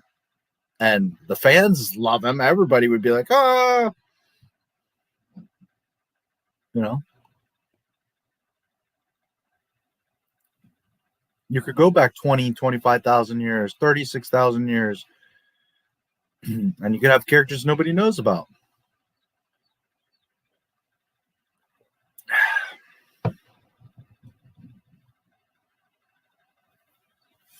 You could go to Dathomir in the park and see Maul training, or I mean, it's just on and on and on the shit you could do.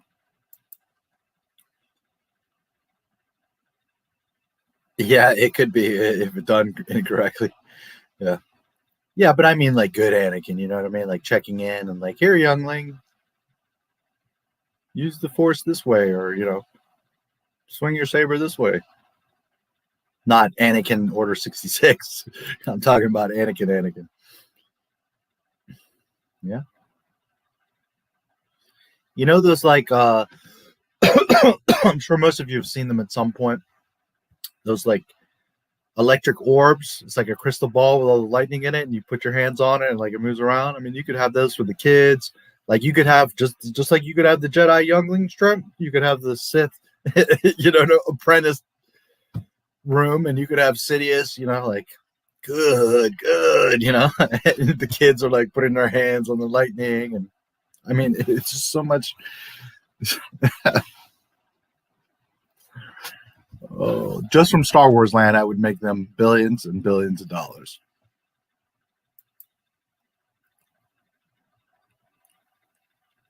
Oh yeah, until Anakin walks in, yes. But imagine that, you know, your kids and any random Jedi could walk in at any moment. Every day it could be somebody new, or you know, every hour, or...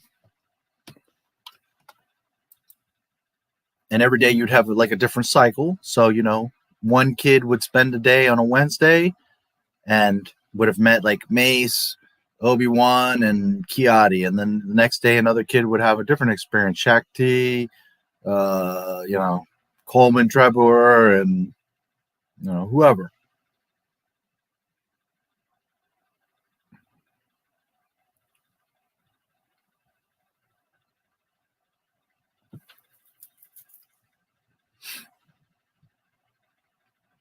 You could have like a beautiful like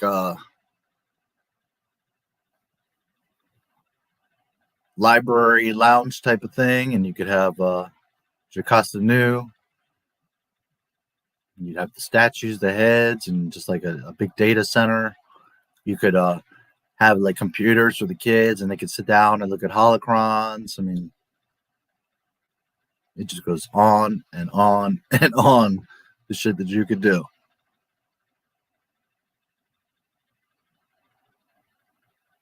And in general, you know, it's nice to see new things and do new things and expand. But with Star Wars, like, if you literally just took the shit that's in the movies and made it to land, and you could walk into Django's bedroom, you know, stuff like that, people would eat that shit up.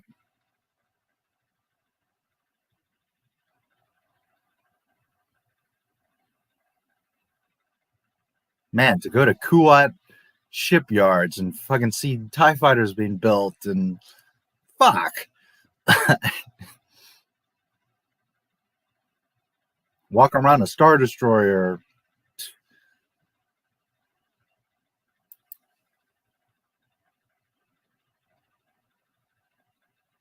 Yeah. You could spend the day and go through the clone training. Like, you'd be one of the clones for the day.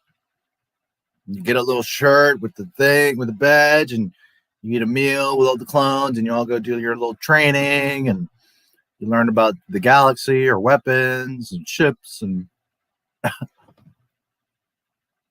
you talk about getting kids excited to learn and see stuff.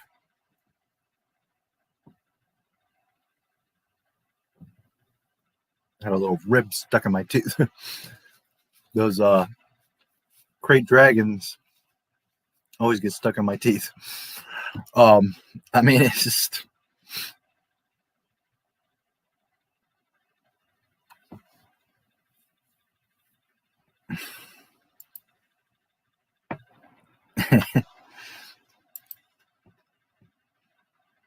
Yeah, there you go. Be good, or Anakin's gonna come in here. Pod racing, gambling. Oh yeah, hell yeah! You could bet on the freaking pod, and you're betting on their kids. Parents are competitive. You could put your kids in different pods, and it's random every time, and you could bet and have drinks, and, you know, pick up girls, or just have a cigar with your buddy, or whatever. Just hanging out, like literally like a casino, like horse betting, but you're betting on the pod races. And Jabba's there, and he flings the thing, ding. You know, I mean, you got Twi'lek waitresses walking around.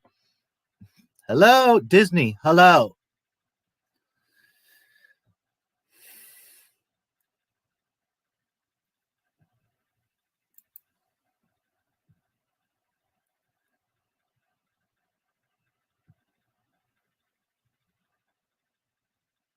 Yeah.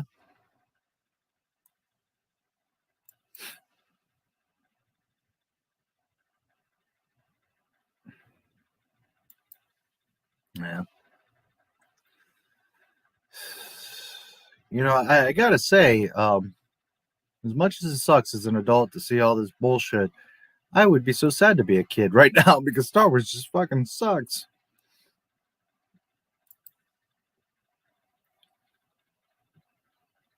Yeah, absolutely. You could do the Death Star trench run. You have like a row of like 5 X-Wings or something, and the kids or whoever could get in the X-Wing, and you do a whole flight simulator thing with a giant projector. You can shoot down some ties, you know, all kinds of stuff you could do. And you'd hear the chatter, Rogue One, this is Rogue 2. Yeah. Camino would be cool, like visiting the Marine Force, but for Star Wars, there could be a bunch of troopers around doing their jobs, having breaks, talking tactics, Camino and animatronics. Yeah. Absolutely. You could go to like a science lab and learn how they clone, and you could be a clone or look at the clones, or, you know, you could be like Obi-Wan visiting and seeing all the operations. And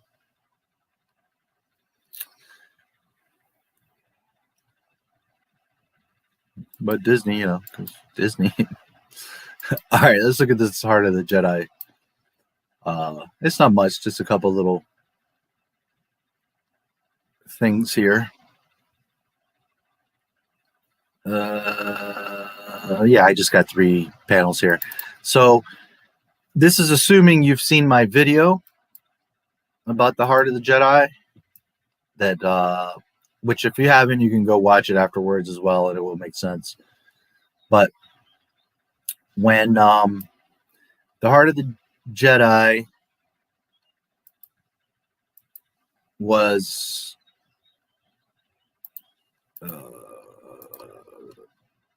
there we go. The Heart of the Jedi was published on March 4th, 2021, or put on Amazon.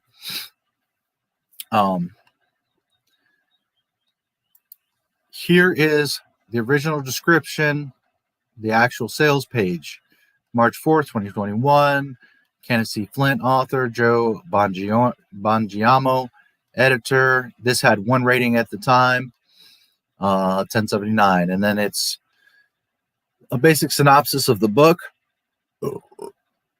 I guess I'll read it to you real quick. The Heart of the Jedi. Darth Vader and the Emperor are no more. The Alliance has officially become the New Republic. As Han Solo, Princess Leia, and new Chief of State Mon Mothma emerge triumphant against the diminishing Empire. The Imperial remnant fights on until the long, silent Imperial Senate rises up to call for peace. But not everyone wants peace, and High Admiral Tharkus has made plans to ensure the Empire will re-emerge under his rule. At his side stands the mysterious Dios Corori, beings of rare and dreadful powers. For Luke Skywalker, exhausted from years of fighting, the time has come to depart upon a journey of discovery, a journey that will lead him to a secret long ago hidden by Obi-Wan Kenobi. That's important. Remember that. A secret long ago hidden by Obi-Wan Kenobi. The Heart of the Jedi, Kenneth C. Flint's lost Star Wars novel, commissioned and approved by Lucasfilm and set to be released in 1993, disappeared without a trace. For many years, fans wondered what became of the book and why it was never published. And so it was chalked up to yet another tragic Lost Worlds story that no one could ever get to read or enjoy. Or so we thought. Kenneth C. Flint's complete novel, The Heart of the Jedi, had at least been unearthed. Published on StarWarsTimeline.net, it has been edited to fit into the existing expanded universe, taking place a short time after the Truce at Baccarat, a great book, by the way, if you're looking for an EU book. And the end, it looks a badass in there, and the end of issue number 107 of the Marvel series, but before the X-Wing comic book series, reprinted here in paperback for the first time. This is a non-profit listing for private collectors only. The Heart of the Jedi is freely available online at StarWarsTimeline.net. Find other books by Kenneth Flint at blah, blah, blah, blah. Note, this title listed at cost only. No profit is being made, and the price paid is solely to Amazon for the printing costs alone. No one is trying to make a quick buck. Please, House of Mouse, don't sue me. Okay, so I'm going to show you some other cool stuff, but probably most of you didn't see that.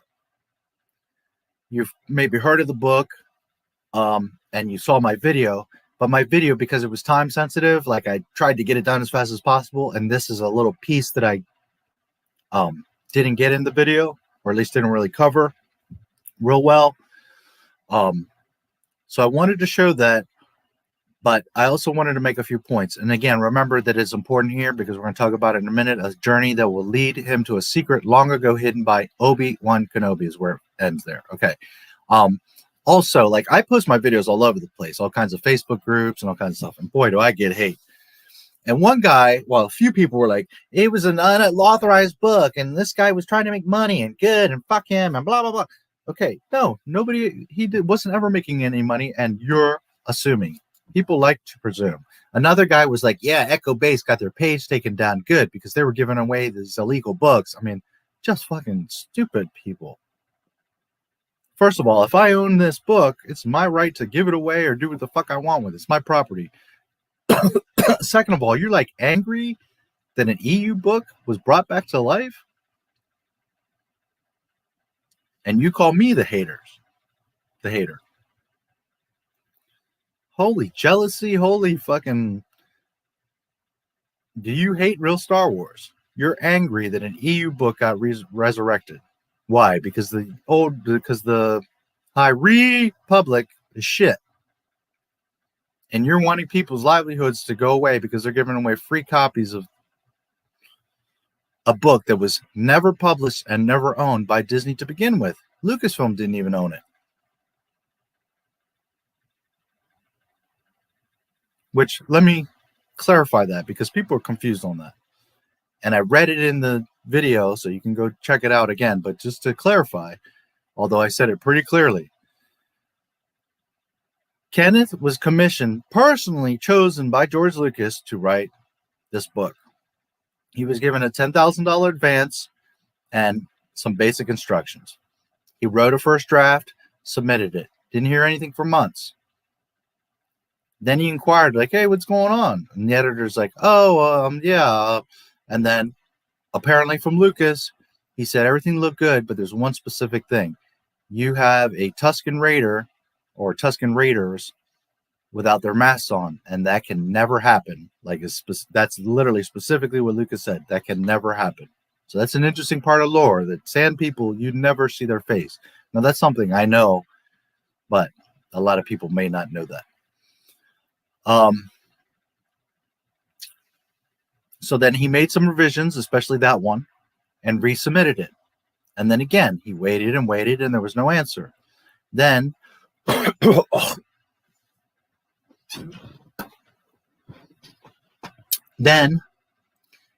he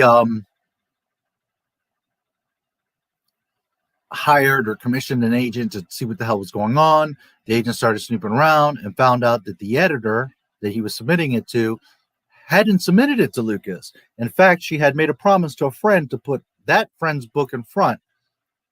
So at the end of the day, that final story and book was never even seen by Lucas or Lucasfilm because that editor never submitted it. So they didn't even see it, never mind purchase and pay for it. The advance doesn't matter. You were paid in advance to write the story, but that doesn't mean they own it. They have to buy the book, the final manuscript, the final book. They have to buy it, approve it, and own it. And that never happened. So the cover is a problem because it says Star Wars and it has Luke, Han, and Leia. And in the story, it does mention their names and the Death Star. But if you were to change some names around and take the Star Wars off the cover and, do like 3 other hero images, technically Disney has no rights over this fucking book. They don't own the story. Lucas never saw Lucasfilm, and Lucas never even got the final version to see it, never mind own it. So Disney most definitely doesn't own it. Outside of, again, there are copyrighted names and references. But if you were to change Han Solo to Joe Blow and Luke Skywalker to Stephen Nightman and Princess Leia to, Queen Bee, not a damn thing Disney could do about it. To be clear, because people seem to be all confused, like, hey, it was their book and they're pirating it and blah, blah. No, they don't even own the shit. And if somebody was like, well, they would, if it was printed, is because Disney must have a copy of it. And no, Disney doesn't even have the original copy of this book. Now, is somebody at Disney aware of it and maybe has a copy of it? Sure. But Disney in their vault, in their archive, in the Lucasfilm properties, does not have this book. This was a fan that took that book. He got access to it, and it was on StarWarsTimeline.net or .com or net, I can't remember, for years. At least 2015.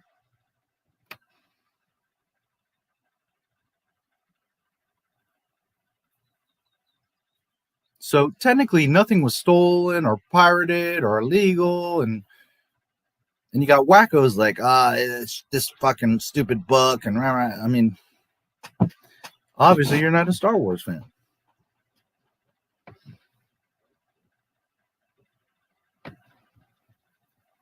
And to be clear, you might not know about this book, you might not care about this book, and just because you don't own it or read it, I'm not saying you're not a Star Wars fan. But when you're being an asshole and saying, fuck that, it's pirated, it's illegal, that shit is bullshit, it wasn't canon anyways, your channel should be taken down, you know, that kind of shit, you obviously are not a Star Wars fan. If you're angry that an EU book popped up. I mean, really.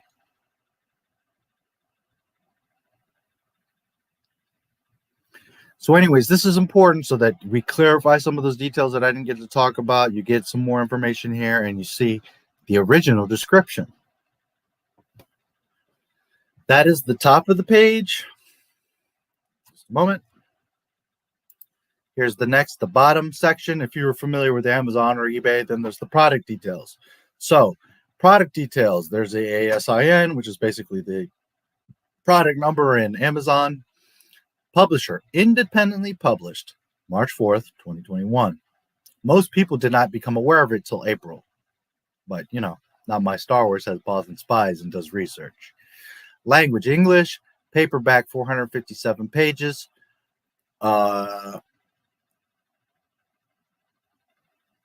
Weights, blah, blah, blah, blah, blah. By the way, on earlier days, because this is from the Wayback Machine, so earlier days, like March 4th and 5th, and it was less pages. It was like 437 or something like that. Now, I don't know if that was a typo or the original published was missing some pages. So that's a little caveat. Not that important, but just a little insider Easter egg. Okay, so this is the number 6 on the 7th. 3 days after it came out, it was number 6 in science fiction adventures. Eat that shit, Disney fucking mouse. Their bullshit High Republic. 3 days, a mystery EU book that was forgotten and long lost, unofficially published, zero marketing. People just started to notice it on Amazon, and that shit was number 6, destroying, crushing all your bullshit. It ended up with several ratings. I forget the last number, but roughly 15. And there was like one star, a little bitter, you know, it wasn't that good, and blah, blah, blah, blah, blah. But all the other ones were 5 stars. So anyways, okay, so now, no, sorry, correction. This is on March 4th when it was first published. These 2 images are from actually March 4th. This screenshot is from the Wayback Machine from March 4th.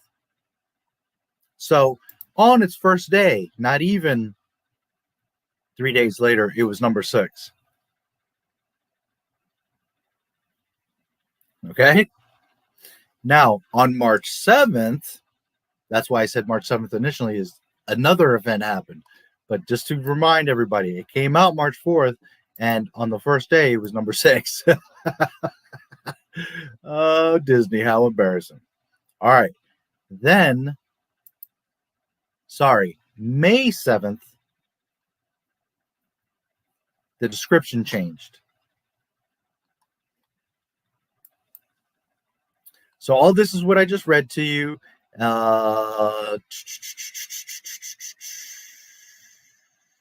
Where did it go?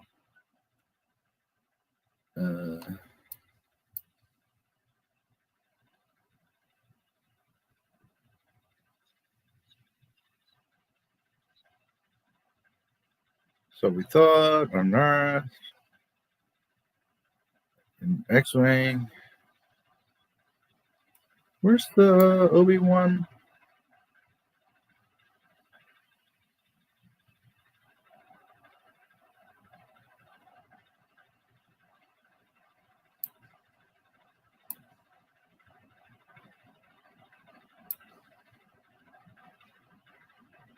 Damn it, I mentioned the Obi-Wan thing because that's where it had split before. Did the screenshot mess up here?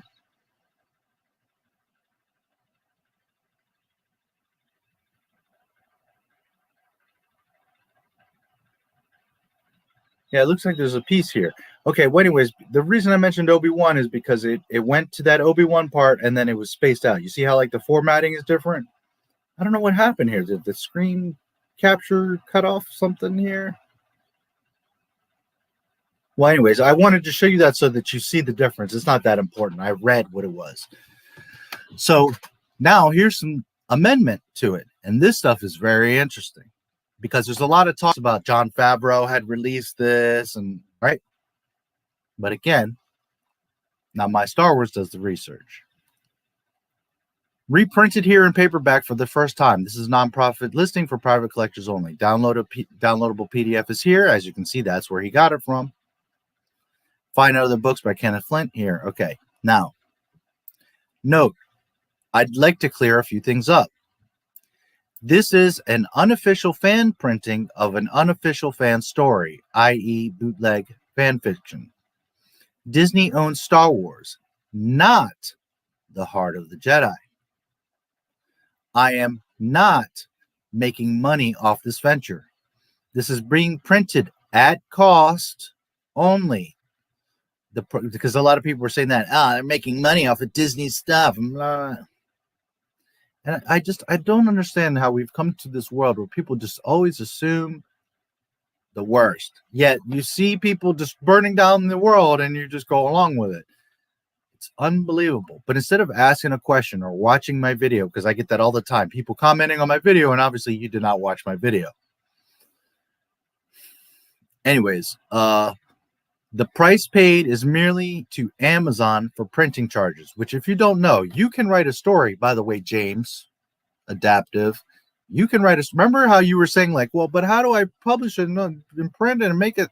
Remember I was telling you, you can submit to Amazon your story and they will print it, make a cover, bind it, make it all up, whether it be paperback, hardback, special edition, whatever. They'll make the whole thing. And I think they do this with CDs too, music, audiobooks.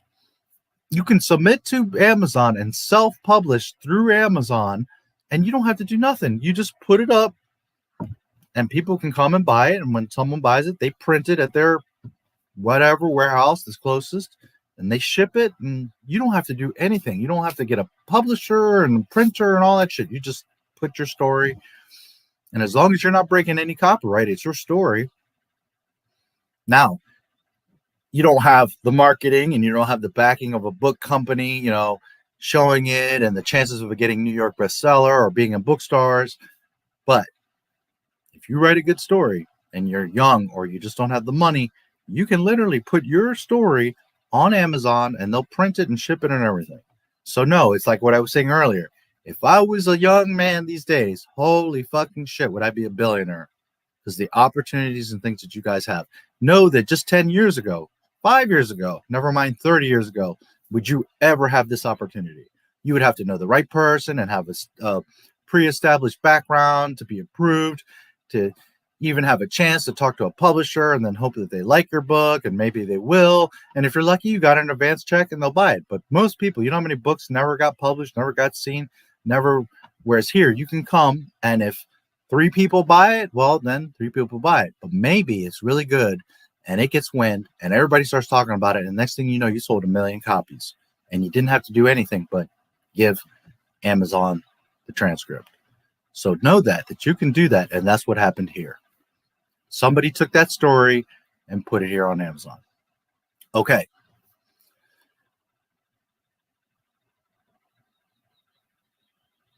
There was a fan printing briefly available in 2015. I and most others missed that one. Some time ago, I decided I wanted a copy of The Heart of the Jedi for my bookshelf. I put it on Amazon, ordered my copy, and was done. Then, quite frankly, I forgot about it. Now, how true that is, I mean, it sounds innocent and could be. Which, ironically, you can do that too. You can get a story and print yourself a copy. But be careful. If you get a transcript of Lord of the Rings and you put it on here and, perhaps you could print one and then take the listing down, or buy 5 copies and take the listing down. But be careful, because you could get sued the fuck out of Tolkien Estate or Disney or whatever. I'm not saying you could just do whatever you want, but if you legitimately write a story, hey. So I don't know how real this part is. Oh, I forgot about it. I just wanted my own 1 copy. I think he put it up there and said, oh, let's see what happens. The increases in copies sold has led to a few rumors. I'd like to address some of them. I am not Ken Flint. I am not Joe Bongiorno. I do not know either of them. Now it starts to get interesting. I'm not affiliated with Disney. Okay. This book is not outselling Disney Star Wars. Well, actually, yeah, it was. The way the Amazon ranking algorithm works is based on sales per hour, not lifetime sales. Sure, by all means, did you sell 1 million copies of this over several years like Disney, the huge marketing machine, has done? No. But in fact, he doesn't really understand the algorithm that, yes, this book was number 6 because 1, the ratings, and 2, it was selling copies. And it doesn't matter what Disney did over the past 10 years. What matters is this EU book popped up out of nowhere on Amazon and it outranked all the Disney Star Wars stuff. All of it. Regardless of how long, whatever. In this period of time that this book was up, it crushed the fuck out of Disney. And it embarrassed the shit out of them. Did it sell millions of copies like Disney has sold over the years of other stuff? No. Did it make a ton of money like Disney has made off of the books? No. But in this chunk of time, it destroyed Disney. So indeed, it did outsell Disney Star Wars. He's just saying it like in the big picture, and maybe not realizing how much impact this book had, but it indeed shit all over Disney Star Wars. I am not Timothy Zahn. I know him. He is an amazing mentor and an inspiration to me. I would never try and sabotage his work or steal his thunder.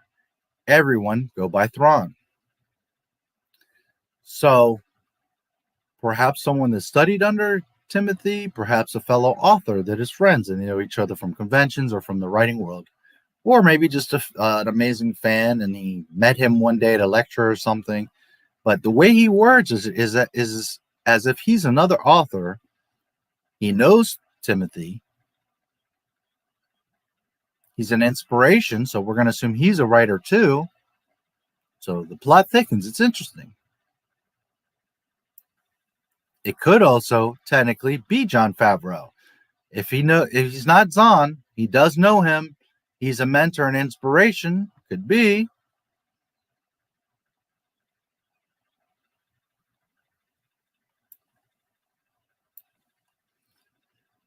EU fans, stop trying to stick a thumb in Disney's eye. Very odd statement.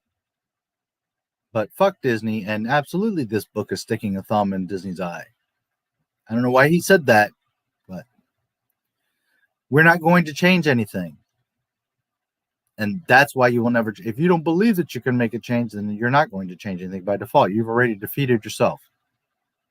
We have, and we will change it. At the end of the day, the fans have all the power. Disney fans, just ignore the EU fans and let them have their silly little book. Stop tattling to Disney. So it's very confusing because on one end, he's like, oh, I'm a fan. I wanted a copy. I respect, blah, blah, blah. And then in the next minute, he's like, well, just ignore the EU fans. Who cares what they say? It's not that important. It's just an old story that I've just got printed. And let them have their silly little book. It's very odd language. You went through the trouble of risking getting sued and publishing this book and doing all this, but yet you're like, this book is just a silly little book anyways. It's very odd. Stop tattling to Disney. Finally, I would like to publicly apologize to Ken for any appearance that I might be stealing from his book. I don't know how. I mean, if it's not published anywhere, this is only helping. That was not the intent. They are both wonderful people who have done nothing wrong. I hope you will continue to support them in their work. And then, a Star Wars fan. So this whole thing is like very cryptic and odd because first of all, you're a Star Wars fan, but yet you're saying just ignore the EU and it's a silly little book. That's odd. I don't think a Star Wars fan would say that. Again, there's a lot of Star Wars fans that don't know nothing about the books, never read a single one. They have no interest. They're into the movies or the shows or the cartoons, whatever. It's not to say that you have to love the EU or have the EU or be a part of the EU to love Star Wars. But inherently, Star Wars fans, even if you haven't read all the books or only own one or don't even own one, you respect the EU and you know that there's a further universe. You don't hate on it. Maybe you just aren't into reading. Maybe you're just not into Star Wars books. Maybe you just like the movies. But if you're a Star Wars fan, you're not like, well, this silly little book. And ignore the EU fans because they're nothing. On the contrary, there's people that don't care a goddamn about the EU book, but they're not going to fight against it or demote it or talk it down or not help defend it because it's Star Wars. It's a part of our culture, a part of our galaxy. So his language is very strange that he claims to know Zahn, and, you know, he apparently is close or had some interaction because he's an inspiration. Oh, well, I guess it does say mentor and inspiration. So one thing is inspiration, like I read his books, loved them, and I wrote. Another, it says mentor. So maybe it's just the way he's wording it. Maybe they never met. But he says it as if like he worked with Zahn or talked to him. He says he does know him.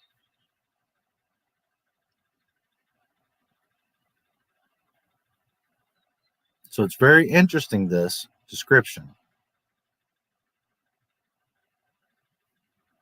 Especially there at the end. Ignore the EU fans. And let them have this silly little book. That like so doesn't match the other things you said, and that the action that you took of taking the time to get it, put it up on here, run the risk of getting in trouble, you know. But there it is. On May 7th. Nearly 2 months on the day, this description was updated.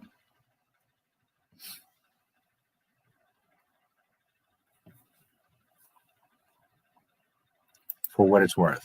So it doesn't conclusively say that Jon Favreau would have done this or not done this. I don't believe for a second. Jon Favreau doesn't know Star Wars like that. Filoni maybe would have known about this, but he doesn't care about the EU. He's pretty much fucked the EU. He loves him some KK, so I don't see him, Filoni, doing it.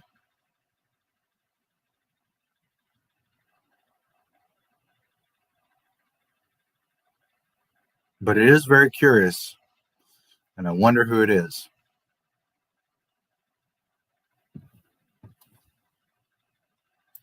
So there you go. There's your little bonus of the Heart of the Jedi. It's very interesting.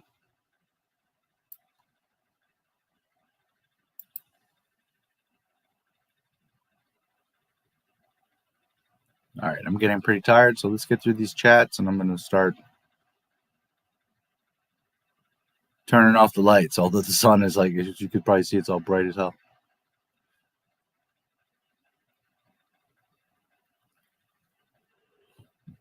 So Hoover simulation,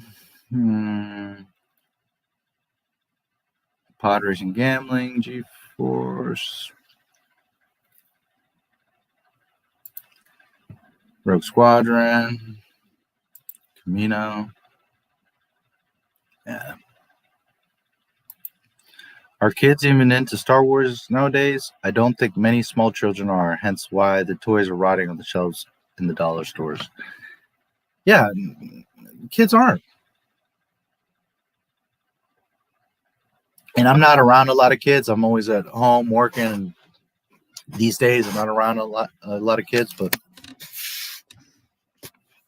you don't see the commercials. You don't see kids running around in the yard with lightsabers or, you know, a Tauntaun doll or a Falcon or no. And some people like to say, well, kids don't play with toys anymore. Oh, really? That's why all the other toy sections are completely full, because kids don't play with toys. Bullshit. Any kid at all time. Kids back in Tiny Tim days and kids in 1,000 years from now are going to always love toys, whether it be, a specific action figure or a yo-yo or whatever. Kids love toys. Be real. So that ain't the excuse. No, kids don't like the new stuff. And neither do adults. So then the kids mimic the adults, and of course not. And you do see the sheeplings that sometimes say, "Oh, you're full of shit. My daughter loves Ray." Or as a matter of fact, I just saw a post where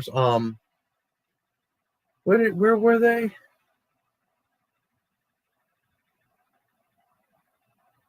I think they were in Disney. And they said, "Oh, I just saw a little boy running around." Yeah, I just saw a little boy running around with Ray's gold lightsaber, and he loved it, and he was having so much fun. Just goes to show how much the kids love Ray and this new Star Wars. First of all, does that kid even know that that's associated with Ray? He probably saw that it was a unique colored gold lightsaber and was like, "Ah!" It probably has nothing to do with Ray. Second, not your kids, but you saw another kid? Interesting. 3, 1 kid. I saw a group of 10 kids, and they were all running around with lightsabers, and they were all, having a great time. And not 10 kids with gold lightsabers. No. She saw one boy with a gold, and she's using that to validate that little boys love Ray and her gold lightsaber, and see how great Disney Star Wars is. One kid, which goes to show that even in the park, yeah, you got 1 or 2 kids. Yeah, there's 100,000 people in all of Earth that like the sequel trilogy. Okay, we get it, but millions don't.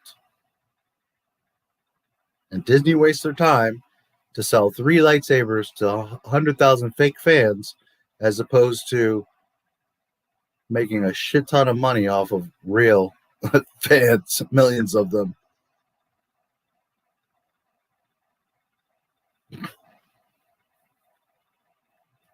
Sure, there are some kids out there that like Ray and the sequel trilogy. Yes, there are some sequel trilogy fans. But again, we're talking about, like 10% versus the 90% of people that want real Star Wars.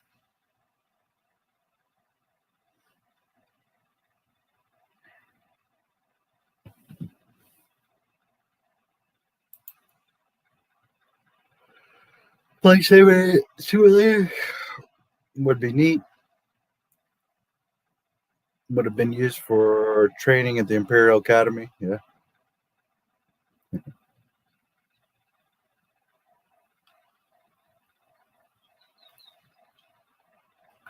You could always jump in a T-16 and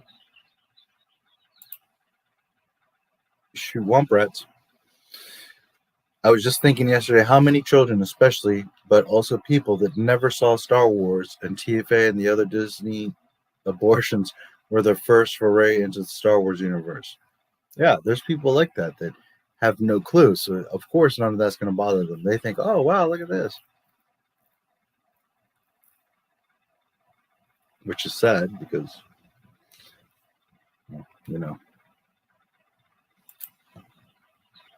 Mon Mothra, yes, Mon Mothra. Correct. I missaid it. Mon Mothra. Is now permanently ruined, basically. I beg people to not ever watch the sequels and Disney garbage until after they watch the first 6, either OT, then PT, or PT, OT. This Star Wars is almost an art. Yeah. Disney's Bob Ross. Well, I'm afraid I'll have to call it. Gotta catch some sleep while I still can. Great stream. Enjoyed talking to you all. Good night, morning.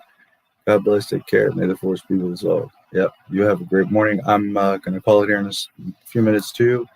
I'm getting pretty tired, and I've talked about everything that I had. So Naturally, I know you guys could keep me here for like another 4 hours, but I'm freaking tired.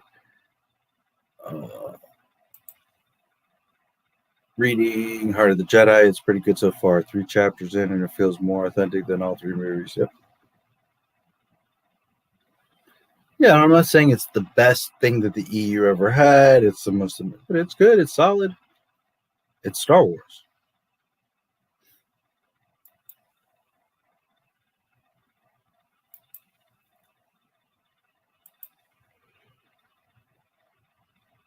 Anyone could write a good story, but them, yes.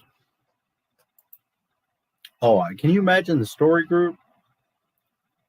They were fucking ringing and jumping up and down, and oh my god, these must have been so angry that they've been trying so hard with that fucking New Republic bullshit, High Republic bullshit.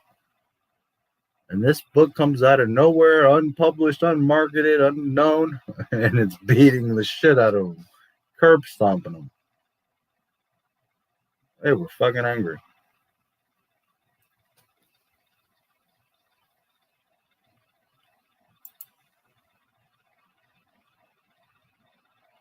My eyes are starting to hurt. All right, yeah, let's get through this, and then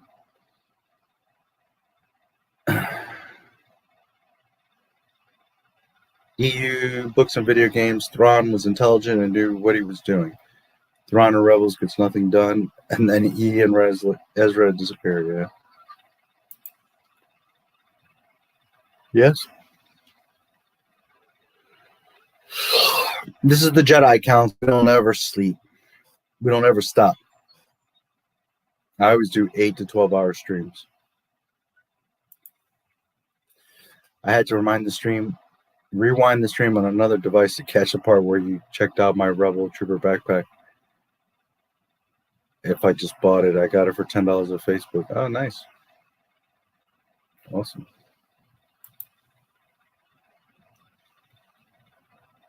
I went to pay him. He was kind enough to give me it for free. He was glad it went to a good home, and it is brand new, never used. Oh, the backpack. Oh, look who's there. It's Saturday again. Yes. Hello.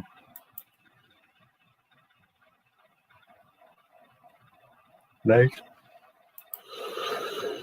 Oh, yeah, I'm running out of gas, guys, but man, we'll hang out for a few more minutes.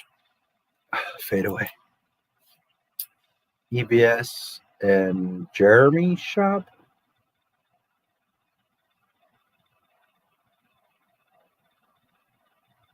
Not sure what you mean. EBS has a eBay.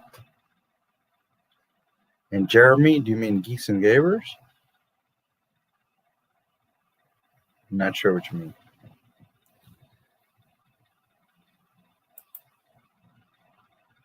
Hannah was a designated driver. I love toys, yeah, me too. You can catch me every time. Beside myself and couldn't thank him enough. I've been using Freebie Fidelis Care backpack for a few years now, so this was a sweet upgrade. Hell yeah.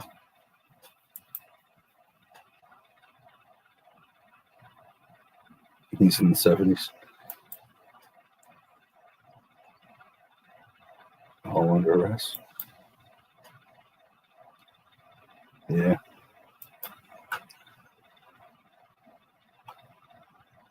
Yeah. Sure doesn't. Little to nothing knows she. Actually rides motorcycles as well, and we were going to try to get together and go riding sometime. Cool.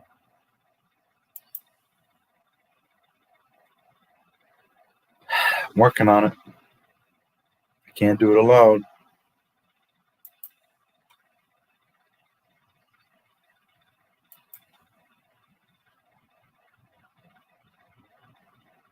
Yeah, have a good morning, James. I'm going to be finishing up here in just a minute anyways. That's where I really like sleep just, it's probably those crate dragon ribs. The itis, I'm just like, Bob Chapek will ruin. Yeah, it's already ruined. Dream well, yeah. Great morning, day. See you next week. Yep, every Friday. You should never produce. No. You should never anything. Bob Chapek, yeah. What is that avatar? It's crazy looking. An octopus? Or... It's hard to see. It's small. Blue hair everywhere.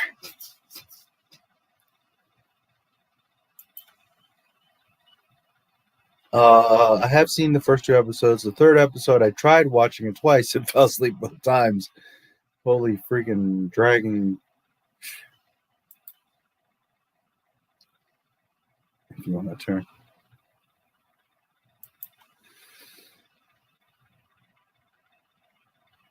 Yep.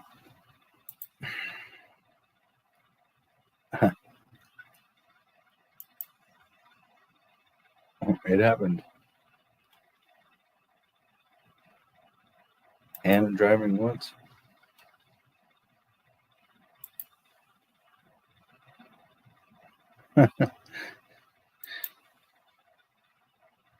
Conspiracy videos. Yesterday you said you had an idea.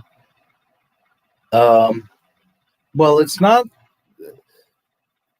First of all, I have some more videos that I need to upload to that channel. I'm so busy, and I try to spread them out.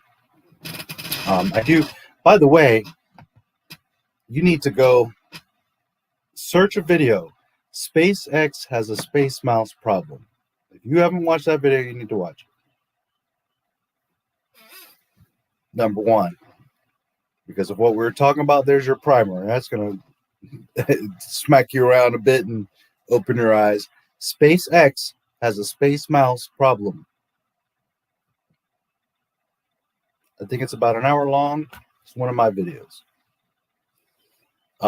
And no, it wasn't that I had so much an idea for a video as opposed to I have an idea of how we could talk about that stuff, because I have something coming up, an announcement coming up, and it just kind of coincides with you. Some of you are like wanting me to do that conspiracy stuff. So it was just kind of funny because there's like an opportunity that has popped up and something's coming. So it ties into, but I maybe said it kind of wrong. I didn't mean that it was a specific video. I meant that it was more of like an opportunity for how to talk about this, which will make a lot more sense soon. No, I can't. I can make as much noise, but at the end of the day, I can't do this shit alone.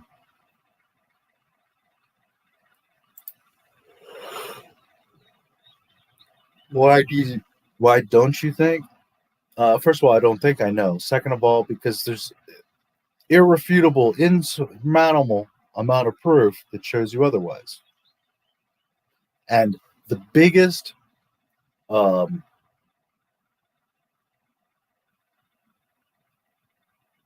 what's the saying? What's the word? Like the biggest wart, the biggest, most obvious thing is, if you were at the moon, then prove it to me. Right now, 2021, send a rocket up. The moon's just right there. You can get to Mars, right? You're claiming you can get to Mars. The moon's right there. Prove it to me. I want cameras all over, 360, inside and out, up and down. I want to see the entire flight without the camera cutting, without any bullshit excuses. I want to see you take off, go straight up, out into space, cameras on the whole time. I want to see you flying towards the moon. I want to see the entire flight. I want to see you reach the moon, and I want to see you land on it. And cameras on the whole time. No breaks, no excuses. 2021. I don't want to hear that bullshit.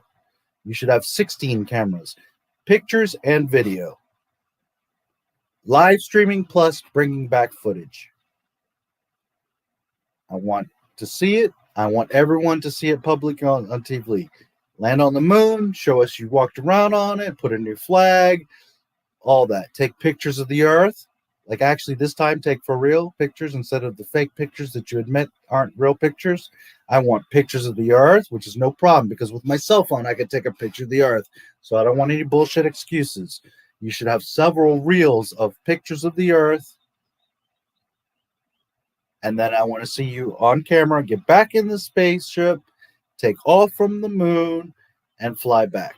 And if you can't do that in 2021, you certainly didn't do it back in the 60s. So prove it. And I don't want to hear, but we can't do it. We don't know how. We can't. You are claiming that you are on Mars. So shut the fuck up and right now go to the moon. Otherwise, you did not go to the moon. That alone destroys any argument right there. But I have like 2 other pieces of proof that destroy the moon.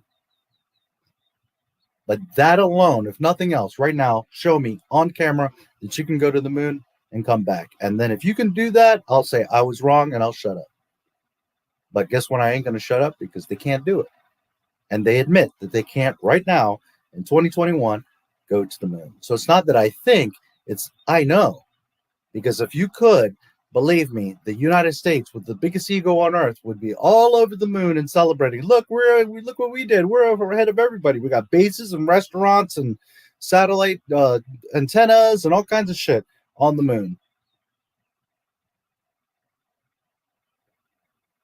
So it's very simple. You want to shut me up and prove me wrong? Do it. Go ahead. Do it. Show me. And you know why they don't? Why they don't dispel all the conspiracies and questions and all that? Because they can't. Because it would be real simple to just send a rocket up, go to the moon, and come back. It's the closest object to us. So there's no excuse. You said you've been out to Pluto and Mars and all this. Okay, well, prove to me you can get to the moon. Then we can have a conversation. They can't. So if you can't in 2021, where I have a cell phone that has more computing power than the entire NASA had in the 60s in a huge building with massive computers that took up the entire room, if you can't today get to just the moon, I'm not saying show me life or bring me artifacts or go to skipping planets, or just get to the moon, full 100, full nonstop uncut camera. Show us leaving the atmosphere, flying through space, getting to the moon, landing, doing stuff on the moon, getting back in the rocket, flying back, several pictures in all angles. No excuses that the light, that the angle, that we're on this side. No. Furthermore, you should be able to fly around the moon, and no problem. It shouldn't be an issue for you to fly around the moon, show us the dark side and all that. No excuses.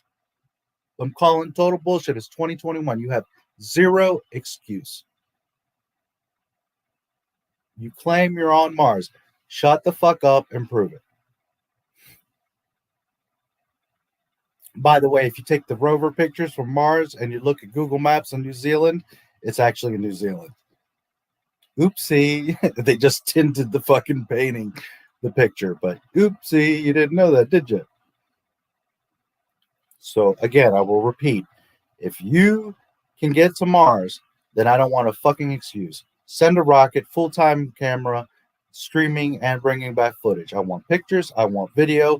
I want everyone, not just me. I want it on public TV so we all can see the same confirmed experiment that you flew to the moon, uninterrupted video feed, you land on the moon, you do the fucking moonwalk and backflips, you get back in your shit and fly back to Earth. And when we see that whole thing and you come back into the atmosphere and you fly down to Earth and we see you land your backwards rocket, which it's just video played in reverse, but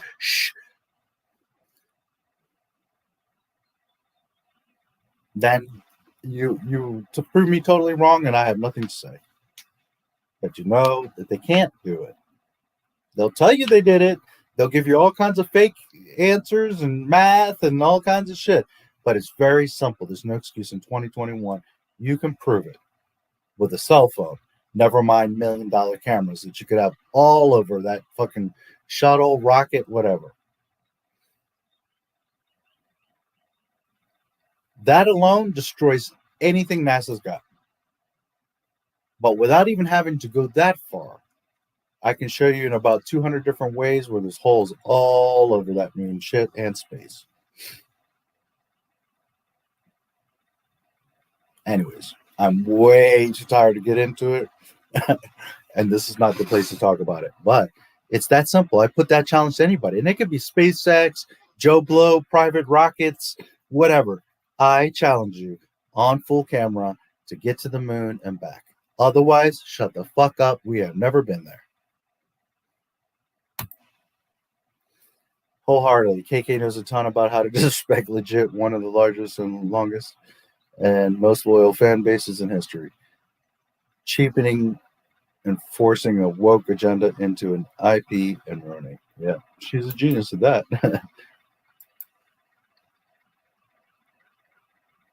Broke fix Bob Chapek. Yeah.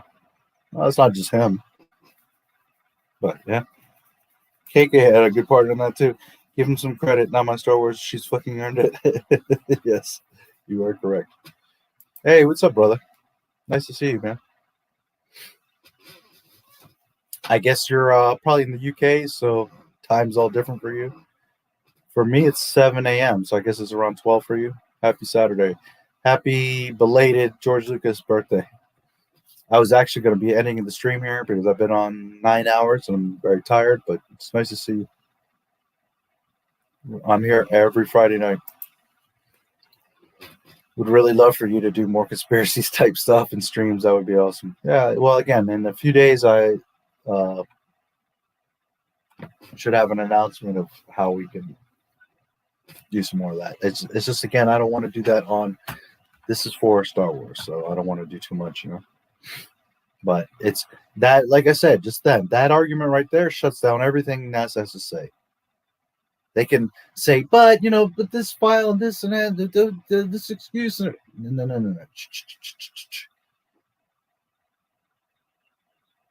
Fly to the moon, fly back, on camera, show us. Otherwise, I don't want to hear it. We're not in 1960. This is 2021. Supposedly, Elon put a freaking car in space. And we've got shit on Mars. So I don't want any excuses. Love to help research and do some background work for your consideration. Oh, absolutely. Elon can. Yeah. Well, show me.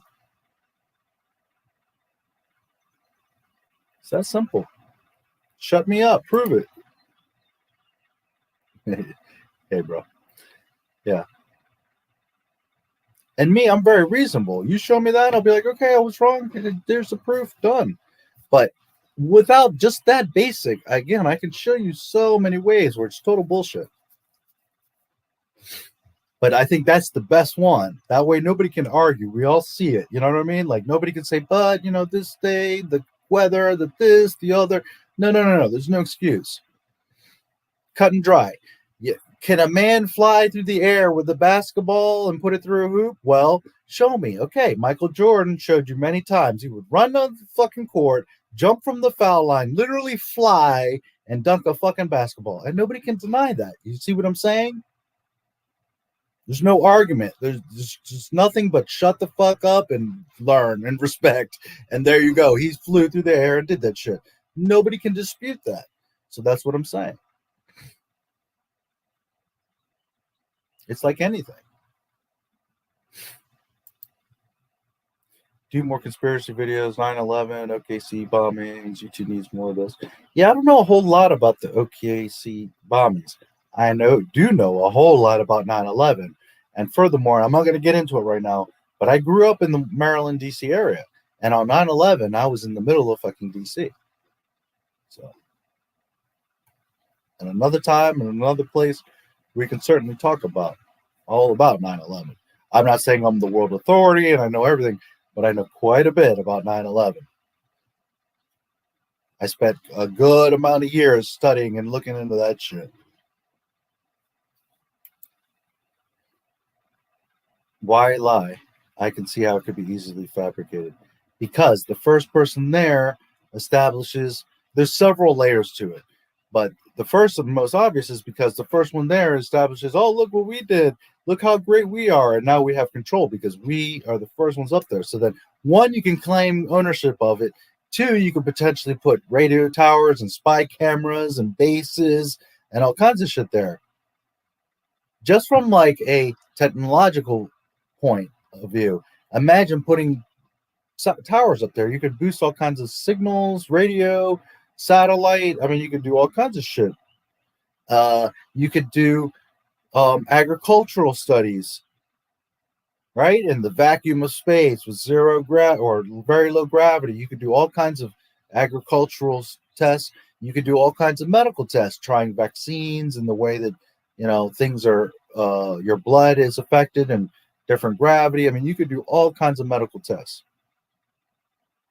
There's all kinds of advantages to being the first one to the moon or even getting to the moon. It's huge.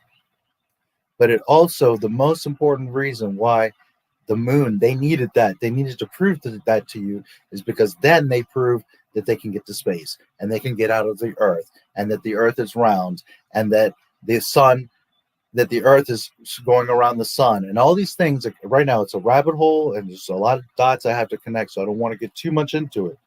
But it's several layers getting to a bigger picture, and that bigger picture is distorting your vision of the universe. And by distorting your vision of the galaxy and the universe, they are separating you from God.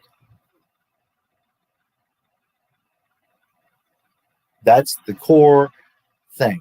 Why separate you from God? Because when you don't have God and you don't have that belief anymore, now you're fighting each other. Now you're disbelieving each other. You're killing each other, getting angry over a fucking game, or, you know, calling each other racist. And all. That's why. Because at the end of the day, it's about control. It's all about your belief system. And I'm not talking about religion. Religion is all bullshit. Sorry if I hurt anybody's feelings. But if there's one God, then you can't possibly have different religions because there's only one God and one reality. Can you perceive that God in a different way, whether it be Buddha or Krishna or Jesus? Okay, whatever you want to cling on to. But know that all religions are wrong because there's more than one religion. If there was one religion, there would be, or if there was, if it was real, if there was one reality, then there wouldn't be different religions because we would all be seeing the same thing. We would all be worshiping or acknowledging or whatever, the same thing. It's like me doing this. People don't always understand this, but what is this? I know it's hard to see, but it's a green pen. You can't argue that. It has these parts. It opens here. It's got a clip. Now you can argue, what's the manufacturer? What's the actual tint of color? What's the, you know, how old is it? How much ink does it have? You can get all nuance and be a little nitpicky bitch. But the point is, we all cannot argue that this is a green pen that's clear, that has a green handle and a clip, and that it writes. And you know what I mean? You can't argue that fact. This is this right here. If you say that it's a purple banana, then you're either blind, stupid, or just lying. Because I don't care if you go to Egypt, UK, Paris, Australia, Nigeria, China. It's a green fucking pen. You can't argue that. You can't deny that. You might be colorblind and be like, well, it looks blue or it looks orange. But when 1,000 of us are looking at the same thing, we're all going to say, what? Yeah, that's a green pen. So therefore, for people to be believing anything different than what this reality is of a green pen, then that just proves that you're wrong, because the reality is you can't fight that. And it's the same thing religion.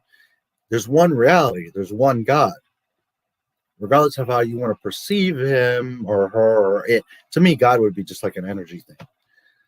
So, but the fact that you believe that this is what leads you to God is different from this person believes, or that this is what's right, or that this is what makes you better, or then that's all a lie, because there is only one reality. So therefore, there can't be more than one religion. The fact that there's more than one religion proves they're all bullshit. So at the end of the day, religion isn't to give you faith. It's to separate you. It's to get you all arguing about, no, it's my God. It's my God. I'm right. I'm the righteous one. My morals are better. Now, I'm a Jew, so I'm above you. And I'm Buddhist, so I'm more pure than you. And, you know, just all that bullshit.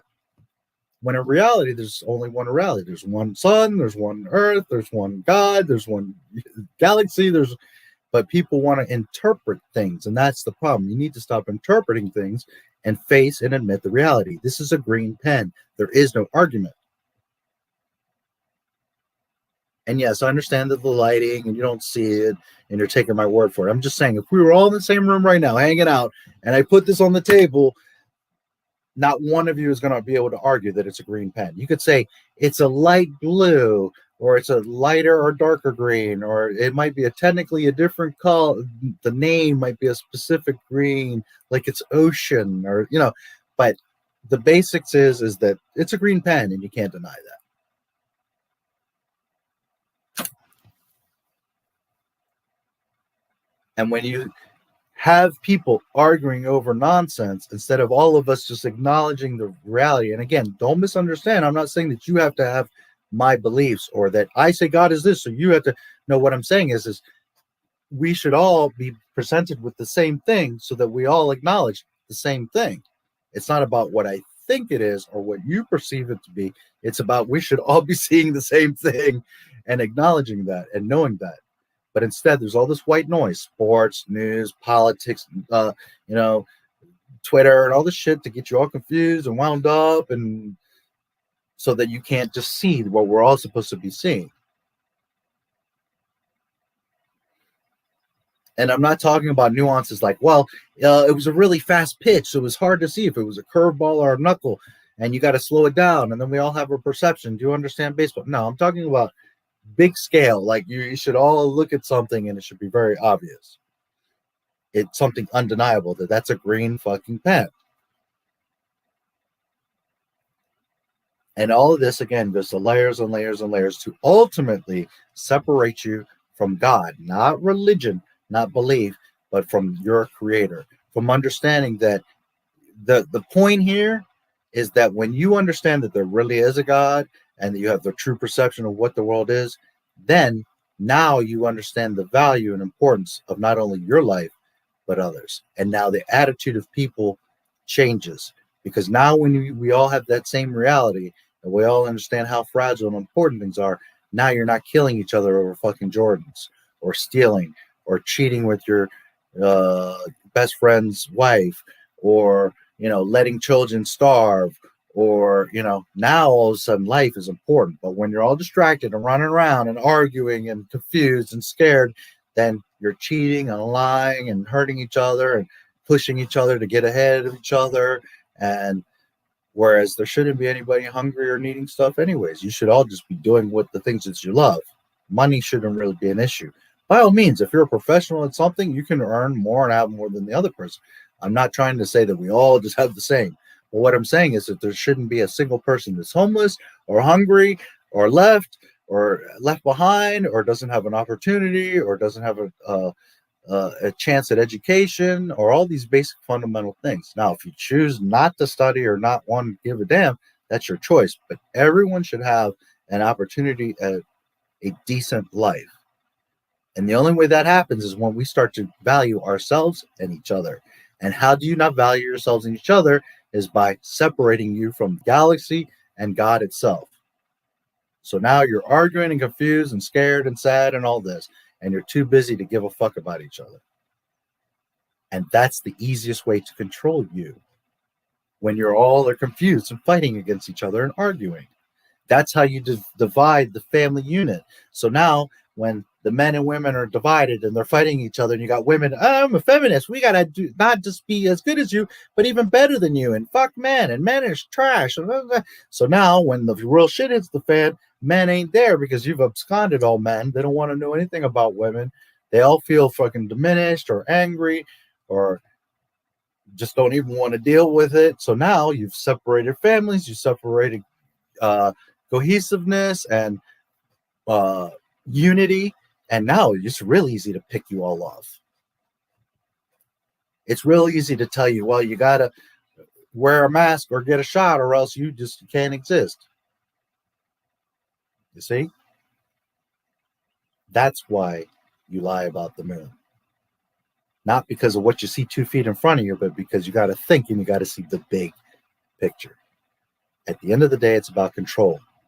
And the easiest way to control you is to have you all confused and not even knowing the place that you live. But if you turn off the TV and you turn off the phone and you go back and you go walk in the woods and you start thinking and looking, and instead of worrying about what NASA told you, instead of thinking about, oh, it's global warming and it's this and that. Meanwhile, it gets colder and colder and colder. You guys are in different parts of the world. Tell me, is it getting hotter? Because let me tell you something. It's May, 15th? And it's freaking cold outside. So don't tell me there's global warming when every year it gets colder and colder. When I was a kid, it used to be hot. You used to have long summers. And every year it gets colder and colder and colder. But when they convince you of shit and they got you all over the place, you're too busy arguing with each other. Instead of saying, no, we all know that it's colder. Let's stop the bullshit. Something's not right here. So then you got to stop listening and you got to start using your own observation. You got to start using your senses. God gave them to you for a reason so that you can discern and make your own decisions and your own conclusions as opposed to what someone told you. That's the problem. People are constantly relying on what NASA told me. Oh, but they showed me a picture, so it's real. Or the government told you, oh, well, it's all good. Meanwhile, they're sending drones and killing people. And you don't know about it because you're just listening and believing what they tell you. And you need to stop that. You need to do the option and question every fucking thing. Because let me tell you something. There's some nasty people that are in control and they don't care about you. And all they want to do is manipulate you and control you. Remember, at the end of the day, it's not really about money. Money's a tool. Why do you want money? So that money gets you whatever you want, and ultimately control. Because if you had magic and I could just wave my hand and have any girl I want, I could just say, hey, you, wash my car. Hey, you, fix my bridge. Hey, you, make me dinner. It's about control. That's what the people really want, is control. Money is just a tool to achieve that control. But if you could just snap your finger or wave a wand or whatever and get people to do whatever you want, that's the ultimate goal, is control. And when I can control you, I can have you do anything I want for me, or I can get you just out of my way. You're not eating my food. I get all the best steaks. I live in the best house. I have the best materials. I get the best TV and car and all wine and all that. Because now I can control you to not only get out of the way of consuming it and being in my way, but I can also have you making it for me and serving it to me. I can keep you from dating my daughter. I can selectively choose who you breed with. I can control the population. Understand? All these things, which I'm going down the hole, and I don't want to go down the hole right now, but ultimately, that's why you do something like fake the moon landing, because that makes you believe in a system and that is untrue. And when you believe and grasp onto that system, now your distorted vision of the galaxy, and therefore you believe that everything around you is a certain way. But in reality, it's all a fucking lie. They don't want you to really know what's going on. So the easiest way to do that is to totally disrupt your perception of what's going on. That's why you lie about the moon. Because what's the biggest lie? And if they can convince you of it, the easiest way to control you. Your home. What the earth looks like. Where you live. How it is outside of it. What's around the earth. How does the sun function?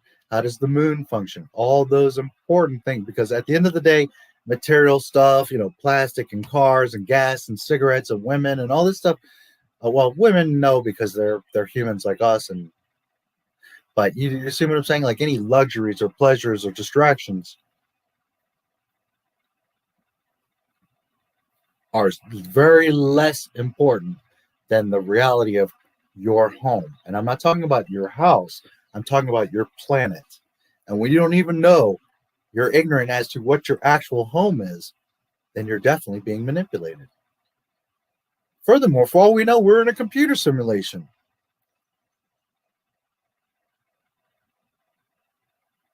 I'm not saying that that's what it is, because I have my arguments against it. But I've often thought, what if the starry skies are really like a huge circuit board, right? Like you open your computer and you see all the circuits and diodes, and well, what if that's what you're looking at? You think you're looking at stars, but really, are you? Or you're looking at a giant circuit? You see? So what happens to your perception and world now if we're just in a simulation? Or what happens to your world now if you go outside of the Earth, or can't go outside of the Earth, period? But you go outside of the Earth and no, the moon is, or this Earth isn't spinning around the sun. On the contrary, the sun is spinning around the Earth. How much does that change your perception and understanding of things? It completely shifts your world now, doesn't it? So that's why it's important that they fake the moon landing. Because if they fake the moon landing and they get you to believe that they were in space and they know how it all works, and they tell you that this is how it works, and they're explaining to you, well, the sun, the Earth revolves around the sun, and that's why there's gravity, and that's why this works this way, and you can't see the dark side of the moon. Meanwhile, you can't see the dark side of the moon because the moon ain't rotating. It ain't rotating around the Earth, and it's not rotating itself. Because if it rotated, no matter what, you're going to see the other side of it. And the sun is going around the Earth. Whether it's a disc, it's hollow, it's flat, a sphere, whatever. I don't know. None of us know because we ain't been to space to see it. Because in 2021, you can shut up any doubts by just a satellite. Never mind going up in a spaceship and filming and showing photos of the Earth. And yes, I am aware that NASA has their live feed. Meanwhile, there's bubbles going across. There's no satellites. There's no space debris.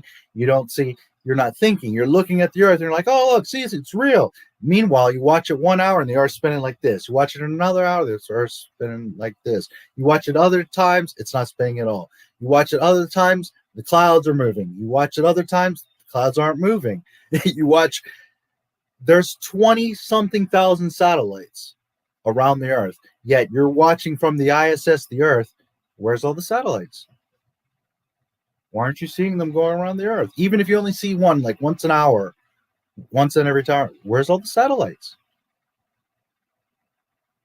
Never mind the Van Allen belts. You can't even get, there's a whole ring of space debris around the Earth, yet you're looking from the ISS at Earth. Where's all the trash?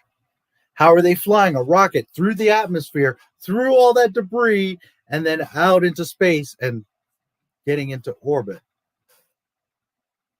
When a speck of something moving at 20,000 miles per hour would destroy your shuttle or rocket, yet they're flying through the atmosphere, through an entire field of debris, through all of these satellites. They're like weaving and ducking and diving and getting through and then getting into space and looking down with the camera, and they're, where's the satellites? Where's the trash? Where's the debris? Where's all this stuff that they claim?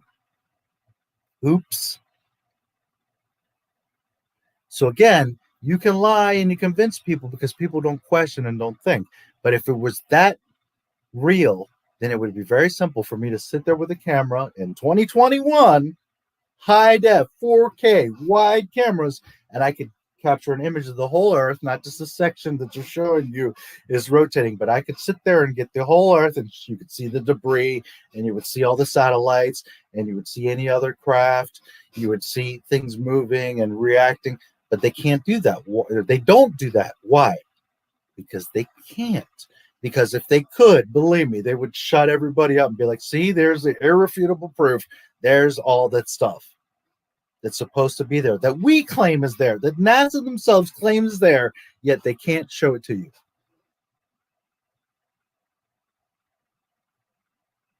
You happy now? You made me go down the fucking rabbit hole. And there's a lot more, but that's the basic premise of why something like the moon landing is so important. Because if you believe that we got to the moon, now you believe in their whole story, their whole system. And that changes your entire perception of life, the universe, God. And when you believe that this is the point. When you believe that, well, then we're just a little speck in this massive universe. That means we're not that important.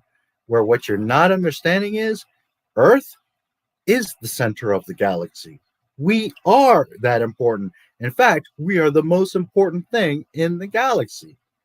And when you know that, oh, maybe we should stop being assholes to each other. Maybe it is important to take care of our planet. Maybe it is a goddamn crime that we see kids that need sneakers, or there's a homeless guy on the corner, or we mistreat women. Now the value of yourself and society goes way up when you realize we are the center. We are God's most important and valuable creation. And we don't revolve around things. Everything revolves around us. Not ego, not like we're so got to be better than everything, but understand that we are God's greatest. We are created in his image, right? Start to think, guys. Start to use your brain.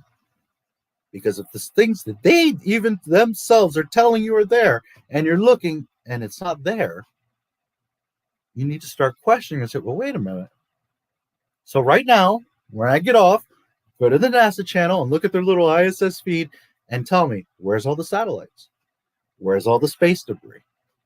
Why are there bubbles going across the screen? If you were in space and there's no filter of the atmosphere, either it's going to be pitch black where you're not going to see nothing, or if the sun's out, it's going to be so blinding because there's nothing filtering it. Yet it's like just this little spotlight in the corner, and you can see it's enough lighting to sell you on that there's a sun there, but you don't see it. I mean, these types of things, you got to start thinking. It's right there in front of you, but they've got you so programmed from when you're a kid that, oh, space, the space shuttle, look, and you believe in it, and you're not questioning. And again, it goes back to the big picture of if they get you to believe that, then the whole universe changes to you. And if the whole universe changes to you, then your value system of yourself and other humans changes. And that's the key. Control.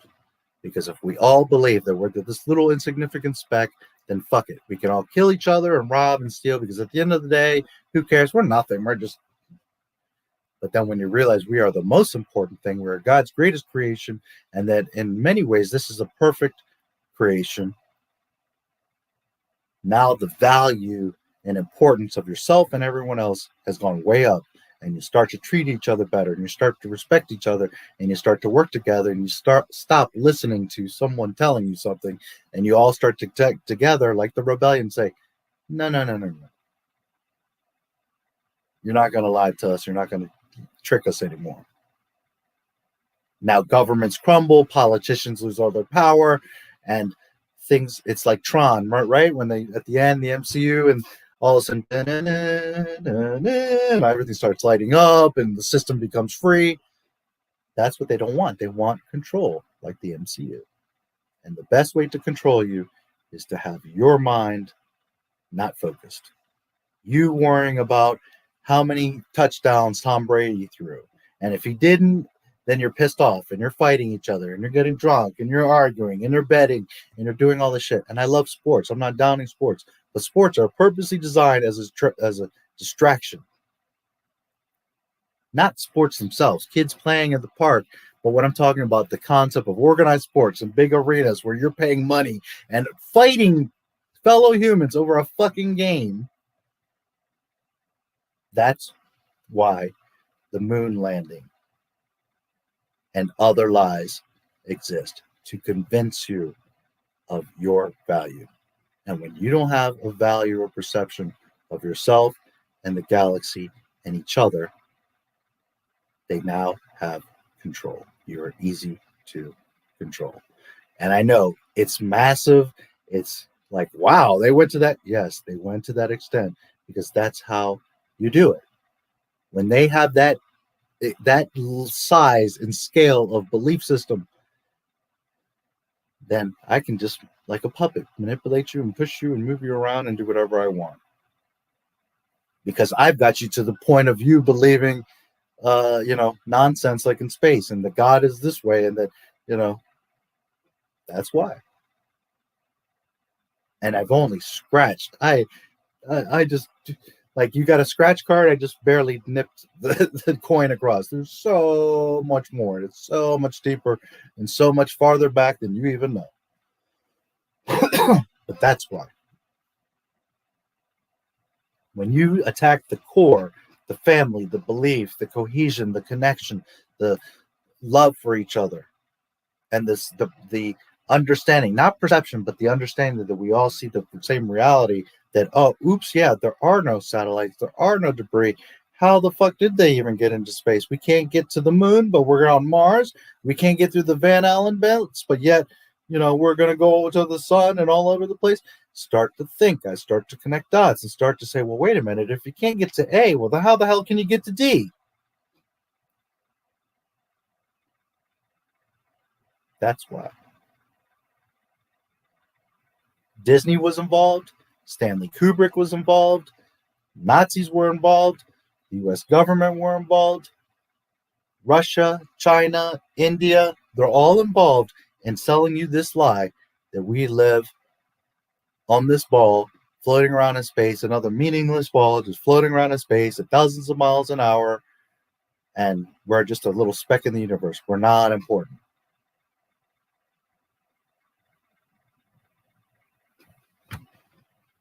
So that's your space lecture for the day. And I can tell you so much more, and I can show you so much more. I'm just like, without even showing you the pictures or going to Google Earth or to NASA right now, I'm just telling you, go look for yourself. It's like I was telling whoever it was yesterday that was asking, don't listen to me. Go for yourself and prove the things that you grew up NASA telling you. Go for yourself and go see if you can prove them. And the more you look, you're going to say, oh, shit. There is no picture of the Earth. Oh, shit. Where are all the satellites? Oh, shit. This doesn't add up. Oh, shit. Every rocket and space shuttle, it takes off and it curves. And they sell you that, oh, because it's getting into the curve of the Earth. And no. The fastest path anywhere is straight. You're not going to go curve and fly out of the Earth. No. What's happening is it gets shot up, it curves, and it goes way out into the ocean where you're not allowed. And the rocket literally just does this, crashes in the ocean, they go pick it up. Meanwhile, they're on a fake TV show showing you, oh, there it is. They just got into space. The cameras went off for 10 minutes. You don't know what happened, but, oh, look, here we are in space. Meanwhile, they're downrange in Florida picking up the rocket that just went into the water. There's people in Florida and in other places that have captured video and image photos of rockets like flying right over, like super low. Like you can see the fucker. It's doing the curve and it's flying right over the city. And, people don't question or get it. They're like, oh, yeah, it must be much farther. Listen, your eyes are good, but you can't see. If you can't see a plane, okay, think about it. You're a kid in the summertime, right? You're out playing, kicking around the soccer ball, and you hear a plane out in the distance. Even a little propeller plane or whatever, a jet. And you hear it. And you look up. You might see it. Sometimes you can see them, they're lower. But sometimes you can just barely see it. Or you don't see it at all, but you hear it. Your eyes only go so far, guys. So pretending that you can with your eyes be following the space shuttle, flying and curving, and you're visually looking at it like, oh, look, Cape Net, yay, space. Guys, if you can see it, it ain't that far away. The human eye can only see but so far. And yet you're buying that you can see it. Meanwhile, go walk outside. Go to the corner street and see how far you can see. You're going to see that just a few blocks away, you can't even see the car on the corner. Never mind, a license plate or something. But yes, the space shuttle's much bigger. I get it. Yes, it has a big smoke trail. But guys, it's going to get several miles downrange, and you're not going to see it. But yet you can sit there and be at Cape Canaveral, and you can see the fucker going the whole time and curving, and your eyes are on it because it doesn't go that far. It goes far enough to where you don't see where it's going, and to make you believe that it's going out into space, and then it goes into the water way downrange, so you're not aware of it, plus you're not allowed in that zone. They got the Navy and everybody else, Coast Guard, blocking it off and protecting the zone, and they go to, so you're not even getting a boat near it. They know which sections of the ocean they can control and keep people away and everything. You don't see it, but it crashes right into the fucking ocean. Go ahead right now. Go watch any launch, rocket, space shuttle. You're going to see it does literally that. And you could see it with your eyes. And if you can see it with your eyes, Again, stop thinking or listening to what they tell you. God gave you these and this and this and this and this so that you can discern and prove things for yourself. And better yet, we all can sit there and taste mustard and we all can say, yeah, that's spicy. So now there's no argument. That's a controlled experiment. And if we all can stand on Cape Canaveral and we all can see with our eye that freaking shuttle and it curves and we're watching it, tracking it with our eye, then guess what? It ain't that far away. And it most certainly didn't just go out into space. Stop listening to what they're telling you. Use what you got. God gave you this stuff for a reason, so that you can't be controlled, so that you can't be manipulated, so that people can't just make a fool of you. You choose to. You're allowing yourself to be ignorant and just going along with the flow and listening to what they're telling you instead of thinking for yourself and saying, wait a minute. Go to the NASA site right now. Go look at the photographs. You're going to say, oh, but you don't know what you're talking about. There are pictures of the Earth. First of all, there's one. And second of all, go ahead and look at any picture on NASA. Now at the bottom, look carefully, and they're going to say, all of these images are composites.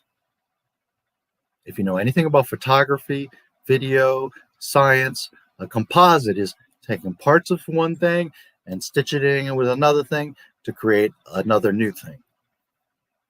Back in the 50s, we had cameras capable, and certainly in the 60s and the 70s and the 80s, and in 2021, we have 4K cameras. There's no excuse why you can't right now be in space and take and be constantly transmitting beautiful high-def images of the Earth, spinning, sun, the shadow. There would be no art. You could shut me up. You could just prove me wrong all day. High-def, non-composite, real photographs. Where are they? On their own website, NASA admits they are composites.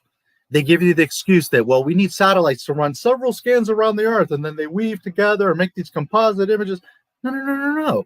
If a satellite is far enough, or the ISS is far enough, or you can get to the moon, you stand on the moon with your happy ass. Yowd photography, I'm sure, would take beautiful pictures of the Earth. And I'm pretty good photographer my damn self. And there's no excuse. There's no stitching. There's no compositing. There's no, but the lighting, but the exposure, but no. Right now. And you should be able to come back with all kinds of pictures. What happened when you go on vacation? What's the first thing you do? Oh my God, look at that beautiful mountain.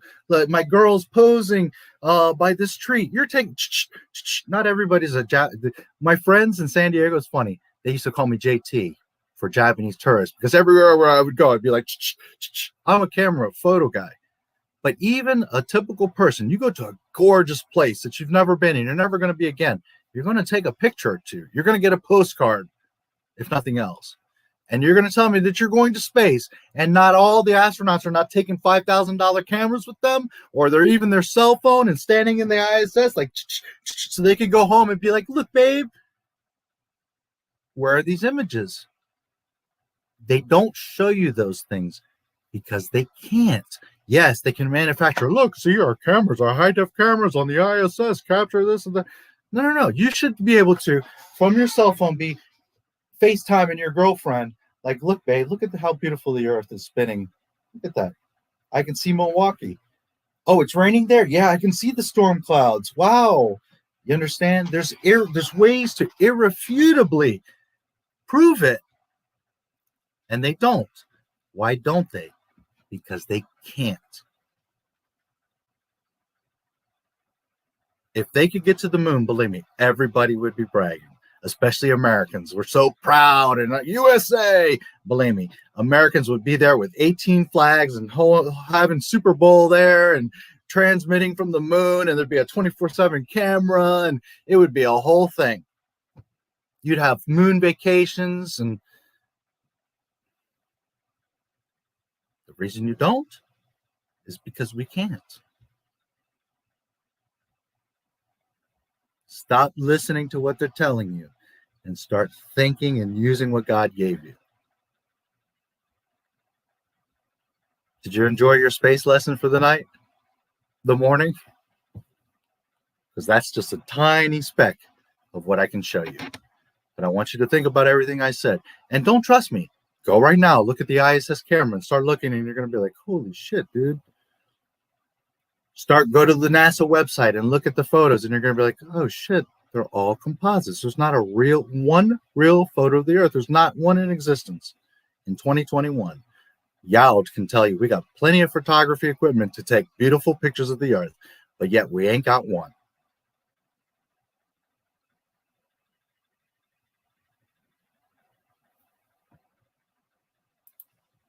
Do you still think we landed on the moon? No, absolutely not.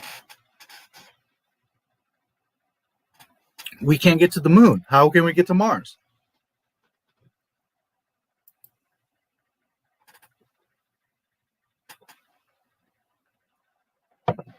If we can't get to the moon and have a live transmission constantly sending images and telemetry and data nonstop, then how do you think they're on Mars sending back data, photographs and stuff? Be real. We're here. The moon's right here. Mars is, and we can't get right here. So when I see actual real photos, real footage, real satellites, real debris, and all these things that NASA themselves, as you see, they're just like Disney. They could have just shut their mouths and said, space is nothing but blackness. There's nothing there. We just went out there and there's no belts, there's no debris, there's no issues, there's no speed, there's no gravity. They complicated themselves. Well, again, Disney is part of it. So they could have just shut up and made it real easy. But they tried to, what do I always tell you guys? You tell a lie, now you got to tell a second lie to cover that lie. Now you got to tell 5 lies to cover the first 2 lies. Now you got to tell 25 lies to cover the first 10 lies. And then it just snowballs and snowballs and snowballs. And you've complicated your own continuity to where now everything's just a big mess and a lie that you have to cover and cover and cover. Whereas if it was real, there wouldn't be any kind of hiding or complicating or explaining. You would just say, here's a roll of 25 professional photos that I took with this camera. You saw the other astronaut taking pictures of me while I'm taking pictures of the Earth. Here are those shots, plus we have video to back it up at the same time, plus there was a live feed, so therefore it's irrefutable because we have all the video footage, witnesses. You could irrefutably prove it, and they don't, because they can't.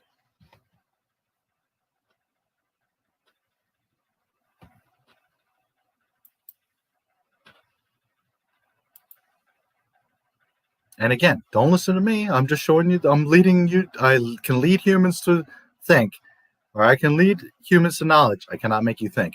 But I've given you just in that little piece more than enough to keep you busy for days thinking and looking and checking and say, hey, he's full of shit. I'm going to go look for myself. But remember the stuff that I told you and start looking, and you're going to start saying, holy shit. Search the video. SpaceX has a space mouse problem. That video in itself shows you pretty much everything I told you and more.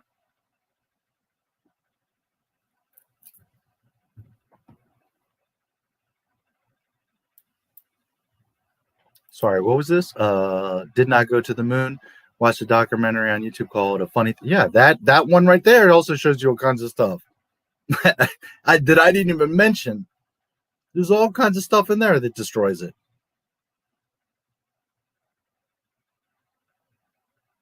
But I don't tend to mention those because then people are like, oh, that's been debunked. You're just not the conspiracy guy that saw a video. And you think, no, that's why I bring up the stuff that I know and that I've discovered and I figured out. And I'm as an intelligent guy with an insanely high IQ. And I'm looking at it and I'm like, where's all the space debris? How can you fly a ship out when there's all this space debris? And if it's rotating, it's going at 20,000 plus miles per hour. If you try to fly a ship through it, your ship's going to get cut in half. According to the International Satellite Registry, there's a minimum of 5,000 satellites in the orbit at one time, and up to 20,000. Do you understand? Think of 20,000 satellites around the Earth. It would be this whole traffic lane. It would look like Coruscant, like all these freaking satellites everywhere. So how are you flying through that? And how, when you're looking at the ISS camera, how come not every 2 minutes you're not seeing a satellite, a satellite, a satellite. I've spent days, I've spent all night watching those live streams, live footage that blacks out every like so many hours. It blacks out, which is another excuse. Like, oh, we lose the feed, and bullshit. Why do you lose the feed? You're stationary, and the Earth is spin. Well, or they claim the ISS is spinning around there. Why should it black out? Why should you lose a feed? You're not relying on a signal from somewhere else. You're on board and should have cameras. So why should you lose the feed? And you're saying, well, because it's transmitting back to Earth. But why then in a certain section of Earth is the transmission being lost? Furthermore, if it's a continuous feed and you're behind, it should be continuous. There's no reason for it to black out like that. Observe the Earth. Watch it at different times. You're going to see one day it's doing this, the other day it's doing that, the other day it's doing this. The other one time, the clouds are moving all over the place. Other times the clouds don't move. Don't tell me it's because in this area it's not windy. First of all, there's always wind and clouds are always moving. Sometimes very slow, sometimes they're moving quick. But remember, the Earth is spinning at 1,100 miles per hour, right? So if you're in space, spinning at 20,000, and the Earth is spinning at 1,100, and you're watching it, clouds and all kinds of shit should be moving around. Guys, there's facts that you cannot deny. They can tell you and convince you, but when you start to stop listening and you look for yourself and you start to say, wait a minute, why aren't the clouds moving by themselves? Oh, because, now the clouds move with gravity. The Earth, it sucks the clouds with it. Okay, does that really happen? Or do you sit there and see the clouds are moving independently? The feathers move independently. The smoke moves independently. That a butterfly can flutter all around independently. But yet, you're going to tell me that when an airplane lands, it just lands straight, no problem. And meanwhile, the Earth is doing this. Oh, because, gravity is making the plane turn with the Earth, and that's why. Okay, so like I said yesterday, why not take off in a helicopter, sit there for an hour, let the Earth spin, spin, spin. Oh, we're over Australia. Okay, I'll land. Why would I fly across the sea and risk people's lives and use all this fuel and make a big thing in a plane when all you have to do is go up like 100 feet in the air, wait, maybe go higher because of electrical lines and towers. Okay, you go, 1,000 feet in the air and you just wait and the Earth spins. And then, oh, I'm over Bangkok. Okay, I'll land. The truth is right there. You just need to use your eyes and your brain. But when you're convinced that things work in a certain system, then they can easily tell you, well, this is how this works and this is what this does. But when you start to think and say, well, wait a minute, how does that work? That can't work. Then you see it very quickly all falls apart.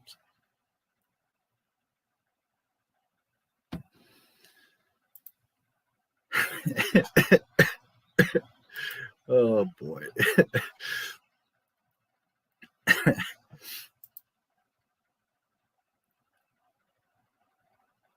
Oh, there's all kinds of stuff. The reason America doesn't have bases on the moon is because when they got there, there already was bases by other beings. Makes sense, don't it? Especially if we're being visited by ETs. Well, that's another possibility. But it presents the same problem. If that's the case, then why is NASA lying to you? Why isn't NASA telling you, oh, well, there's actually life and bases on the moon, and we need to be concerned, or there are friends, or whatever. Either way, they're lying to you. Lying this way or lying that way doesn't make it any better. You see? And why do you lie? Because you don't want to hurt someone or let them know the truth. And at the end of the day, it's to manipulate or distort their vision of something.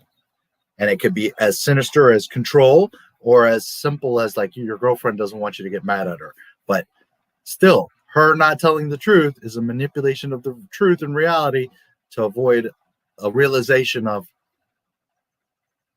you did something wrong or you're up to something or you lied to me. Understand? So either way, either argument is a failure for NASA because they're lying. And if they're lying, they're hiding something. And why are they hiding something? Understand? This is why I love these type of conversations, because people start saying, well, but this, but that. And the more you question, the more I can answer, and the more I can show you that it gets deeper and deeper and deeper, and your arguments only further confirm and solidify what I'm telling you, and it just shatters that wall for you. It just destroys it, because no matter now you're trying to attack from every angle, and no matter what angle you take, I further reinforce the reality.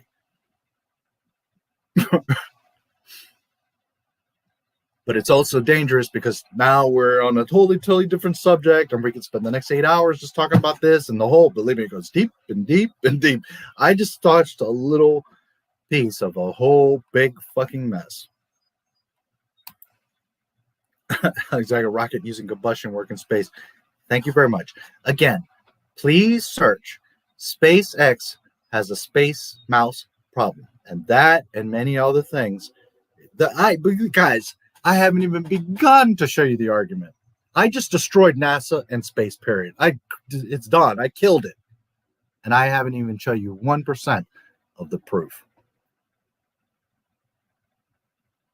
Because every logistic of how they say we go to space, act in space, come back from space, none of it works.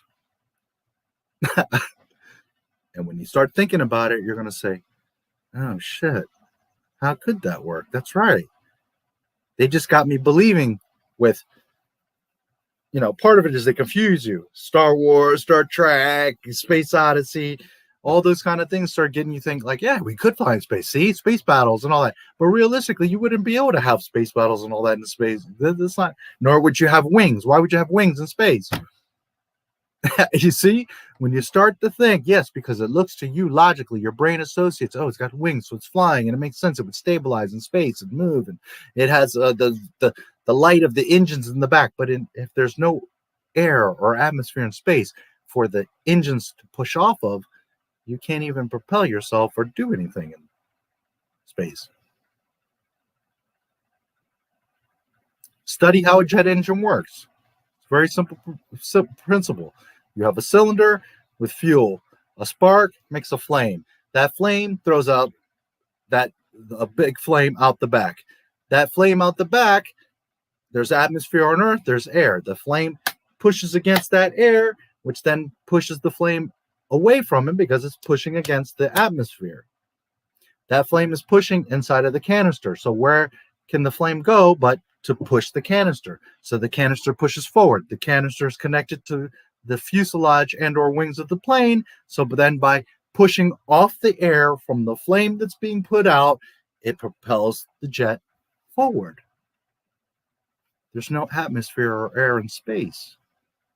So if you have engines like they claim, or those little like air things that we're adjusting the attitude of the ISS so that it aligns into there's nothing to put, you could all you want, and there's nothing for it to push against. So therefore you could all you want, it ain't nothing gonna happen. There's no atmosphere, there's no air pressure for it to work. What happens on Earth wouldn't be what would happen in space. But you've seen so many sci-fi movies, and NASA's got you all wound up believing bullshit that you think that, oh, look what Elon did. You can see the little and it's turning the ship, and look, there's a car in space, and look, it's landing rockets backwards, and it's all science fiction, guys. It's all bullshit. How do you... Okay, I'm going to end with this because we do got to end this, but how does this work? Fuel source, spark, and oxygen. Fire only works in oxygen. That's a proven fact. You cover it up on Earth, even though there's oxygen everywhere else. You cut off the oxygen, this doesn't work anymore. Furthermore, right? Nobody right now can argue with me that this is a light blue lighter, that I'm sitting in this room, I have glasses on, I'm talking, and I'm rolling this thing, and it creates a flame. And how is that happening? My finger is rolling it, applying pressure to a flint, which creates a spark that touches the fuel that's inside of this canister. That creates a mini explosion, combustion, and there's a flame. And the flame thrives because of oxygen. There's no way around that.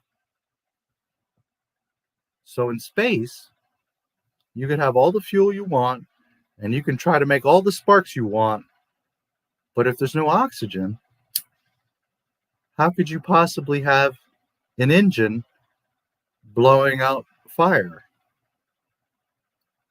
creating any type of propulsion?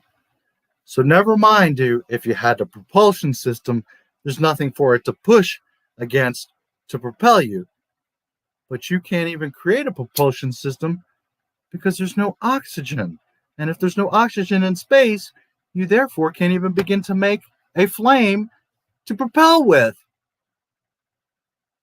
And NASA has gotten you so programmed to think that these little things are like turning the ship, and they've got the secondary booster, and they're in space, and the secondary booster is going to put the final position of the ISS or the space shuttle, and you're just eating it up because you're like, oh yeah, that makes sense. Yeah, the little jet would push it and adjust the altitude, and then when you really think, you're like, oh shit,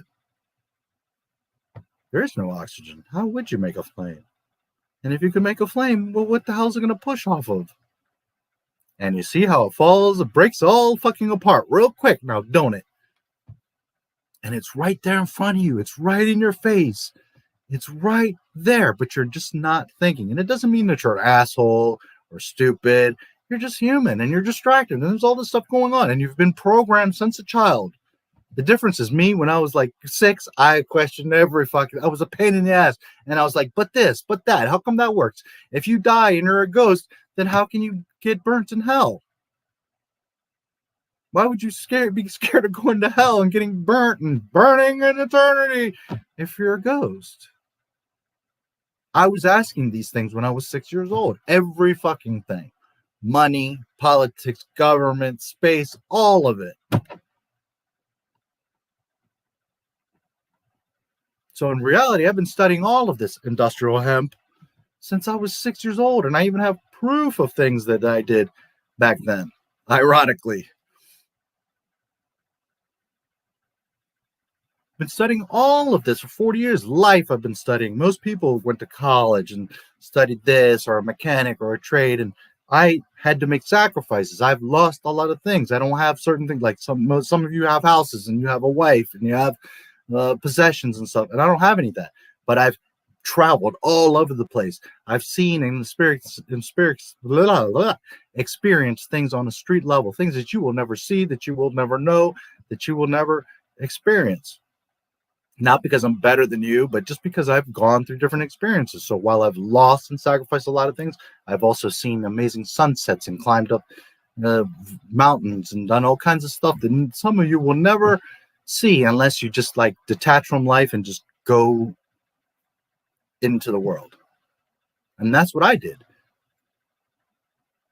I detached myself from worry of material and connections and being tied down, and I traveled and I saw and I talked and I listened and I observed and I checked the stars here just like I checked them in Washington State, or I checked them in Arizona, or I checked them in Kentucky. And I did the same observations and I did the same questions and I did the same things. I wasn't as programmed. And again, that's not to say that you're less than me or you're dumb for being programmed. Everybody's being programmed all the time. But I've just always had a resistance to it. I've always questioned it. I've always looked past it. I've always said, no. I'm not going to listen to what you said. I want to see for myself. If what you're saying is true, then right now I can go, right? If what I'm saying is true, then I can do this, right? Well, then there's no argument that I could ship you this lighter and you could do the same thing. If you can't do the same exact thing, then I'm full of shit. So you could go to the store right now and buy a lighter and do the same thing. Or you could come to my house and I could be like, here's that blue lighter. I'll say right here, live on screen. I'll say right here until you come and walk through that door, grab the lighter out of my hand. So there's no question that I switched it, that I did it.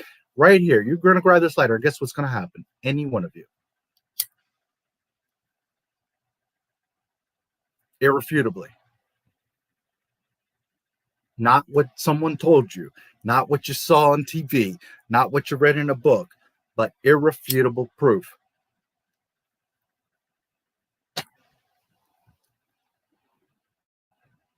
SpaceX has a space mouse problem. Have fun. How exactly does a rocket use combustion work in space? No air, and to tell out for combustion. How about the spacewalk where the astronaut dropped a bag of tools? Oh, it goes on and on and on. And when you erase that, well, NASA told me, and you just say, okay, let me just blank my mind. Let me just look. Let me see for myself, regardless of what NASA explained. Let me see, like, does this work? Does this make sense? And you're going to start looking. You're going to be like, oh, shit. None of it adds up. None of it makes sense. None of it's true. You'll see for yourself. It landed on the Earth, and the bag was a big bag, as big as a continent. And then the tools began rolling out into the globe and rolling off it. Yeah, it's all camera tricks. It's all fake. I mean, it's GODS. Oh man, you guys are chatting away. I opened a whole can of worms. I didn't. I just had to go down. Why do you suck me down the freaking rabbit hole? Damn you. Oh, Alex Jones. If you listen to him, makes sense, but his mannerisms make people. Yeah, that's the thing with Alex. Is Alex? He does say a lot of real shit. It's just that he gets all wound up and acts crazy. So then people are like, see, he's a lunatic. But in reality, he does say, and I'm not saying like he's the authority or always, but Alex Truth does talk a lot of truth. Believe it. Alex Jones does talk a lot of truth. Yes. Sorry, I don't remember which part. Yes, because I went on a whole.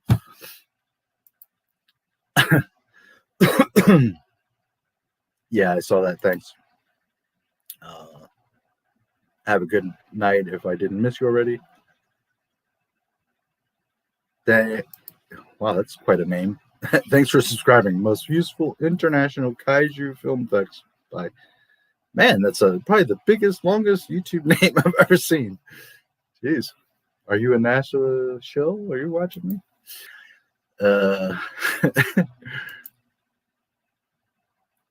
Forward to the Andor, yeah. Real soon, man. Real soon. And again, guys, I only told you this much of I didn't even begin. Official. I would go back to the moon. Oh, maybe he said yes from what I said. You could sit there on the moon and take all kinds of pictures. NASA official. I would go back to the moon in a nanosection. However, we destroyed, yes, that technology years ago, and it would be a painful process to build it back up. NASA has as a yearly budget of 22. They spend $15 million a day. That's another reason why they make that lie, so that you foolishly spend billions of dollars and pay like 5 guys to do graphics.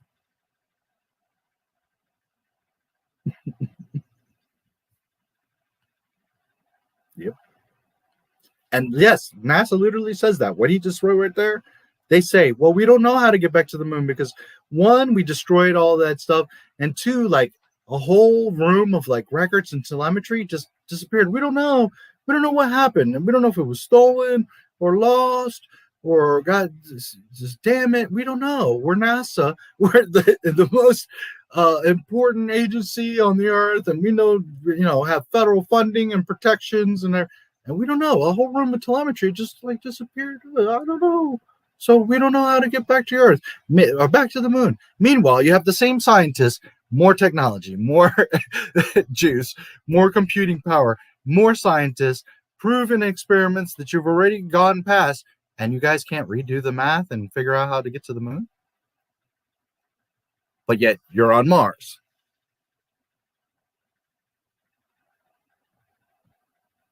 And there's statements like this. You think you're like, oh, come on, that's absurd. NASA didn't say it.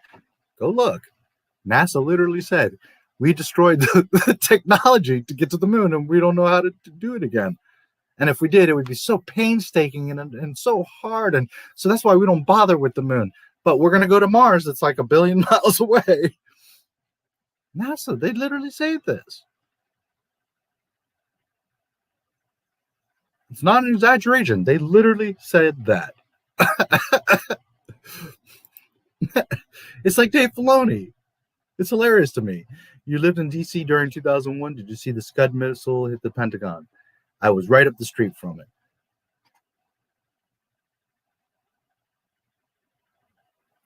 Did I physically see it hit? No. But I was right up the street from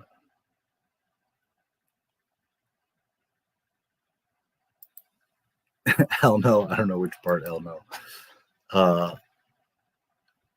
There's clear video showing clouds in front. Exactly. The moon is transparent. Well, how does that work? That could not be possible unless the moon is in our atmosphere. Ding. That's another thing. You see, that's a whole nother next level that I didn't even begin to touch. The Earth, the moon, and the sun are right above you. They're not out in space. The sun is right above you in the sky, and it goes around the Earth. The Earth doesn't rotate around the sun. The Earth is right up there, guys, and it goes right around. That's why if you pay attention and stop listening and you start looking at photography and air footage, you're going to see that clouds have a sunspot on it. A massive light source way out in space. What is it going to do? It's going to shine light over everything. There's not going to be a spot on a cloud. It's going to be a whole wall of light. But instead, you're going to see dark clouds with an isolated spot from the sun. The only way that that spot can occur from the sun is if the light source is close. You can do this at home. Get a light bulb or a light. Hold it up here, right? Have a table. Turn it on, and you hold it up here, and you're going to see the entire table is lit up. With that light on, start to lower, lower, lower, and get close to the table. And you're going to see what? The ring of light has shrunk, and there's going to be a spot, a hot spot on your table. Why? Because the light source, and if the sun is putting a hot spot on clouds, that means the sun is right fucking there. It ain't out in space.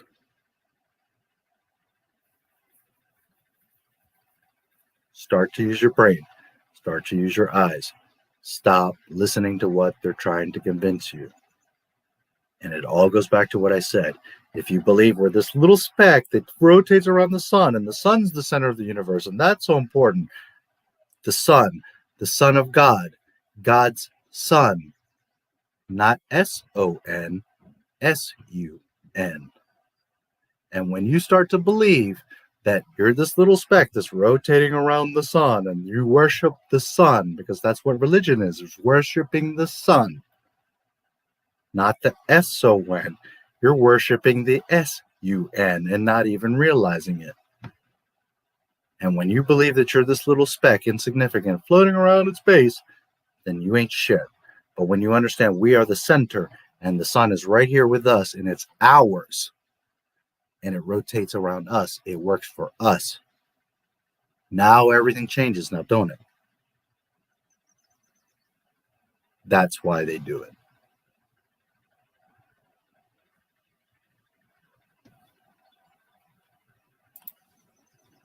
How's it going now, my Star Wars? It seems like you're knee deep in consider. Yeah, they got me in this freaking moon shit. Good morning. Good morning. Maybe I got to do morning Earth NASA's science shattering class. Bobby would love that. Blue pen and the reflection of the monitor. Well, yes, of course. I'm just saying that if you were sitting right here with me, you would see that, I wouldn't lie to you.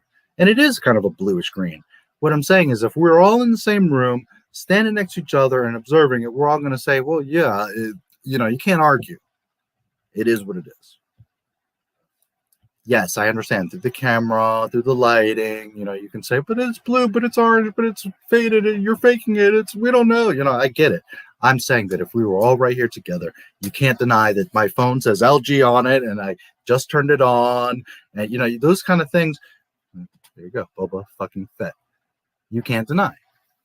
You can't deny that Boba's dented, scratched helmet is right there. Especially if you were sitting right here next to me and looking at my phone. And there's Han and Luke, or Han and Leia and Chewie, or Han, Chewie, Lando, I see Lobot, I see some stormtroopers, and there's Vader. And we would be honored if you would join us. Smart ass. With regards to religion, maybe back in the day, each continent had a different god. Maybe that's why there are different gods. Just a thought. No. Gods are things for you to hold on to believe in. They are the stars. It's a whole other conversation. Everything is in 12s. Everything is based on the stars. It's all astrotheology. All of it. Most of you have no clue what you're looking at. You're like, oh, there's stars and they're in space. And, oh, that one looks like a bull. But you don't understand how deep and how far that whole thing is. Everything that you know is based on that, the stars. It's Jade. Okay, you win. Again, that's a whole other rabbit hole that takes an explanation.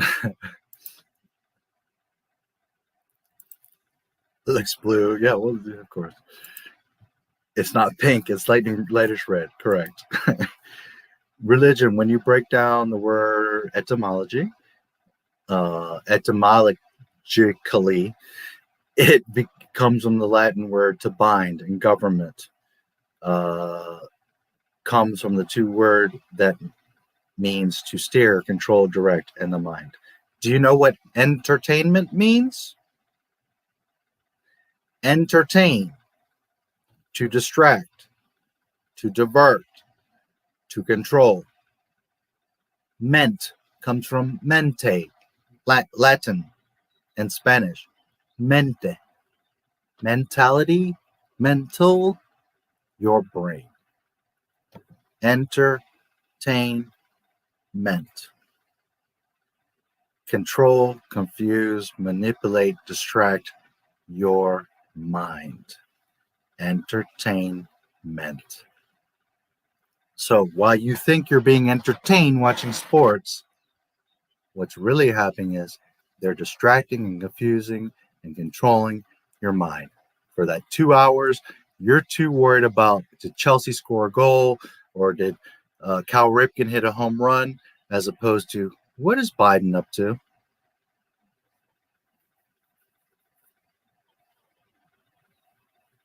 Understand? And it's not just Biden, it's all the presidents, it's all the government. But since he's there right now, he's going to have to take the brunt of my fucking ass kickings. So, what is Biden up to? Oh, no, shh. I'm watching Bad Batch. Shh. The Redskins are playing. Entertainment.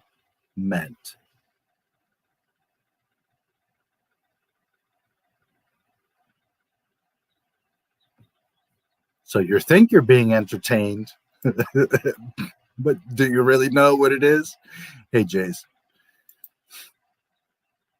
And I was falling asleep. Now you guys got me all riled up down this hole, and I'm like in a third wind, and god damn it. C19 was a pre-planned event. The event was a test of the elite's power. The test went really well for them, considering almost everyone got their rights seized without much backlash. Oh, there's all kinds of stuff like that.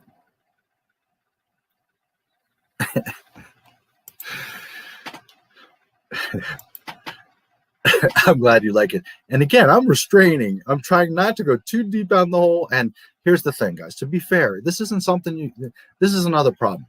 You have to be willing to like really sit down and listen and connect the dots and look at the stuff that I'm telling you and compare and check. And because for me to even begin to explain this to you in even one 12-hour stream, I mean, I have to really there's several holes we need to go down so that you understand different things that are established in different sections of it. And once you understand religion and government and astrology and space and all these elements, then it's easy to take those pieces and say, oh shit, you see where all the dots connect.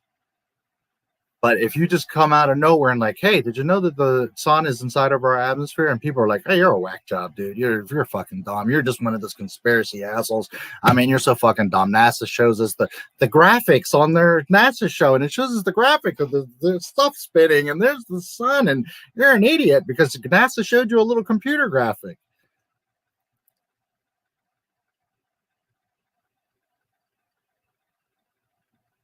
So it's difficult to really show you this stuff unless you go down these multiple holes and then you understand each part of the system. And once you understand all the parts of the system, it's very easy to put it together and say, oh.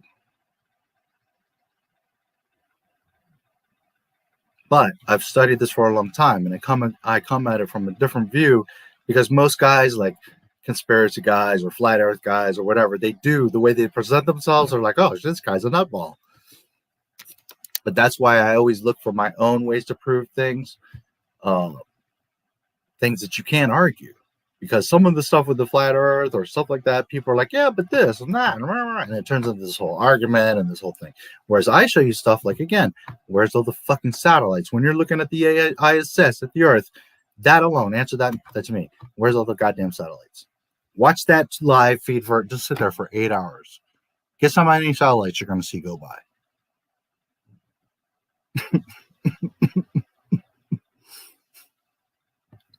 Everything is landlines. Everything is under the ocean.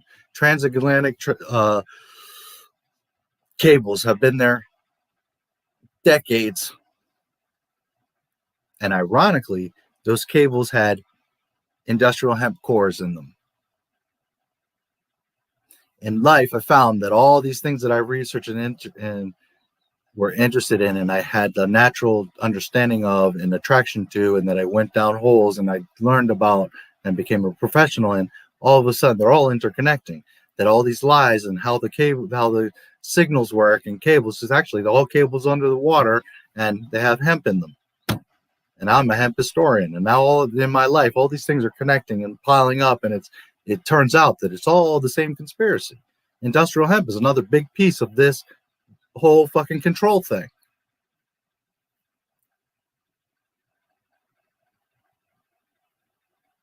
Because right now, with hemp and Tesla alone, we would be all eating, have homes, clothing, electricity in the air. I mean, we would have everything. Like, you think we have high-speed internet and wireless and things? No, we ain't got shit. We could right now be doing some serious shit if it wasn't for the control and the lies and the suppression and your dependency on coal and power.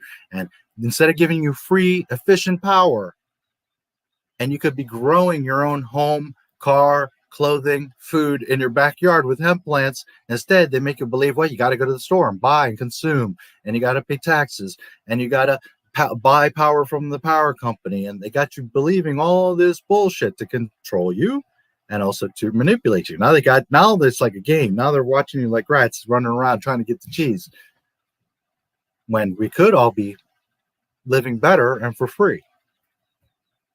But they don't want that. They want you dependent on the water company, and you have to pay the bill and pay the borough tax for the sewage bill. And you understand? That's why all these lies and control, because when you break it all down, it's all about taking from you and controlling you. The poorer you are, the more busy and stressed out you are, and you're fighting with your wife because you can't pay the bills. Your daughter's angry because she can't get the baby doll, and you are like, as a father, you're heartbroken because you want to give your daughter everything in the world, but you can't buy her a freaking Ray doll because you don't have $5. Why? Because they're manipulating the system and controlling things to where you can't. What you should be able to do is have an entire garden that grows your car, grows your house, grows your food, grows your clothes, grows your medicine. You could literally do all that. We could have entire fields to sustain all of us. Clean the air at 4 times the rate, produces 4 times the pulp for paper. But they don't want you to know that you could do all of that for free in a 3 to 4 month cycle instead of chopping down trees that take 150 years to grow. They don't want you to know that. Control.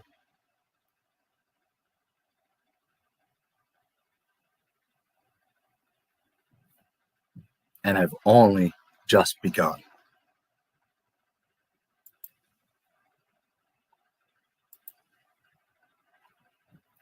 Climate has natural periodic cycles. Right now, Florida is multi-yearly warm phase. I don't know about you guys, but it is May 15th, correct? And it's fucking, you see me with the sweatshirt on. It's cold outside. Let me touch the window. It's warmed up a little bit. The sun's come off, but it's cold. I should be outside in shorts right now, chilling. Don't tell me there's global warming. I've been all around the country. I've been to foreign countries. All around the U.S. and into foreign countries. Bullshit, it's global warming. Everything's getting colder. I don't want to hear that shit. Stop listening to what CNN and the president and assholes at NASA and the Geological Survey, they're all assholes and they're all liars. Start looking at the thermometer on the side of your house. Start looking at your phone temperature. Start wondering, why do I got to pack sweatshirts when I'm going to fucking Florida? Because at night and in the afternoons, I lived in Miami for 11 years, so I know what I'm talking about. It gets freaking cold. And yes, you're on the coast, and I understand. I'm not dumb. But no matter what you tell me, everywhere I go around this country, it gets colder and colder and colder. So I don't care what numbers you want to show and what data you want to say and how much you want to convince people on the news, because there's an old saying, the more times you repeat a lie, they'll eventually going to believe it. If you lie enough, it eventually becomes the truth. So stop listening to me or the government or the Weather Channel. Go outside. Do you have to wear a sweater? Did you need to pack an extra hat?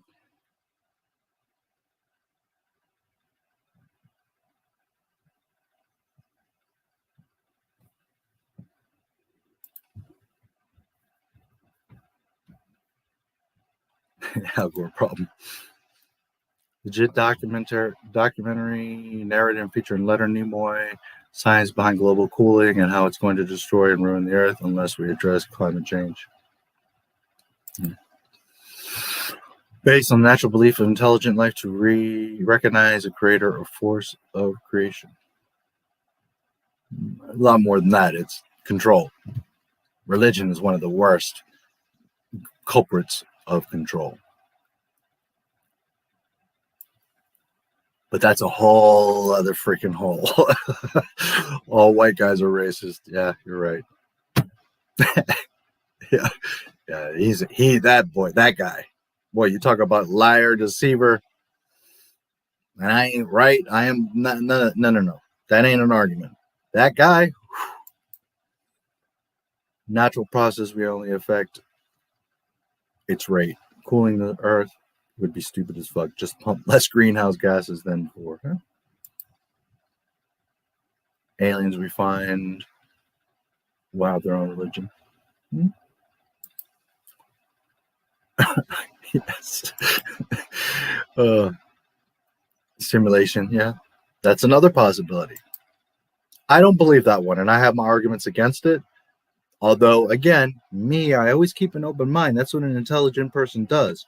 And I say, unless I have like the moon, that shit I can crush 10 ways to heaven. I already destroyed it. And I haven't even put my hand in my pocket, never mind pulled anything out yet. That shit is dead. I killed that. I could kill it 1,000 times over. But stuff like we can't, you see, I can't tell you if the earth is flat or not. I can't tell you if the earth, acts in certain ways or is a globe or a oval or hollow, because we ain't been in space. And as we can't sit there and all together observe the photographs and watch the live feed, and we all can discern the same thing, then we all can't say everybody's wrong. We can't say that it's flat or round or square or trapezoid or whatever. We can't say because nobody has the proof. And it's the same thing with the simulation. As much as, and I don't have many, but there's like 2 really solid arguments that make me think, it's not impossible because it can be a very complex simulation. But there's 2 things that make me say,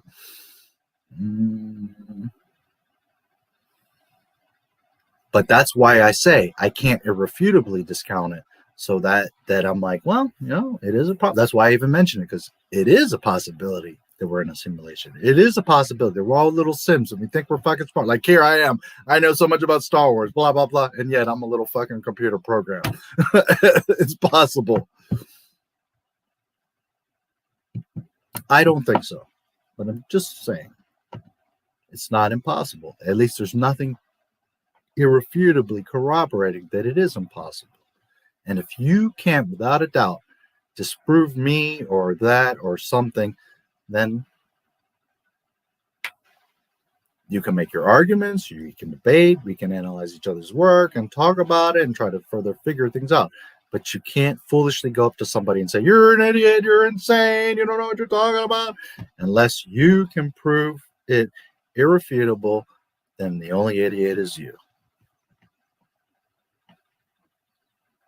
Only a wise person knows that you never stop learning, that you're never that smart, that there's always more, that there's always more questions, there's always more things to learn and see.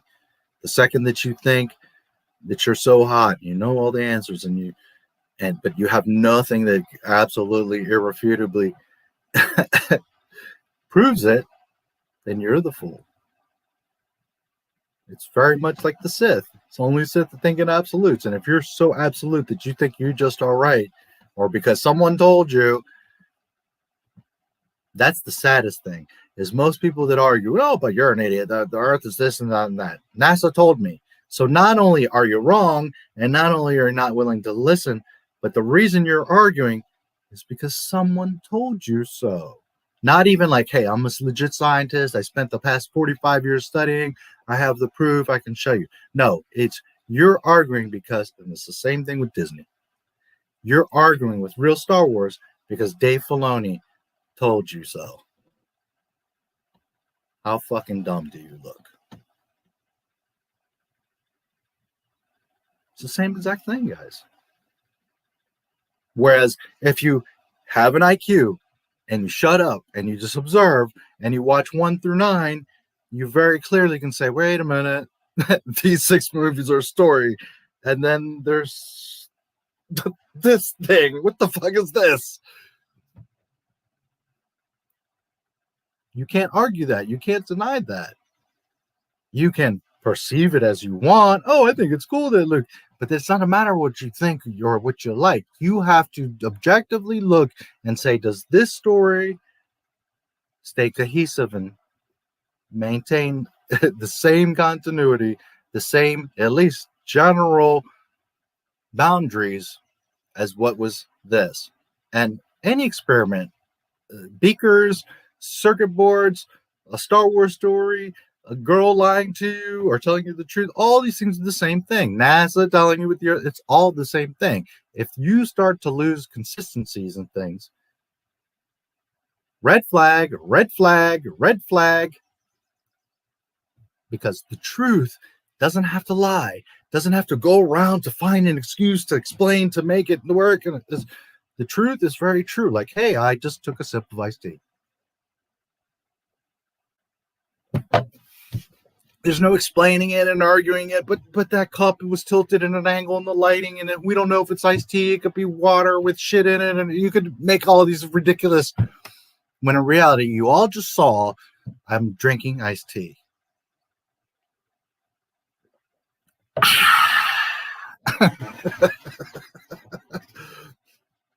You see what I'm saying? And this is the same thing with all this stuff. That when something's true, when something's right, when something's on the up and up, you don't have to dig around and explain and justify it. It's right there. You can't deny it. Refrigerator from 200 miles. Okay, but when you're in the ISS, why are they too far away? I didn't say from Earth. I said when you're in the ISS watching the live feed of Earth, where's all the satellites spinning and all the debris spinning? Oopsie.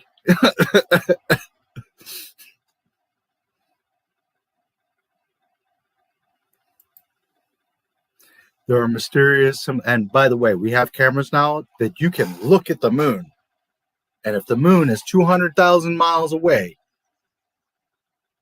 then you should certainly be able to see a satellite that's right on the orbit on our atmosphere. And you certainly should be able to see the big ass ISS clear as day. Like I should be able to, and people are like, I saw the ISS, and they see this little twinkle in the sky, and they're like, I saw the ISS. Meanwhile, I can zoom in on the moon and like see craters and take images. So then I should be able to easily see the ISS and satellites going by.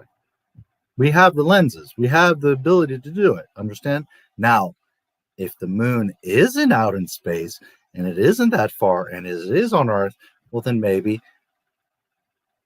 those zoom lenses aren't that strong, but now it causes the opposite problem. Oh, the moon isn't in space. That's why you can see it, because it's close. So again, NASA loses. One lie or another, Dave Filoni, NASA, one lie or another, your shit falls apart.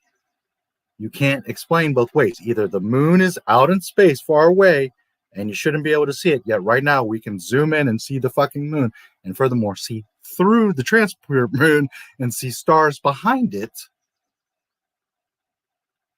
So either it is out in space and we have great lenses, or it's just right here. It ain't that far away. It's like right there. And that's why you can see it. And either one causes a huge fucking problem for NASA. It destroys their whole story.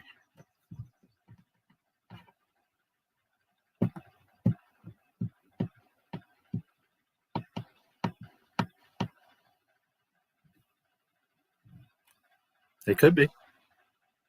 There's a video of a satellite that crashed in Brazil a couple years ago. It's a fucking balloon.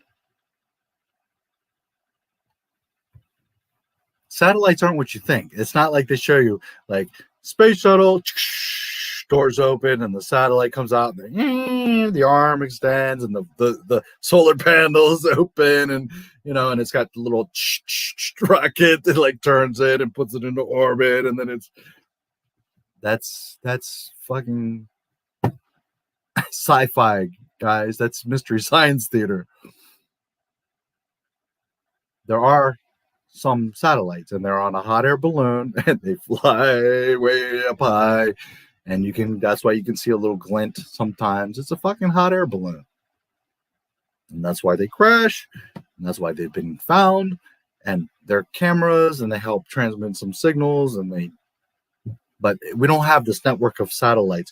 Go to the national, I forget the exact name, but if you do a basic search, you're going to find the National Register or International Registry of Satellites, and you're going to see, I think it's IGCS. It's been a little while since you look, and you start digging around, spend half an hour in research, and you're going to see how many satellites they claim there are and all this, and you're going to see, and it doesn't work. There can't be 20,000 satellites going around the Earth at once, and they're not crashing into each other. You're not seeing them on camera. They're not taking pictures of each other. Start using your brain.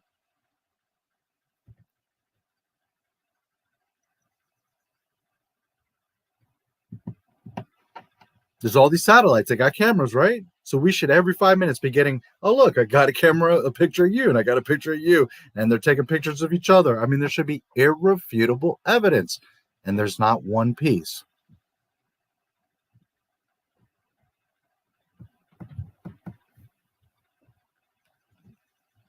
Like a mobile that they're hanging on the string, it's possible.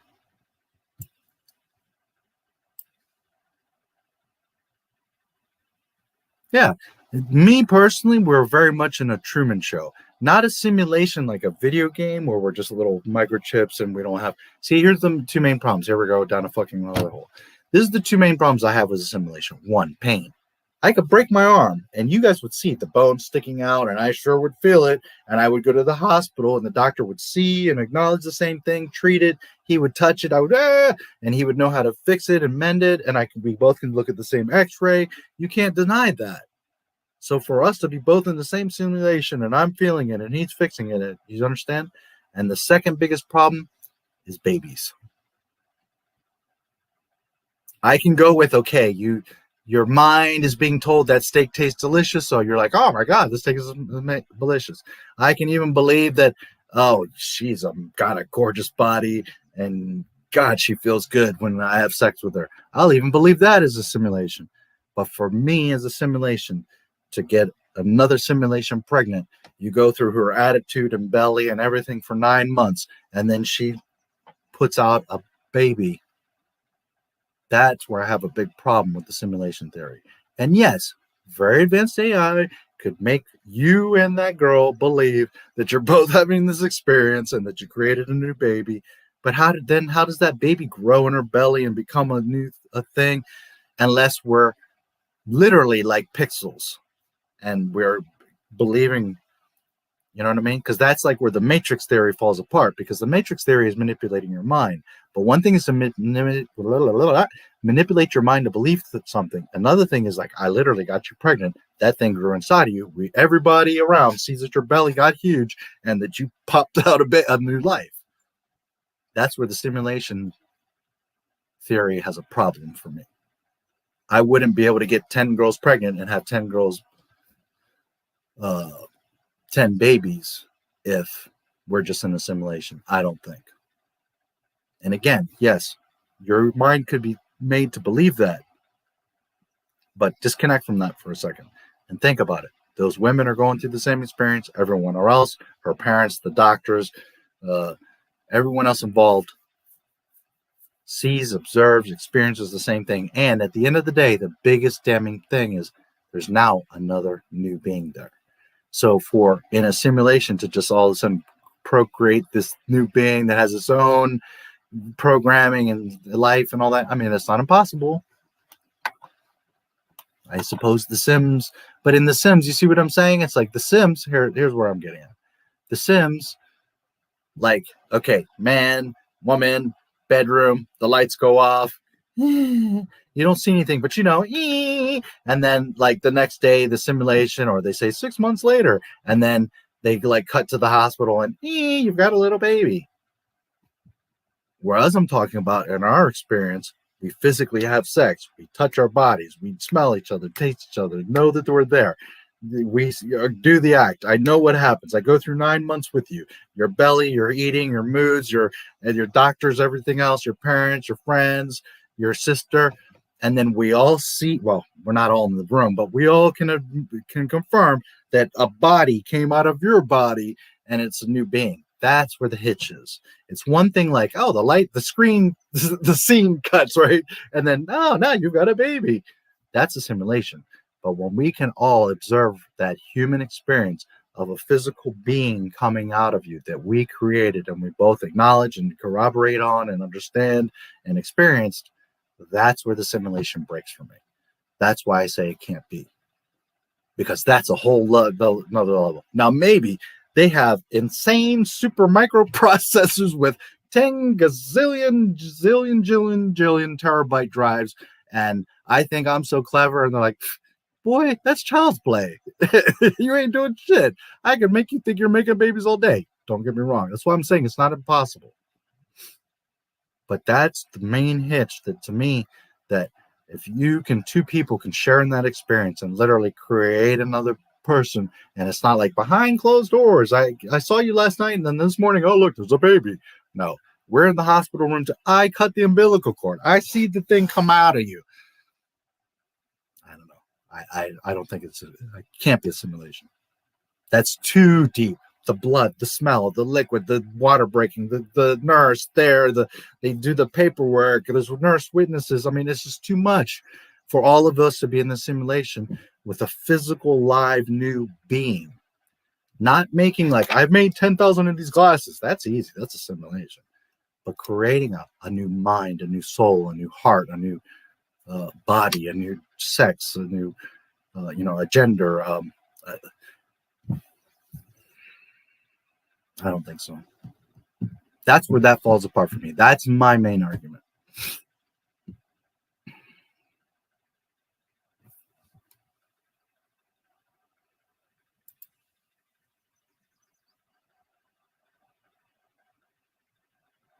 Yep.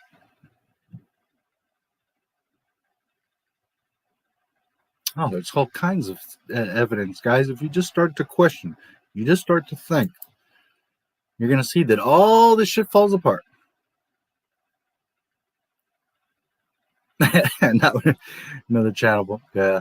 Well, it's your all's fault. You start dragging me down these freaking holes.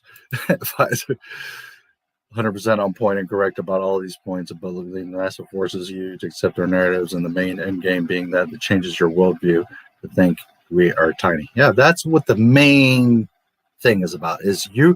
I know it's a whole like, holy shit, they go through all this for that. Yes, because at the end of the day, if they can achieve that, they got you. They can control you because they can make you believe something as absurd as that we're a speck in space. And if they can do that, they got you.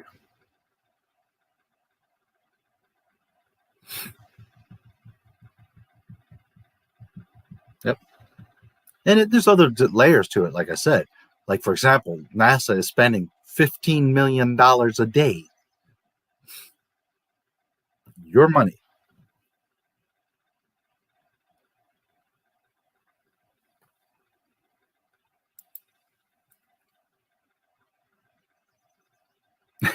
Yes. Well, it's more than a 10-minute talk at this point, but yeah.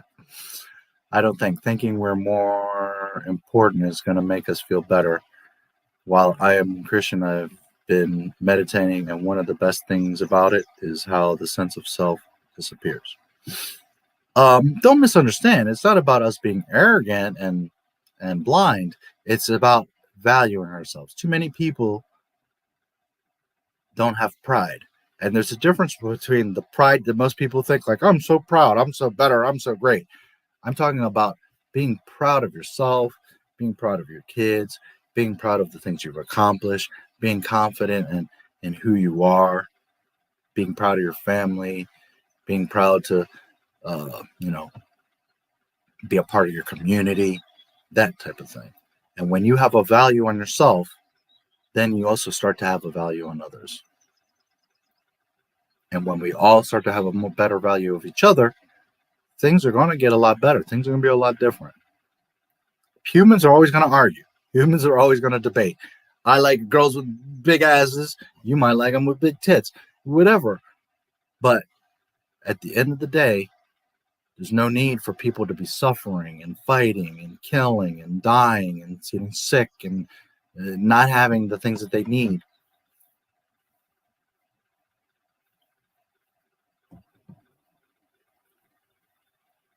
That's what I'm talking about. We need to get on just maybe we're not going to get to the Star Trek level, but we need to get on a basic level where, things like homelessness aren't even a conversation. Like that's, guys, there's abandoned homes and buildings all over the U.S. You all know it. If you pay attention, there's all kinds of abandoned shit all over the place. And there's people that are sleeping in the street.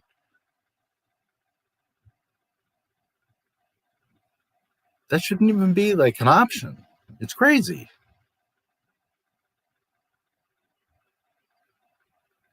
And I know some people don't want to work. Some people will just trash that house. Some people, okay, but we have all these properties sitting around. Why not? You put them out in the middle of nowhere, but give them a field of food to sustain. Give them a building so they're not getting rained on and snowed on and out in the cold. And, give them the basics. And if you even have to isolate them or whatever, but there's no reason why a human being shouldn't have a roof and food and just, a shower, at least 2 pairs of underwear. I mean, it's unacceptable. And that's because we're all too worried about our goddamn selves instead of each other. Well, you all, because I ain't like that. And by the way, there are aliens because I'm one of them. And no, I'm not saying like I'm V, I'm going to peel off my skin and I'm green. But what I'm saying is I am so different from most of you. The way I see the world, the way I think of things, like it wouldn't even, like I wouldn't have to think. Remember yesterday, some people were like, you should be the president. Guys, if I was the president day one, all this bullshit's going away. I'm ending all this little game.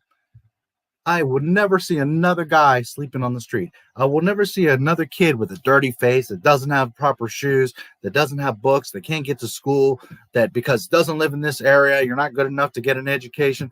Oh, no. Oh, no.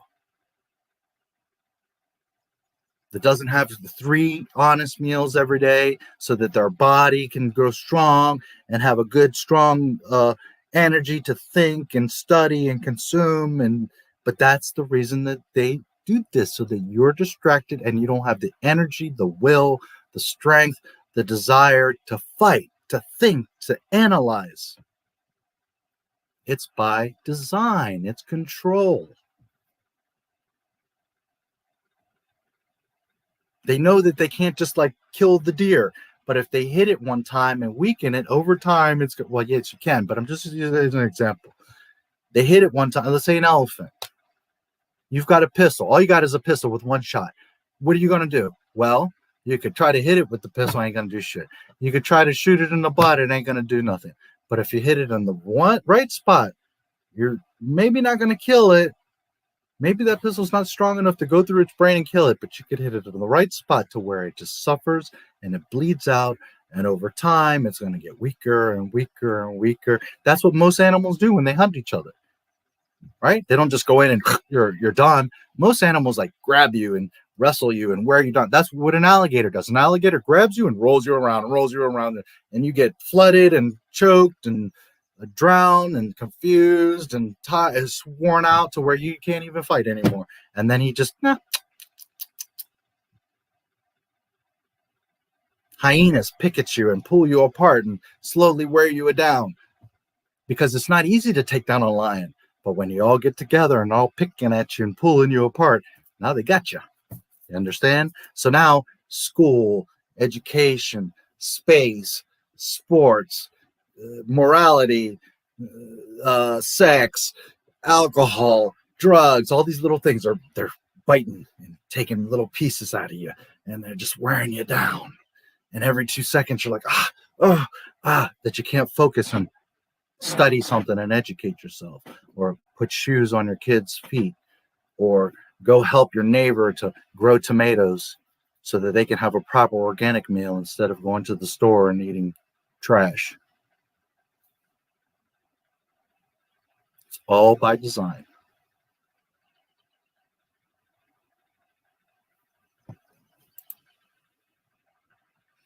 Floating rock, all of the amazing coincidences and super complex systems and things about this realm. Like DNA, it's all proof. I need to know all this was intentionally created. Well, that's another reason why they try to sell you space. Because if you believe in space, then you believe, well, it was just a random explosion. There was no creator. There was no, a star just exploded and made all of this. That's another reason they do that shit. Why? To separate you from God, to discredit God. They're validating Ray. Understand? They're validating Ray. Because if you believe for a second that God didn't create the universe, then now they got you. They've taken you away from God. And if they've taken you away from God, then you're not a creation. Therefore, you're not even possibly important because you weren't created to begin with. You see how it starts to trickle down like a waterfall? That all the steps, it all comes from or goes back to disconnecting you from God. Because disconnecting you from God, therefore, disconnects you from family and morality and love and belief and caring. And that's the point, guys. It's all at the end to disconnect you from God. Why? To control you, to manipulate you. You're weak when you don't have a connection or belief in God. I'm not religious.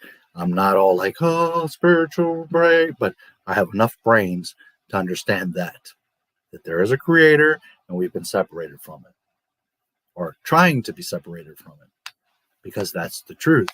And they're trying to get you away from the truth. And when you get taken away from the truth, now you believe anything. And when you believe anything, you are easy to control. That's what it is. At the end of the day, it's a few people that are just assholes that are greedy and want everything and manipulate. And they're so greedy that they created these systems and these lies. And most people, like they say, are sheep and just gobble it up and just follow it. They realized centuries ago that, if we just tell a couple lies and make them believe in a few things, oh man, we got them. Humans are gullible. At least most are.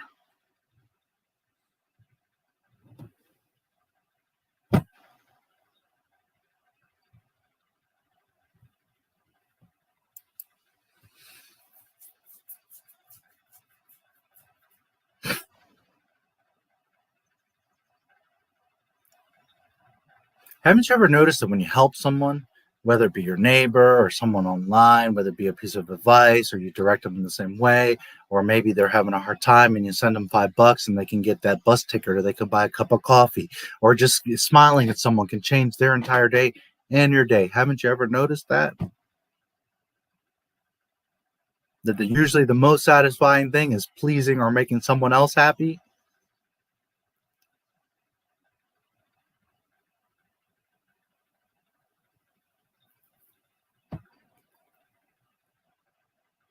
And people forget that. People get disconnected from that on every level, everything in life. Being unselfish and doing for someone else always makes you happier. Everything. Whether it be food, knowledge, hell, even sex. Sex is great. You get yours. But what if you get yours and you make her freaking explode and go all over the place? How much more of a man now do you feel like? You see? So going the extra mile that she's lost her mind, now you really feel good now, don't you? So always thinking of someone else, always doing extra for someone else, you actually end up getting more out of it than you would have just doing it for yourself.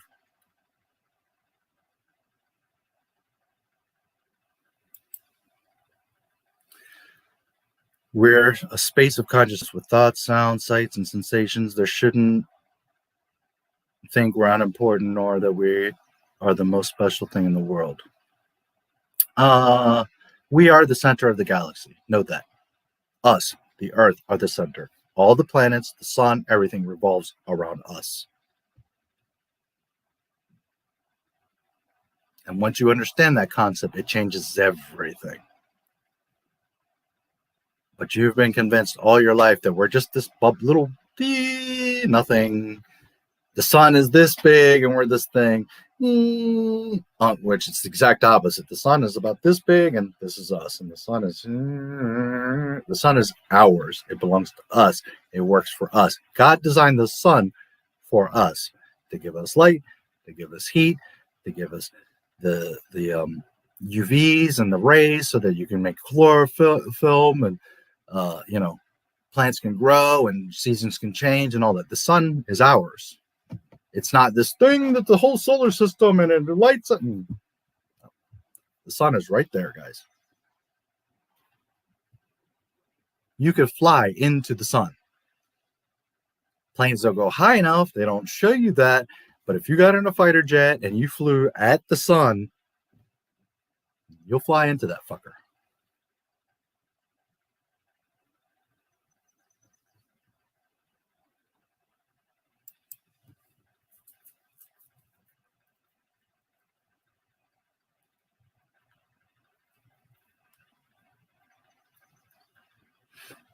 There were indeed giants.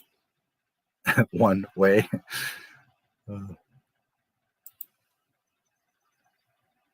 Touch the SpaceX self-landing rocket fast that, according to Elon Musk, has to be real because it looked so fake. SpaceX has a SpaceX Space Mouse problem. Go watch that video.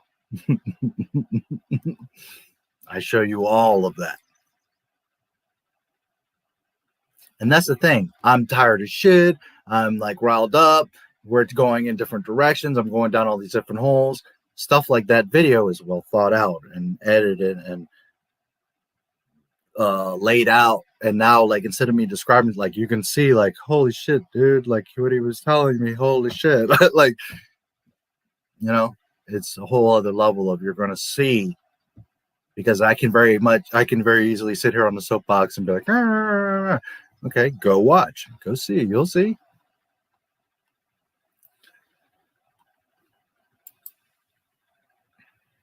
About the moon landings is the press conference where the Apollo 11 returned. Oh, and those guys all acting all freaking weird and jittery, and they don't want to talk about it, and they all can't corroborate stories, and all of it, guys. None of it adds up. When if something's real, you don't have to argue and convince and explain. It's like, we all saw it. Okay, yeah, well, yeah, sure enough. But those guys are talking all weird and confused and scared, and it's because they went into a rocket They shot out, went into Florida. They picked them up in the fucking ocean. They took them to some fucking hotel for 2 weeks. Then they told you, oh, we came back from space. And then they're like, oh, but we have to keep them quarantined and check their body and blah, blah, blah. Meanwhile, they've been hanging out with some babes in a lounge in fucking Kalamazoo. And then, oh, well, now it's time to, the astronauts are back. So then they land the plane, not space shuttle. It's a plane. You can hear and see the engines on the fucker. It's a plane. It's an advanced glider. And it lands because it just flew from Andrews Air Force Base over to Cape Canaveral. And they're like, oh, look, here it comes from space. Meanwhile, it's just a jet that came over and they catch it on camera. And look, here it comes. And then it lands. And you can hear and see the engines. And it stops, and then they do the whole show with the trucks and the fire truck and the press and all the thing. And then they open the door. Oh, look at us. We just came from space. Meanwhile, half an hour ago, you were getting a blowjob from some girl over in fucking Kokomo Beach. And you've been chilling for the past 2 weeks while America thinks, oh, yeah, he's floating in space right now. It's time to wake up, guys.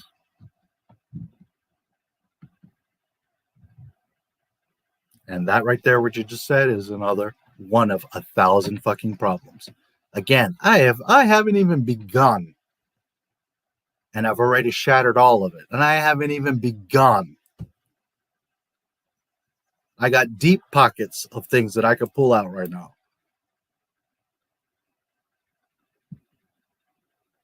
Yes. And that's what I'm telling you. Sure, they can be anomalies. Sure, you can say, well, but the lighting and this. But when it's one thing, you're like, now it's 5 things. Now it's 45 things. Now it's 600 things. You're like, now it's 1,500 things. You're like, come on, dude. Everything can't be wrong. The shadows, the dust, the marking. When they land on the moon, they do their thing. Okay, they're filming each other. Fine. They pack up and they take off from the moon. Who's filming? Not only does it film them taking off, but the camera pans up as they're taking off. Now, today, yeah, we got motion tracking cameras and all that. Okay. In 69, you're telling me we can't get a photo of the Earth, but you had a motion camera tracking cam filming you taking off from space. Use your brains, guys. Oh, they took off, came back, landed, picked up the camera and packed it up, and then took off again because they had to get the shot so you could see that they for real took off from the moon. Start thinking. That shit was in a soundstage in California, orchestrated by Kubrick and Walt Disney. It's all fake.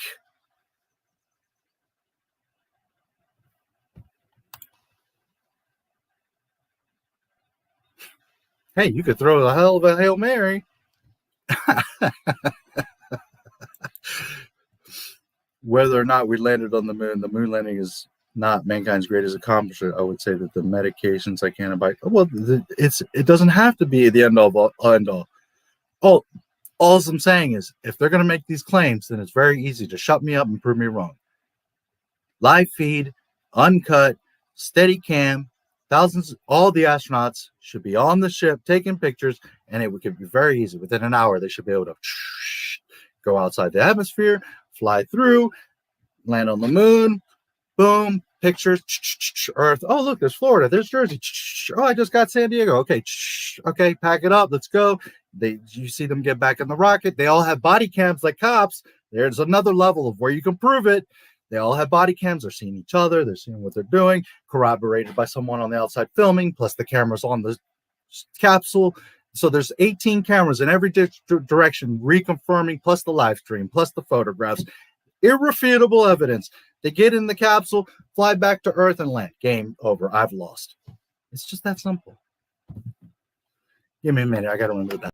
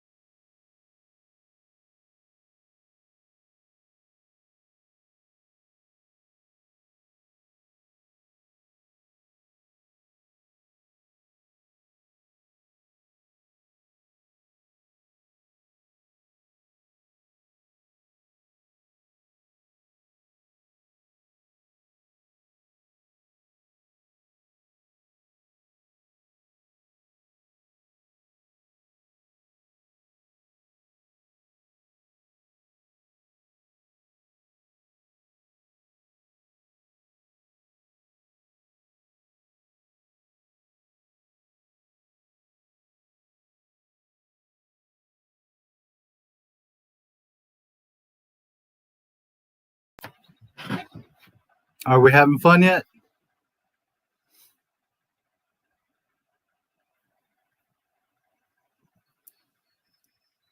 Again, I'm not saying that the moon is the end all of end all, but it's the key component. If they can make you believe in the moon, then they got you. Because now you believe in how the earth works, the sun works, the stars, the atmosphere, space travel, breaking the atmosphere, landing, what the earth actually looks like, how the earth actually behaves, clouds, weather, telemetry, all these things that you don't realize. By convincing you the moon and convinces you of an entire system. And it convinces you that we can go to Pluto and Mars and other galaxies and all that shit. That's why it's important. The moon actually is kind of the most important thing of ever. Because if you can get to be made to believe that, then you're going to believe anything.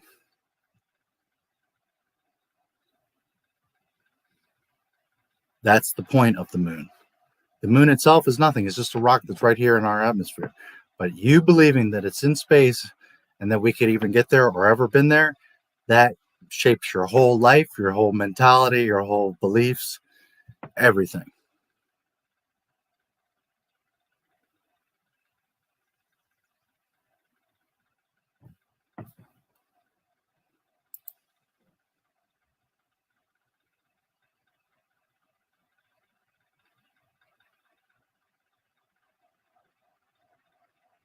Yes. Several people have caught on Google Maps, Google Satellite, where they're showing you images of Mars and the rover, and that shit is in like Greenland, New Zealand, in all kinds of places. Like you can literally, if you look around enough on the satellite image, you'll find like literally where all they did is like tinted the image red. There's also images of the NASA van and human beings with the rover at the same hill that they're taking the photos that they're shoving down your throat and making you think that they're on Mars. That should have been debunked a long time ago. Look at the blue marble. Here's going to shatter your fucking little dreams. Look up the blue marble. It's the most recent picture of Earth. And not only does the textual information explain to you that it's a composite of several composites, but the guy that created that image, who works at Google, explains it to you. There's literally a video on it. And he tells you how we don't have the cameras that are powerful enough and wide enough to take a picture of the Earth. So what we have to do is scan the Earth several times with the satellite and then compose a composite. From that composite, now I paint in details and I added shades of the ocean, different depths. I photoshopped in clouds. I cloned those clouds and I moved them around. By the way, a clone is an exact replica, not this cloud and that cloud. I took the same cloud and put it in different places on the fake Earth. Some I made backwards, some I put upside down.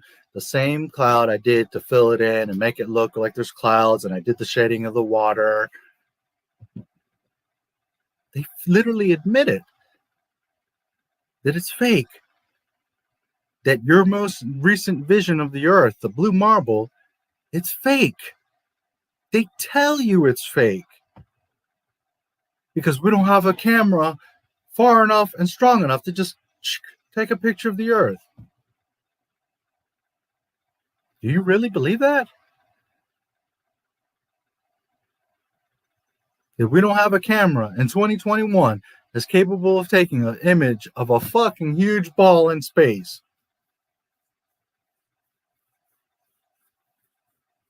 and the guy that created it literally tells you it was a composite. I had to clone and Photoshop clouds and add streaks and the water color and the depth and all this shit. And I changed the color because it didn't look real. So I had to make it, look real. So I started changing the depth and the ocean color and all this shit. Like you're manufacturing it to make it look real. Like Elon Musk telling you that it looks so fake that it's got to be real. Meanwhile, it's literally fake. You're literally watching it. Go watch again. SpaceX has a space mouse problem because in there I show you how it's fake. You shouldn't have to composite. You shouldn't have to touch up. You shouldn't have to alter, color correct, none of that, guys. Go to space, take a picture, and now the argument's over. Where's the pictures? Where's the live feed? We all got a phone. We all got a little video home camera. But shit, even your cell phone.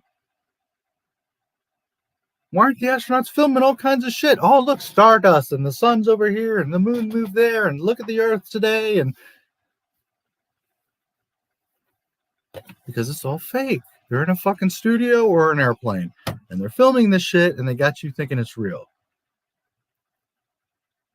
You got women with long hair sticking up, frozen, and they're moving around, and you think that that's real. Oh, look, there's no gravity, so their hair is floating. Have you ever been in a swimming pool? Have you ever swished your hair around? Guess what it does? It just flows, flops. And yet you got a lady with like her hair stiff moving around in space.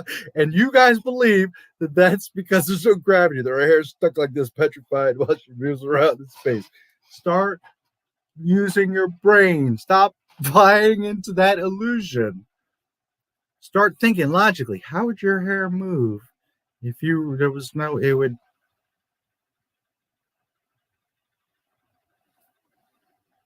It's not going to be like, it's so ridiculous. It's so ridiculous. Think of it yourself in a swimming pool. If you ever had long hair, or if you're a girl, how do you move? And think about how your hair would flow and move and float. That's what would happen to space. So why are you in space with your hair like this, like it's all gelled up, looking like Beetlejuice? Because it's all fake.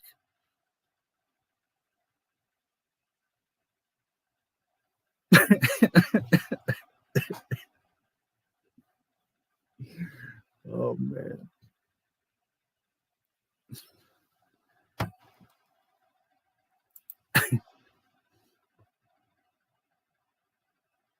Van Allen, yeah.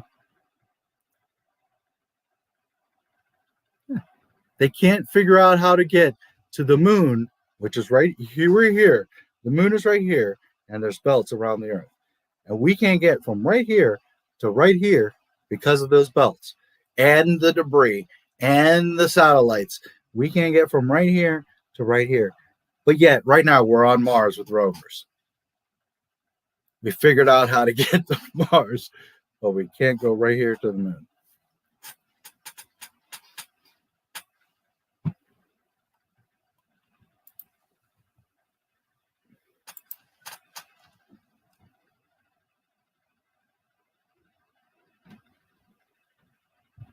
I think it's more than that. I think it's that those aliens, like I said, are Stargate days. They've been manipulating and crossbreeding and doing all kinds of stuff for centuries. So part of it is just people will freak out, but part of it is also they don't want you to know they're in cahoots and that they've been manipulating and lying and developing technologies and studying and experimenting and doing all this stuff without you knowing. That's why. Not so much that they exist is going to freak you out, but when you find out they've been in bed for centuries, that's going to freak you the fuck out. But more importantly, you're going to go from holy shit, freaked out and shocked to pissed the fuck off. And that's when now they got a problem, because now the control system broke. Now people said, oh, now I see through that wall. Now we're not going to play your game anymore. And all of it collapses. All that power goes away. Now you can say, but we're the police. We're going to arrest you. We're going to tax you. We're going to do this illegal. And people are going to say, I don't give a fuck. And you're going to have millions of people massing together, working together, fighting together, and just swarming and taking them out. And there's nothing they can do. There's like 100 cops and 1 million people. And what are those cops going to do? Or soldiers, or a fence at the White House, or none of that's going to do anything. People are going to get pissed off and swarm that shit and crush them. That's why they have to maintain these types of lies, because as soon as you see through that wall, you're going to get pissed off. And that's what's happening to Disney with Star Wars. You keep lying and lying to cover, but we'll explain it, but we'll figure it out. But that happened. So you guys didn't know. We were so clever. The reason Snoke was there and Palpatine's back is because it's Luke's hand. You didn't know. And that means that Rey is actually a Skywalker. See? We knew what we were doing. Meanwhile, you made that shit up half an hour ago. You're like, yeah, that'll work. And eventually people are going to be like, all right, dude, I've had enough. And that's where Disney's coming to. It's coming to that point where a lot of fans are waking up and being like, all right, last Force Awakens, then Last Jedi. I mean, come on. And then you kept going, and now you're making, and now even the new shit that you're saying was for me and that you pandered to me for from Twitter, now you're even fucking that up. So now you got everybody doubting you. And now everybody's pissed at you. And guess what? When you piss a bunch of people off and you lie to them, they're going to react and they're going to come for your head. Now, I'm not saying that people are going to physically storm Disney headquarters and light it on fire, but they're not going to listen to the shit anymore. They're not going to pay for Disney Plus or watch your shows or do anything. They're going to force you to sell it. That's why I do what I do, to show you the truth, to drive you to make the correct decision, not to manipulate you or push you or control you. I give you the facts. I give you the information so that you yourself can process in your heart and your mind and say, okay, this game is over. So that you come to that enrichment and enlightenment on your own. Not me saying, it's like, you got to do this, and it's like that, and it's that. I show you the truth so that you can eventually process it and put it together and make your own decision and come to the conclusion yourself that, holy shit.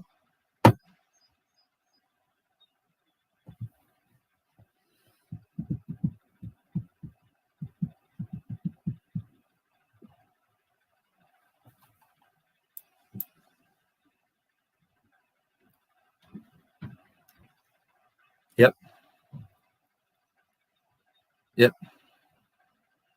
There's another one where he says, because we never went there.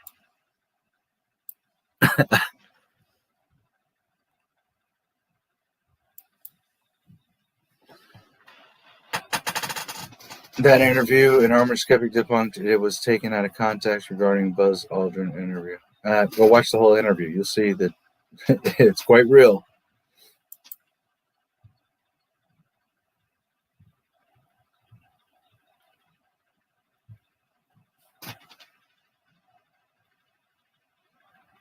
Space is a vacuum, guys. Anything you put in space is just going to crumple.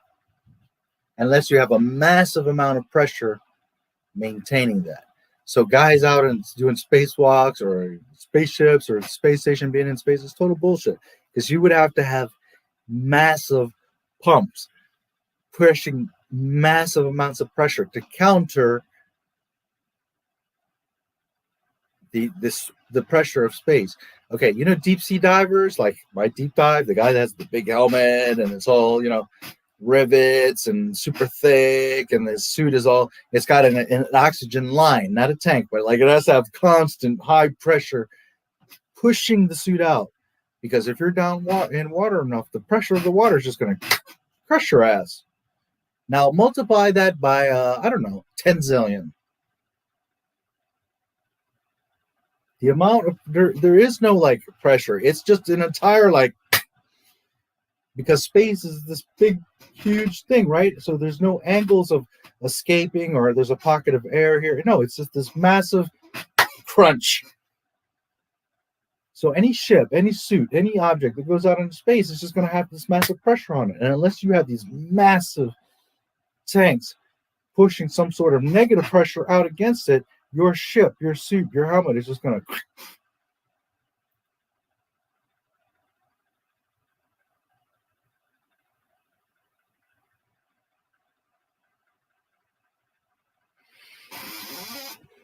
Well, you start to think for yourself and you stop believing, oh, well, this is how the suit works. Because, we use 3 layers of fabric. And it's like, come on, really?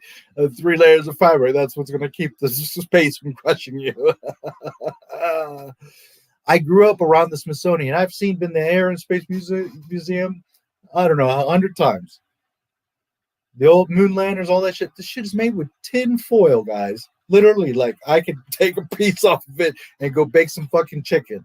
Tin foil. Gold-colored tin foil. Little frail metal pieces and like papery and like clothy materials and literally pieces of tin foil. And you guys believe for a second that we went to the moon? Come on, guys.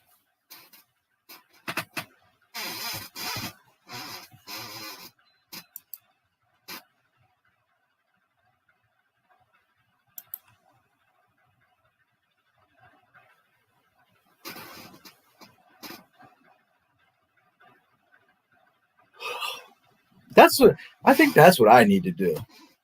I waste my time. I'm not making any money. I should like start the space cult and like have like 30 babes.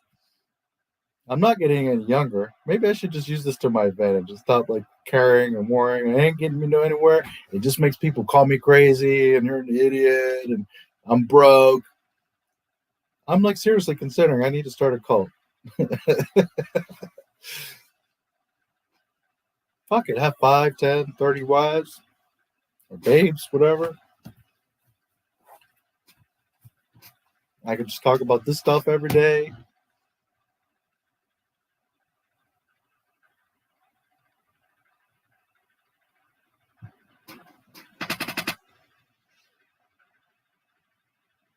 Familiar with June, aka Shoot on Head? I don't think so.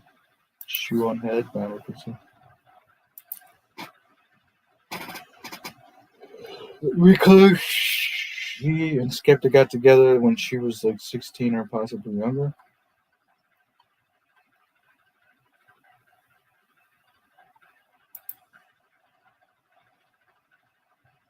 Tries to bump things. It's not really there to defend. He looks at things from both sides.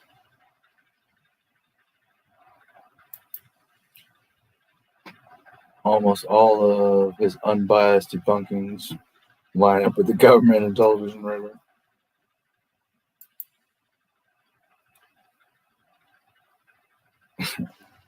Well, that's the kind of stuff you got to be careful with. When you see a YouTube creator or anybody, a scientist, somebody writing papers, whatever, and they're like up and down, back and forth. I said this here, I said that there.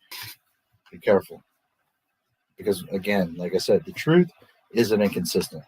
Now, you can't be so critical because we're humans, and I could make a mistake. I could say something wrong.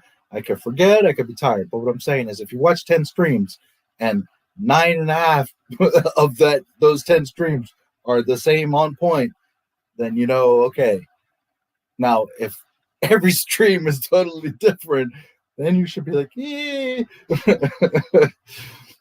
And that's just not me. I'm just saying in general, anybody. When you've got videos going back and forth and up and down,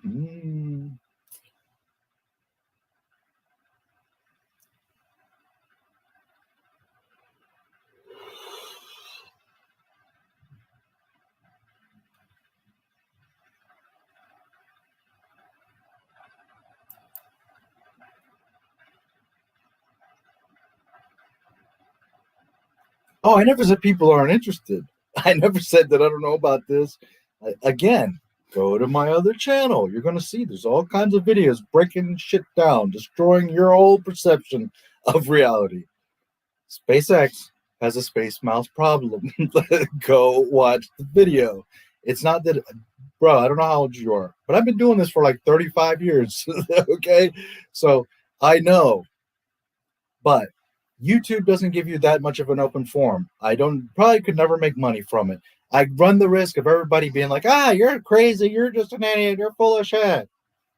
So then, while the true credibility of what I'm saying is there, people are going to try to be like, see, he's a nutball, he thinks the earth is flat, and all that kind of bullshit. So now, when I do try to educate people and stuff, then nobody's going to want to hear it, because they're going to be like, see, he debunked it. See, I love those debunk videos. Oh, that's been debunked. what you're telling me has been debunked. See, here's a video, and then you go watch the debunked video, and it's just some punk like saying like all kinds of nonsense. It says, "See, I proved him wrong," and it's like you didn't prove anything. If anything, you just proved me more right. Not that I have debunked videos against me, but I'm saying like other things. You know, like I'll be like, "Here, watch this video," and then somebody come back at me like, "Oh, he's debunked. He's an idiot." You didn't watch the video that I gave you to make your own decision. Plus, you didn't watch the debunked video that you could see. He doesn't make it even an argument. All you did was it did a 2-second search that, oh, it said he was debunked. So then that's your proof that that whatever he said wasn't real. Instead of you taking the time to open your mind and your eyes and hear out the argument. And that makes you a fool. But that's the thing. That's why I don't tend to go down these holes, because now it turns into, understand? But again, go to the other channel. There's stuff there. I could do streams over there. I understand that people are there, but I am so busy. I'm trying to build Not My Star Wars. I'm trying to get shit done. I have all these things going on. So I have to focus to where I can get this thing to make money. I don't want Ferraris, but man, I got to make, something so I can live, so I can pay rent. I mean, and if I'm all over the place on different channels and doing different things, you understand? But I know there's people that want to hear it, obviously. But on the same token, I've had that channel since 2012, and it has 700 subscribers. I've never been able to get that fucking channel to 1,000 subscribers, even though there's videos with 50,000 views on it. And here, I've got 12,000 subscribers, and it's a year old. So you see, I have to make a wise decision for myself. What am I going to pursue that can maybe actually I can eat off of? So it's not that I don't know that people, believe me, what did I just tell you? I think I'm going to have to start a cult. Why am I wasting my time when I could have 10 babes doing stuff for me?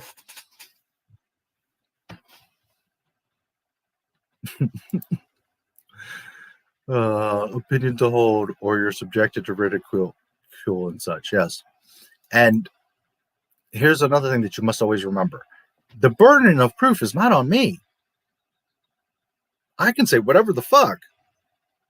The burden is on NASA, because NASA are the ones that claimed they understand space.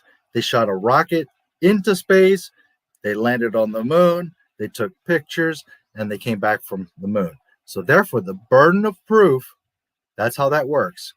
They made the claim. They must back it up. And if you start digging around and looking around, you're going to see that they can't back it up. So it's not on me to disprove them. It's on them to prove and back up what their claims are. That's how science works. That's how the burden of proof works. There's nothing wrong with questioning. That's like me. If I make a claim and I say, George Lucas said this, now the burden of proof is on me because I made that statement. Understand? And if you have a doubt and you say, hey, Not My Star Wars, you're full of shit. Or, hey, bro, can you show me because I don't understand? Or can you prove it? And then, like I always do, right? I go right to that. I'm like, here's the article. See? The burden of proof is on me because I made that statement. So, space, NASA, the final frontier, all that bullshit, the burden of proof is on them. So it doesn't matter if I ask one question or 1,000 or whatever. I'm not the asshole. You can't look at me twisted, although people like to. An intelligent person would say, wait a minute, there's nothing wrong with him questioning. And furthermore, it shouldn't be about calling him an asshole or proving him wrong. It should be about NASA made that claim, so can they back it up? And that's where the problem occurs. Because when you start to back it up, it's just like The Last Jedi. You denied it and you believed it because everybody told you and you thought you were so clever. Like, oh, they don't understand it. Jake is so advanced and so special. I get it. They just don't. And you don't want to have to believe and concede that, oh, fuck, I was taken for a fucking ride. It's the same exact thing. The Last Jedi and space.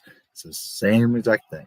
You're being told something and you're believing it, as opposed to questioning it out of fear or following the herd or whatever. Instead of you saying, well, wait a minute, would Luke be like that if he was like this? So let me question. And you should be able to go to Ryan Johnson and be like, hey, why is Luke like this? And instead of Ryan Johnson making excuses like, well, but Empire sucked. If it came out, it would suck. So now diverting the conversation. Instead of him just saying, oh, well, this is why. Why? Because one, he had no clue who Luke Skywalker was. And two, he didn't give a shit about who Luke Skywalker was. He has publicly stated, I came in to make my movie. Fuck you, fuck Star Wars, fuck everybody. I came to make my movie. Understand? And it's the same thing with the spaceship. I'm not the asshole for asking a question. NASA's the asshole if they can't prove what they've claimed.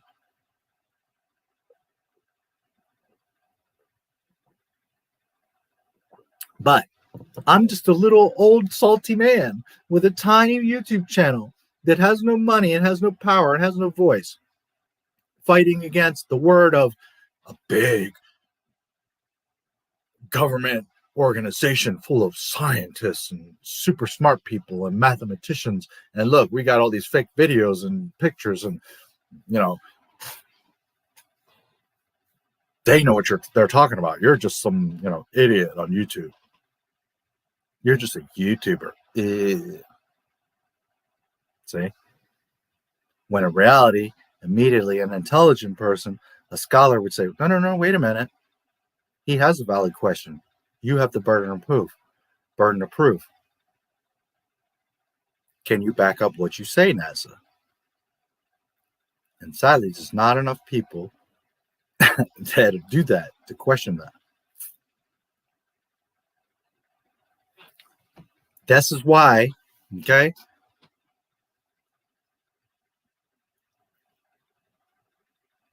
They don't want to talk about it, because then they make you look like the asshole. By making you look like the asshole, see, he's a kook job. Don't listen to him. And that deflects and distracts you from asking and pressuring NASA for what's really going on. And the same exact thing happens with Disney. Haven't you noticed the same pattern? You question The Last Jedi, and what happens? You get dogpiled. You're a racist. You're a misogynist. You're a hater. You're a pedophile. You're nuts. You're whatever. It's the same thing. That's to destroy you from anyone else, like, hey, wait a minute, defending you, but also you being discouraged from ever asking a question again, because you're seeing the truth and they don't want you to expose that truth. So what do? They jump on you, make you feel like shit and look like shit and try to embarrass you in front of everybody, so that if you continue to try to expose the truth, everyone around is like, you're full of shit. You've been exposed. You've been debunked.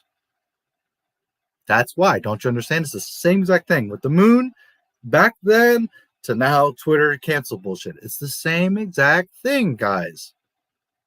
And that's been happening back in the 1600s with the witches, like I talked about yesterday. Cancel culture. It's the same exact thing to distract you and divert you from the truth. You're too scared to speak up now because I'll be hung at the fucking, you see? Or you'll get canceled publicly like Gina did in abhorrent behavior. You see? It's the same exact, all of these things are connected. That's why when I told you earlier, it goes back centuries, because it goes back centuries. The same pattern, the same tool, the same technique. Destroy your credibility, your voice, your word, your worth. So that now you're telling the truth, but everybody around is like, oh, see, he's been proven, he's been debunked. That's why that happens. Twitter is just on a smaller scale. That's why people get dogpiled and bullied and all that. Because what they're trying to do is not even win the argument or anything. They're trying to debunk you, your credibility, and you now say something about The Last Jedi, but it's irrelevant, it's invalid, because you've been proven to be an asshole. So now any opinion or findings you find about The Last Jedi, people are like, nope, you've been proven to be wrong. You have no voice. You're canceled. You see? It's the same exact thing.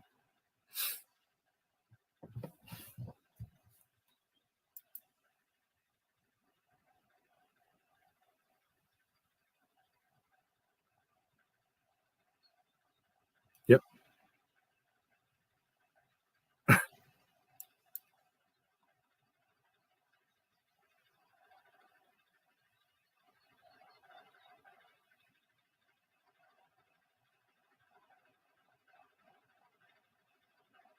Yep. And that's the thing. It's not even like I saw it in some obscure book. Guys, you can right now start looking around on Google and YouTube. You're going to see the videos. You're going to see the photos. Everything I've said, you can go right now and check it. Just like everything I've ever told you is not my Star Wars. You can unequivocally know for a fact that what I told you is fact. Right now, you can go see the spots on top of fucking clouds by the sun.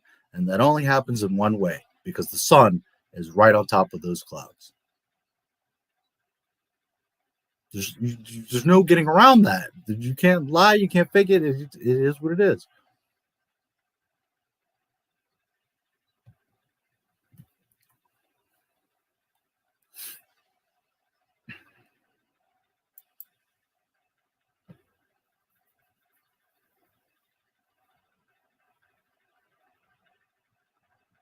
That too. That's something a lot of people don't know. If you get like one of those temperature guns, right? You squeeze the handle and on the little display tells you the temperature. Okay. You can touch different zones and you're going to see that the temperature varies. And that in the day, if you go to direct sunlight, it's obviously going to be hotter than it is going to be in like indirect sunlight. On the same token, in a deep shadow, it's going to be lighter. And if you go in at nighttime and you temp the moonlight temperature as opposed to like a shadow under a tree at night, you're going to see the temperature change. You're going to see the difference. And that's what real science is. Observable and repeatable, controlled experiments that anyone can do.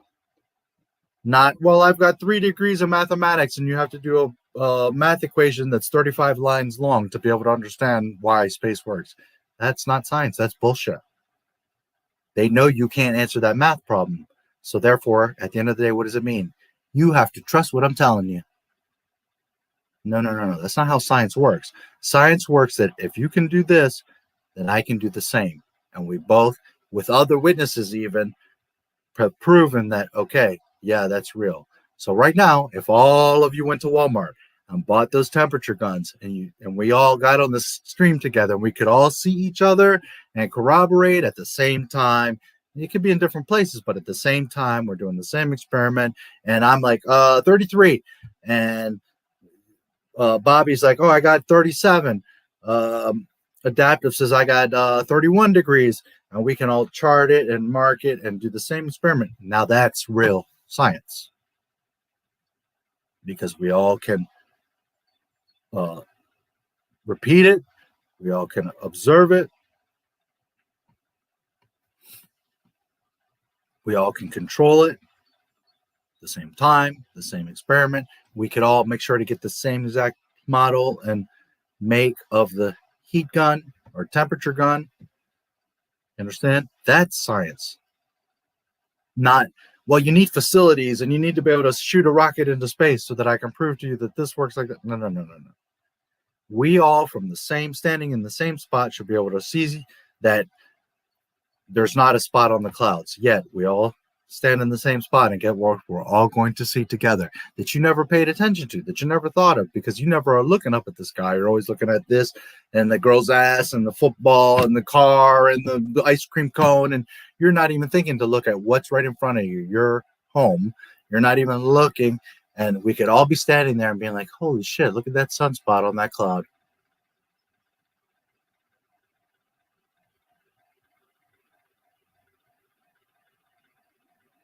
That's science.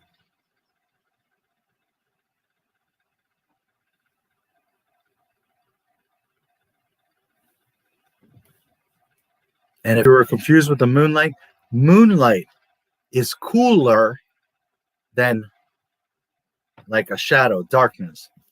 Like the sun being away is like, let's say 35 degrees. But if you can actually, you know how moonlight casts, like you can see things in the moonlight, it has rays like the sun does. So if you get a gun in the temperature gun in the moonlight is a lower, cooler temperature than just darkness. So at night it's 35 degrees and you get moonlight, you're going to see it's like 31. And just the opposite. If you're outside in the sun and you're just looking at, a lit up area, it might be, 90 degrees. But if you get right in the sunlight and right in the ray, you're going to see that it's like 104 or whatever. Do you understand? It's not like that exact ratio. But the point is that moonlight is cooler and sunlight is hotter than the regular ambient temperature. Now, how can that be if the moon is 200,000 miles away and the sun is, 1 million miles away? When you start to look at it and you start to think and you start to connect the dots, you're like, oh, fuck. It's all a goddamn lie, isn't it? Yes, it's all a lie.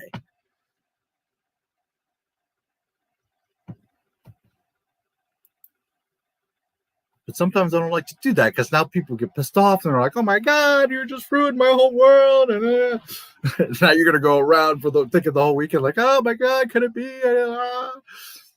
And now I've sucked you down a hole. And it's like, but I don't do it in the intent of fucking your day up or making you crazy or making you feel bad. On the contrary, I do it because I love you. Because I want you to see. I want you to have the opportunity to defend yourself. One thing is you look at the chessboard and you're like, I don't understand what the pieces even are or how they work, how moves work, whatever.